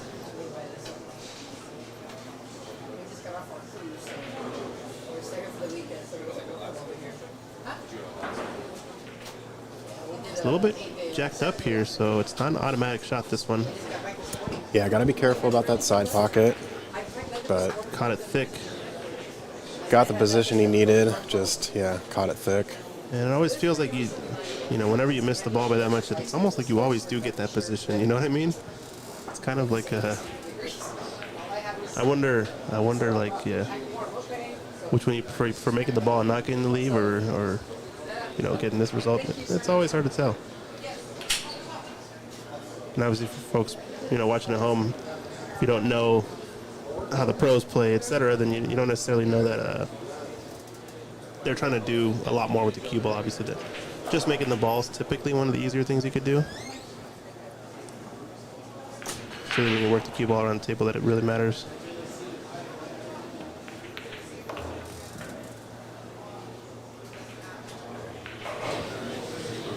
Yeah.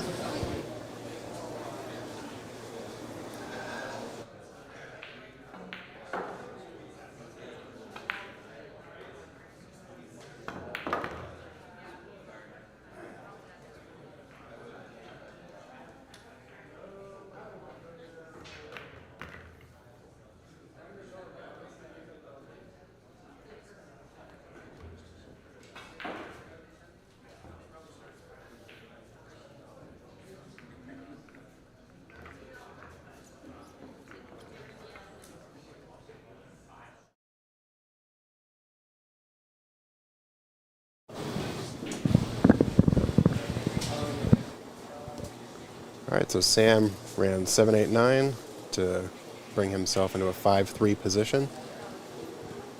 This is an A-side match, I believe, still, right? That's correct. It is. So I think we're for a bit of a long one then. I did get confirmation, though. I think Max Eberle is playing his match up next on our main TV table. It's going to be, I think, penultimate match of the night. I think we got, after this match, 2 more rounds of TV table action, and then we're going to be closing things up. Oh, okay. Maybe I'm wrong. Maybe it's Jonas Suto playing up next. Who knows? We'll stay tuned. I think tournament director is going to be moving things around as they see fit, and we thank them very much for their efforts. Tournament directors Ed Slade and Secret Wong. You can check them out. Secret Wong runs a lot of tournaments in the Pacific Northwest area under hashtag #StickGameStrong. Tons of amateur tournaments, Fargo-rated tournaments, Scotch doubles, all you can think of. And she lives a little bit more south of Seattle in Tacoma area. And if you're up in the north part of Seattle, Everett, Washington, the man Ed Slade runs a lot of his tournaments up there. Yep, out of Sound View Bar and Grill and Players. That's right. They're also both obviously very involved in the pool scene here in multiple leagues and tournaments. You see them around a lot. So give them some love whenever you see them. Ed Slade, Secret Wong. great folks.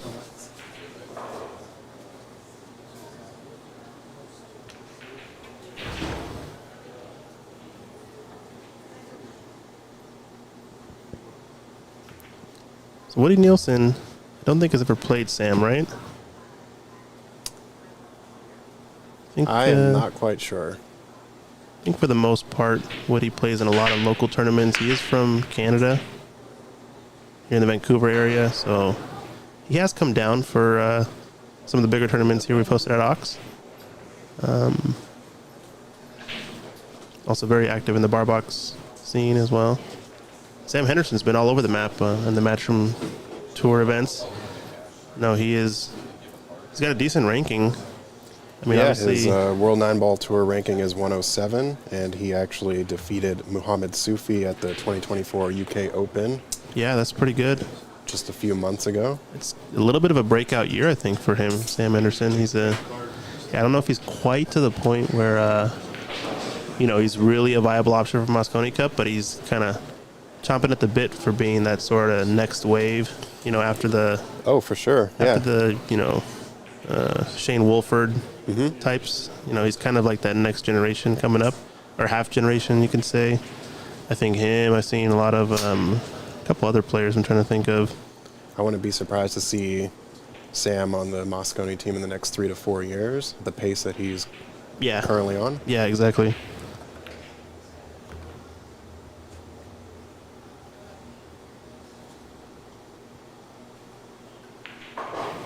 And a pretty interesting one, though, because looks like 6,000 for the winner here is going to be decent amount of ranking points on the tour. I think that's exactly the difference that Oscar and Tyler are at in their rankings for the third spot. Seems like that's really the big point of contention, especially in this event, is kind of who's vying for that third USA Mosconi Cup leading into the Hanoi Open. So kind of just bonus points for these players to accrue whatever they can.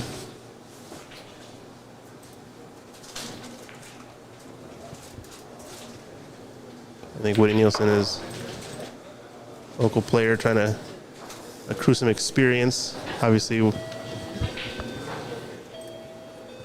not all players here pros, got a really robust range of players.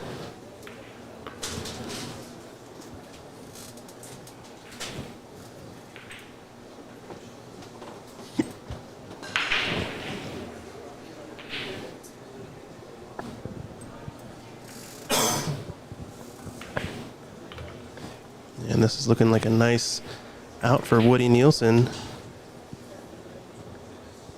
Picking up the pace a little bit too, so maybe getting a little bit more comfortable.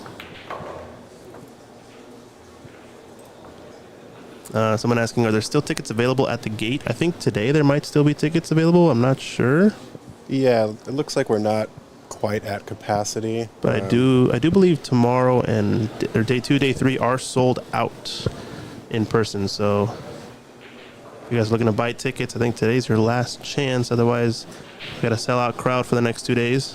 Obviously, we're a billiards club, so we can only host so many seats. Arissa is asking, is there a giant check? Is there a giant I don't think there's a giant check, but there are trophies. Okay.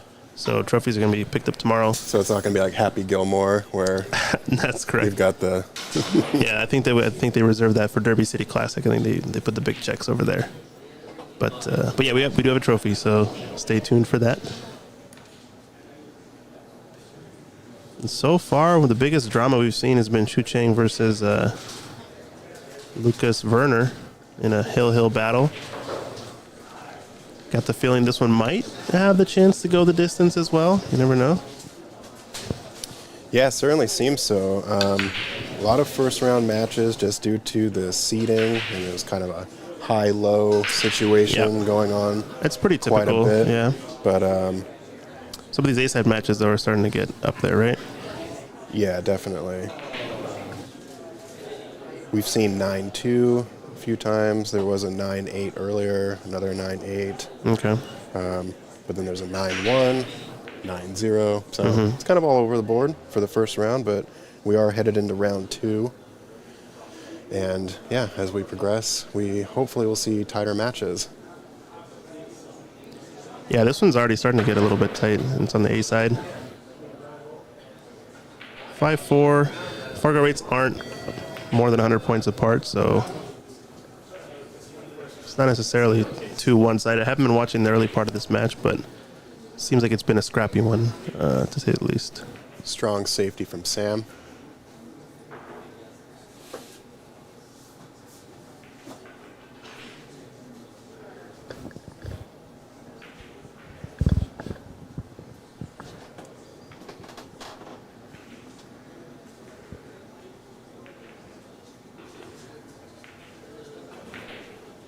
And I think we're off to the races too on some of the more B-side matches.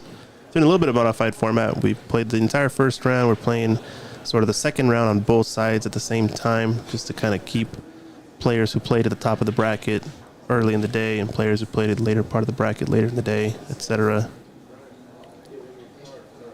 I think we've got at least 2 more rounds left tonight for those of you tuning in, so... Yeah, we do have a lot more B-side matches coming up at 8:30. 8:30, okay. At least 4 of them will be at 7 o'clock. It's kind of lost his cue ball, Sam. Don't think he can avoid hitting the pink here if he goes forward. And he's not got a ton of the cue ball here, so it's going to be difficult if he wants to jack up and spear this in. So 3 is just so far up table, it might just be quit in time and take your medicine.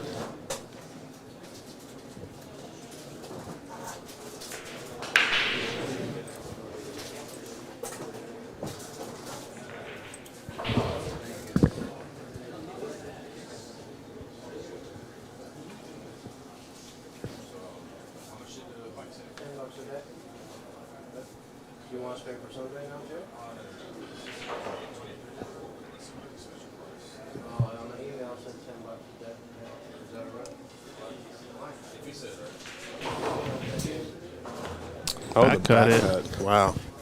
Surprised us all. Or at least surprised me, I guess. It's a nice shot and not quite perfect in the 3, but he's got a manageable angle, so might just have to play just right of the 6 here. Take the long cut on the 4. 5 does pass to the left corner pocket, I guess upper left pocket on your screen.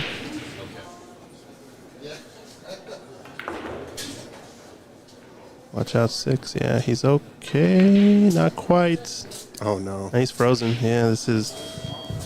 Ouch. Thought he was going to be able to navigate that, but again, with this particular table and maybe some of the other tables, just that extra couple inches of roll. And that's not frozen. It's about as close to frozen as you can get.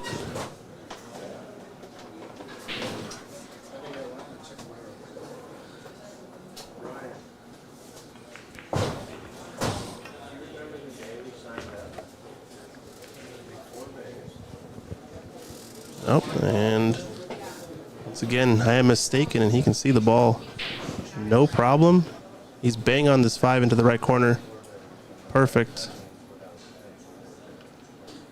Yeah, good call asking to remove the rack. You don't want any misdirection due to the rack's interference.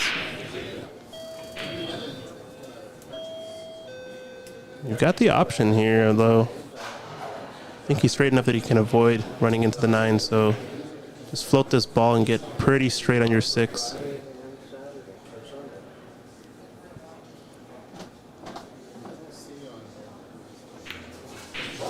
Oh, he knocked into the 9. So he tried to play it in 2. He tried to play the stun run through, but ran into the 9. So I feel like if you're running into the 9, there was really no escaping having to roll the ball forward just with a rolling cue ball.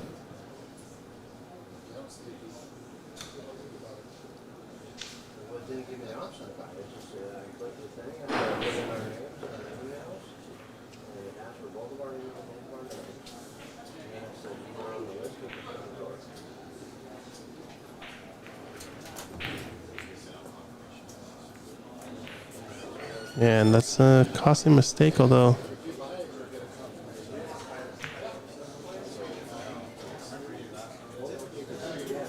hasn't left much.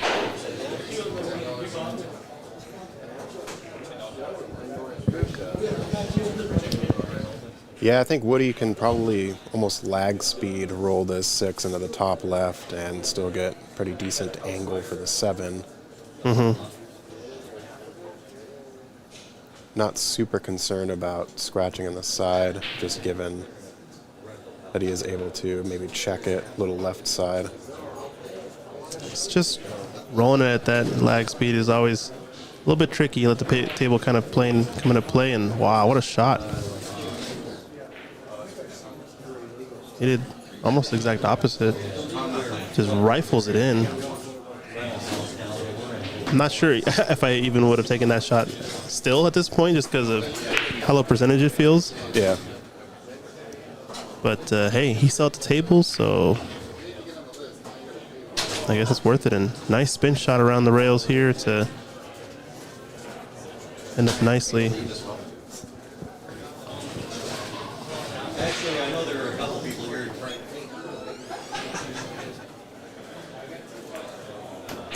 And I will also do a truly wild bear. He likes to hammer him in, it seems. Like I said, I could have a couple of those. I'm glad you're working here again because you remember the whole conversation as well. So I don't have to try to find language. Really? Bringing it back level, 5-5. I think might be shot of the rack, that one. 6 ball up into the corner. Spears it in. I still think I take your shot over this.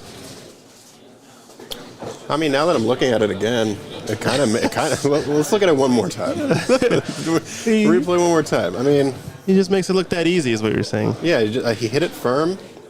Like, didn't want to baby it. It makes sense to me. Nothing fancy. Yeah. Wow, what a shot. Furiously writing down mental notes here for myself. Next time I see these shots in person, when I get back to the table. Rifle them in. So 5-5, so it's going to be a little bit of a close one. It seems a little bit like Sam having the first initiative kind of in each of these racks, and then leaving an opportunity, making a mistake here or there, and Woody just closing out with a couple of clutch shots. Fun matches all around. I like it.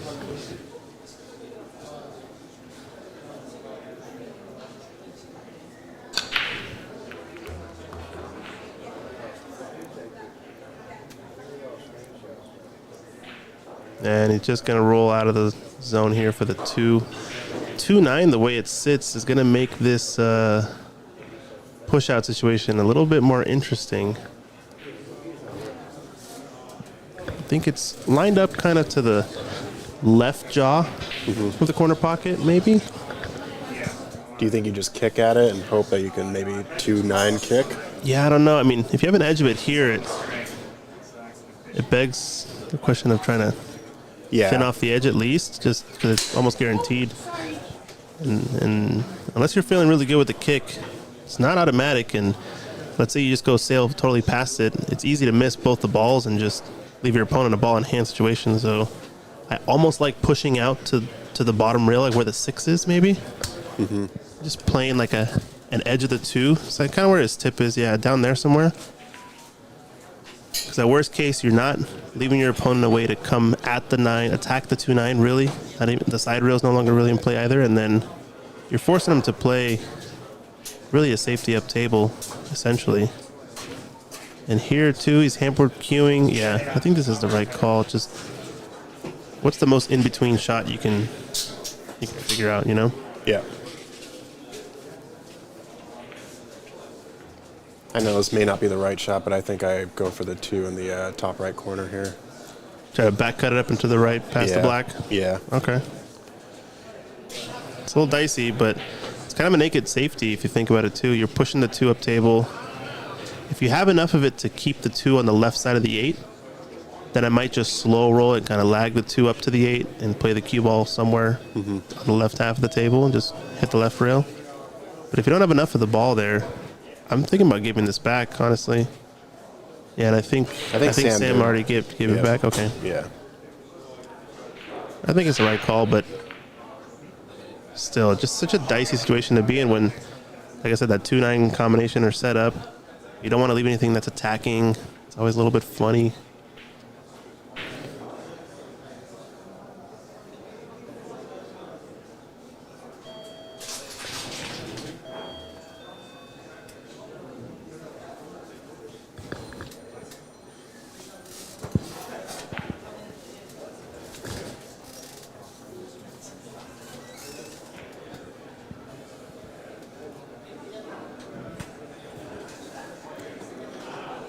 Yeah, Woody's taking his time, deciding how he wants to approach this 2. It is just such a tough shot, just because all the traffic is down table. Nothing really is available up there.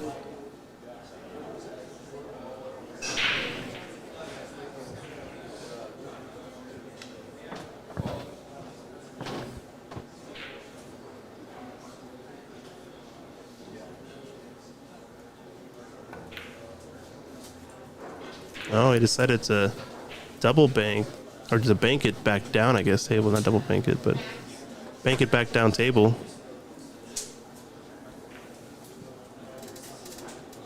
He's left a shot, but 9-6 tied up. Awfully tricky.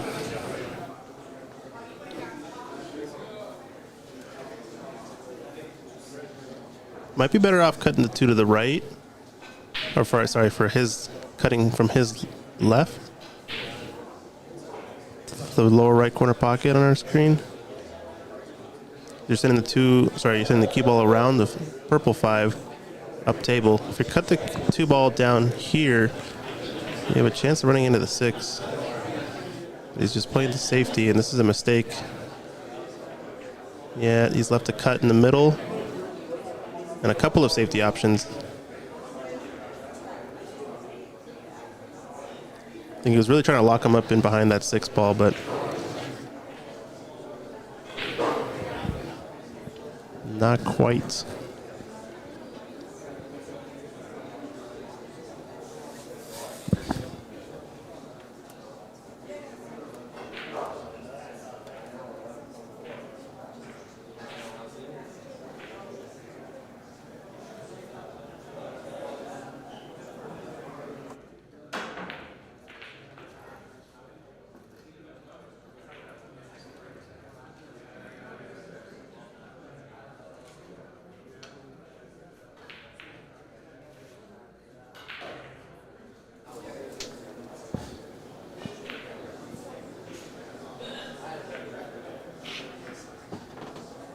So I think Woody's taking this into the left corner pocket, it looks like.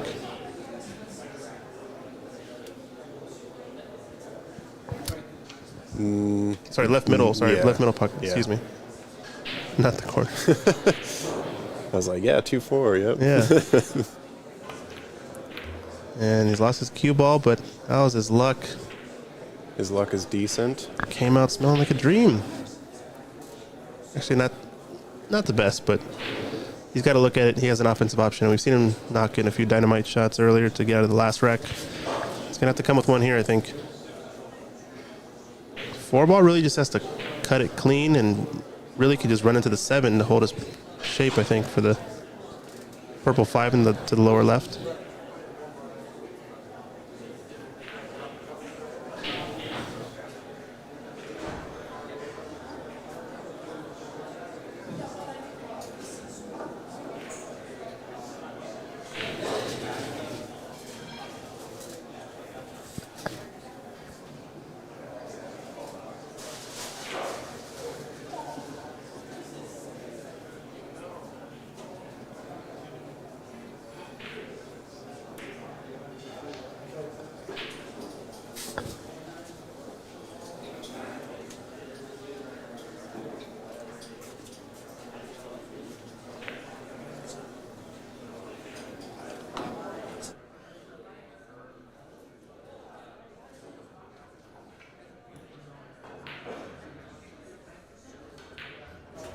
All right, looks like I'm going to get ready to play my match while Woody Neelson hits another rocker of a shot. Yeah, it's time for me to go get ready for the match, and I'm going to find someone to come join you in the booth. We'll be right back, but yeah, Alrighty, we'll see you. good luck with your match. Thanks. Yep.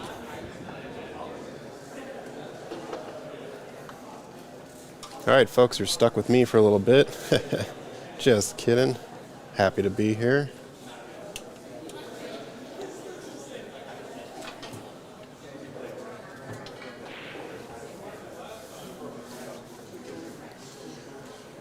All right, so Woody really taking his time here to make sure that he's got the appropriate angles that he needs to finish this rack out and take the lead on Sam Henderson.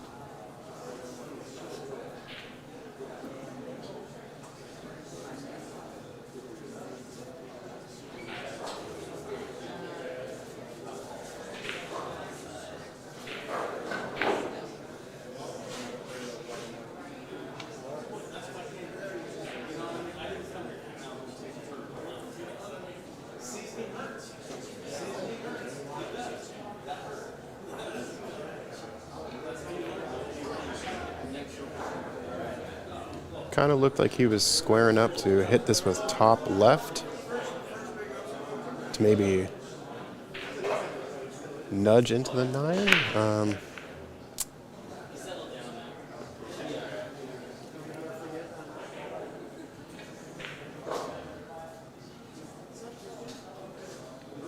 Not exactly sure if the 6 passes the 9 through that little gap going towards that upper corner pocket.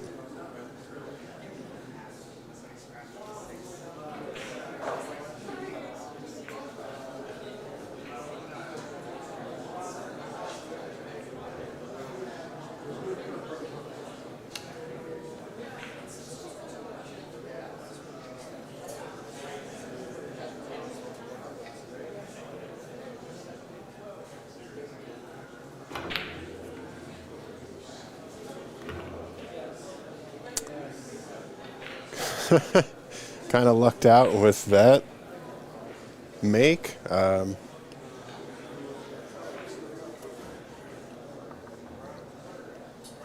suspect he'll try to bank this 6 into the upper right corner.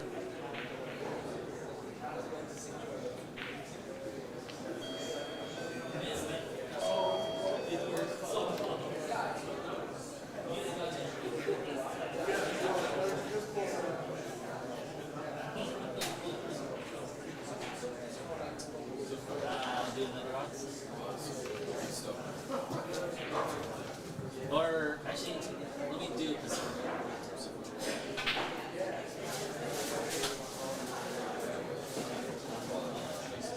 All right, so he opts for the safety. Didn't quite get there. He is giving Sam a look.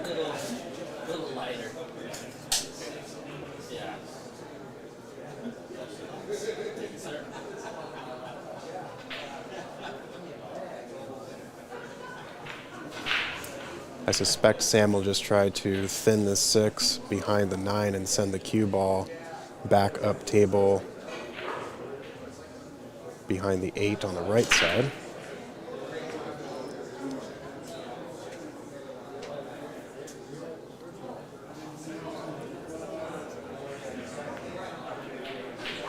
Okay, opted to come at it full, but has now left the bank open.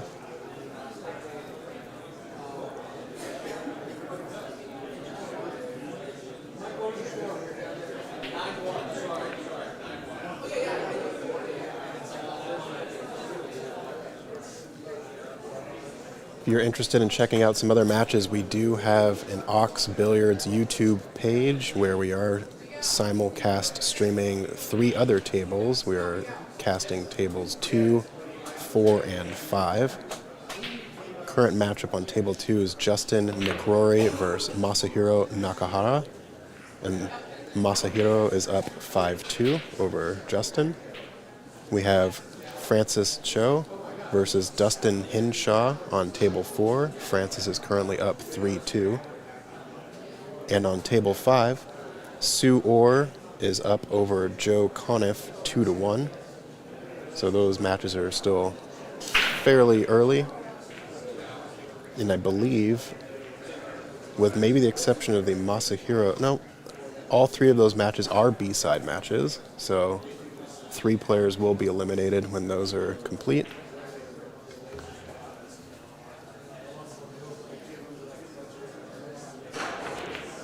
Meanwhile, on this table, Sam is getting to work.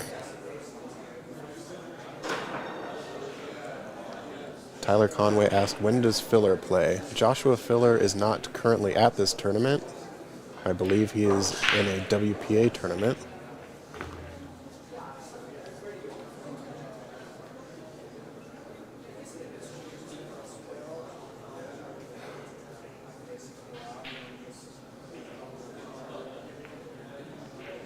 So this currently is an A-side match, as it is a race to 9. So whoever loses will still be in the tournament. And this is a round 2 A-side match. We started at 10 a.m. this morning, Pacific Standard Time. It is currently 7 p.m.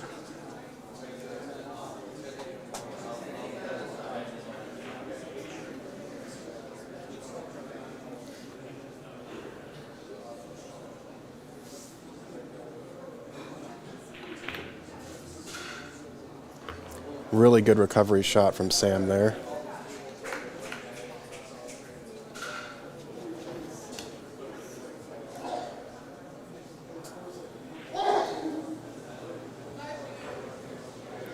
Unfortunately, getting out of position on the last shot, he's now a bit out of position on this one, but still has a makeable 9 in the bottom corner.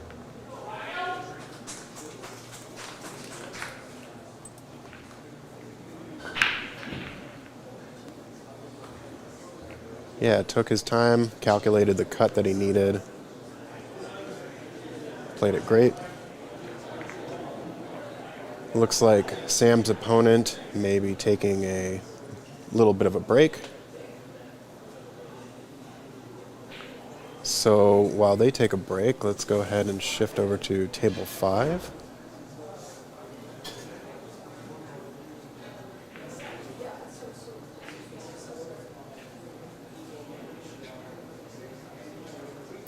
The race 2 on the Sam Henderson-Woody Neelson match is a race to 9. The B-side matches are race to 7. Once we reach the final 16, which will be on Sunday, the bracket will be redrawn with the final 16 players. That will become a race to 11, but a single elimination. And then the final, which will be Sunday evening, will be a race to 13. No, I like it. Hey, whatever works. Is your headset?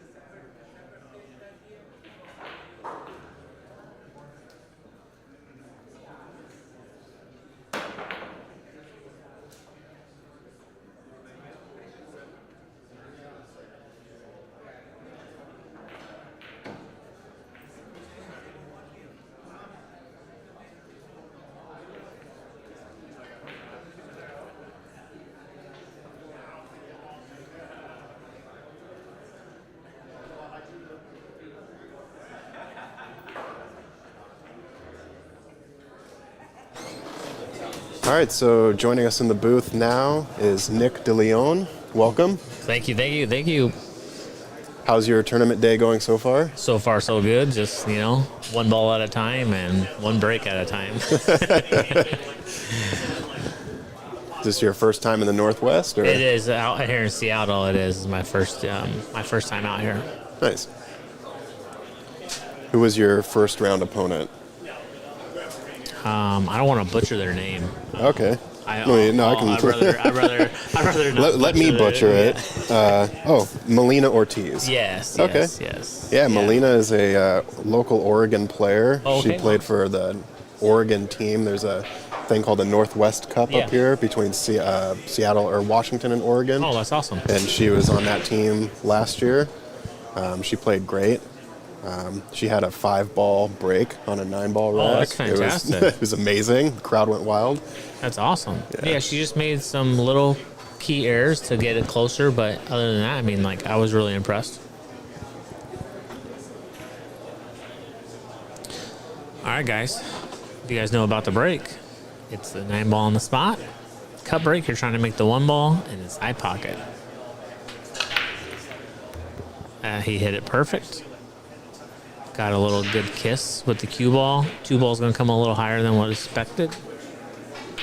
And we're playing on the amazing Andy Premier cloth. If you don't know about it, you guys need to message us because this cloth plays amazing.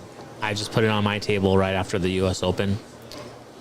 And I'm not just saying that because they're my sponsor, but I was so impressed that I could play normal pool without any slide, especially when you're kicking a ball. You don't have to adjust for the slide.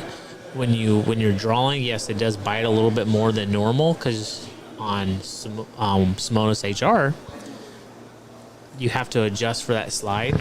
And with this table, with the cloth, you don't have to. It's really, really good. Hey, what's up, Nate? Yes, high shoes. She just took them from me. I have the blue. You guys did the gray, which is nice. I have a Rassin at home. I have the Victory too. Okay. Yeah, these are really nice tables. Been coming here for a minute. I'm also a member at this club. And yeah, it's really nice to be able to have 24-hour access to the club when you just want to practice and have the whole place to yourself. No, I think it's fantastic because, like, I used to work before I started traveling.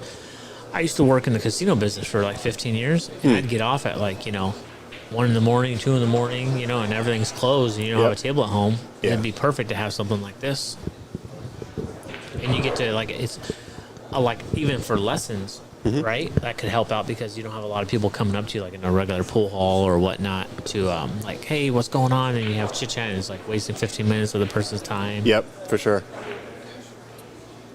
Yeah, there's a lot of really great coaches in the area, and Mike Dominguez, the owner and operator of Ox Billiards, is always more than willing to help people improve their game by getting them in touch with the right coach.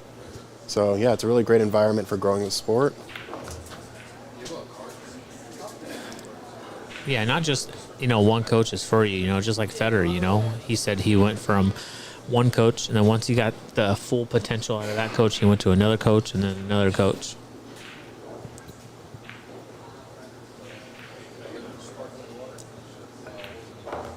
You really don't have to do much with the cue ball because the cloth is, 3 weeks old, 2 weeks old? Yeah, it's about 2 weeks old, I think, yeah.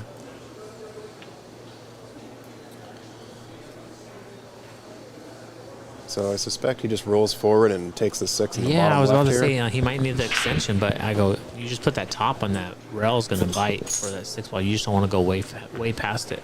Okay, he's going to opt for the 6 on the side, I guess. From this angle, he looks like he might be. No, I mean he might be able to swerve it or jump it if the 9-ball got him. But that's where the stretch comes in. Like when you're stretching, I feel that I tell my wife all the time, when you're in an awkward position, you need to take a little bit more time than normal because you rush because you're in an awkward situation and things like this can Right. happen. Yep. Lucky enough, he was able to see that 6-ball.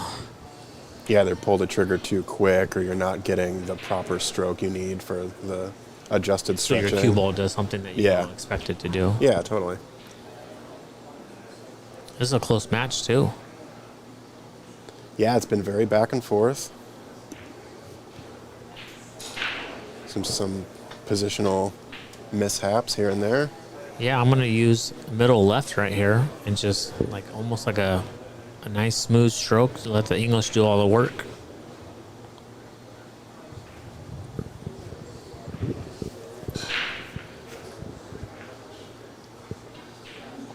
ideally just kind of ends up on the second diamond right side. Roughly, here. yeah. If you go past it, it's not bad. You Yeah. know, like right here, he's going past it, so he'll be able to just kind of like roll out with like top right and just spin it down, or he can force the stun draw over, whatever you want to, however you want to hit it. So he went forward, come out. Way too much. Correct, because I think it's just not being used to the speed, right? Yeah. So instead of turning into like a 99% chance, this is like maybe 60-40, 70-30, you know? Mm-hmm. Yeah, he's not quite 50-50 on it, so he does have a little bit of an angle. That new cloth. Yeah. Allow it to slip in, yeah. Yeah, this cloth is, like I said, like if we were playing on, let's say, 4-inch pockets, because that's what all the major matchroom ranking events are, right? Yep. And we put this cloth on there. Since it doesn't have all that slide that the Simona 660 does, the pockets would play 3 times harder because the ball's not going to slide in. Interesting. Okay. So that ball would have never hung up.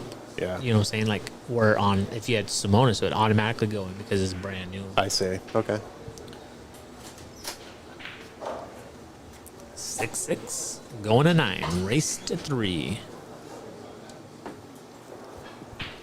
Quick sponsors here. Q-Tech is sponsoring this event along with Matchroom, of course. This is a World Nineball Tour ranking event. Table Fitters Billiard Service installed the Andy cloth on these tables 2 weeks ago. If you have any needs for your own pool table, you should contact them. Andy Billiard Cloth, of course, sponsoring Ox Billiards now. We're very happy to have them here. Sandro Manzel is taking photography on site, and he will be posting to his socials as soon as the event is over. And of course, Littman Lights. Have you got to try the new Synergy X with Q-Tech? I have not tried it yet, no. Oh my God, amazing. Is it a dream? Oh. The best way I could put it is more power with less effort. Okay. The cue ball just went flying off the table. Now, And that is actually the second time he's done that this game. And did he try to 3-foul? He did try to 3-foul, yep. So this is a bit of deja vu from rack 2, I believe, very early. I don't know if Woody actually knocked the cue ball off the table or if he just miscued. He miscued and it flew off Well, the table, yeah, on this one, yeah. But the previous one, I think he just miscued. And so the rack didn't break. Sam got him into a 2-foul. And Woody was able to escape it on the third. So I think. Let's see what he does here. So I think he's going to learn from. Last time he went left to right. This time looks like he's going right to left on this safety. Needs to get it. I think this is the shot. This is good. It's not perfect, but I mean, like it's the best where you're going to do. Now it's all about your second decision after this. If he misses or if he breaks the stack. If the balls don't fully open up, I'm going for the 3-foul all day long. So Christian mentioned this last time. He suggested that you just break the rack now. How do you feel about that? I like that too. I mean, that way, if you just kind of send the one up and there's no hides, or these other balls aren't really as clustered. But right now you can't because you can't hit the 4-ball or the 5-ball hard enough to break it up, right? Mm-hmm. So yeah, you're gonna send the ball down table, but. You're kind of cutting the 5 into the 2-9, and then that might just kind of stick. Yeah. Yeah, but that's definitely an option. Like Roland Garcia had this chance to do this to me because I barely tapped the cue ball when I wanted to go break. Mm-hmm. I'm down 8-3, and he was about to do this, and like 4 minutes go by, he comes over, gives me a pump, and he's like, I'm gonna go ahead and break, and I'm like, what? Oh, what a hit. Yeah. Wow. That changes everything.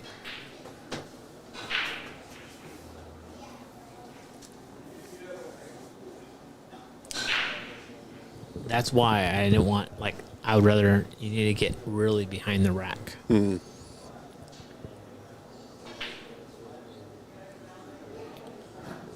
Playing safe again.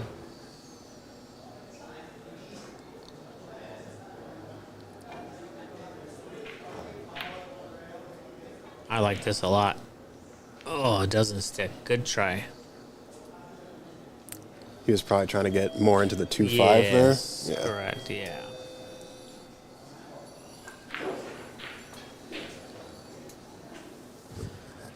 Hey, no problem. Anything you guys can ask. I do my live sessions at home too, and I like to interact with my followers and ask questions and whatnot. And I like to interact in my chat. So Yeah, always happy to have the chat in play here because Oh, we 100%. love interacting with you, and you know we're all watching the same match. You might be at home on your couch. We're in a booth. Yeah. So yeah, it's always great to hear from you. see if I got a table or not.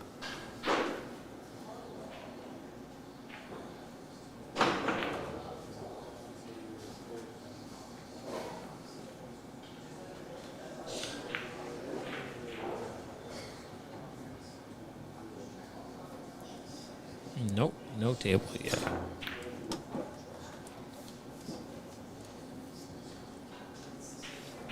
Yeah, it looks like you should be coming up pretty shortly here in like Yeah. next 2 or 3 matches. Which chat are you watching? Oh, all of them, I guess. I don't know. This guy would have to tell you. Okay, so yes, Face Man, which chat are you watching? So there's the WNT chat. There's also the Ox Billiards Facebook and YouTube chat, which I believe, Face Man, you are probably on the Ox Billiards chat. And then there's a third chat that is just the 4 tables. Oh, I didn't even see that one. Yeah, I didn't even see that one land. So it's a lot to look at, but yeah, we're doing what we can. Yeah. So here, I mean, you have to come into it fast. So regardless, you're going to break them up. So it's almost like just giving a ball in hand. If you hit it, it's a good thing. Well, he's going to be, I don't want to say my word, but he's going to be, I'll put it this way, he'll be in jail time from here. I'm going to do the same thing. I'm going to thin him, let it run into that. Is that the 3 ball next to it, right? Yep. To the left. I'm going to thin it, run into the 3 ball, and send the cue ball back down to get it in the dead middle of the table on that middle rail, Okay. that middle diamond, Yeah.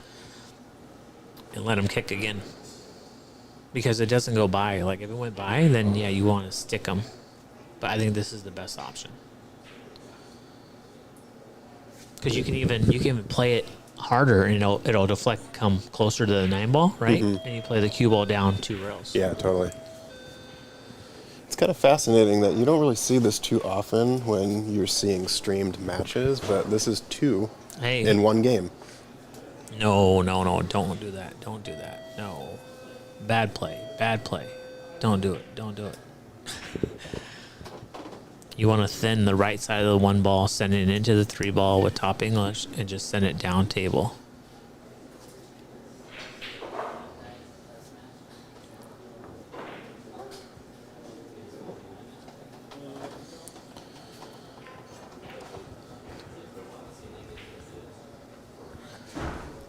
Because Woody went to go break and he flew the cue ball off the table. So with that happening, even if you tap the cue ball before you break, it's a foul.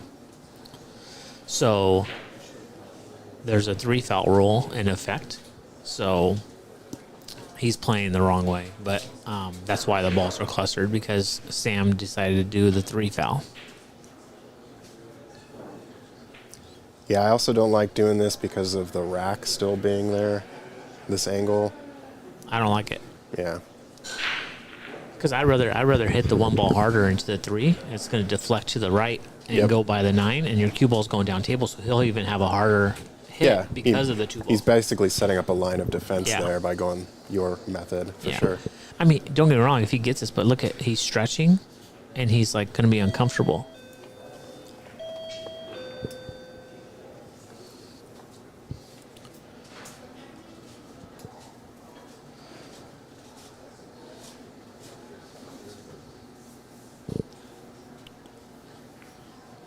I mean, if you can reach it comfortably, I don't mind this shot. But you're stretching, so what you're going to do is you're almost going to be breaking up the 2 and the 3 possibility, because you might hit it with left-hand English or right-hand English, and you might not get the ball all the way down table.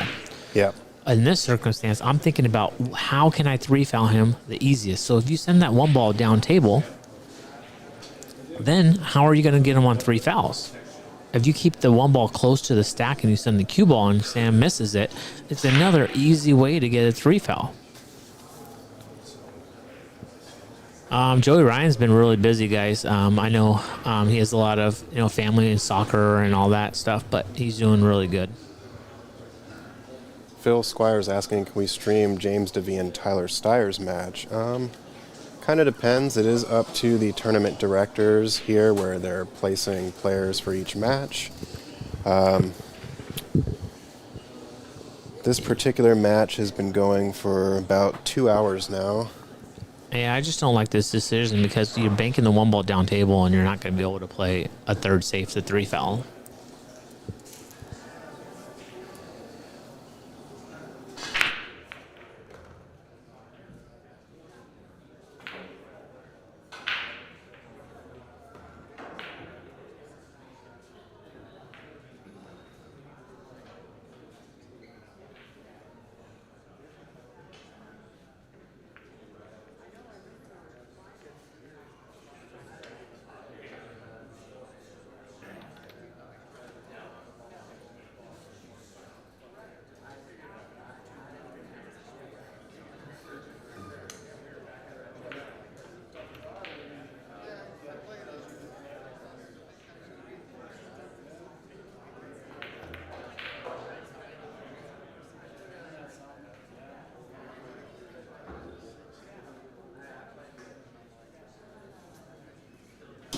So you see what I'm saying, guys? Now look at what is he going to do for the 3-foul, right? So now he's going to say Sam misses the 1 ball. Now you have to play position on the 1 ball to get perfect on the 2 to play your 3rd foul. If you played my shot, then you'd already have those balls all close together.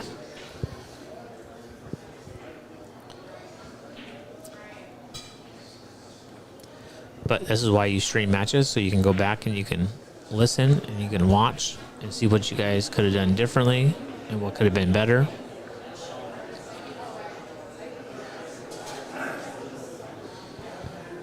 For me, I never watch my opponent unless he's kicking, jumping, or breaking. I can care less what he's doing at the table, so it doesn't get me out of a rhythm. Just another tip if you guys have problems with it playing against a slow player or a fast player. Well, now he's on 2. Yeah, but like you said, what about 3? You know, it's like he's going to make this 1. So the only option is I want to make the 1 ball and just roll forward onto the rail to get straight on the 2 ball and bank the 2 ball down 2 rails and stick them on the 9 ball. Okay. Because anything else, you're flirting. That's what he's looking at. If it passes the 3, not to make.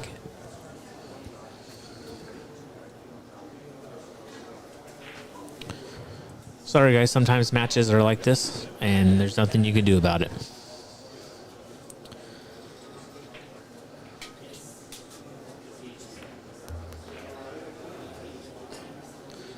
Are you in favor or disfavor of a shot clock? I don't care for it. I mean, I get it. Like maybe because it sucks to have one on the stream and you don't have it on all the other tables. Mm-hmm. So it's almost like a disadvantage because players that are taking, say, a minute. Yeah. And now you're on the shot clock. It can mess with your head. It can do everything. I can see when you get down to the final 16, you might have like Matchroom started doing. The final 16, they have a clock for every table. Okay. So everybody's in the same rhythm. So if this goes by the 2, I think he has a wrong angle here because he needed to be a little bit more on top of it.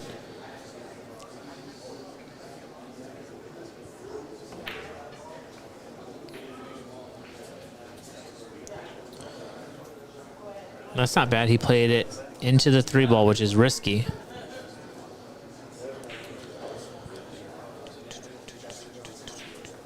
How am I kicking this ball?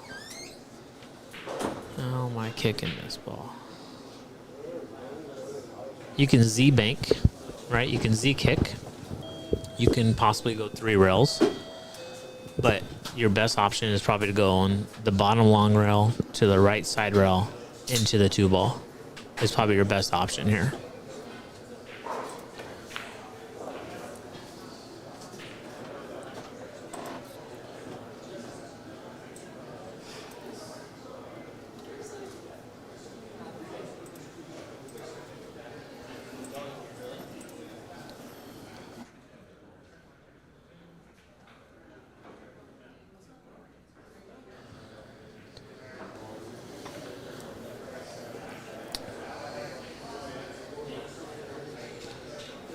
Yeah, well- he has to go. He has to go bottom rail, or our bottom rail, as you're looking at it, the long rail. Okay, so here we go. Right side rail. You're going to use a little bit of running English top. Oh no, man! You have to go 2 rails here because the ball is so much bigger.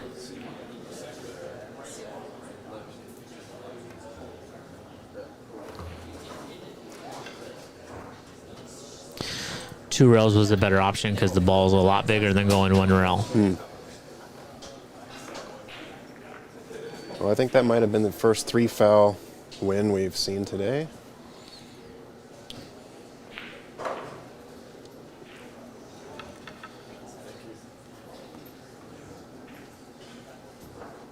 Yeah, no, not at all. It's not bad pool. I mean, you learn from it. So,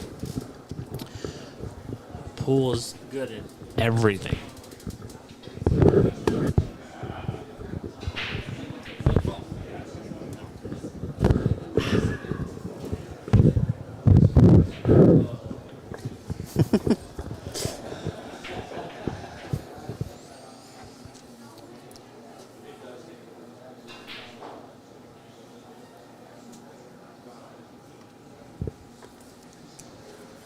All right, let's hope that Woody breaks this rack solid.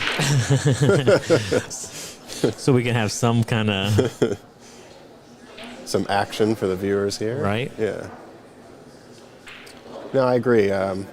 Defensive play isn't boring. It's not at all. just, the time it takes to figure out the defenses sometimes sort of overshadows the thought process involved with executing it.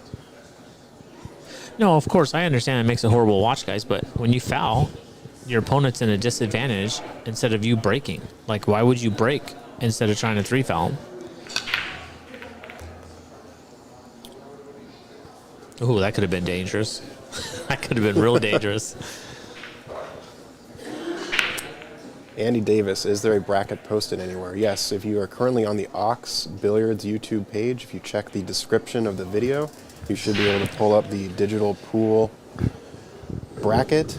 Otherwise, you can just go to digitalpool.com and search WNT Seattle 9-Ball Open, and you should be able to locate the bracket.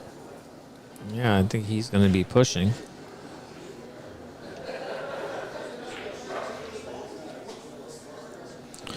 Anywhere over there. Like, if I was going to do this,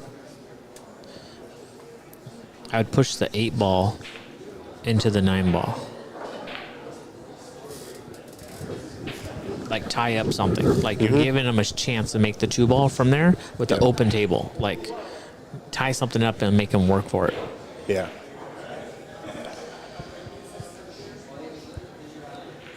And right here, his speed has to be crucial right here to push out right here because the table's so fast and the rail's so fast. Unless he's going to move the 5-ball. Is that the 5-ball? Yeah. Yep. 5 up near the 7.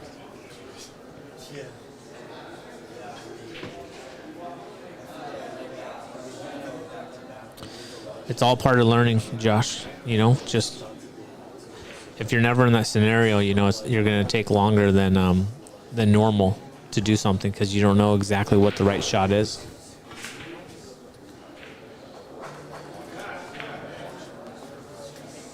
No, that's a foul. That'd be pointless to have a re-break. When somebody fouls on the break, that you're on 1. Like, you should have the potential to try to 3-foul them.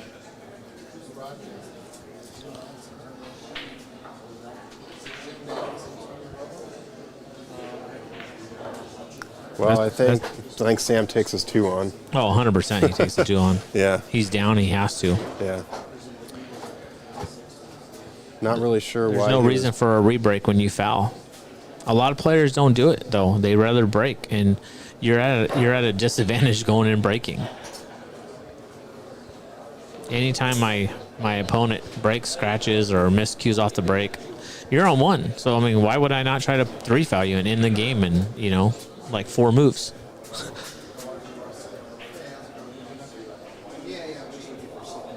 It's like telling you in chess that you can only use your pawns for so long, and then you have to, go into using everything else.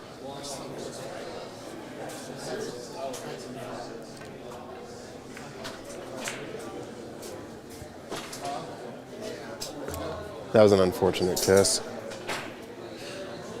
Oh, everybody's nervous. Like Alex Pagaline says, if they never think that you're like, if you talk to pros and they tell you that they're not nervous going into a match, they're wrong. Everybody is nervous going in. It's just how you handle those nerves. This is not good.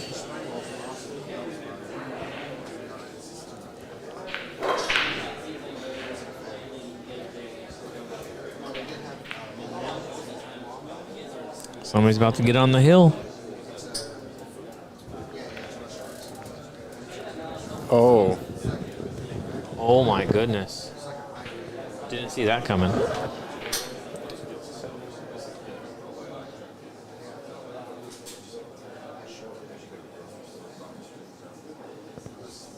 Yeah, just clipped the 3 a little too thick.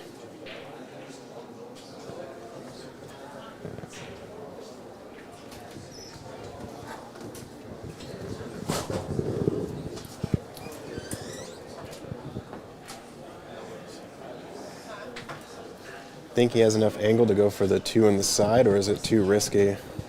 Well, I think he can make the 2 on the side here, and just 3-9 combo. Yeah. Yeah. Don't get on the 4. Oh. Oh my goodness. That could have been real bad.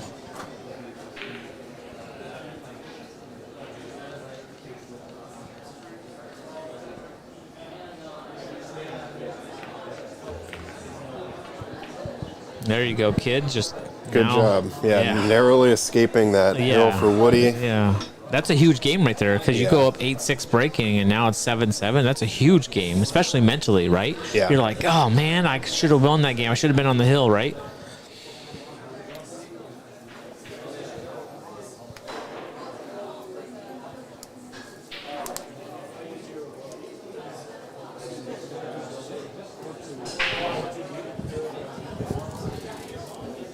Yeah, I can watch Tony Chohan 1 pocket, Alex Pagaline 1 pocket, Shane Van Boening 1 pocket, Federer 1 pocket, and Scott Frost 1 pocket. But I can't watch like people just moving balls around and not doing anything.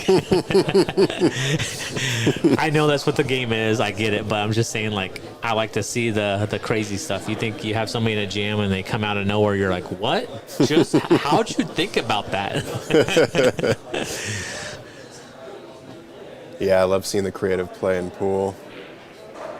I mean, of course, in 1 pocket you get it more than anything, But it's so boring to watch overall. Like when they're like Josh Roberts, he plays really good 1 pocket. But I'm just saying, like, just when you're just pushing balls around, or you're pushing balls down table, it's horrible.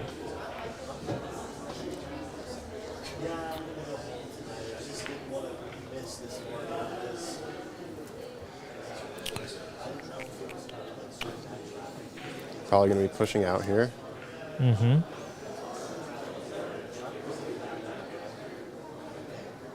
Oh, Daniel and Stan? That should be a really good match.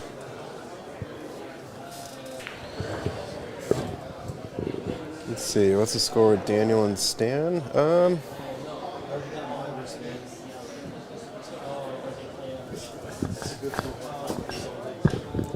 If you guys go to my page, I just posted an old picture of Nick Varner and Mike Siegel in like an expedition match or whatnot. My buddy had it up on his wall, and I had to take a picture because it was like old. Like, I mean, he still had his curly hair. He was young, you know what I'm saying? Like, it was just like, it was really like, it brought back like memory lane, go down memory lane. You're like, wow, like look how far it's been. The Daniel and Stan match has not started yet.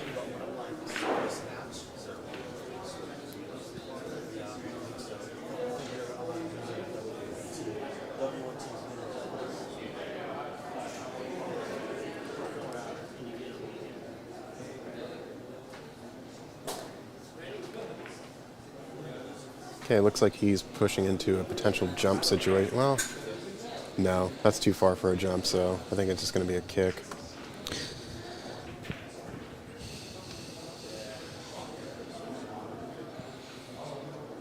He pushed out to a kick or a jump? Oh, Sam pushed out to a Sam jump. pushed, yeah, but I think it's kind of awkward, right? He's reaching out on that, so looks like he's going to give it back.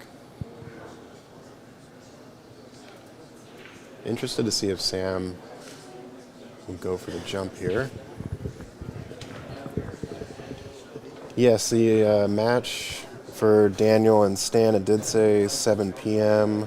We are a little bit behind, as usual with most tournaments. Slowing down play and whatnot. But we'll definitely keep you posted as more matches start. Oh, that's unfortunate. So, guys, here's a tip for you. I have videos coming out every Monday on my page, and right now I'm in a jump series. If he would have got higher elevation on the ball, the cue ball would have landed sooner on the table and would have lost energy by the time it hit the cue ball. But since he jumped it to it, all that energy had nowhere to go but off the table. So by just elevating a little higher, will get you over that ball or hitting the felt sooner a couple times before you hit the two ball, so the two ball or the cue ball doesn't fly off the table. So the cue ball sort of hops more than it does. Correct. So like forward. it'll land sooner, right? Or he's jumping almost to the two ball, right? Yep. And that has all that energy. So what's the two ball? The two ball. I mean, the cue ball doesn't have anywhere to go other than I see. off the table. But if you're elevating higher, well, the two ball will land sooner, like after the 9-ball, and then there'll be, and then the cue ball loses energy.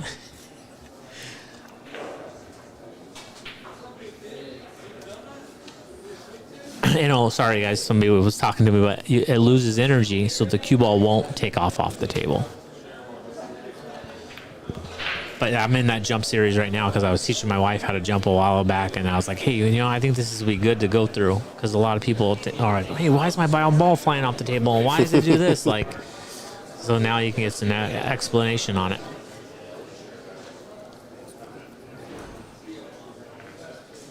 Everybody plays at a certain speed, guys. Everybody plays slower. Some people play really fast. You know, everybody plays different. I think the fastest I've seen, at least recently, is Muhammad Sufi.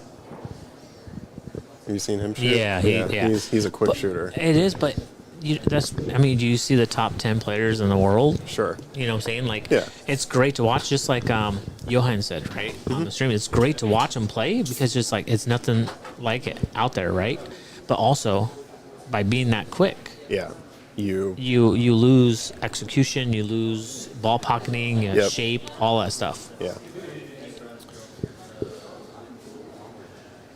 Yeah, I think another player that keeps at least like moderately quick pace and is still executing well is Josh Filler. Oh, for sure, because he's just on a totally different level. Yeah. I think personally I fall somewhere in between. You know, I definitely like taking my time, but, you know, I also like to get into a rhythm and, you know, just kind of feel the shot. So yeah. No, I get it, but I used to be a quick player, and I slowed down a lot, and it just shows a big improvement of everything. Yeah, Catherine, the commentators in this booth right now, my name is Zach Ross. I'm a local player here in the Seattle area. We also have Nick DeLeon, who is, where are you from, Nick? Arizona. Arizona, okay. And he is currently on the World 9-Ball Tour, ranked player.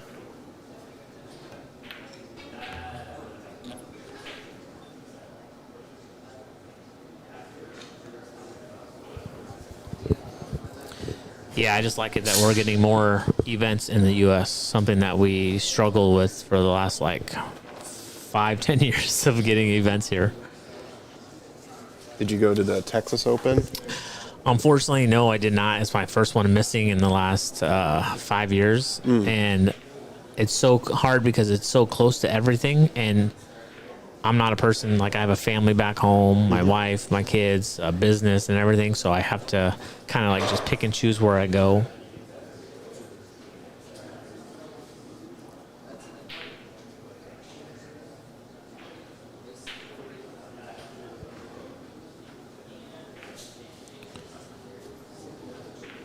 You can do top right here, or you can do top left, depending on what you want to do with the cue ball. I like this option better.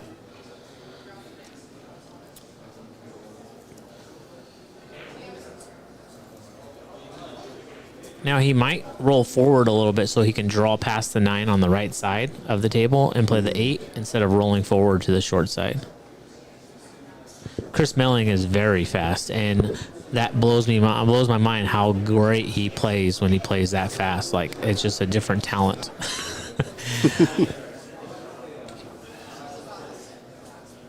I'm sure you've seen his infamous 8-ball run Oh out. yeah, no, for sure. And somebody posted today or yesterday. Is there anybody that can beat Shane Van Boeing on bar table 8-ball in a long race? And somebody said Chris Milling, and I'm like, I mean, the guy comes with some incredible outs, you know, but how long will that last? Just like I said, right? Just draw past the 9-ball. Straight from your textbook.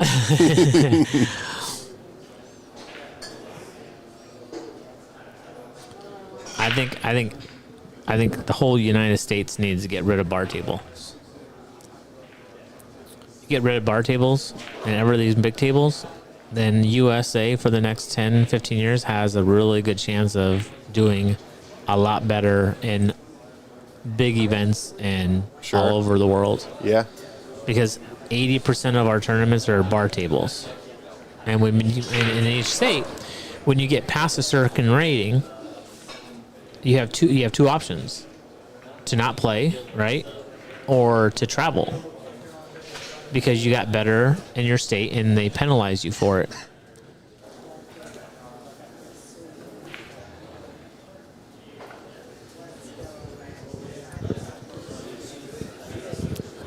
Yeah, I think the other thing too is it seems that a lot of venues are mostly 21 and up, and so it's hard to sort of grow like a youth.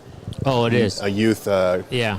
You know, movement in pool, just because, you know, like you were saying, you don't have the 9-foot table exposure, but you also have these venues that are restricted to age. Yeah. So no, not necessarily. In Arizona, I have a league that has big tables, and they play on all 16 of the big tables. Their league. I know in Sacramento they have BCA at Hard Times, and they have nothing but 32 or 42 big tables. So you don't need bar tables, but in order to get better, you need to play on the big tables. It's the truth.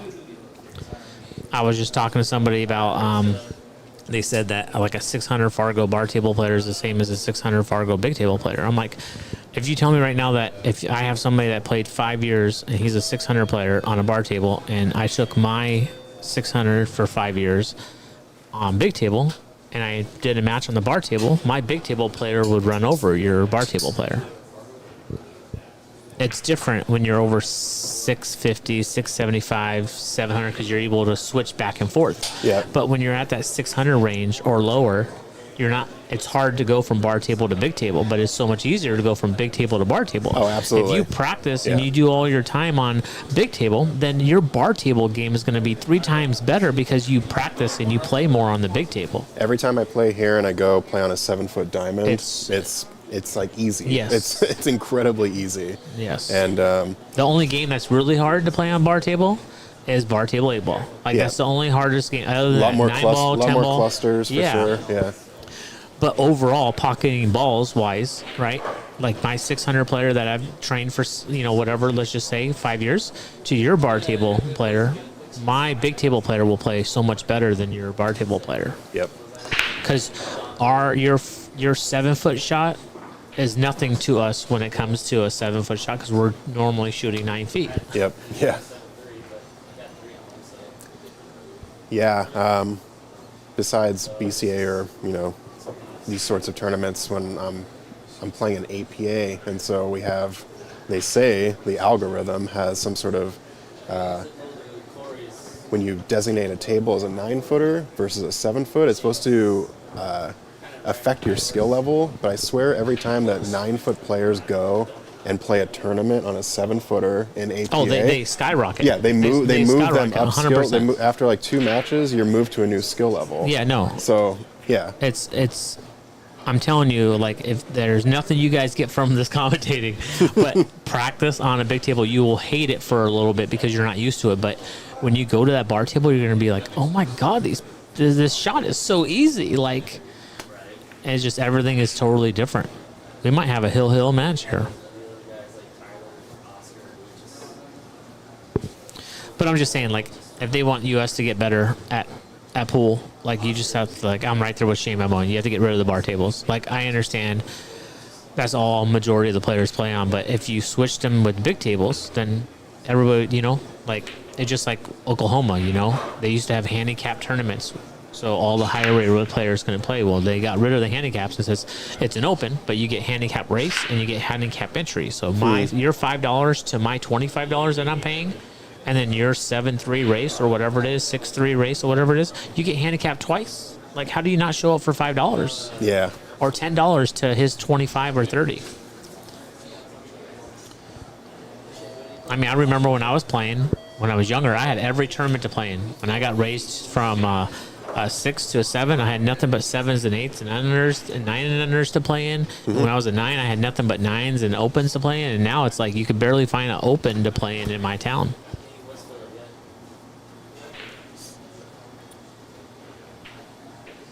Don't get me wrong, I'm grateful, I'm lucky, you know. I have the support from my amazing wife that I get to do what I love to do. Ooh, this is tough angle. Do not draw this ball back. No. This is the wrong shot if you draw this ball back. I think he's just going to overpower the draw and then draw straight into this back right pocket. That's possible. That's the fear. I like to cut this ball to the inside of the pocket, the corner pocket, with a little bit of running English. Okay. And stroking is going to come out 2 rails in the middle of the table.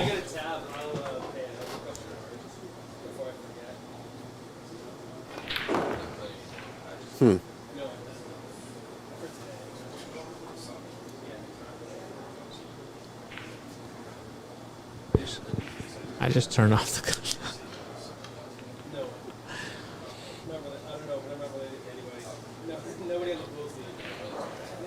All right, well, it seems like Woody might be able to get a piece of this 6. It looks like he can see it. Yeah. He can cut it. This is where experience goes, right? Like, you can cut this ball in with a lot of outside English, like top with a little bit of outside, and come around 4 rails for the 7 ball in the top.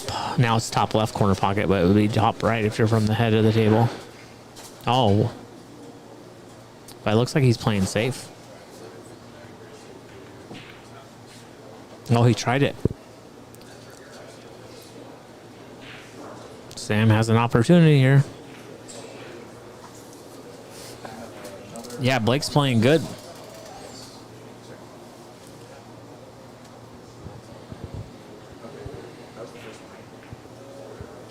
Looks like Max Eberly is currently up on Aman Sunar, 6-2. He has a chance.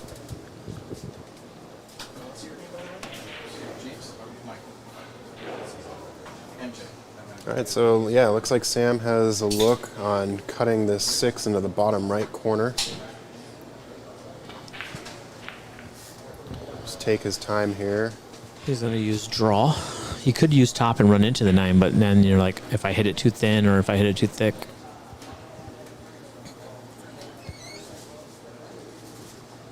I think he's using draw.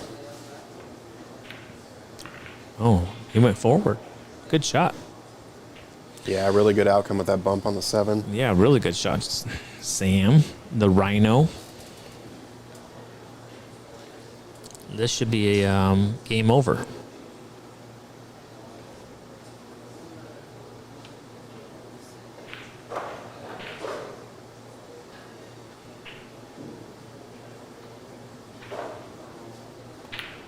Oh, he was dead straight, and he hit that ball perfect, like the running into the sixth, because that could have been deadly. Like,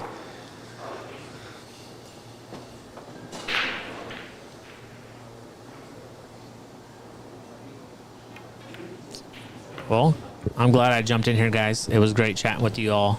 Thank you guys for everything. Good job, Sam Henderson, my road dog.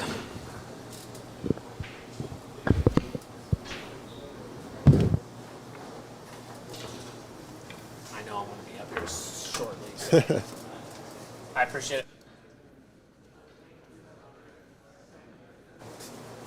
All right, everyone. Nick is off to get into a match here, but it looks like Woody ended up giving that to Sam.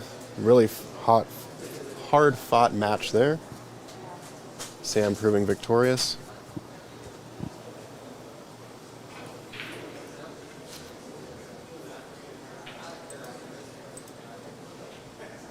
Our next match on the TV table is going to be Jonas Sauto versus Dominic Orejudos. Dominic is a local player here in the Pacific Northwest. Jonas is currently ranked number 26 on the World Nineball Tour. So we will be back here shortly. I believe they'll probably warm up here for a little bit, so we'll keep you posted. Thanks as always for joining us, and we'll see you soon.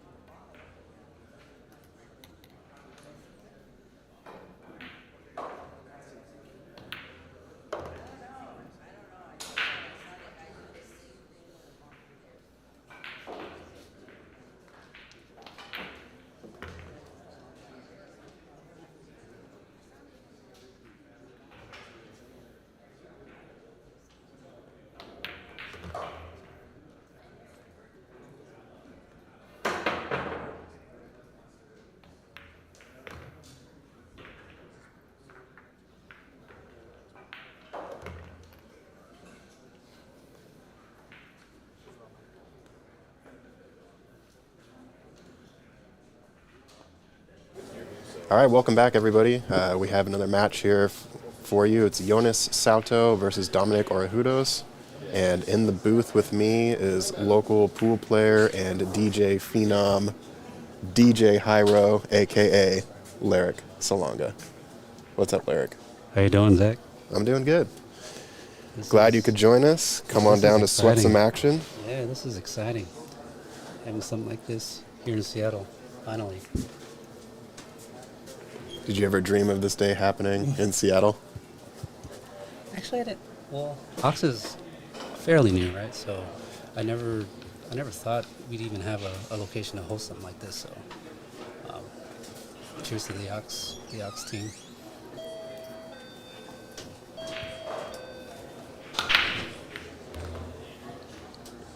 All right, Jonas breaks this off pretty much to perfection. This is the type of spread that you definitely want from this this box break, as they call it. Break box. The break box. I've been streaming for 8 hours and I still don't know what it's called. Yeah, you've been here a while. I am also on door duty, so I apologize for that. But let's get settled in here. It's a nice layout to have for the first rack. Yeah, and as he just discovered there, this table is running a bit fast. A lot of players have sort of been overrunning their positions by about 3 to 5 inches, it seems. Are you thirsty? Yeah, maybe that's right. Oh, okay. Sorry. Just a moment. Okay. Sprite. Shot there. I quit drinking alcohol. Yeah, I was really excited to watch Jonas play. I've sort of seen him on the up and up recently. He is currently ranked number 26 on the World Nineball Tour list, which is pretty significant. There's more than 128 players that participate in the World Nineball Tour. We have at least 12 of them present, and of those 12, 7 are in the top 128. Yeah, like Jonas, it's very exciting to watch, personality-wise. Yeah, he's got a lot of sort of like flair about the way he shoots, right? I feel like the game needs more of that.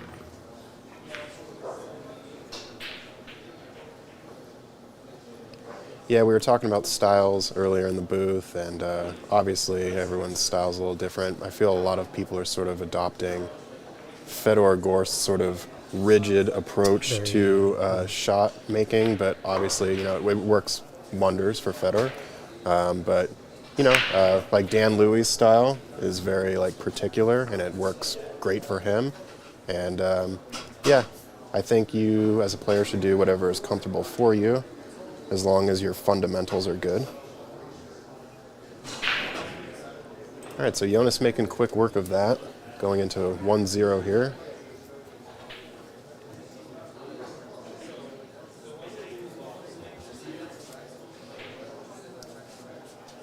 Thank you, chat, for being here.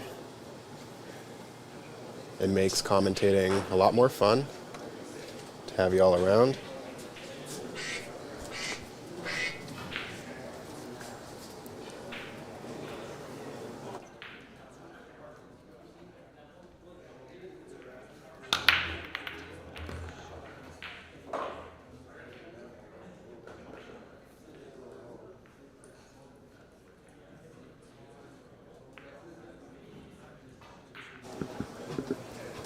Yeah, so Jonas is sponsored by McDermott. I also have a McDermott cue, but I have a Jacoby Black shaft. I had the prior Defy shaft, and there was something about the finish on it that I didn't really care for. It had sort of like a glossy finish on it, instead of this matte black finish that a lot of the carbon fiber cues have, and it would just pick up grime. Yeah. So I'm like constantly cleaning it. I know they have since fixed it, and I think you can actually see that on Jonas's shaft. It's like matte black up until a certain point, and then it has that gloss. Maybe when he's not moving the cue around as quickly, he might be able to pick up on it. But McDermott has improved their shaft recently. But other than the cue quality is nice. I've had my McDermott since I started playing, really. I think you shoot with a Predator, or? Yeah, Predator. How do you feel about this leave? Just draw here, 5 into the side. Other side draw. Get it out close to the middle of the table, so it's got some angle.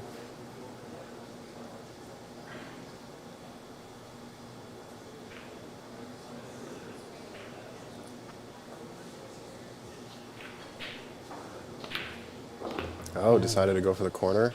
Okay. That's, yeah. Yeah, I think it's less risky that way. Kind of lets it stroke out.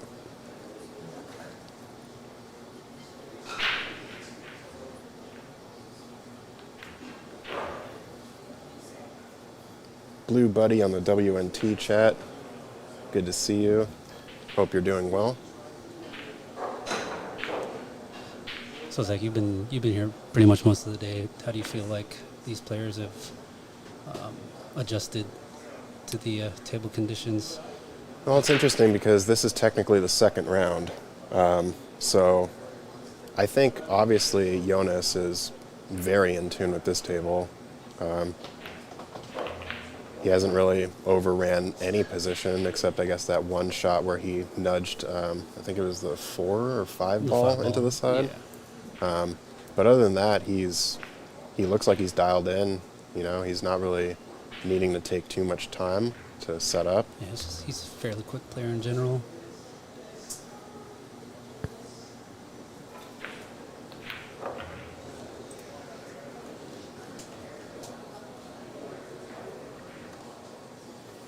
All right, quick sponsor shout out. We have Q-Tech sponsoring this event, along with Matchroom, of course, as we are streaming through the World Nineball Tour Matchroom page. This is the Seattle Nineball Open, hosted at Ox Billiards in Seattle, Washington, in the Capitol Hill neighborhood. Table Fitters Billiard Service provided all of the refelting of these Rasson tables with Andy Billiard Cloth. Andy Billiard Cloth is also now a sponsor of Ox Billiards. Sandro Menzel with the photography for the event, and Littman Lights for all your lighting needs. The Jimsters in the chat drives me nuts when they don't move the magic rack. Yeah, same here, especially when it's hanging over the rail. Yeah, we have a ref here, so it's definitely not an issue to ask the magic rack to be moved. Oh, when it's hanging off of the rail. Yeah, oh, I see what you're saying. Yeah. When you pick it up. Yeah. Yeah, I mean, is that technically interference if the ball kind of clips that? Is that like a That's foul? gotta be. Right? It's got to be a foul, Yeah, right? it's similar to, I've seen matches, a couple of matches where players' tips fly off and then it touches the object ball and it's considered a foul. I feel like that's along the same lines.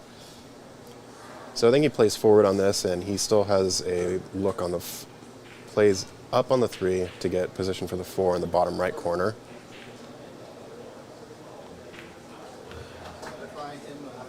Let's get on the right side of it so he can just draw back and play the 5 in the same pocket. I don't know if he got there. That last rack was also a break and run, right? I don't think we saw a Dom at the table. Yeah, I believe you're right.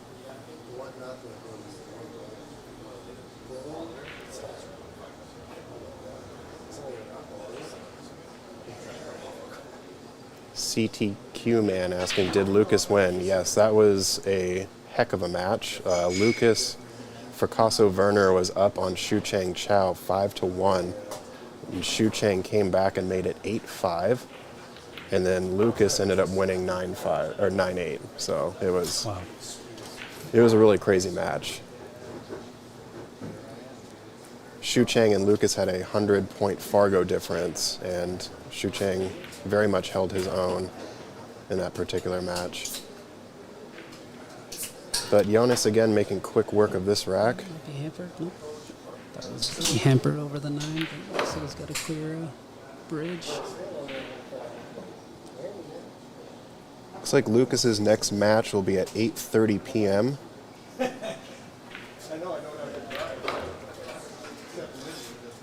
He's making quick work of this rack. Oh yeah.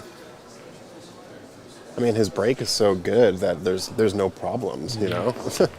It's just connecting the dots at this point. At the rate that he's going, this could very well be a 25-minute match. Well, I mean, what was that? 3 minutes? Yeah. Yeah.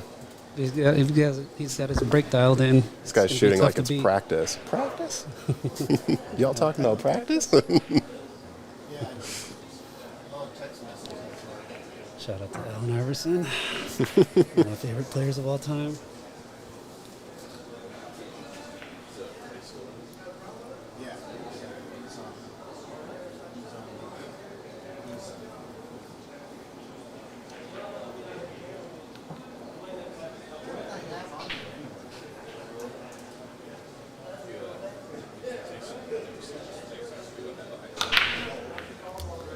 Do you know what kind of shaft Lucas uses?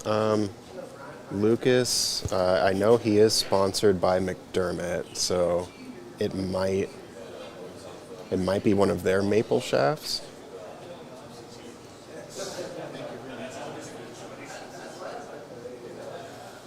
Gets one in the side. Looks like have to play some sort of safety. No way he takes the shot, or does he?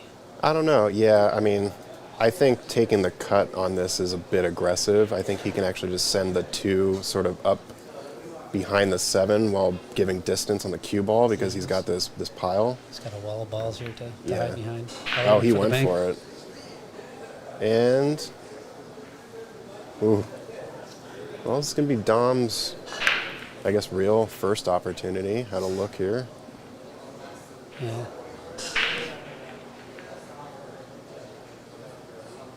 Got a clear look at it, so.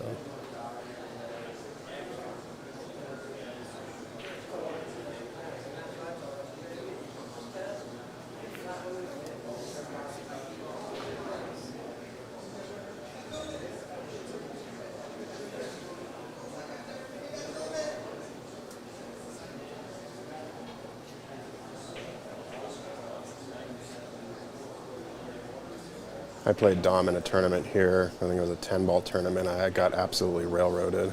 It's a nice shot right here. Yeah, he's a good shooter.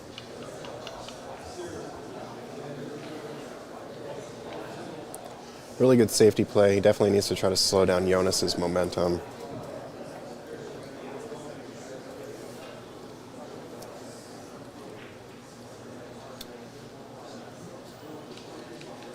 A-ball's covering the 1 rail kick. We have to do a jump kick here. Yeah, you're right. Like. Jump kick. Hi. Hiya. Call that a Jean-Claude Van Damme. A Jean-Claude Van Damme. Yeah, he Van Dammed that. What a hit.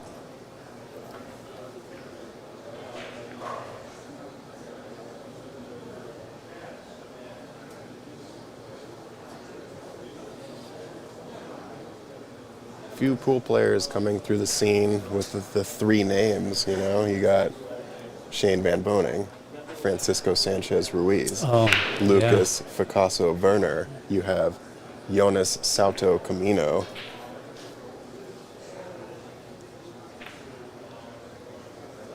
Zachary Tyler Ross. Is that you? That's what? No, that's not me. What?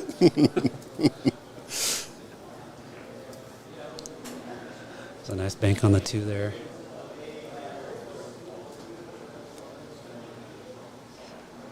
So is he playing for the side here? So he can roll it up and play the 4 in the bottom left? No, I think he's playing bottom 3 in the bottom corner. Oh, it's going into it. Oh. Tough shot. Yeah. Playing inside English.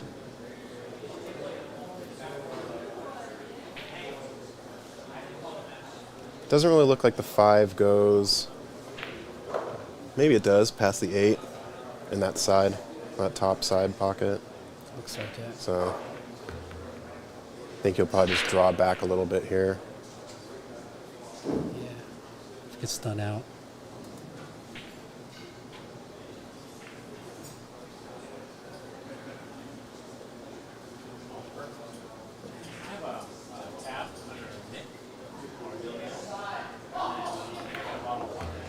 Shot.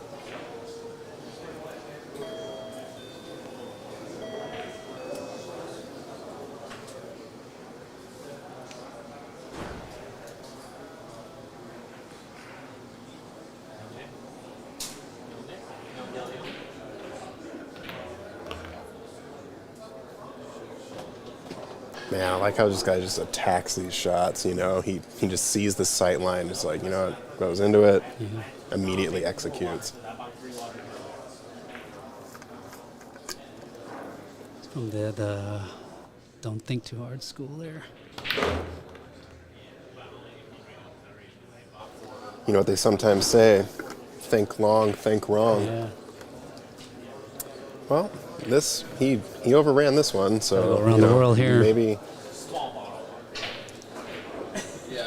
Yeah, he's still fine, though. The back cut into this corner is pretty straightforward. Definitely go 3 rails to get in position for the 8.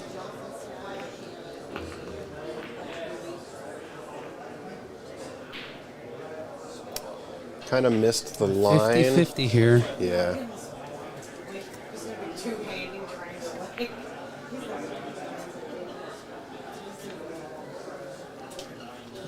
Just enough angle, though, where he'll just end up on the left side of the 9-ball. Problem. Yeah. Okay, decided to stun. This is why he gets paid the big bucks.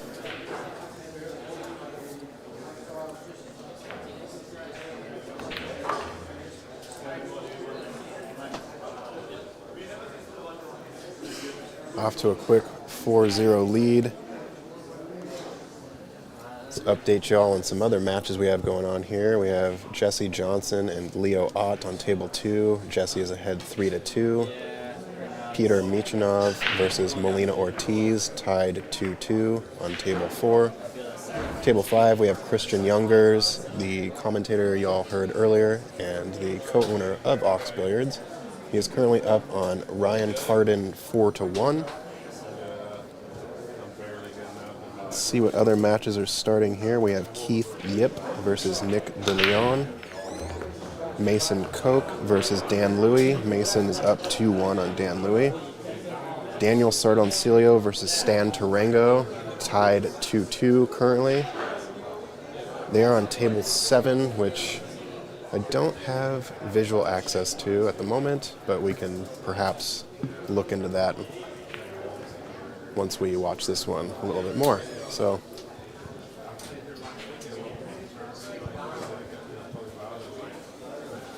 Dominic here with a good chance to get on the board here. So it looks like he scratched on the break. Yeah.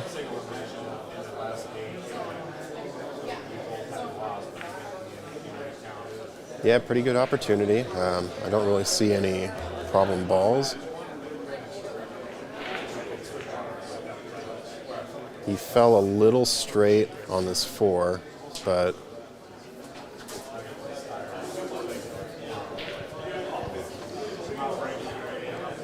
yeah, I think if he just plays forward, oh, he's going to overrun, but this, Yeah, that was a little tough to judge. yeah.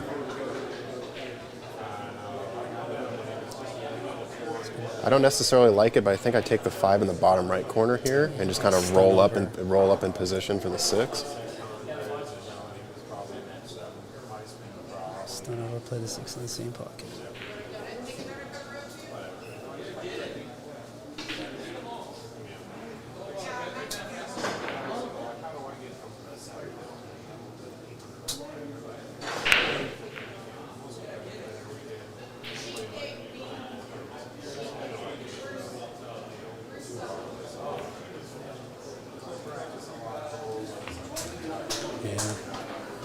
Yeah, I think maybe you were right. A harder stun might have been better on that, just because it did roll much further than anticipated. He's looking at the shot. He's looking at the shot here.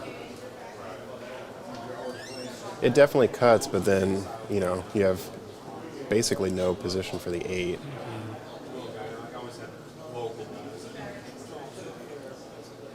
Unless, I guess, you rifle this and just try to go around the world. I don't know.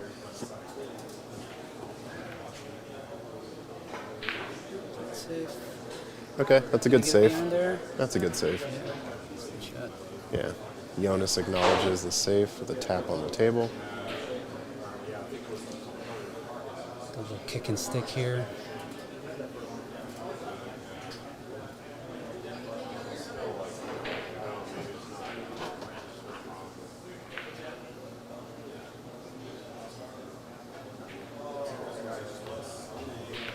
Ooh.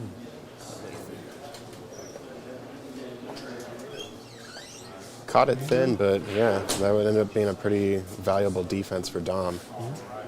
There's a chance now. Yeah, based on the way Jonas is playing, you really got to take the advantage when you get it. This is a little thin. I don't know if he'd be able to hold this for the 8 on the side. Let's see. The small ones and then the really big ones. Plain water, otherwise they're smart.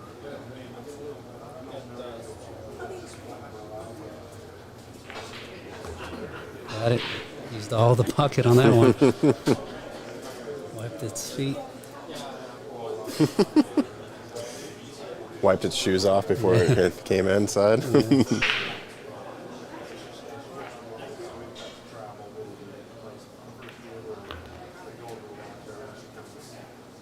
All right, Dominic should be getting on the board here.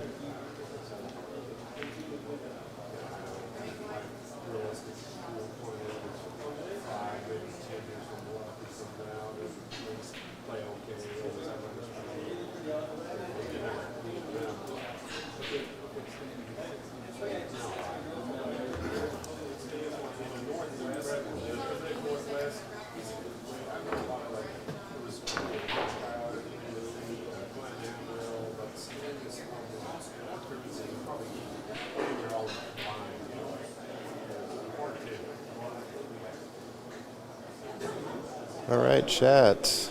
What's going on with y'all? What was for dinner tonight? I've only had one meal today, and it was a gyro plate. Working a racket over here, is that? Have food delivered to Ox Billiards.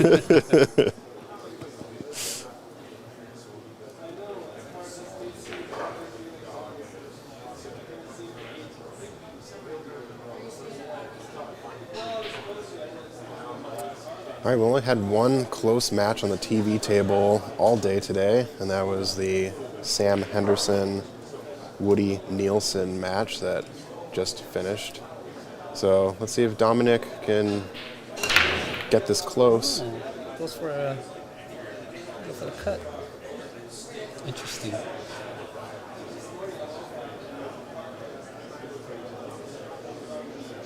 Blue Buddy says Thai coconut chicken curry. That sounds pretty fire.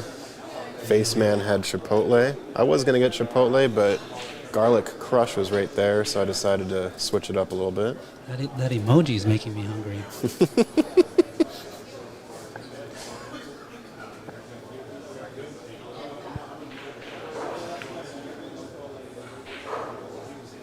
Okay. I like the safety. Yeah. It's really smart.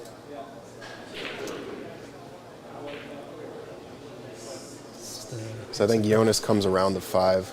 Yeah.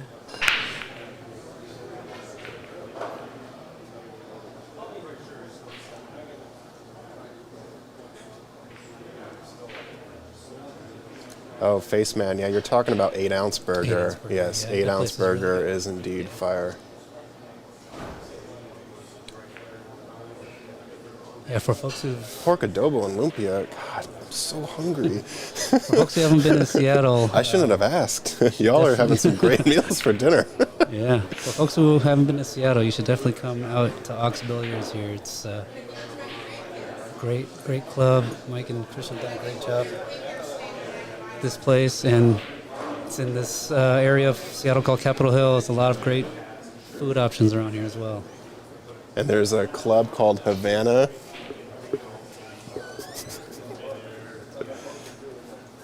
that you can catch our guy, DJ Hyro, at occasionally. Right around the corner from here. It's another hero. Spinning the best of 90s hip hop. All right, so I think Dominic has enough room. Yep. Okay. That's gonna leave a shot. Yep. Yeah. It's like, That's an unfortunate sellout. yeah, no problem balls either. It's,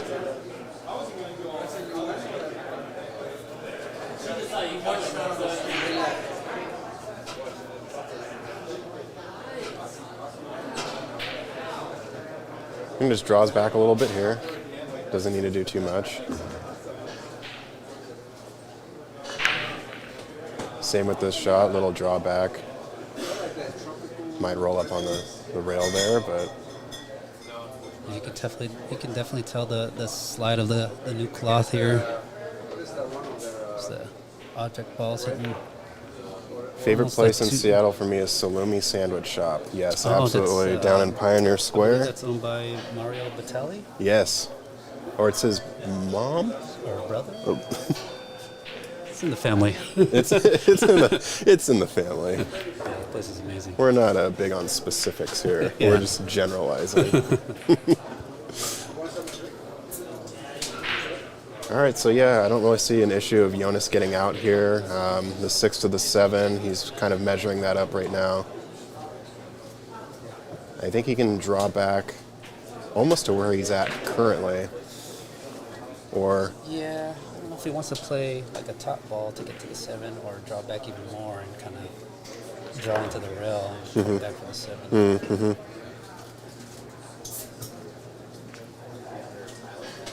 That's what it's looking like here.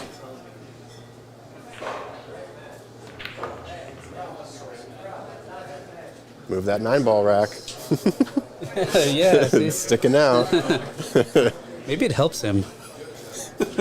He's like, I'm going to avoid this obstacle that I've created on the table.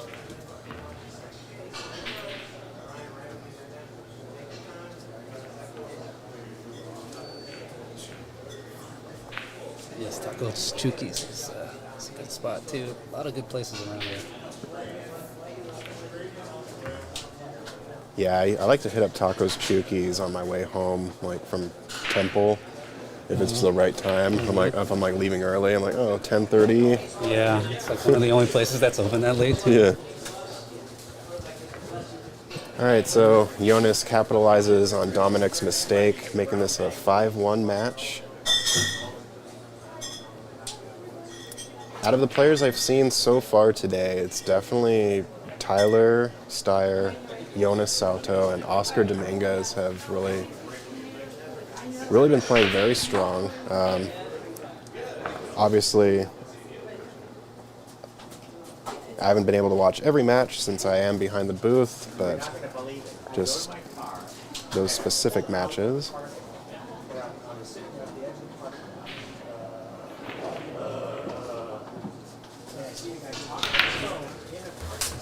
One on the side, he's got the break really dialed in. Cue ball's gonna get away. Yeah, 7 ruins the party. The partial eclipse.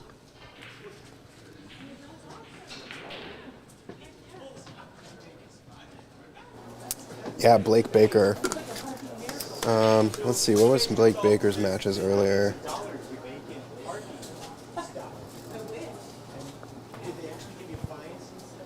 Okay, yeah, he won 9-3 and 9-0. He's definitely crushing it.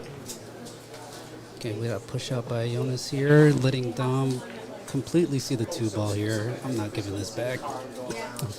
Yeah, I think being down 5-1, you kind of have to. You just gotta. You have to go for it, yeah. right? You don't want to be too careful. This is a push out that you can still. You can play a defense if you want, but yeah, I would Looks like definitely. he's lining it up to make it in the bottom left here. Definitely not giving this back. Ooh, what a try.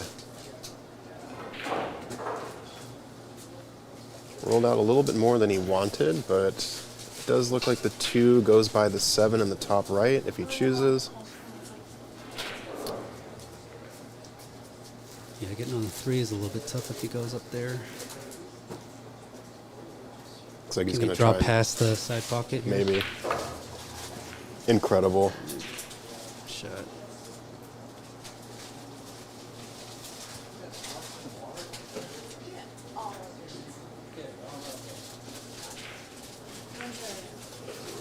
Bottle, or do you want the can? And safety, it looks like. Yep. Barely got it.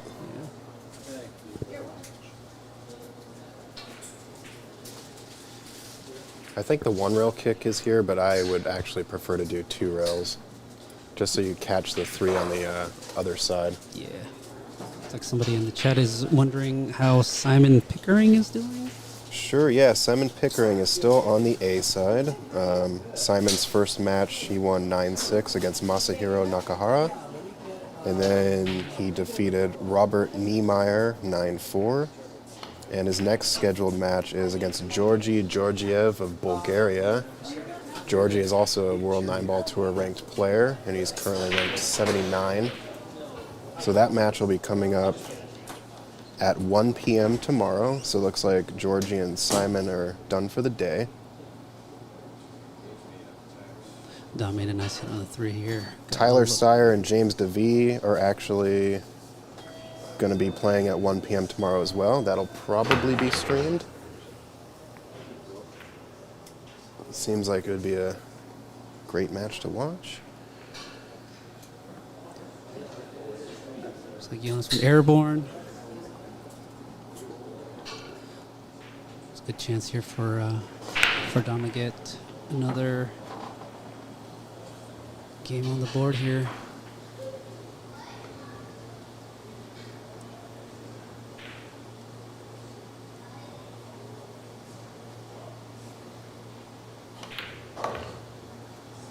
Nicely executed. A little bit too much power on the draw. Yeah, I don't think he wanted to come out that far. He wanted to be more middle table. Do you cut this down the rail? I think so. I think with the new cloth, it slide in. Yeah. Just interested to see where the back and forth of the cue ball goes. Yeah, there's a scratch might be potential. hitting the 7. Looks like he's going for the bank. No, I think he's going to cut it with a little bit of left. Oh, he is banking. Oh, he got... Got the double.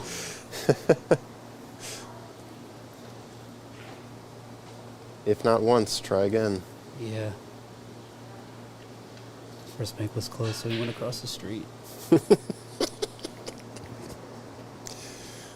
He's here all night, folks.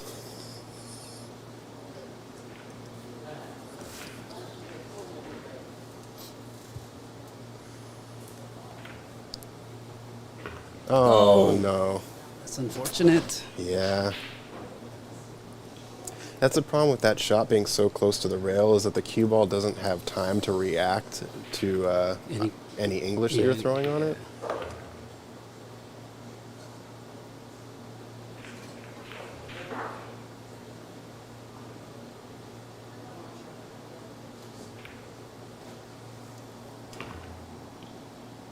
All right, it's going to be a quick 1, 2, 3 from Jonas.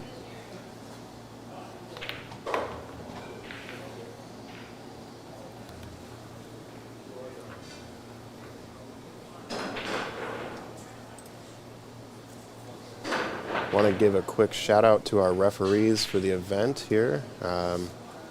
Makes everything go smoothly when players don't have to referee themselves. We have 2 referees on site.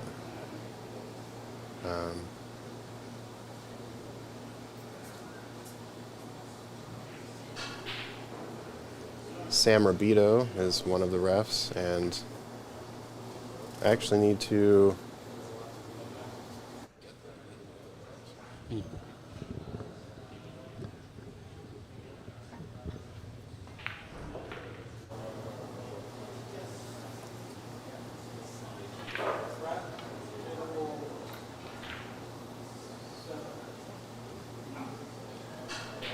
All right, Jonas here to break in rack 8.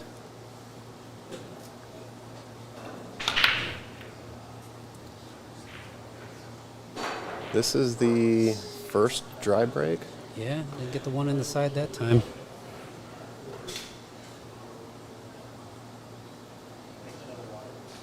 Faceman asks if they're playing on the bathroom table. No, this is table 1. Table 8, I guess, is colloquially referred to as the bathroom table. Oh.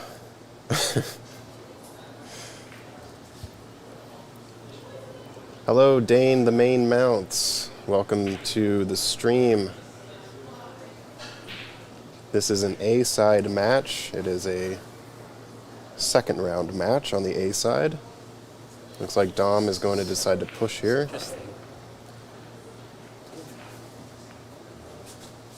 Trying to tie up the 3 and the 4 there. Looks like he did.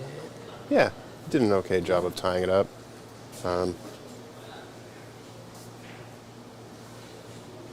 Oh, in general. Yes, we are using all 8 tables today.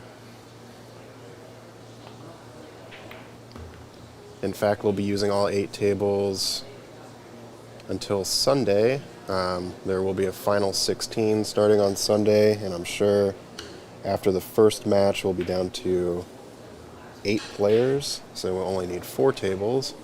So I suspect we'll probably just use tables 1, 2, 4, and 5. I think he sees this too on the side. I don't think the 6 got him here. Oh, maybe not. Yeah, 6 got him. Just trying to get him behind the 3, 4 here. Shot. Oh, what a great defense. Let's take a look at that replay. Yeah, it looks like he checks it with right spin.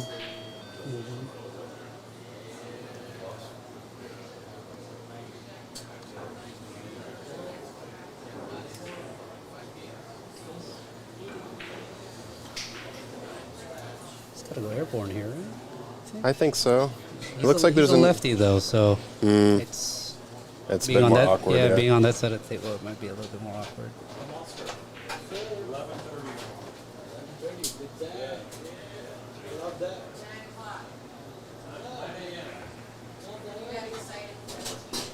Oh, that was a nice try.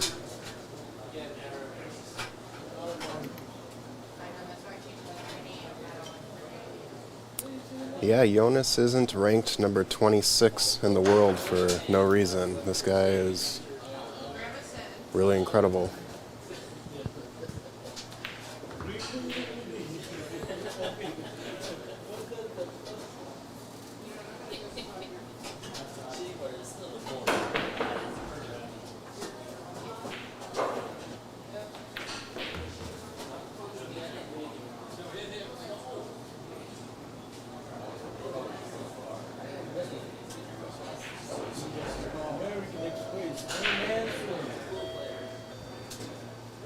Got a bit of an angle here, so we can punch the cue ball out.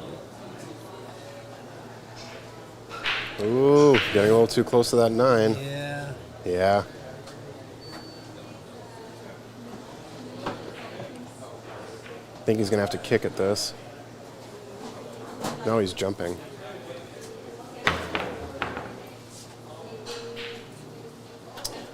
So there, did it hit the 9 maybe? Yeah.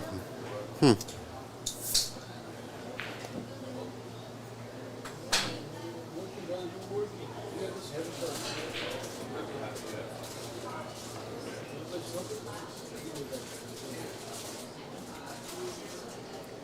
right, so if I was Dominic, I think I would try to at least maybe attempt a 3 foul here.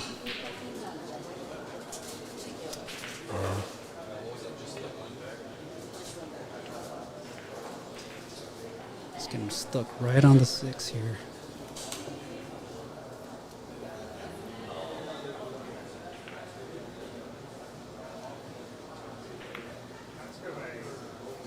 I don't think he's going to be happy with that.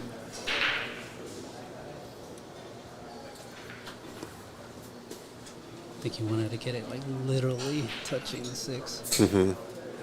Yeah, I definitely wanted to get frozen to the 6.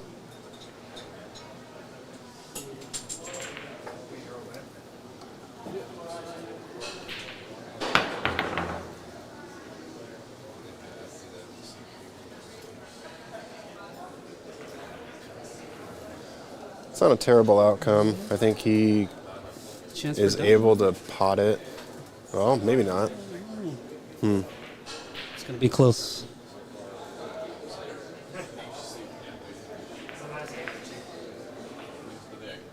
Maybe you could throw it in with a little bit more left English.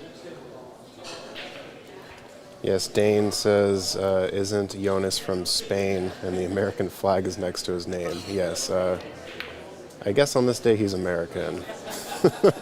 But no, he is from Spain. I think players that have not been in digital pool previously may not have had their, I guess, profile set up.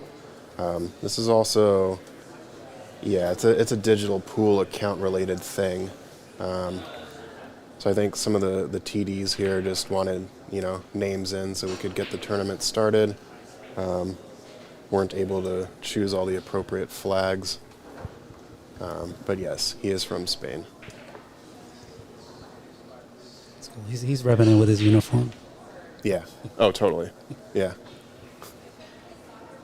Yeah. Cool. He's got a cool Jersey? jersey. Is Yeah. it jersey? I think it's his kit. Yeah.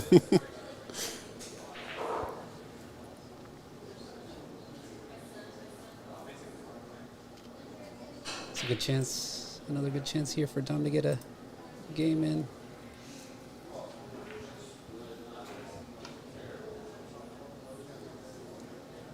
I like his hair. Yeah, it's pretty cool. Shot checked it up, I think, with a little inside.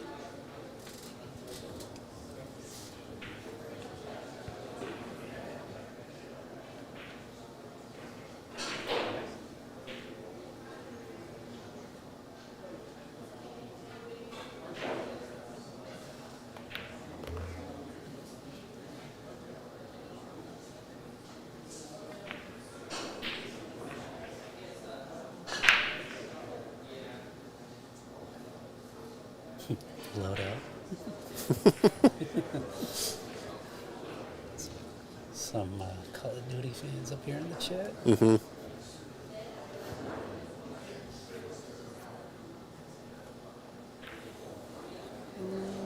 Cut it a little bit. Yeah, he was definitely focused too much on the position rather than potting.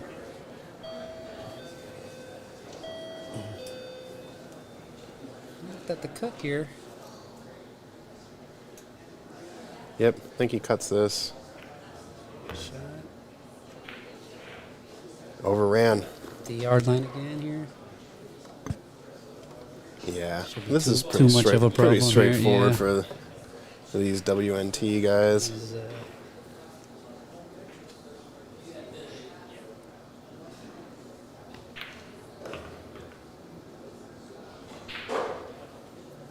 racket goes to Jonas.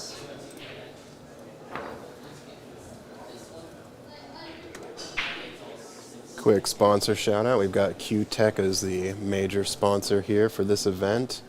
Matchroom, of course, with the Seattle Nineball Open Tour rankings event here. Table Fitters Billiard Service, providing all of the refelted Andy cloth on all these 8-9-foot Rassons. Andy Billiard Cloth is also the new sponsor with Ox Billiards Pool Hall. Sandro Menzel doing on-site photography. You can check out his website as soon as this event is over. I'm sure he'll have a lot of really awesome photos for you all to take a look at. Yeah, shout out to Sandro. He's a great photographer.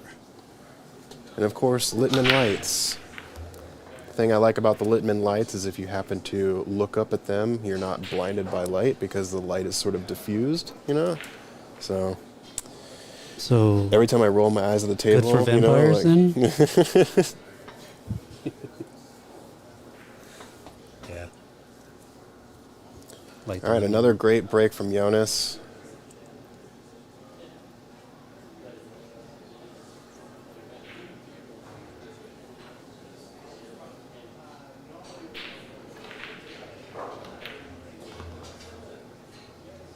Back and forth, back and forth. I like this. Overran it a little bit, Cloth is but fast.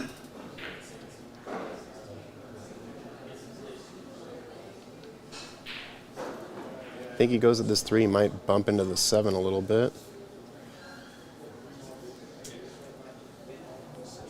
He's gonna get behind it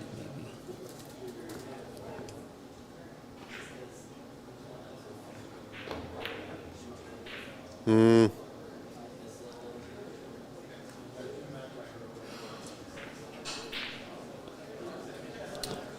All right, he's giving Dominic another chance here.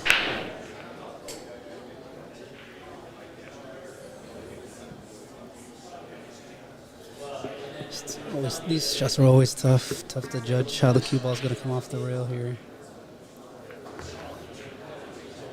Got that one pretty well.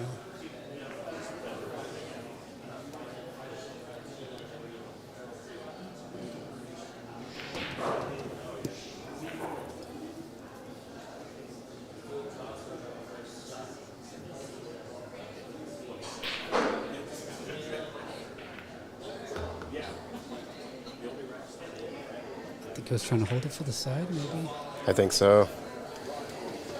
Yeah, table speed still in effect for a lot of these players. Yeah, when did they refelt these tables? Do you know that? They refelt it, I believe, about 2 weeks ago. Oh wow, he's still Yeah, playing so this fast? yeah. Andy Cloth. Yeah. So it's not very humid in here, so. Nick DeLeon was in the booth earlier, and he was informing us that the Andy Cloth is actually really good for humid locations because there's something about the way like the cloth is worsted that it like maybe prevents. it's like more airy. Yeah, something like that. So it doesn't get as like muggy. Yeah.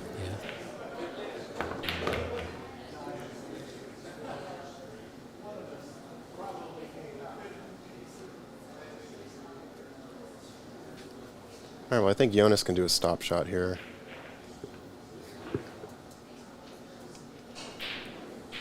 Or at least that's what my 5:30 brain would say. Oh, hooray. I was kind of right.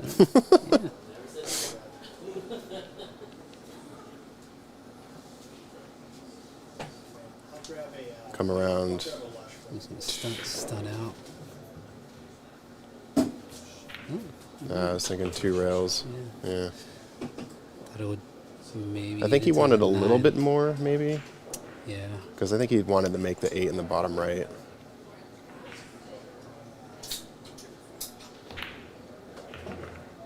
It's a Nice little bump sort there. of friendly, unfriendly bump. I think he's got this though. Yeah.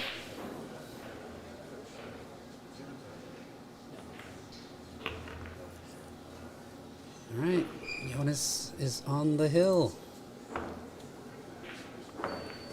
At least it's not a donut for Dom.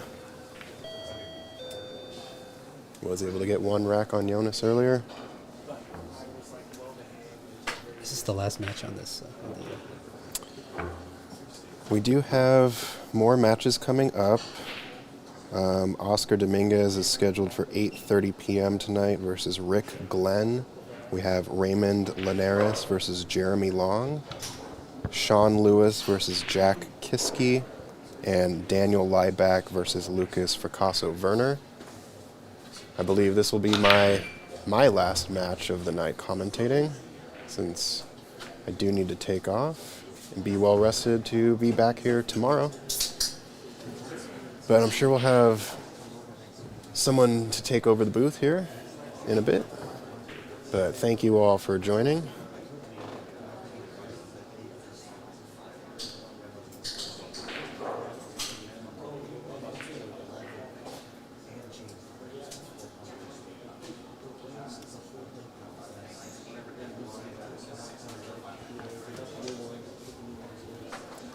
Yeah, when Jonas first got here, he came into the booth and introduced himself to everybody.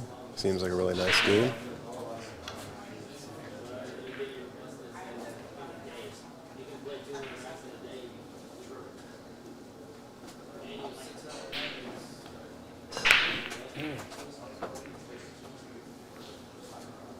He might get lucky with the sleeve. No. Wow, we call that Zach, we call that a fillet. So thin.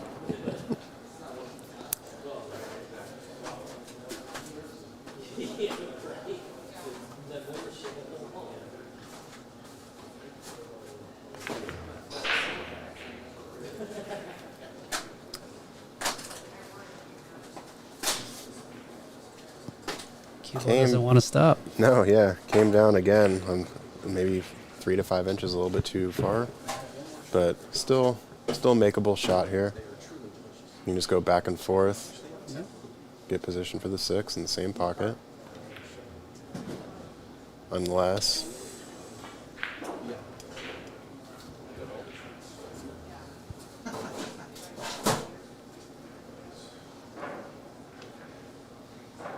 This pocket's about halfway deep into the shelf. Yeah. But might be all she wrote. yeah, I don't think he's going to let Dominic back to the table. Just gonna go ahead and just leave the magic rack around. Yeah. Magic rack? What magic rack? Get that thing out.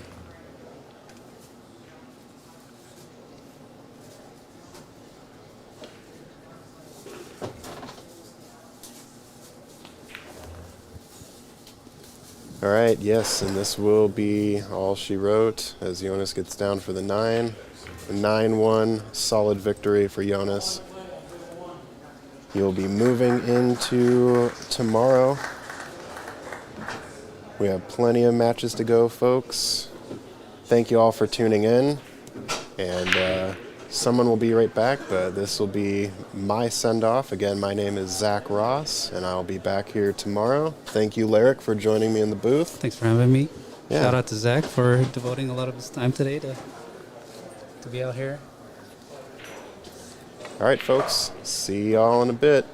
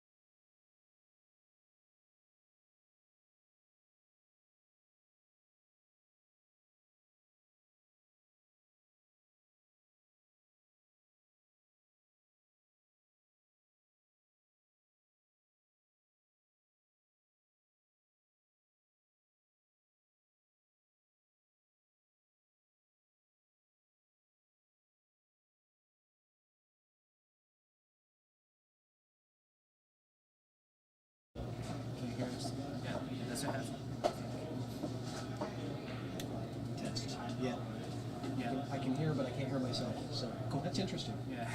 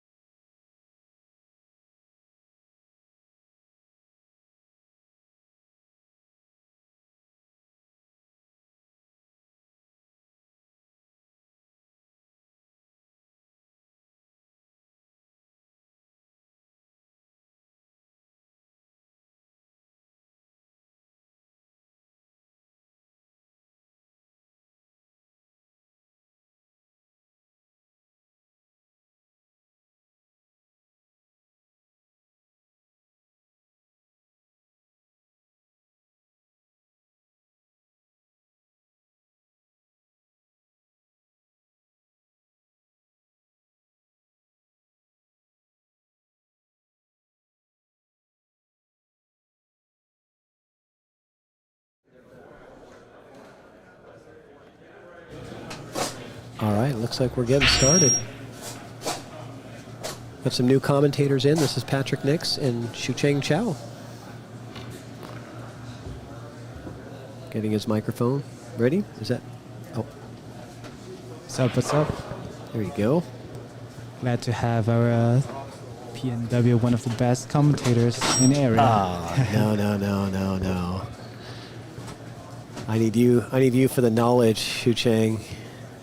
No, you're good. I like your commentatings. Thank you.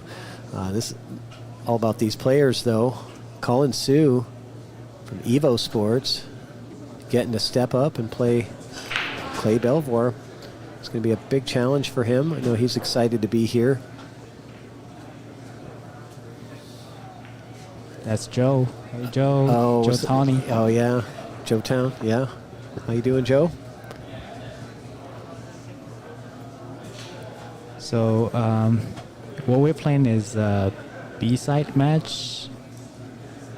Unfortunately, both players lost their first round from the A-side. So this is a B-side match raised to 7 instead of 9.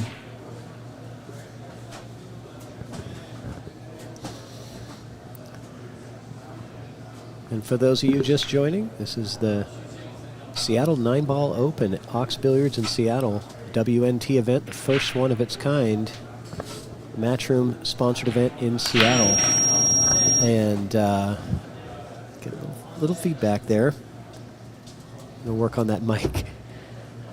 So, successful break from Clay, pocketing the 1 in the side, which is his goal. However, he lost the cue ball a little bit going down to the bottom rail. And that might force him to have to push out here to a spot that he might be comfortable with, that Colin might struggle with. He might just tie up the 4 a little bit, make the 4 a little tougher. Not bad. If I'm Colin, I'm giving this back. I don't really see a big reward in taking this on. Yeah, he does. He immediately gives it back.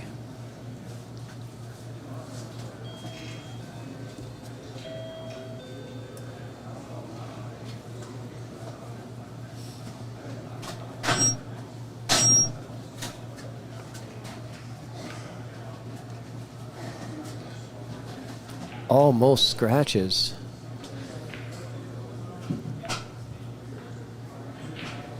Let's take a look at this layout here. Love the overhead view that we've got going here.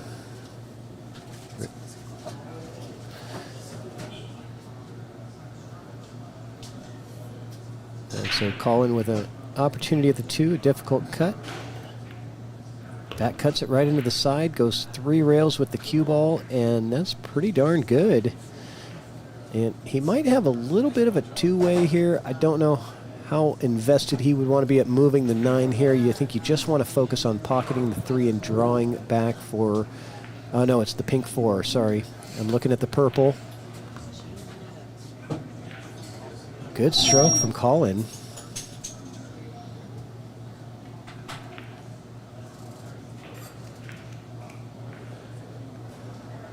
And Colin Sue, about a 500 Fargo right around 500. Really stepping up and testing himself in this tournament. And look out, side pocket. That's gonna hurt a little bit. And this should be a pretty straightforward 5-ball run out with ball in hand for Clay.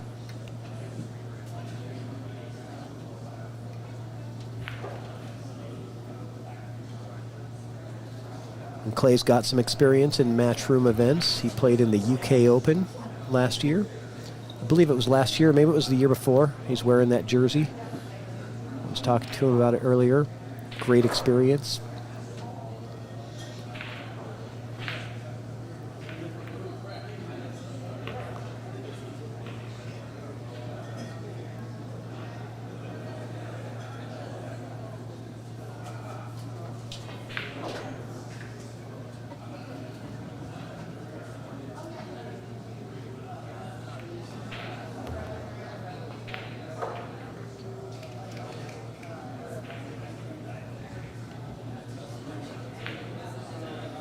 That's not the best one.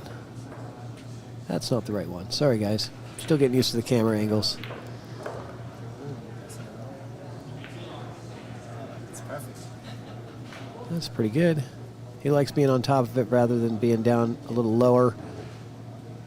Makes it a little easier to see the pocket. No problem.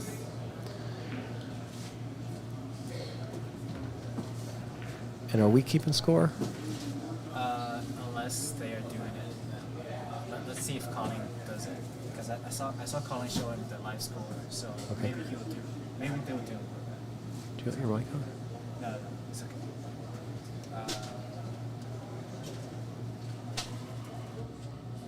Just mute it in between the racks. So Colin is doing it. I think Colin has it on his phone. So let's see if they do it. If they don't, then we'll keep the score here. Okay. What about your microphone? Yeah, because I'm about to play soon, so. I see. Yeah, you can unmute me for the next track. But Okay. This one? Sponsor?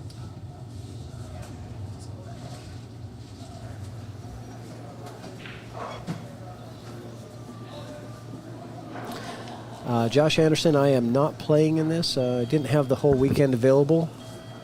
So I just came down to support friends and watch the action.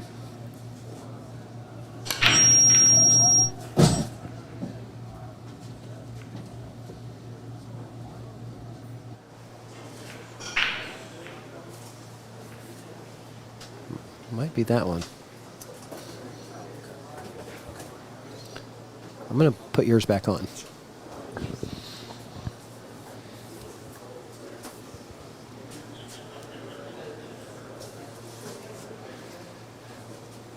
So dry break from Clay. Gives Colin slight angle look at the one. yeah, he can cut it, but position is hard. Ooh. Yeah, the shot wasn't easy either. No. Well, the position is going to be a little difficult for Clay as well. He's going to have to come rail first into this one. Try to bring that cue ball out of there and somehow get it down into that window. Yeah, there you go. Like that. I mean, that's a small window to get into there. How do we clear that?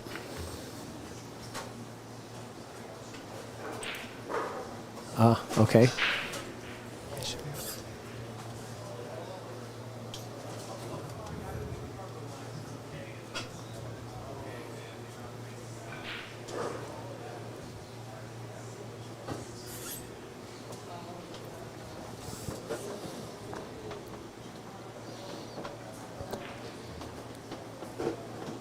Great rail first positioning for the two ball.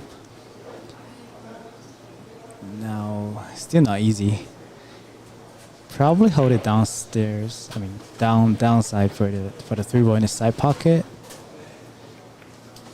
Use the 5, kick it twice. Yeah, he's going to still be all right for the 3 on the side, I believe. Let's take a look at the side view. Oh, that's a nice view. That is a nice angle. I don't know if he's got it.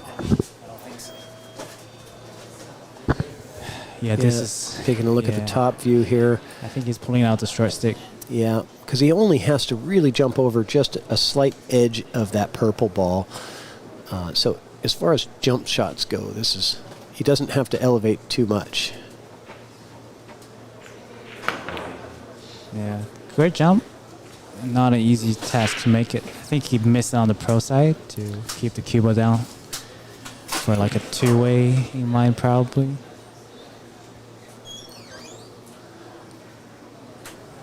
So Colin, I think, should be able to see an edge of the 3. On the left, from the left side? Yeah, on the left edge of it, I think.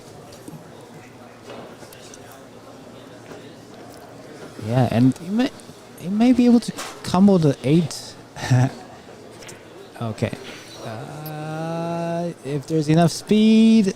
Maybe. Oh, not quite, but look where the cue ball landed, and it landed perfect for the 4. If he makes that ball, he's set for the 4 anyway. All right, but good spot to land that cue ball in.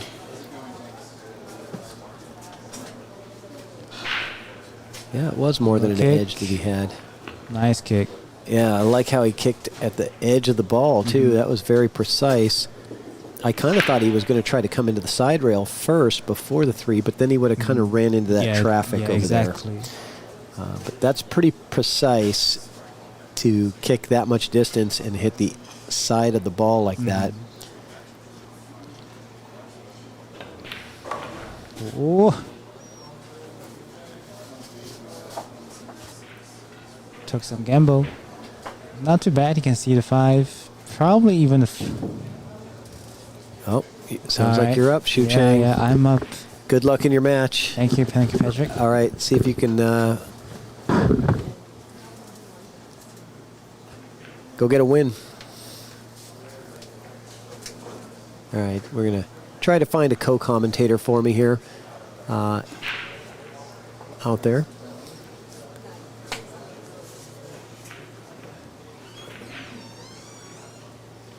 And really nice safety there from Clay, getting that table to just roll in perfectly. We're seeing a lot of players just having a struggle getting used to the little slick conditions, being that it's fairly new cloth. But that one he rolled right into the perfect spot, no problem. Colin going to go kick 2 rails at this purple 5. Excellent shot. Look at that. Great hit from Colin Sue.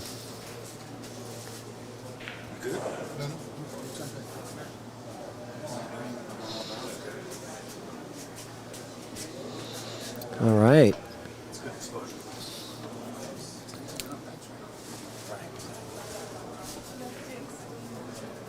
I got my buddy Mike D coming in here to help out. What's up, Mr. Evo Sports? How you doing, Patrick Nix? Mr. Mike D. Thanks for coming and joining me in the booth. Of course. We got Clay Bavlar and Colin Sue. Yeah, so right, Colin 0-0. Colin Sue, the CTO of Evo Sports. Oh, that's cool. Yeah, what's the Fargo? And so Colin is a 500. Okay. So he's just challenging himself in this tournament. He says just step up and see what happens. And he's made a couple of good shots already, but I think we actually should be keeping score because it doesn't look like they are. So let me get this. Yeah, because then I'm already confused. It is 1-0. So this is B-side, race to 7. Okay. Yep. Oh, well, very cool. Well, I like stepping in. I'm all about it. Yeah, let's see if Colin can hit this shot. I think he wants to play with this with some draw to come down the bottom rail and then come up between the 9 and 7. Yeah, just in that angle, but you have to watch the scratch, and you've got to get real close to that side rail. This is not an easy place to get to. A little right-hand English, maybe. Yeah, this is a tricky one, though, isn't it? Yeah, I almost think it's okay to kind of aim for the 9 ball, because if you hit the 9, you're probably going to be all right here. But don't hit it too soft, Which is what you were getting at, right? Yeah. That was really the point of what you were saying. You don't want to hit that soft, because that draw is going to kind of wear off by the time it gets there, and And then Clay is a 680 player. I mean, he's running racks. You know what I mean? If he has an opportunity, he's probably going to take care of it. Yeah, I mean, there's close to a 200-point Fargo difference between these two players. So, the Fargo rate expects us to see a 7-1 or 7-2, 7-0 score, but we want to see Colin give it everything he's got. Yep. Dane, that's right. It's Patrick, Nix, and Mike D here to make this happen. Yeah. Clay has a lot. Lost. Oh, well, listen. Hey, Lewis, come on. Keep it respectful. All right. Clay's looking good. He's going to be a little tight on the 9-ball. I like that move. Go in and out, get a little better, get a little straighter on that 9-ball. He was going to have a pretty tight cut. Oh, excuse me. He's on the 8. I did not see the secret 8 down there. Yeah, that sneaky 8-ball sneaks up on you. Christian checking to make sure we're okay. He's a good man, Christian. Oh, yeah. I like him a lot. The camera setups he has here are amazing, Pat.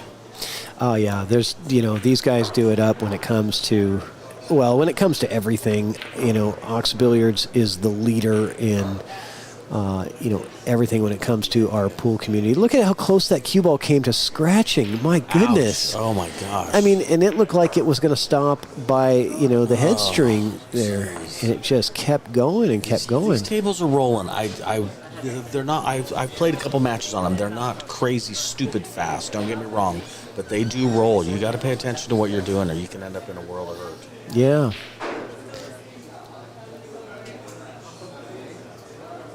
They're talking about I think they're talking about the speed of I'm the sure table. they are. And I've seen player after player, even some of the top players in this room, 780, 790 Fargos, and they're struggling to hold the cue ball when they're rolling shots in.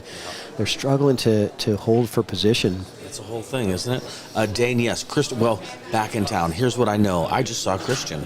So that's what I got for you, Dane. Yeah, that is. We have confirmed Christian sighting. Exactly. And what's going on with the matchroom chat? Are you guys out there? Speak up, folks. Are you there? How you doing? You enjoying this? Like and subscribe. So we've got 2 different chats going here. Okay, now I see what's going on. Thank you. Yes, of course. This is my first time commentating a matchroom event. Oh yeah, right. What an honor, isn't it? I mean, I see the chat, but this is all from the Ox Billiards stream. My peripheral vision is on both of those streams, waiting for them to click. So when people say stuff, we had a bunch of matchroom people watching earlier, so that's always an honor, obviously.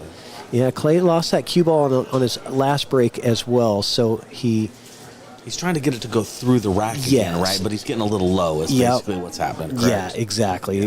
Usually that means you're cutting it just a hair too thin, right? You need to hit that one just a touch fuller and get that cue ball come really straight back through the rack again. Where the rack I 100% is. agree. Yeah. Yes, exactly. And, the matchroom break, it's not hard to figure out, but it's hard to execute consistently. Yes. Nice shot from Colin to get started. That was a great shot.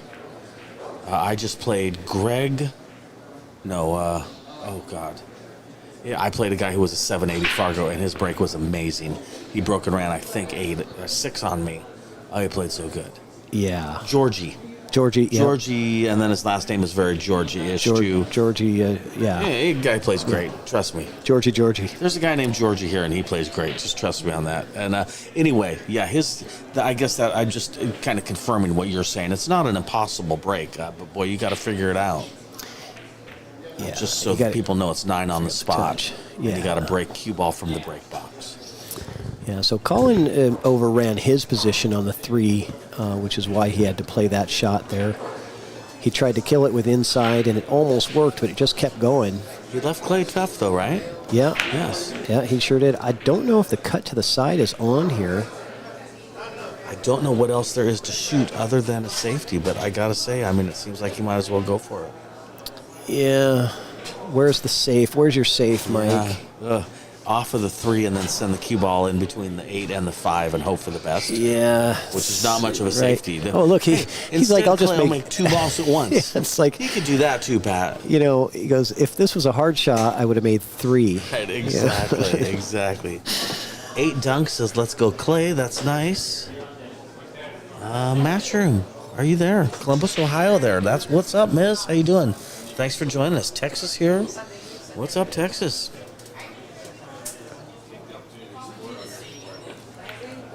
Oh, Fargo's showing and other people's don't. I don't know. That's more of a something to do with digital pool, yeah. and the people don't have an account, so digital pool doesn't know what their Fargo is. I'm pretty sure that's the answer. Yeah, that's we'll blame it on digital pool thing. Why not? Skunk, glad to hear you back in the booth, Mike. Thank you. Oh, well, thank you. I appreciate when people like my commentating. I just get in here and talk and hope for the best. I appreciate it. So Colin rattled the pink there. And for Clay, this is all about getting from the 6 to the 7. That's where your difficult transition is. Completely agree. And speaking of what you just said, he's left himself no angle on the 6. He's got to do the hero draw shot. Yeah. This is not optimal. Now, I'm not saying he's dead in the water, but this is what you were talking about. Well, this table's drawing so fast. Oh, yeah. It's almost like you barely touch it and you can draw it back a football field. I agree. Clay made it look easy. Good for Clay. Yeah, now he's sitting nice to basically take the cue ball back to exactly where it is for shape on the 8. I like his odds here. Clay's a good guy, Pacific Northwest, a staple. Yeah, he's good people. Yeah, good guy, good pool player, good golfer too. Yeah, you think leaving himself shape on the 9 on the side? Yeah, I think so. Why go crazy, right? Right. Possibly 9 in the corner. 9 in the We'll see what he corner likes, now. yeah. I kind of like the corner now, but Yeah, I'm a side pocket guy, but it's personal preference. It's a great example of it. It is personal preference. yeah, I guess from here it's not too bad. Nice. All right. Clay's got 3. Patrick, do you know how to put the sponsor page up? Yeah, I think it's Might right as well there. do Yeah, that, right. World Nineball Tour from Matchroom. Q-Tech is the main sponsor of this, is my understanding. They've helped with the prize pool. Yeah, Matchroom, of course. Table Fitters, which is Zach. He does a great job. He did all these tables, is my understanding, and I played on them. They played great. Andy Billiard Cloth. This is my first time playing on Andy Billiard Cloth, and it plays amazing, and it really complements these Rasan tables. Sandro Mazel, been a photographer here in the Pacific Northwest for pool for, I'm going to say 20 years. I'm making that up, but it's been forever. There's thousands of pictures on Facebook taken from him. And Lippman Lights, lighting the way. Thank God for Lippman Lights being a Pacific Northwest company. Yeah, I see 2 of your sponsors that are also sponsoring I try not to. this event. I never know whether I should mention that or not. I'm a little biased, Patrick. Well, no, it was great to have you reading out the sponsors because a couple of them are yours. I know, right? Yeah, you know. yes, exactly. No, I'm sponsor heavy these days. So let's watch that cue ball. He actually now he hit Now it he's too a little full. high, yeah, but he's trying to adjust, which is really what it speaks to what you were talking about. Yeah, like he recognizes. Yeah, makes the adjustment and makes the 1. Yeah, and he can see the 2. He doesn't have much of a shot, but he can see it. Right. Somebody was saying earlier that with this break, you're actually trying to make the 1, which is unusual because you don't know what's going to come, where the 2 ball's going to be. But at least it puts you in a position of being the decision maker after the break. So he is now the decision maker after the break.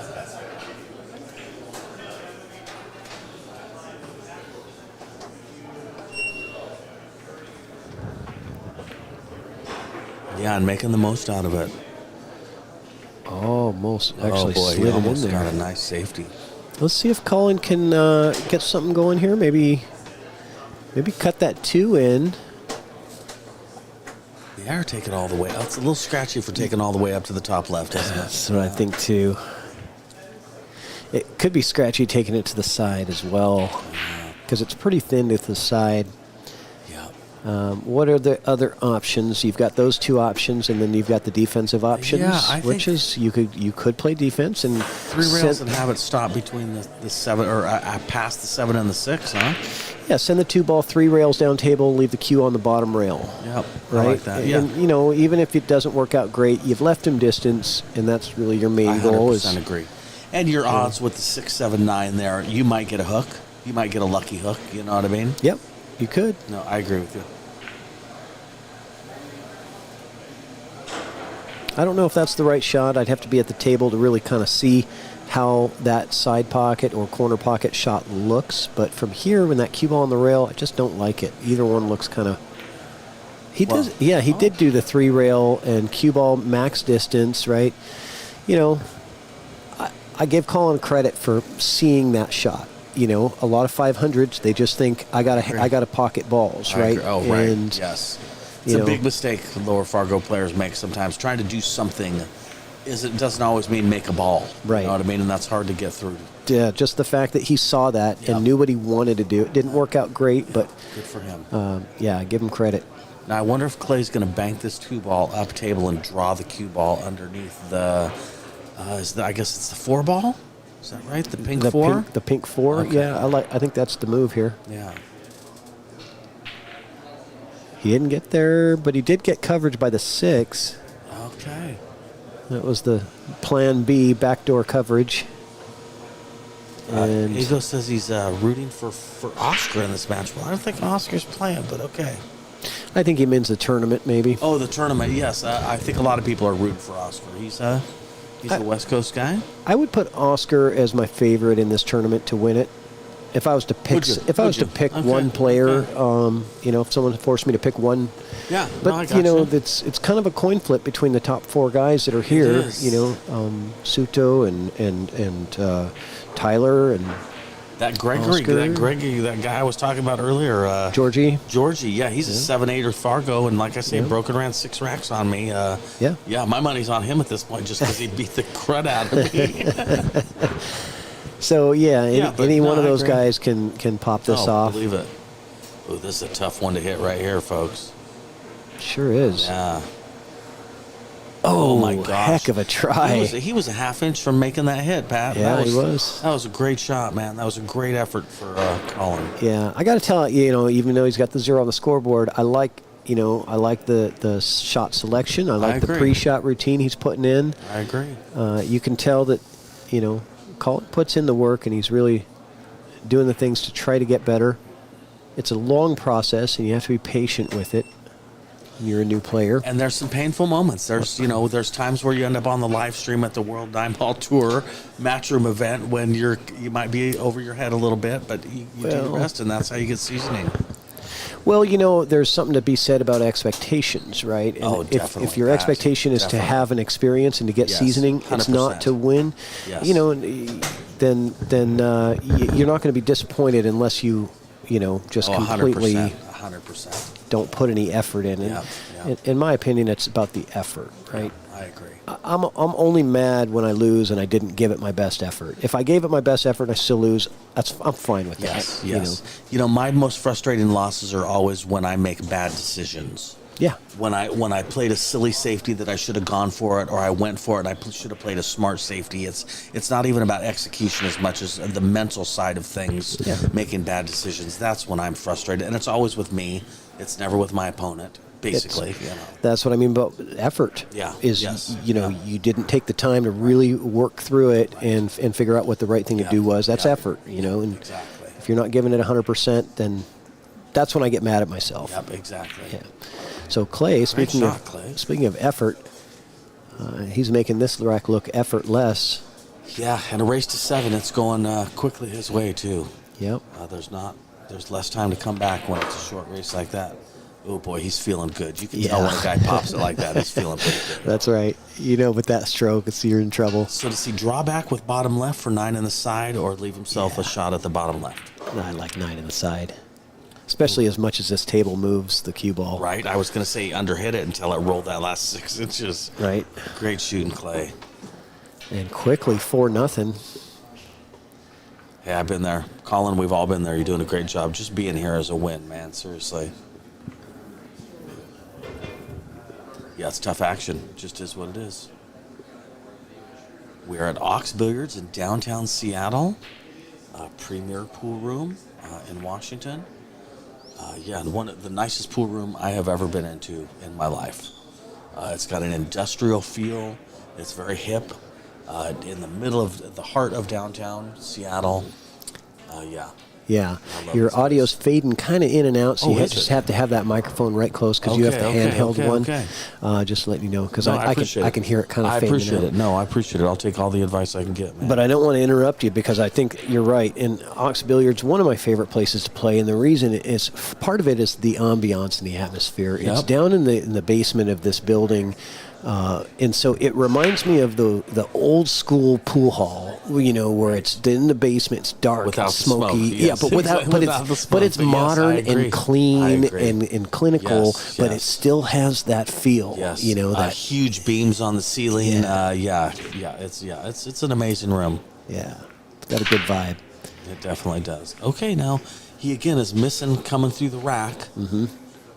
And it's not like it's ruining his set. Don't get me wrong, but it's not what he's trying to do. Is the point we're trying to make? I think not being critical. Yeah, he's getting it dialed in. Right, exactly.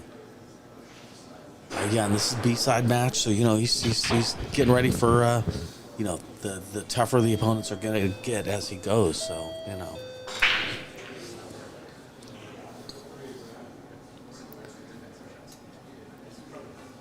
Okay, safety there. Did he get it? He might have left him the window, I think. Let's take a look at the It's top hard to view. know, isn't it? Yeah, pretty sure he's I got think the you're window. right, Pat. I think you're right, Pat. Yeah, it does look like a window to me. But good move, the correct move from Colin. We're seeing Colin make some good decisions. Just needs to work on the execution part of it. Right, But half of the battle is knowing what to do. Oh, 100%. And he seems to be 100%, playing the right moves. Well, and the other half of the battle is just the fact that he's here, Pat. Right. Do you know what I mean? You don't get better sitting at home. That's right. You got to put yourself out there. Well, you're learning stuff. You got to put yourself out there. You do get better at sitting at home, but not sitting at home. You get better if you're grinding it out, hitting balls every day. Oh, if you got a table at home? Yeah. Oh, that's a different story, buddy. If you got a table at home, then no, you do get better Right. at home. Right, yeah. You and I both have we got tables at home, and it's so we can get better while we're at home, but not everybody can say that. Yeah. It's just We're like, lucky fellas. going to the gym, Yeah, man. You can It is work out at just like home, going to the gym. but you've got to work those muscles. Yep. Well, you got to do it the right way, with effort and concentration. All right, I like this shot. Nice. Yeah. Ooh, Pat. Oh. I guarantee he's not trying to catch that window between the 6-9. You don't think so, huh? No, I really don't think he Oh was my trying to catch gosh. that window. He was literally trying to get to that third diamond. Oh, believe it. Oh, my goodness.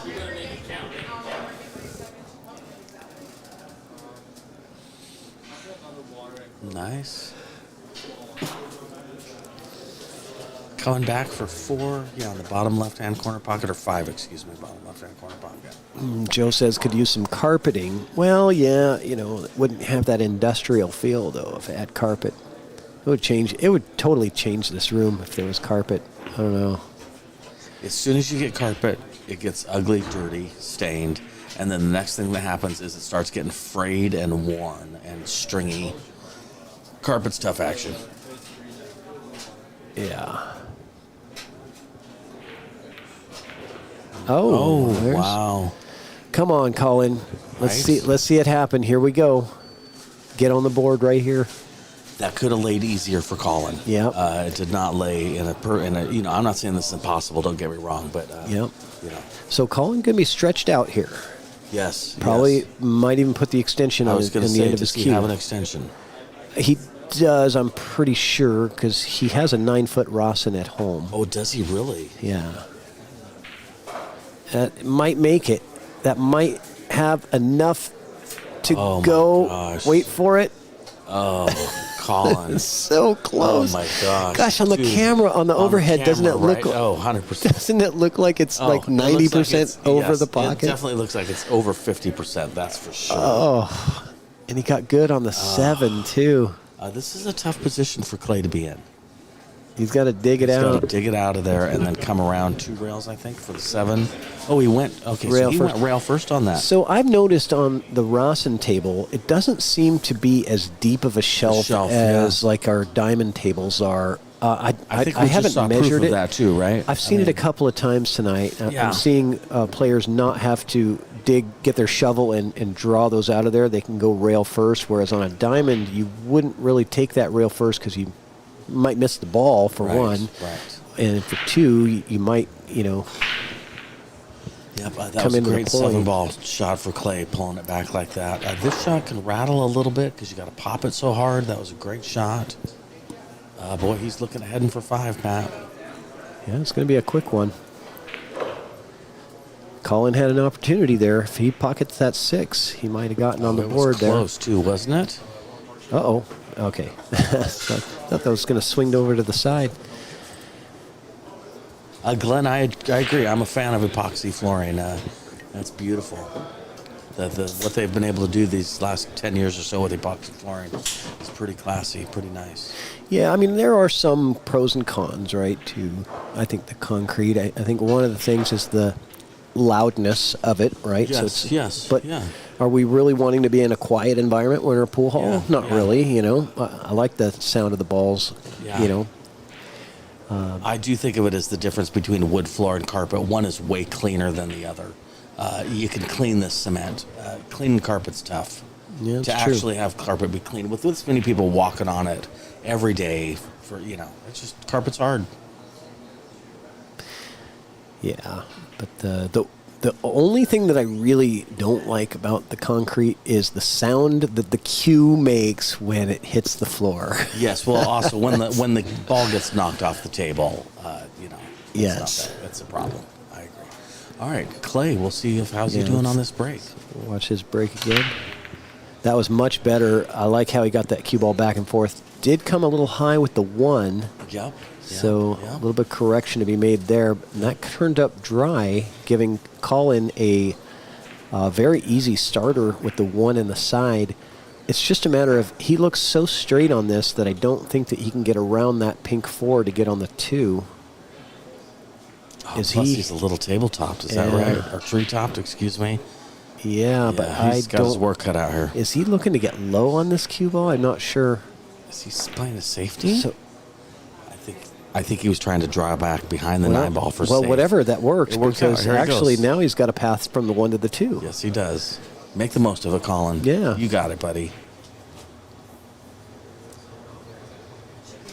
Kitsap County, Washington here. Very cool. Who's out in Kitsap? John Forsyth. Welcome, John. I am also from Kitsap County. Oh, nice try, Colin. That's all right. We left Clay tough.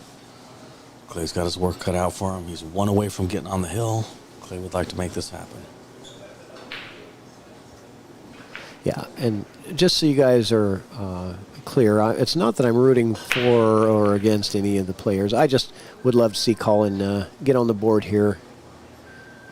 Oh, 100%. So, you know, 100%. I'm here for a good match, and I like encouraging people to play well and do their best. You know what I mean? That's what I like. Right. I like good pool. I'm rooting on both of these guys. If I sense one guy needs a little more rooting for, I'm not above rooting for him a little bit. Great job as always, Patrick and Michael. Oh, well, thank you, Brian. That's so nice to hear. Thank you. Mr. Brosnan. We appreciate it. Always nice to get a compliment on the commentary. It's better than you guys are driving me crazy and I'm turning off the volume. All right, Clay, the 4 doesn't really have a pocket, Pat, other than, I guess, 4-6 combo. Yeah. All right, that seems to be what he's getting shape on. I mean, I don't know that I like the 4-6 combo, but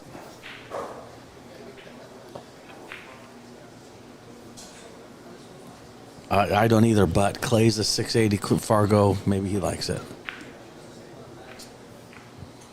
Right? Just what I said too, Patrick. At 680, he does like the combo. Well done. Well done there, Clay. Yeah, Clay wants on the hill. He's ready to win this. He'd like to win this match and go home for the night. Come back tomorrow. Kenny Brown, what's up? Kenny, you've turned into one of my favorite players, man. You're a good people. I'm a Kenny Brown fan. And you go on cool trips, man. I like well-rounded pool players. That's been me since I was even 15, 16 years old. I have the most respect for well-rounded pool players. Now, Kenny, you're playing in this tournament, aren't you? I thought he was here. I haven't seen him. But if he is, good for him. I hope he does good. Yeah, of course, Kenny. Seriously. You're the one that makes it happen, man. Well-rounded, family-oriented. Pretty sure I saw like it. Kenny's name on the. Kenny no? is not in the tournament. Oh, maybe it's Kenny Patrick is making up rumors about maybe it's you. a different Kenny. I don't know, man. Okay, Clay. Clay making short work of this. It's been a good match. He's about to be on the hill. Nice. All right. There we are. Can we do the sponsor thing one more time? Oh, yeah, of course. Let's shout out to the WNT Matchroom. Q-Tech is the main sponsor here. Andy Billiard Cloth. Just got these tables redone with brand new Andy Premier Cloth. Got the table fitters. They're the ones that actually refelted all the tables. Yes, sir. And Sandro Manzel, one of the greatest photographers in the business. Always the best at capturing. I call him the sniper photographer, pool photographer. I like it. He I captures the moments, and you don't even know he's I there. like He's it. behind the scenes. And then, of course, the man Littman, Mike Littman, with Littman Lights. He's done a lot for pool in the Pacific Northwest. Absolutely. Yeah, I'm a huge fan of Mike Littman. He's a good dude. Yeah, he sponsors a lot of stuff. He sure the does, doesn't he? PNW pool scene. Yeah. And Kenny Brown is mentioning that Clay waxed him 7-1 at the Spokane in Spokane. He's been playing good. Oh, that's where it was that I was watching Kenny play. It was the Spokane Open. Okay. yeah. I got my tournaments mixed up, Kenny. I was watching you play. At least saw you on the bracket. All right, so he has a ball in from the break box. Interesting. That's interesting placement. Oh, boy, and the cue ball went right through the rack like he's been trying to do. Yeah. I'm going to remember that. Yeah, the one didn't go, but he did pocket a ball, so all good there. He does have a shot on this one ball. And the 2's already down, so his next ball is the red 3. Definitely. Whoever mentioned that you can hear the table, so probably no music. Yeah, music. The world's gotten so complicated. Yeah, when there's music playing, YouTube kicks off the video. Sometimes 2 years later, YouTube kicks off the video, so it's just easier to not have it. Hopefully, someday that will be figured out. So this hampers his queuing position being tied up to the 7. He's super tree-topped, isn't he? Yeah, and he's got the wrong angle on top of that, right? So he's going away from the pink 4, and the corner is not available for the 4, at least the bottom left corner. So there's a lot of things working against him with that. If it just rolls another inch more, he's golden. What do you think the safeties are here? I think he's not sure. Okay, I like it. Distance basically is the safety. Yeah, that worked out. Yeah.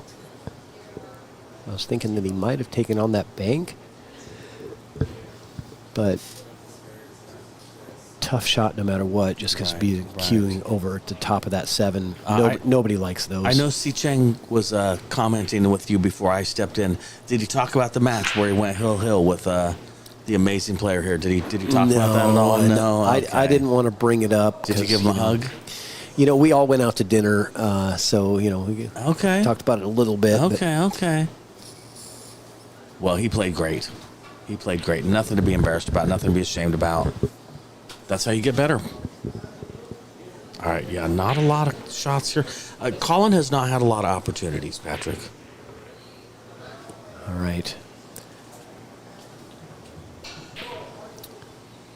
No, and usually you don't get a lot of opportunities when you're playing against Clay. Right. But the balls haven't landed. Sometimes the balls land in a way where you got a little bit of something to do. He has not had a lot of opportunities. Yeah, he's had a couple, but not many. I just want to give Colin that respect and call that out there and say, It certainly makes it tougher. You can feel like you're playing better when you get more opportunities. It feels like you're playing better, even though it's because you got a lot of opportunities. He hasn't had any 3-ball outs that were easy that he fumbled. No. You know what I'm saying? He just, everything's been kind of tough. And that's part of playing a great player like Clay. Right. But I just want to give him credit for that. Yeah. I just want to make a little announcement here. Go for it. We are approaching the 12-hour mark, which is when YouTube will turn off the stream. And so I believe after this rack, we are going to have to restart the stream. So Good all of- timing, actually. Yeah. right? I mean, Well, hey. if Clay wins the rack, it'll be good. Oh, if God, I can't believe I didn't mean, pick up on that. You're right, Pat. It'll only be a second. Yeah. But everybody's going to have to find the new stream and jump on. But Yep. if you're on the Ox Billiards YouTube channel, Ox Billiards Facebook, it streams to both the Facebook and the YouTube, and I believe also the Twitch as well. No, okay, just Facebook and YouTube. So keep an eye out for that, guys. Should be refresh the screen. That's it. Oh, it should be just refresh the screen, and should be good. So we're going to do that after this rack. Public service announcement. Sometimes somebody says something that makes you feel old.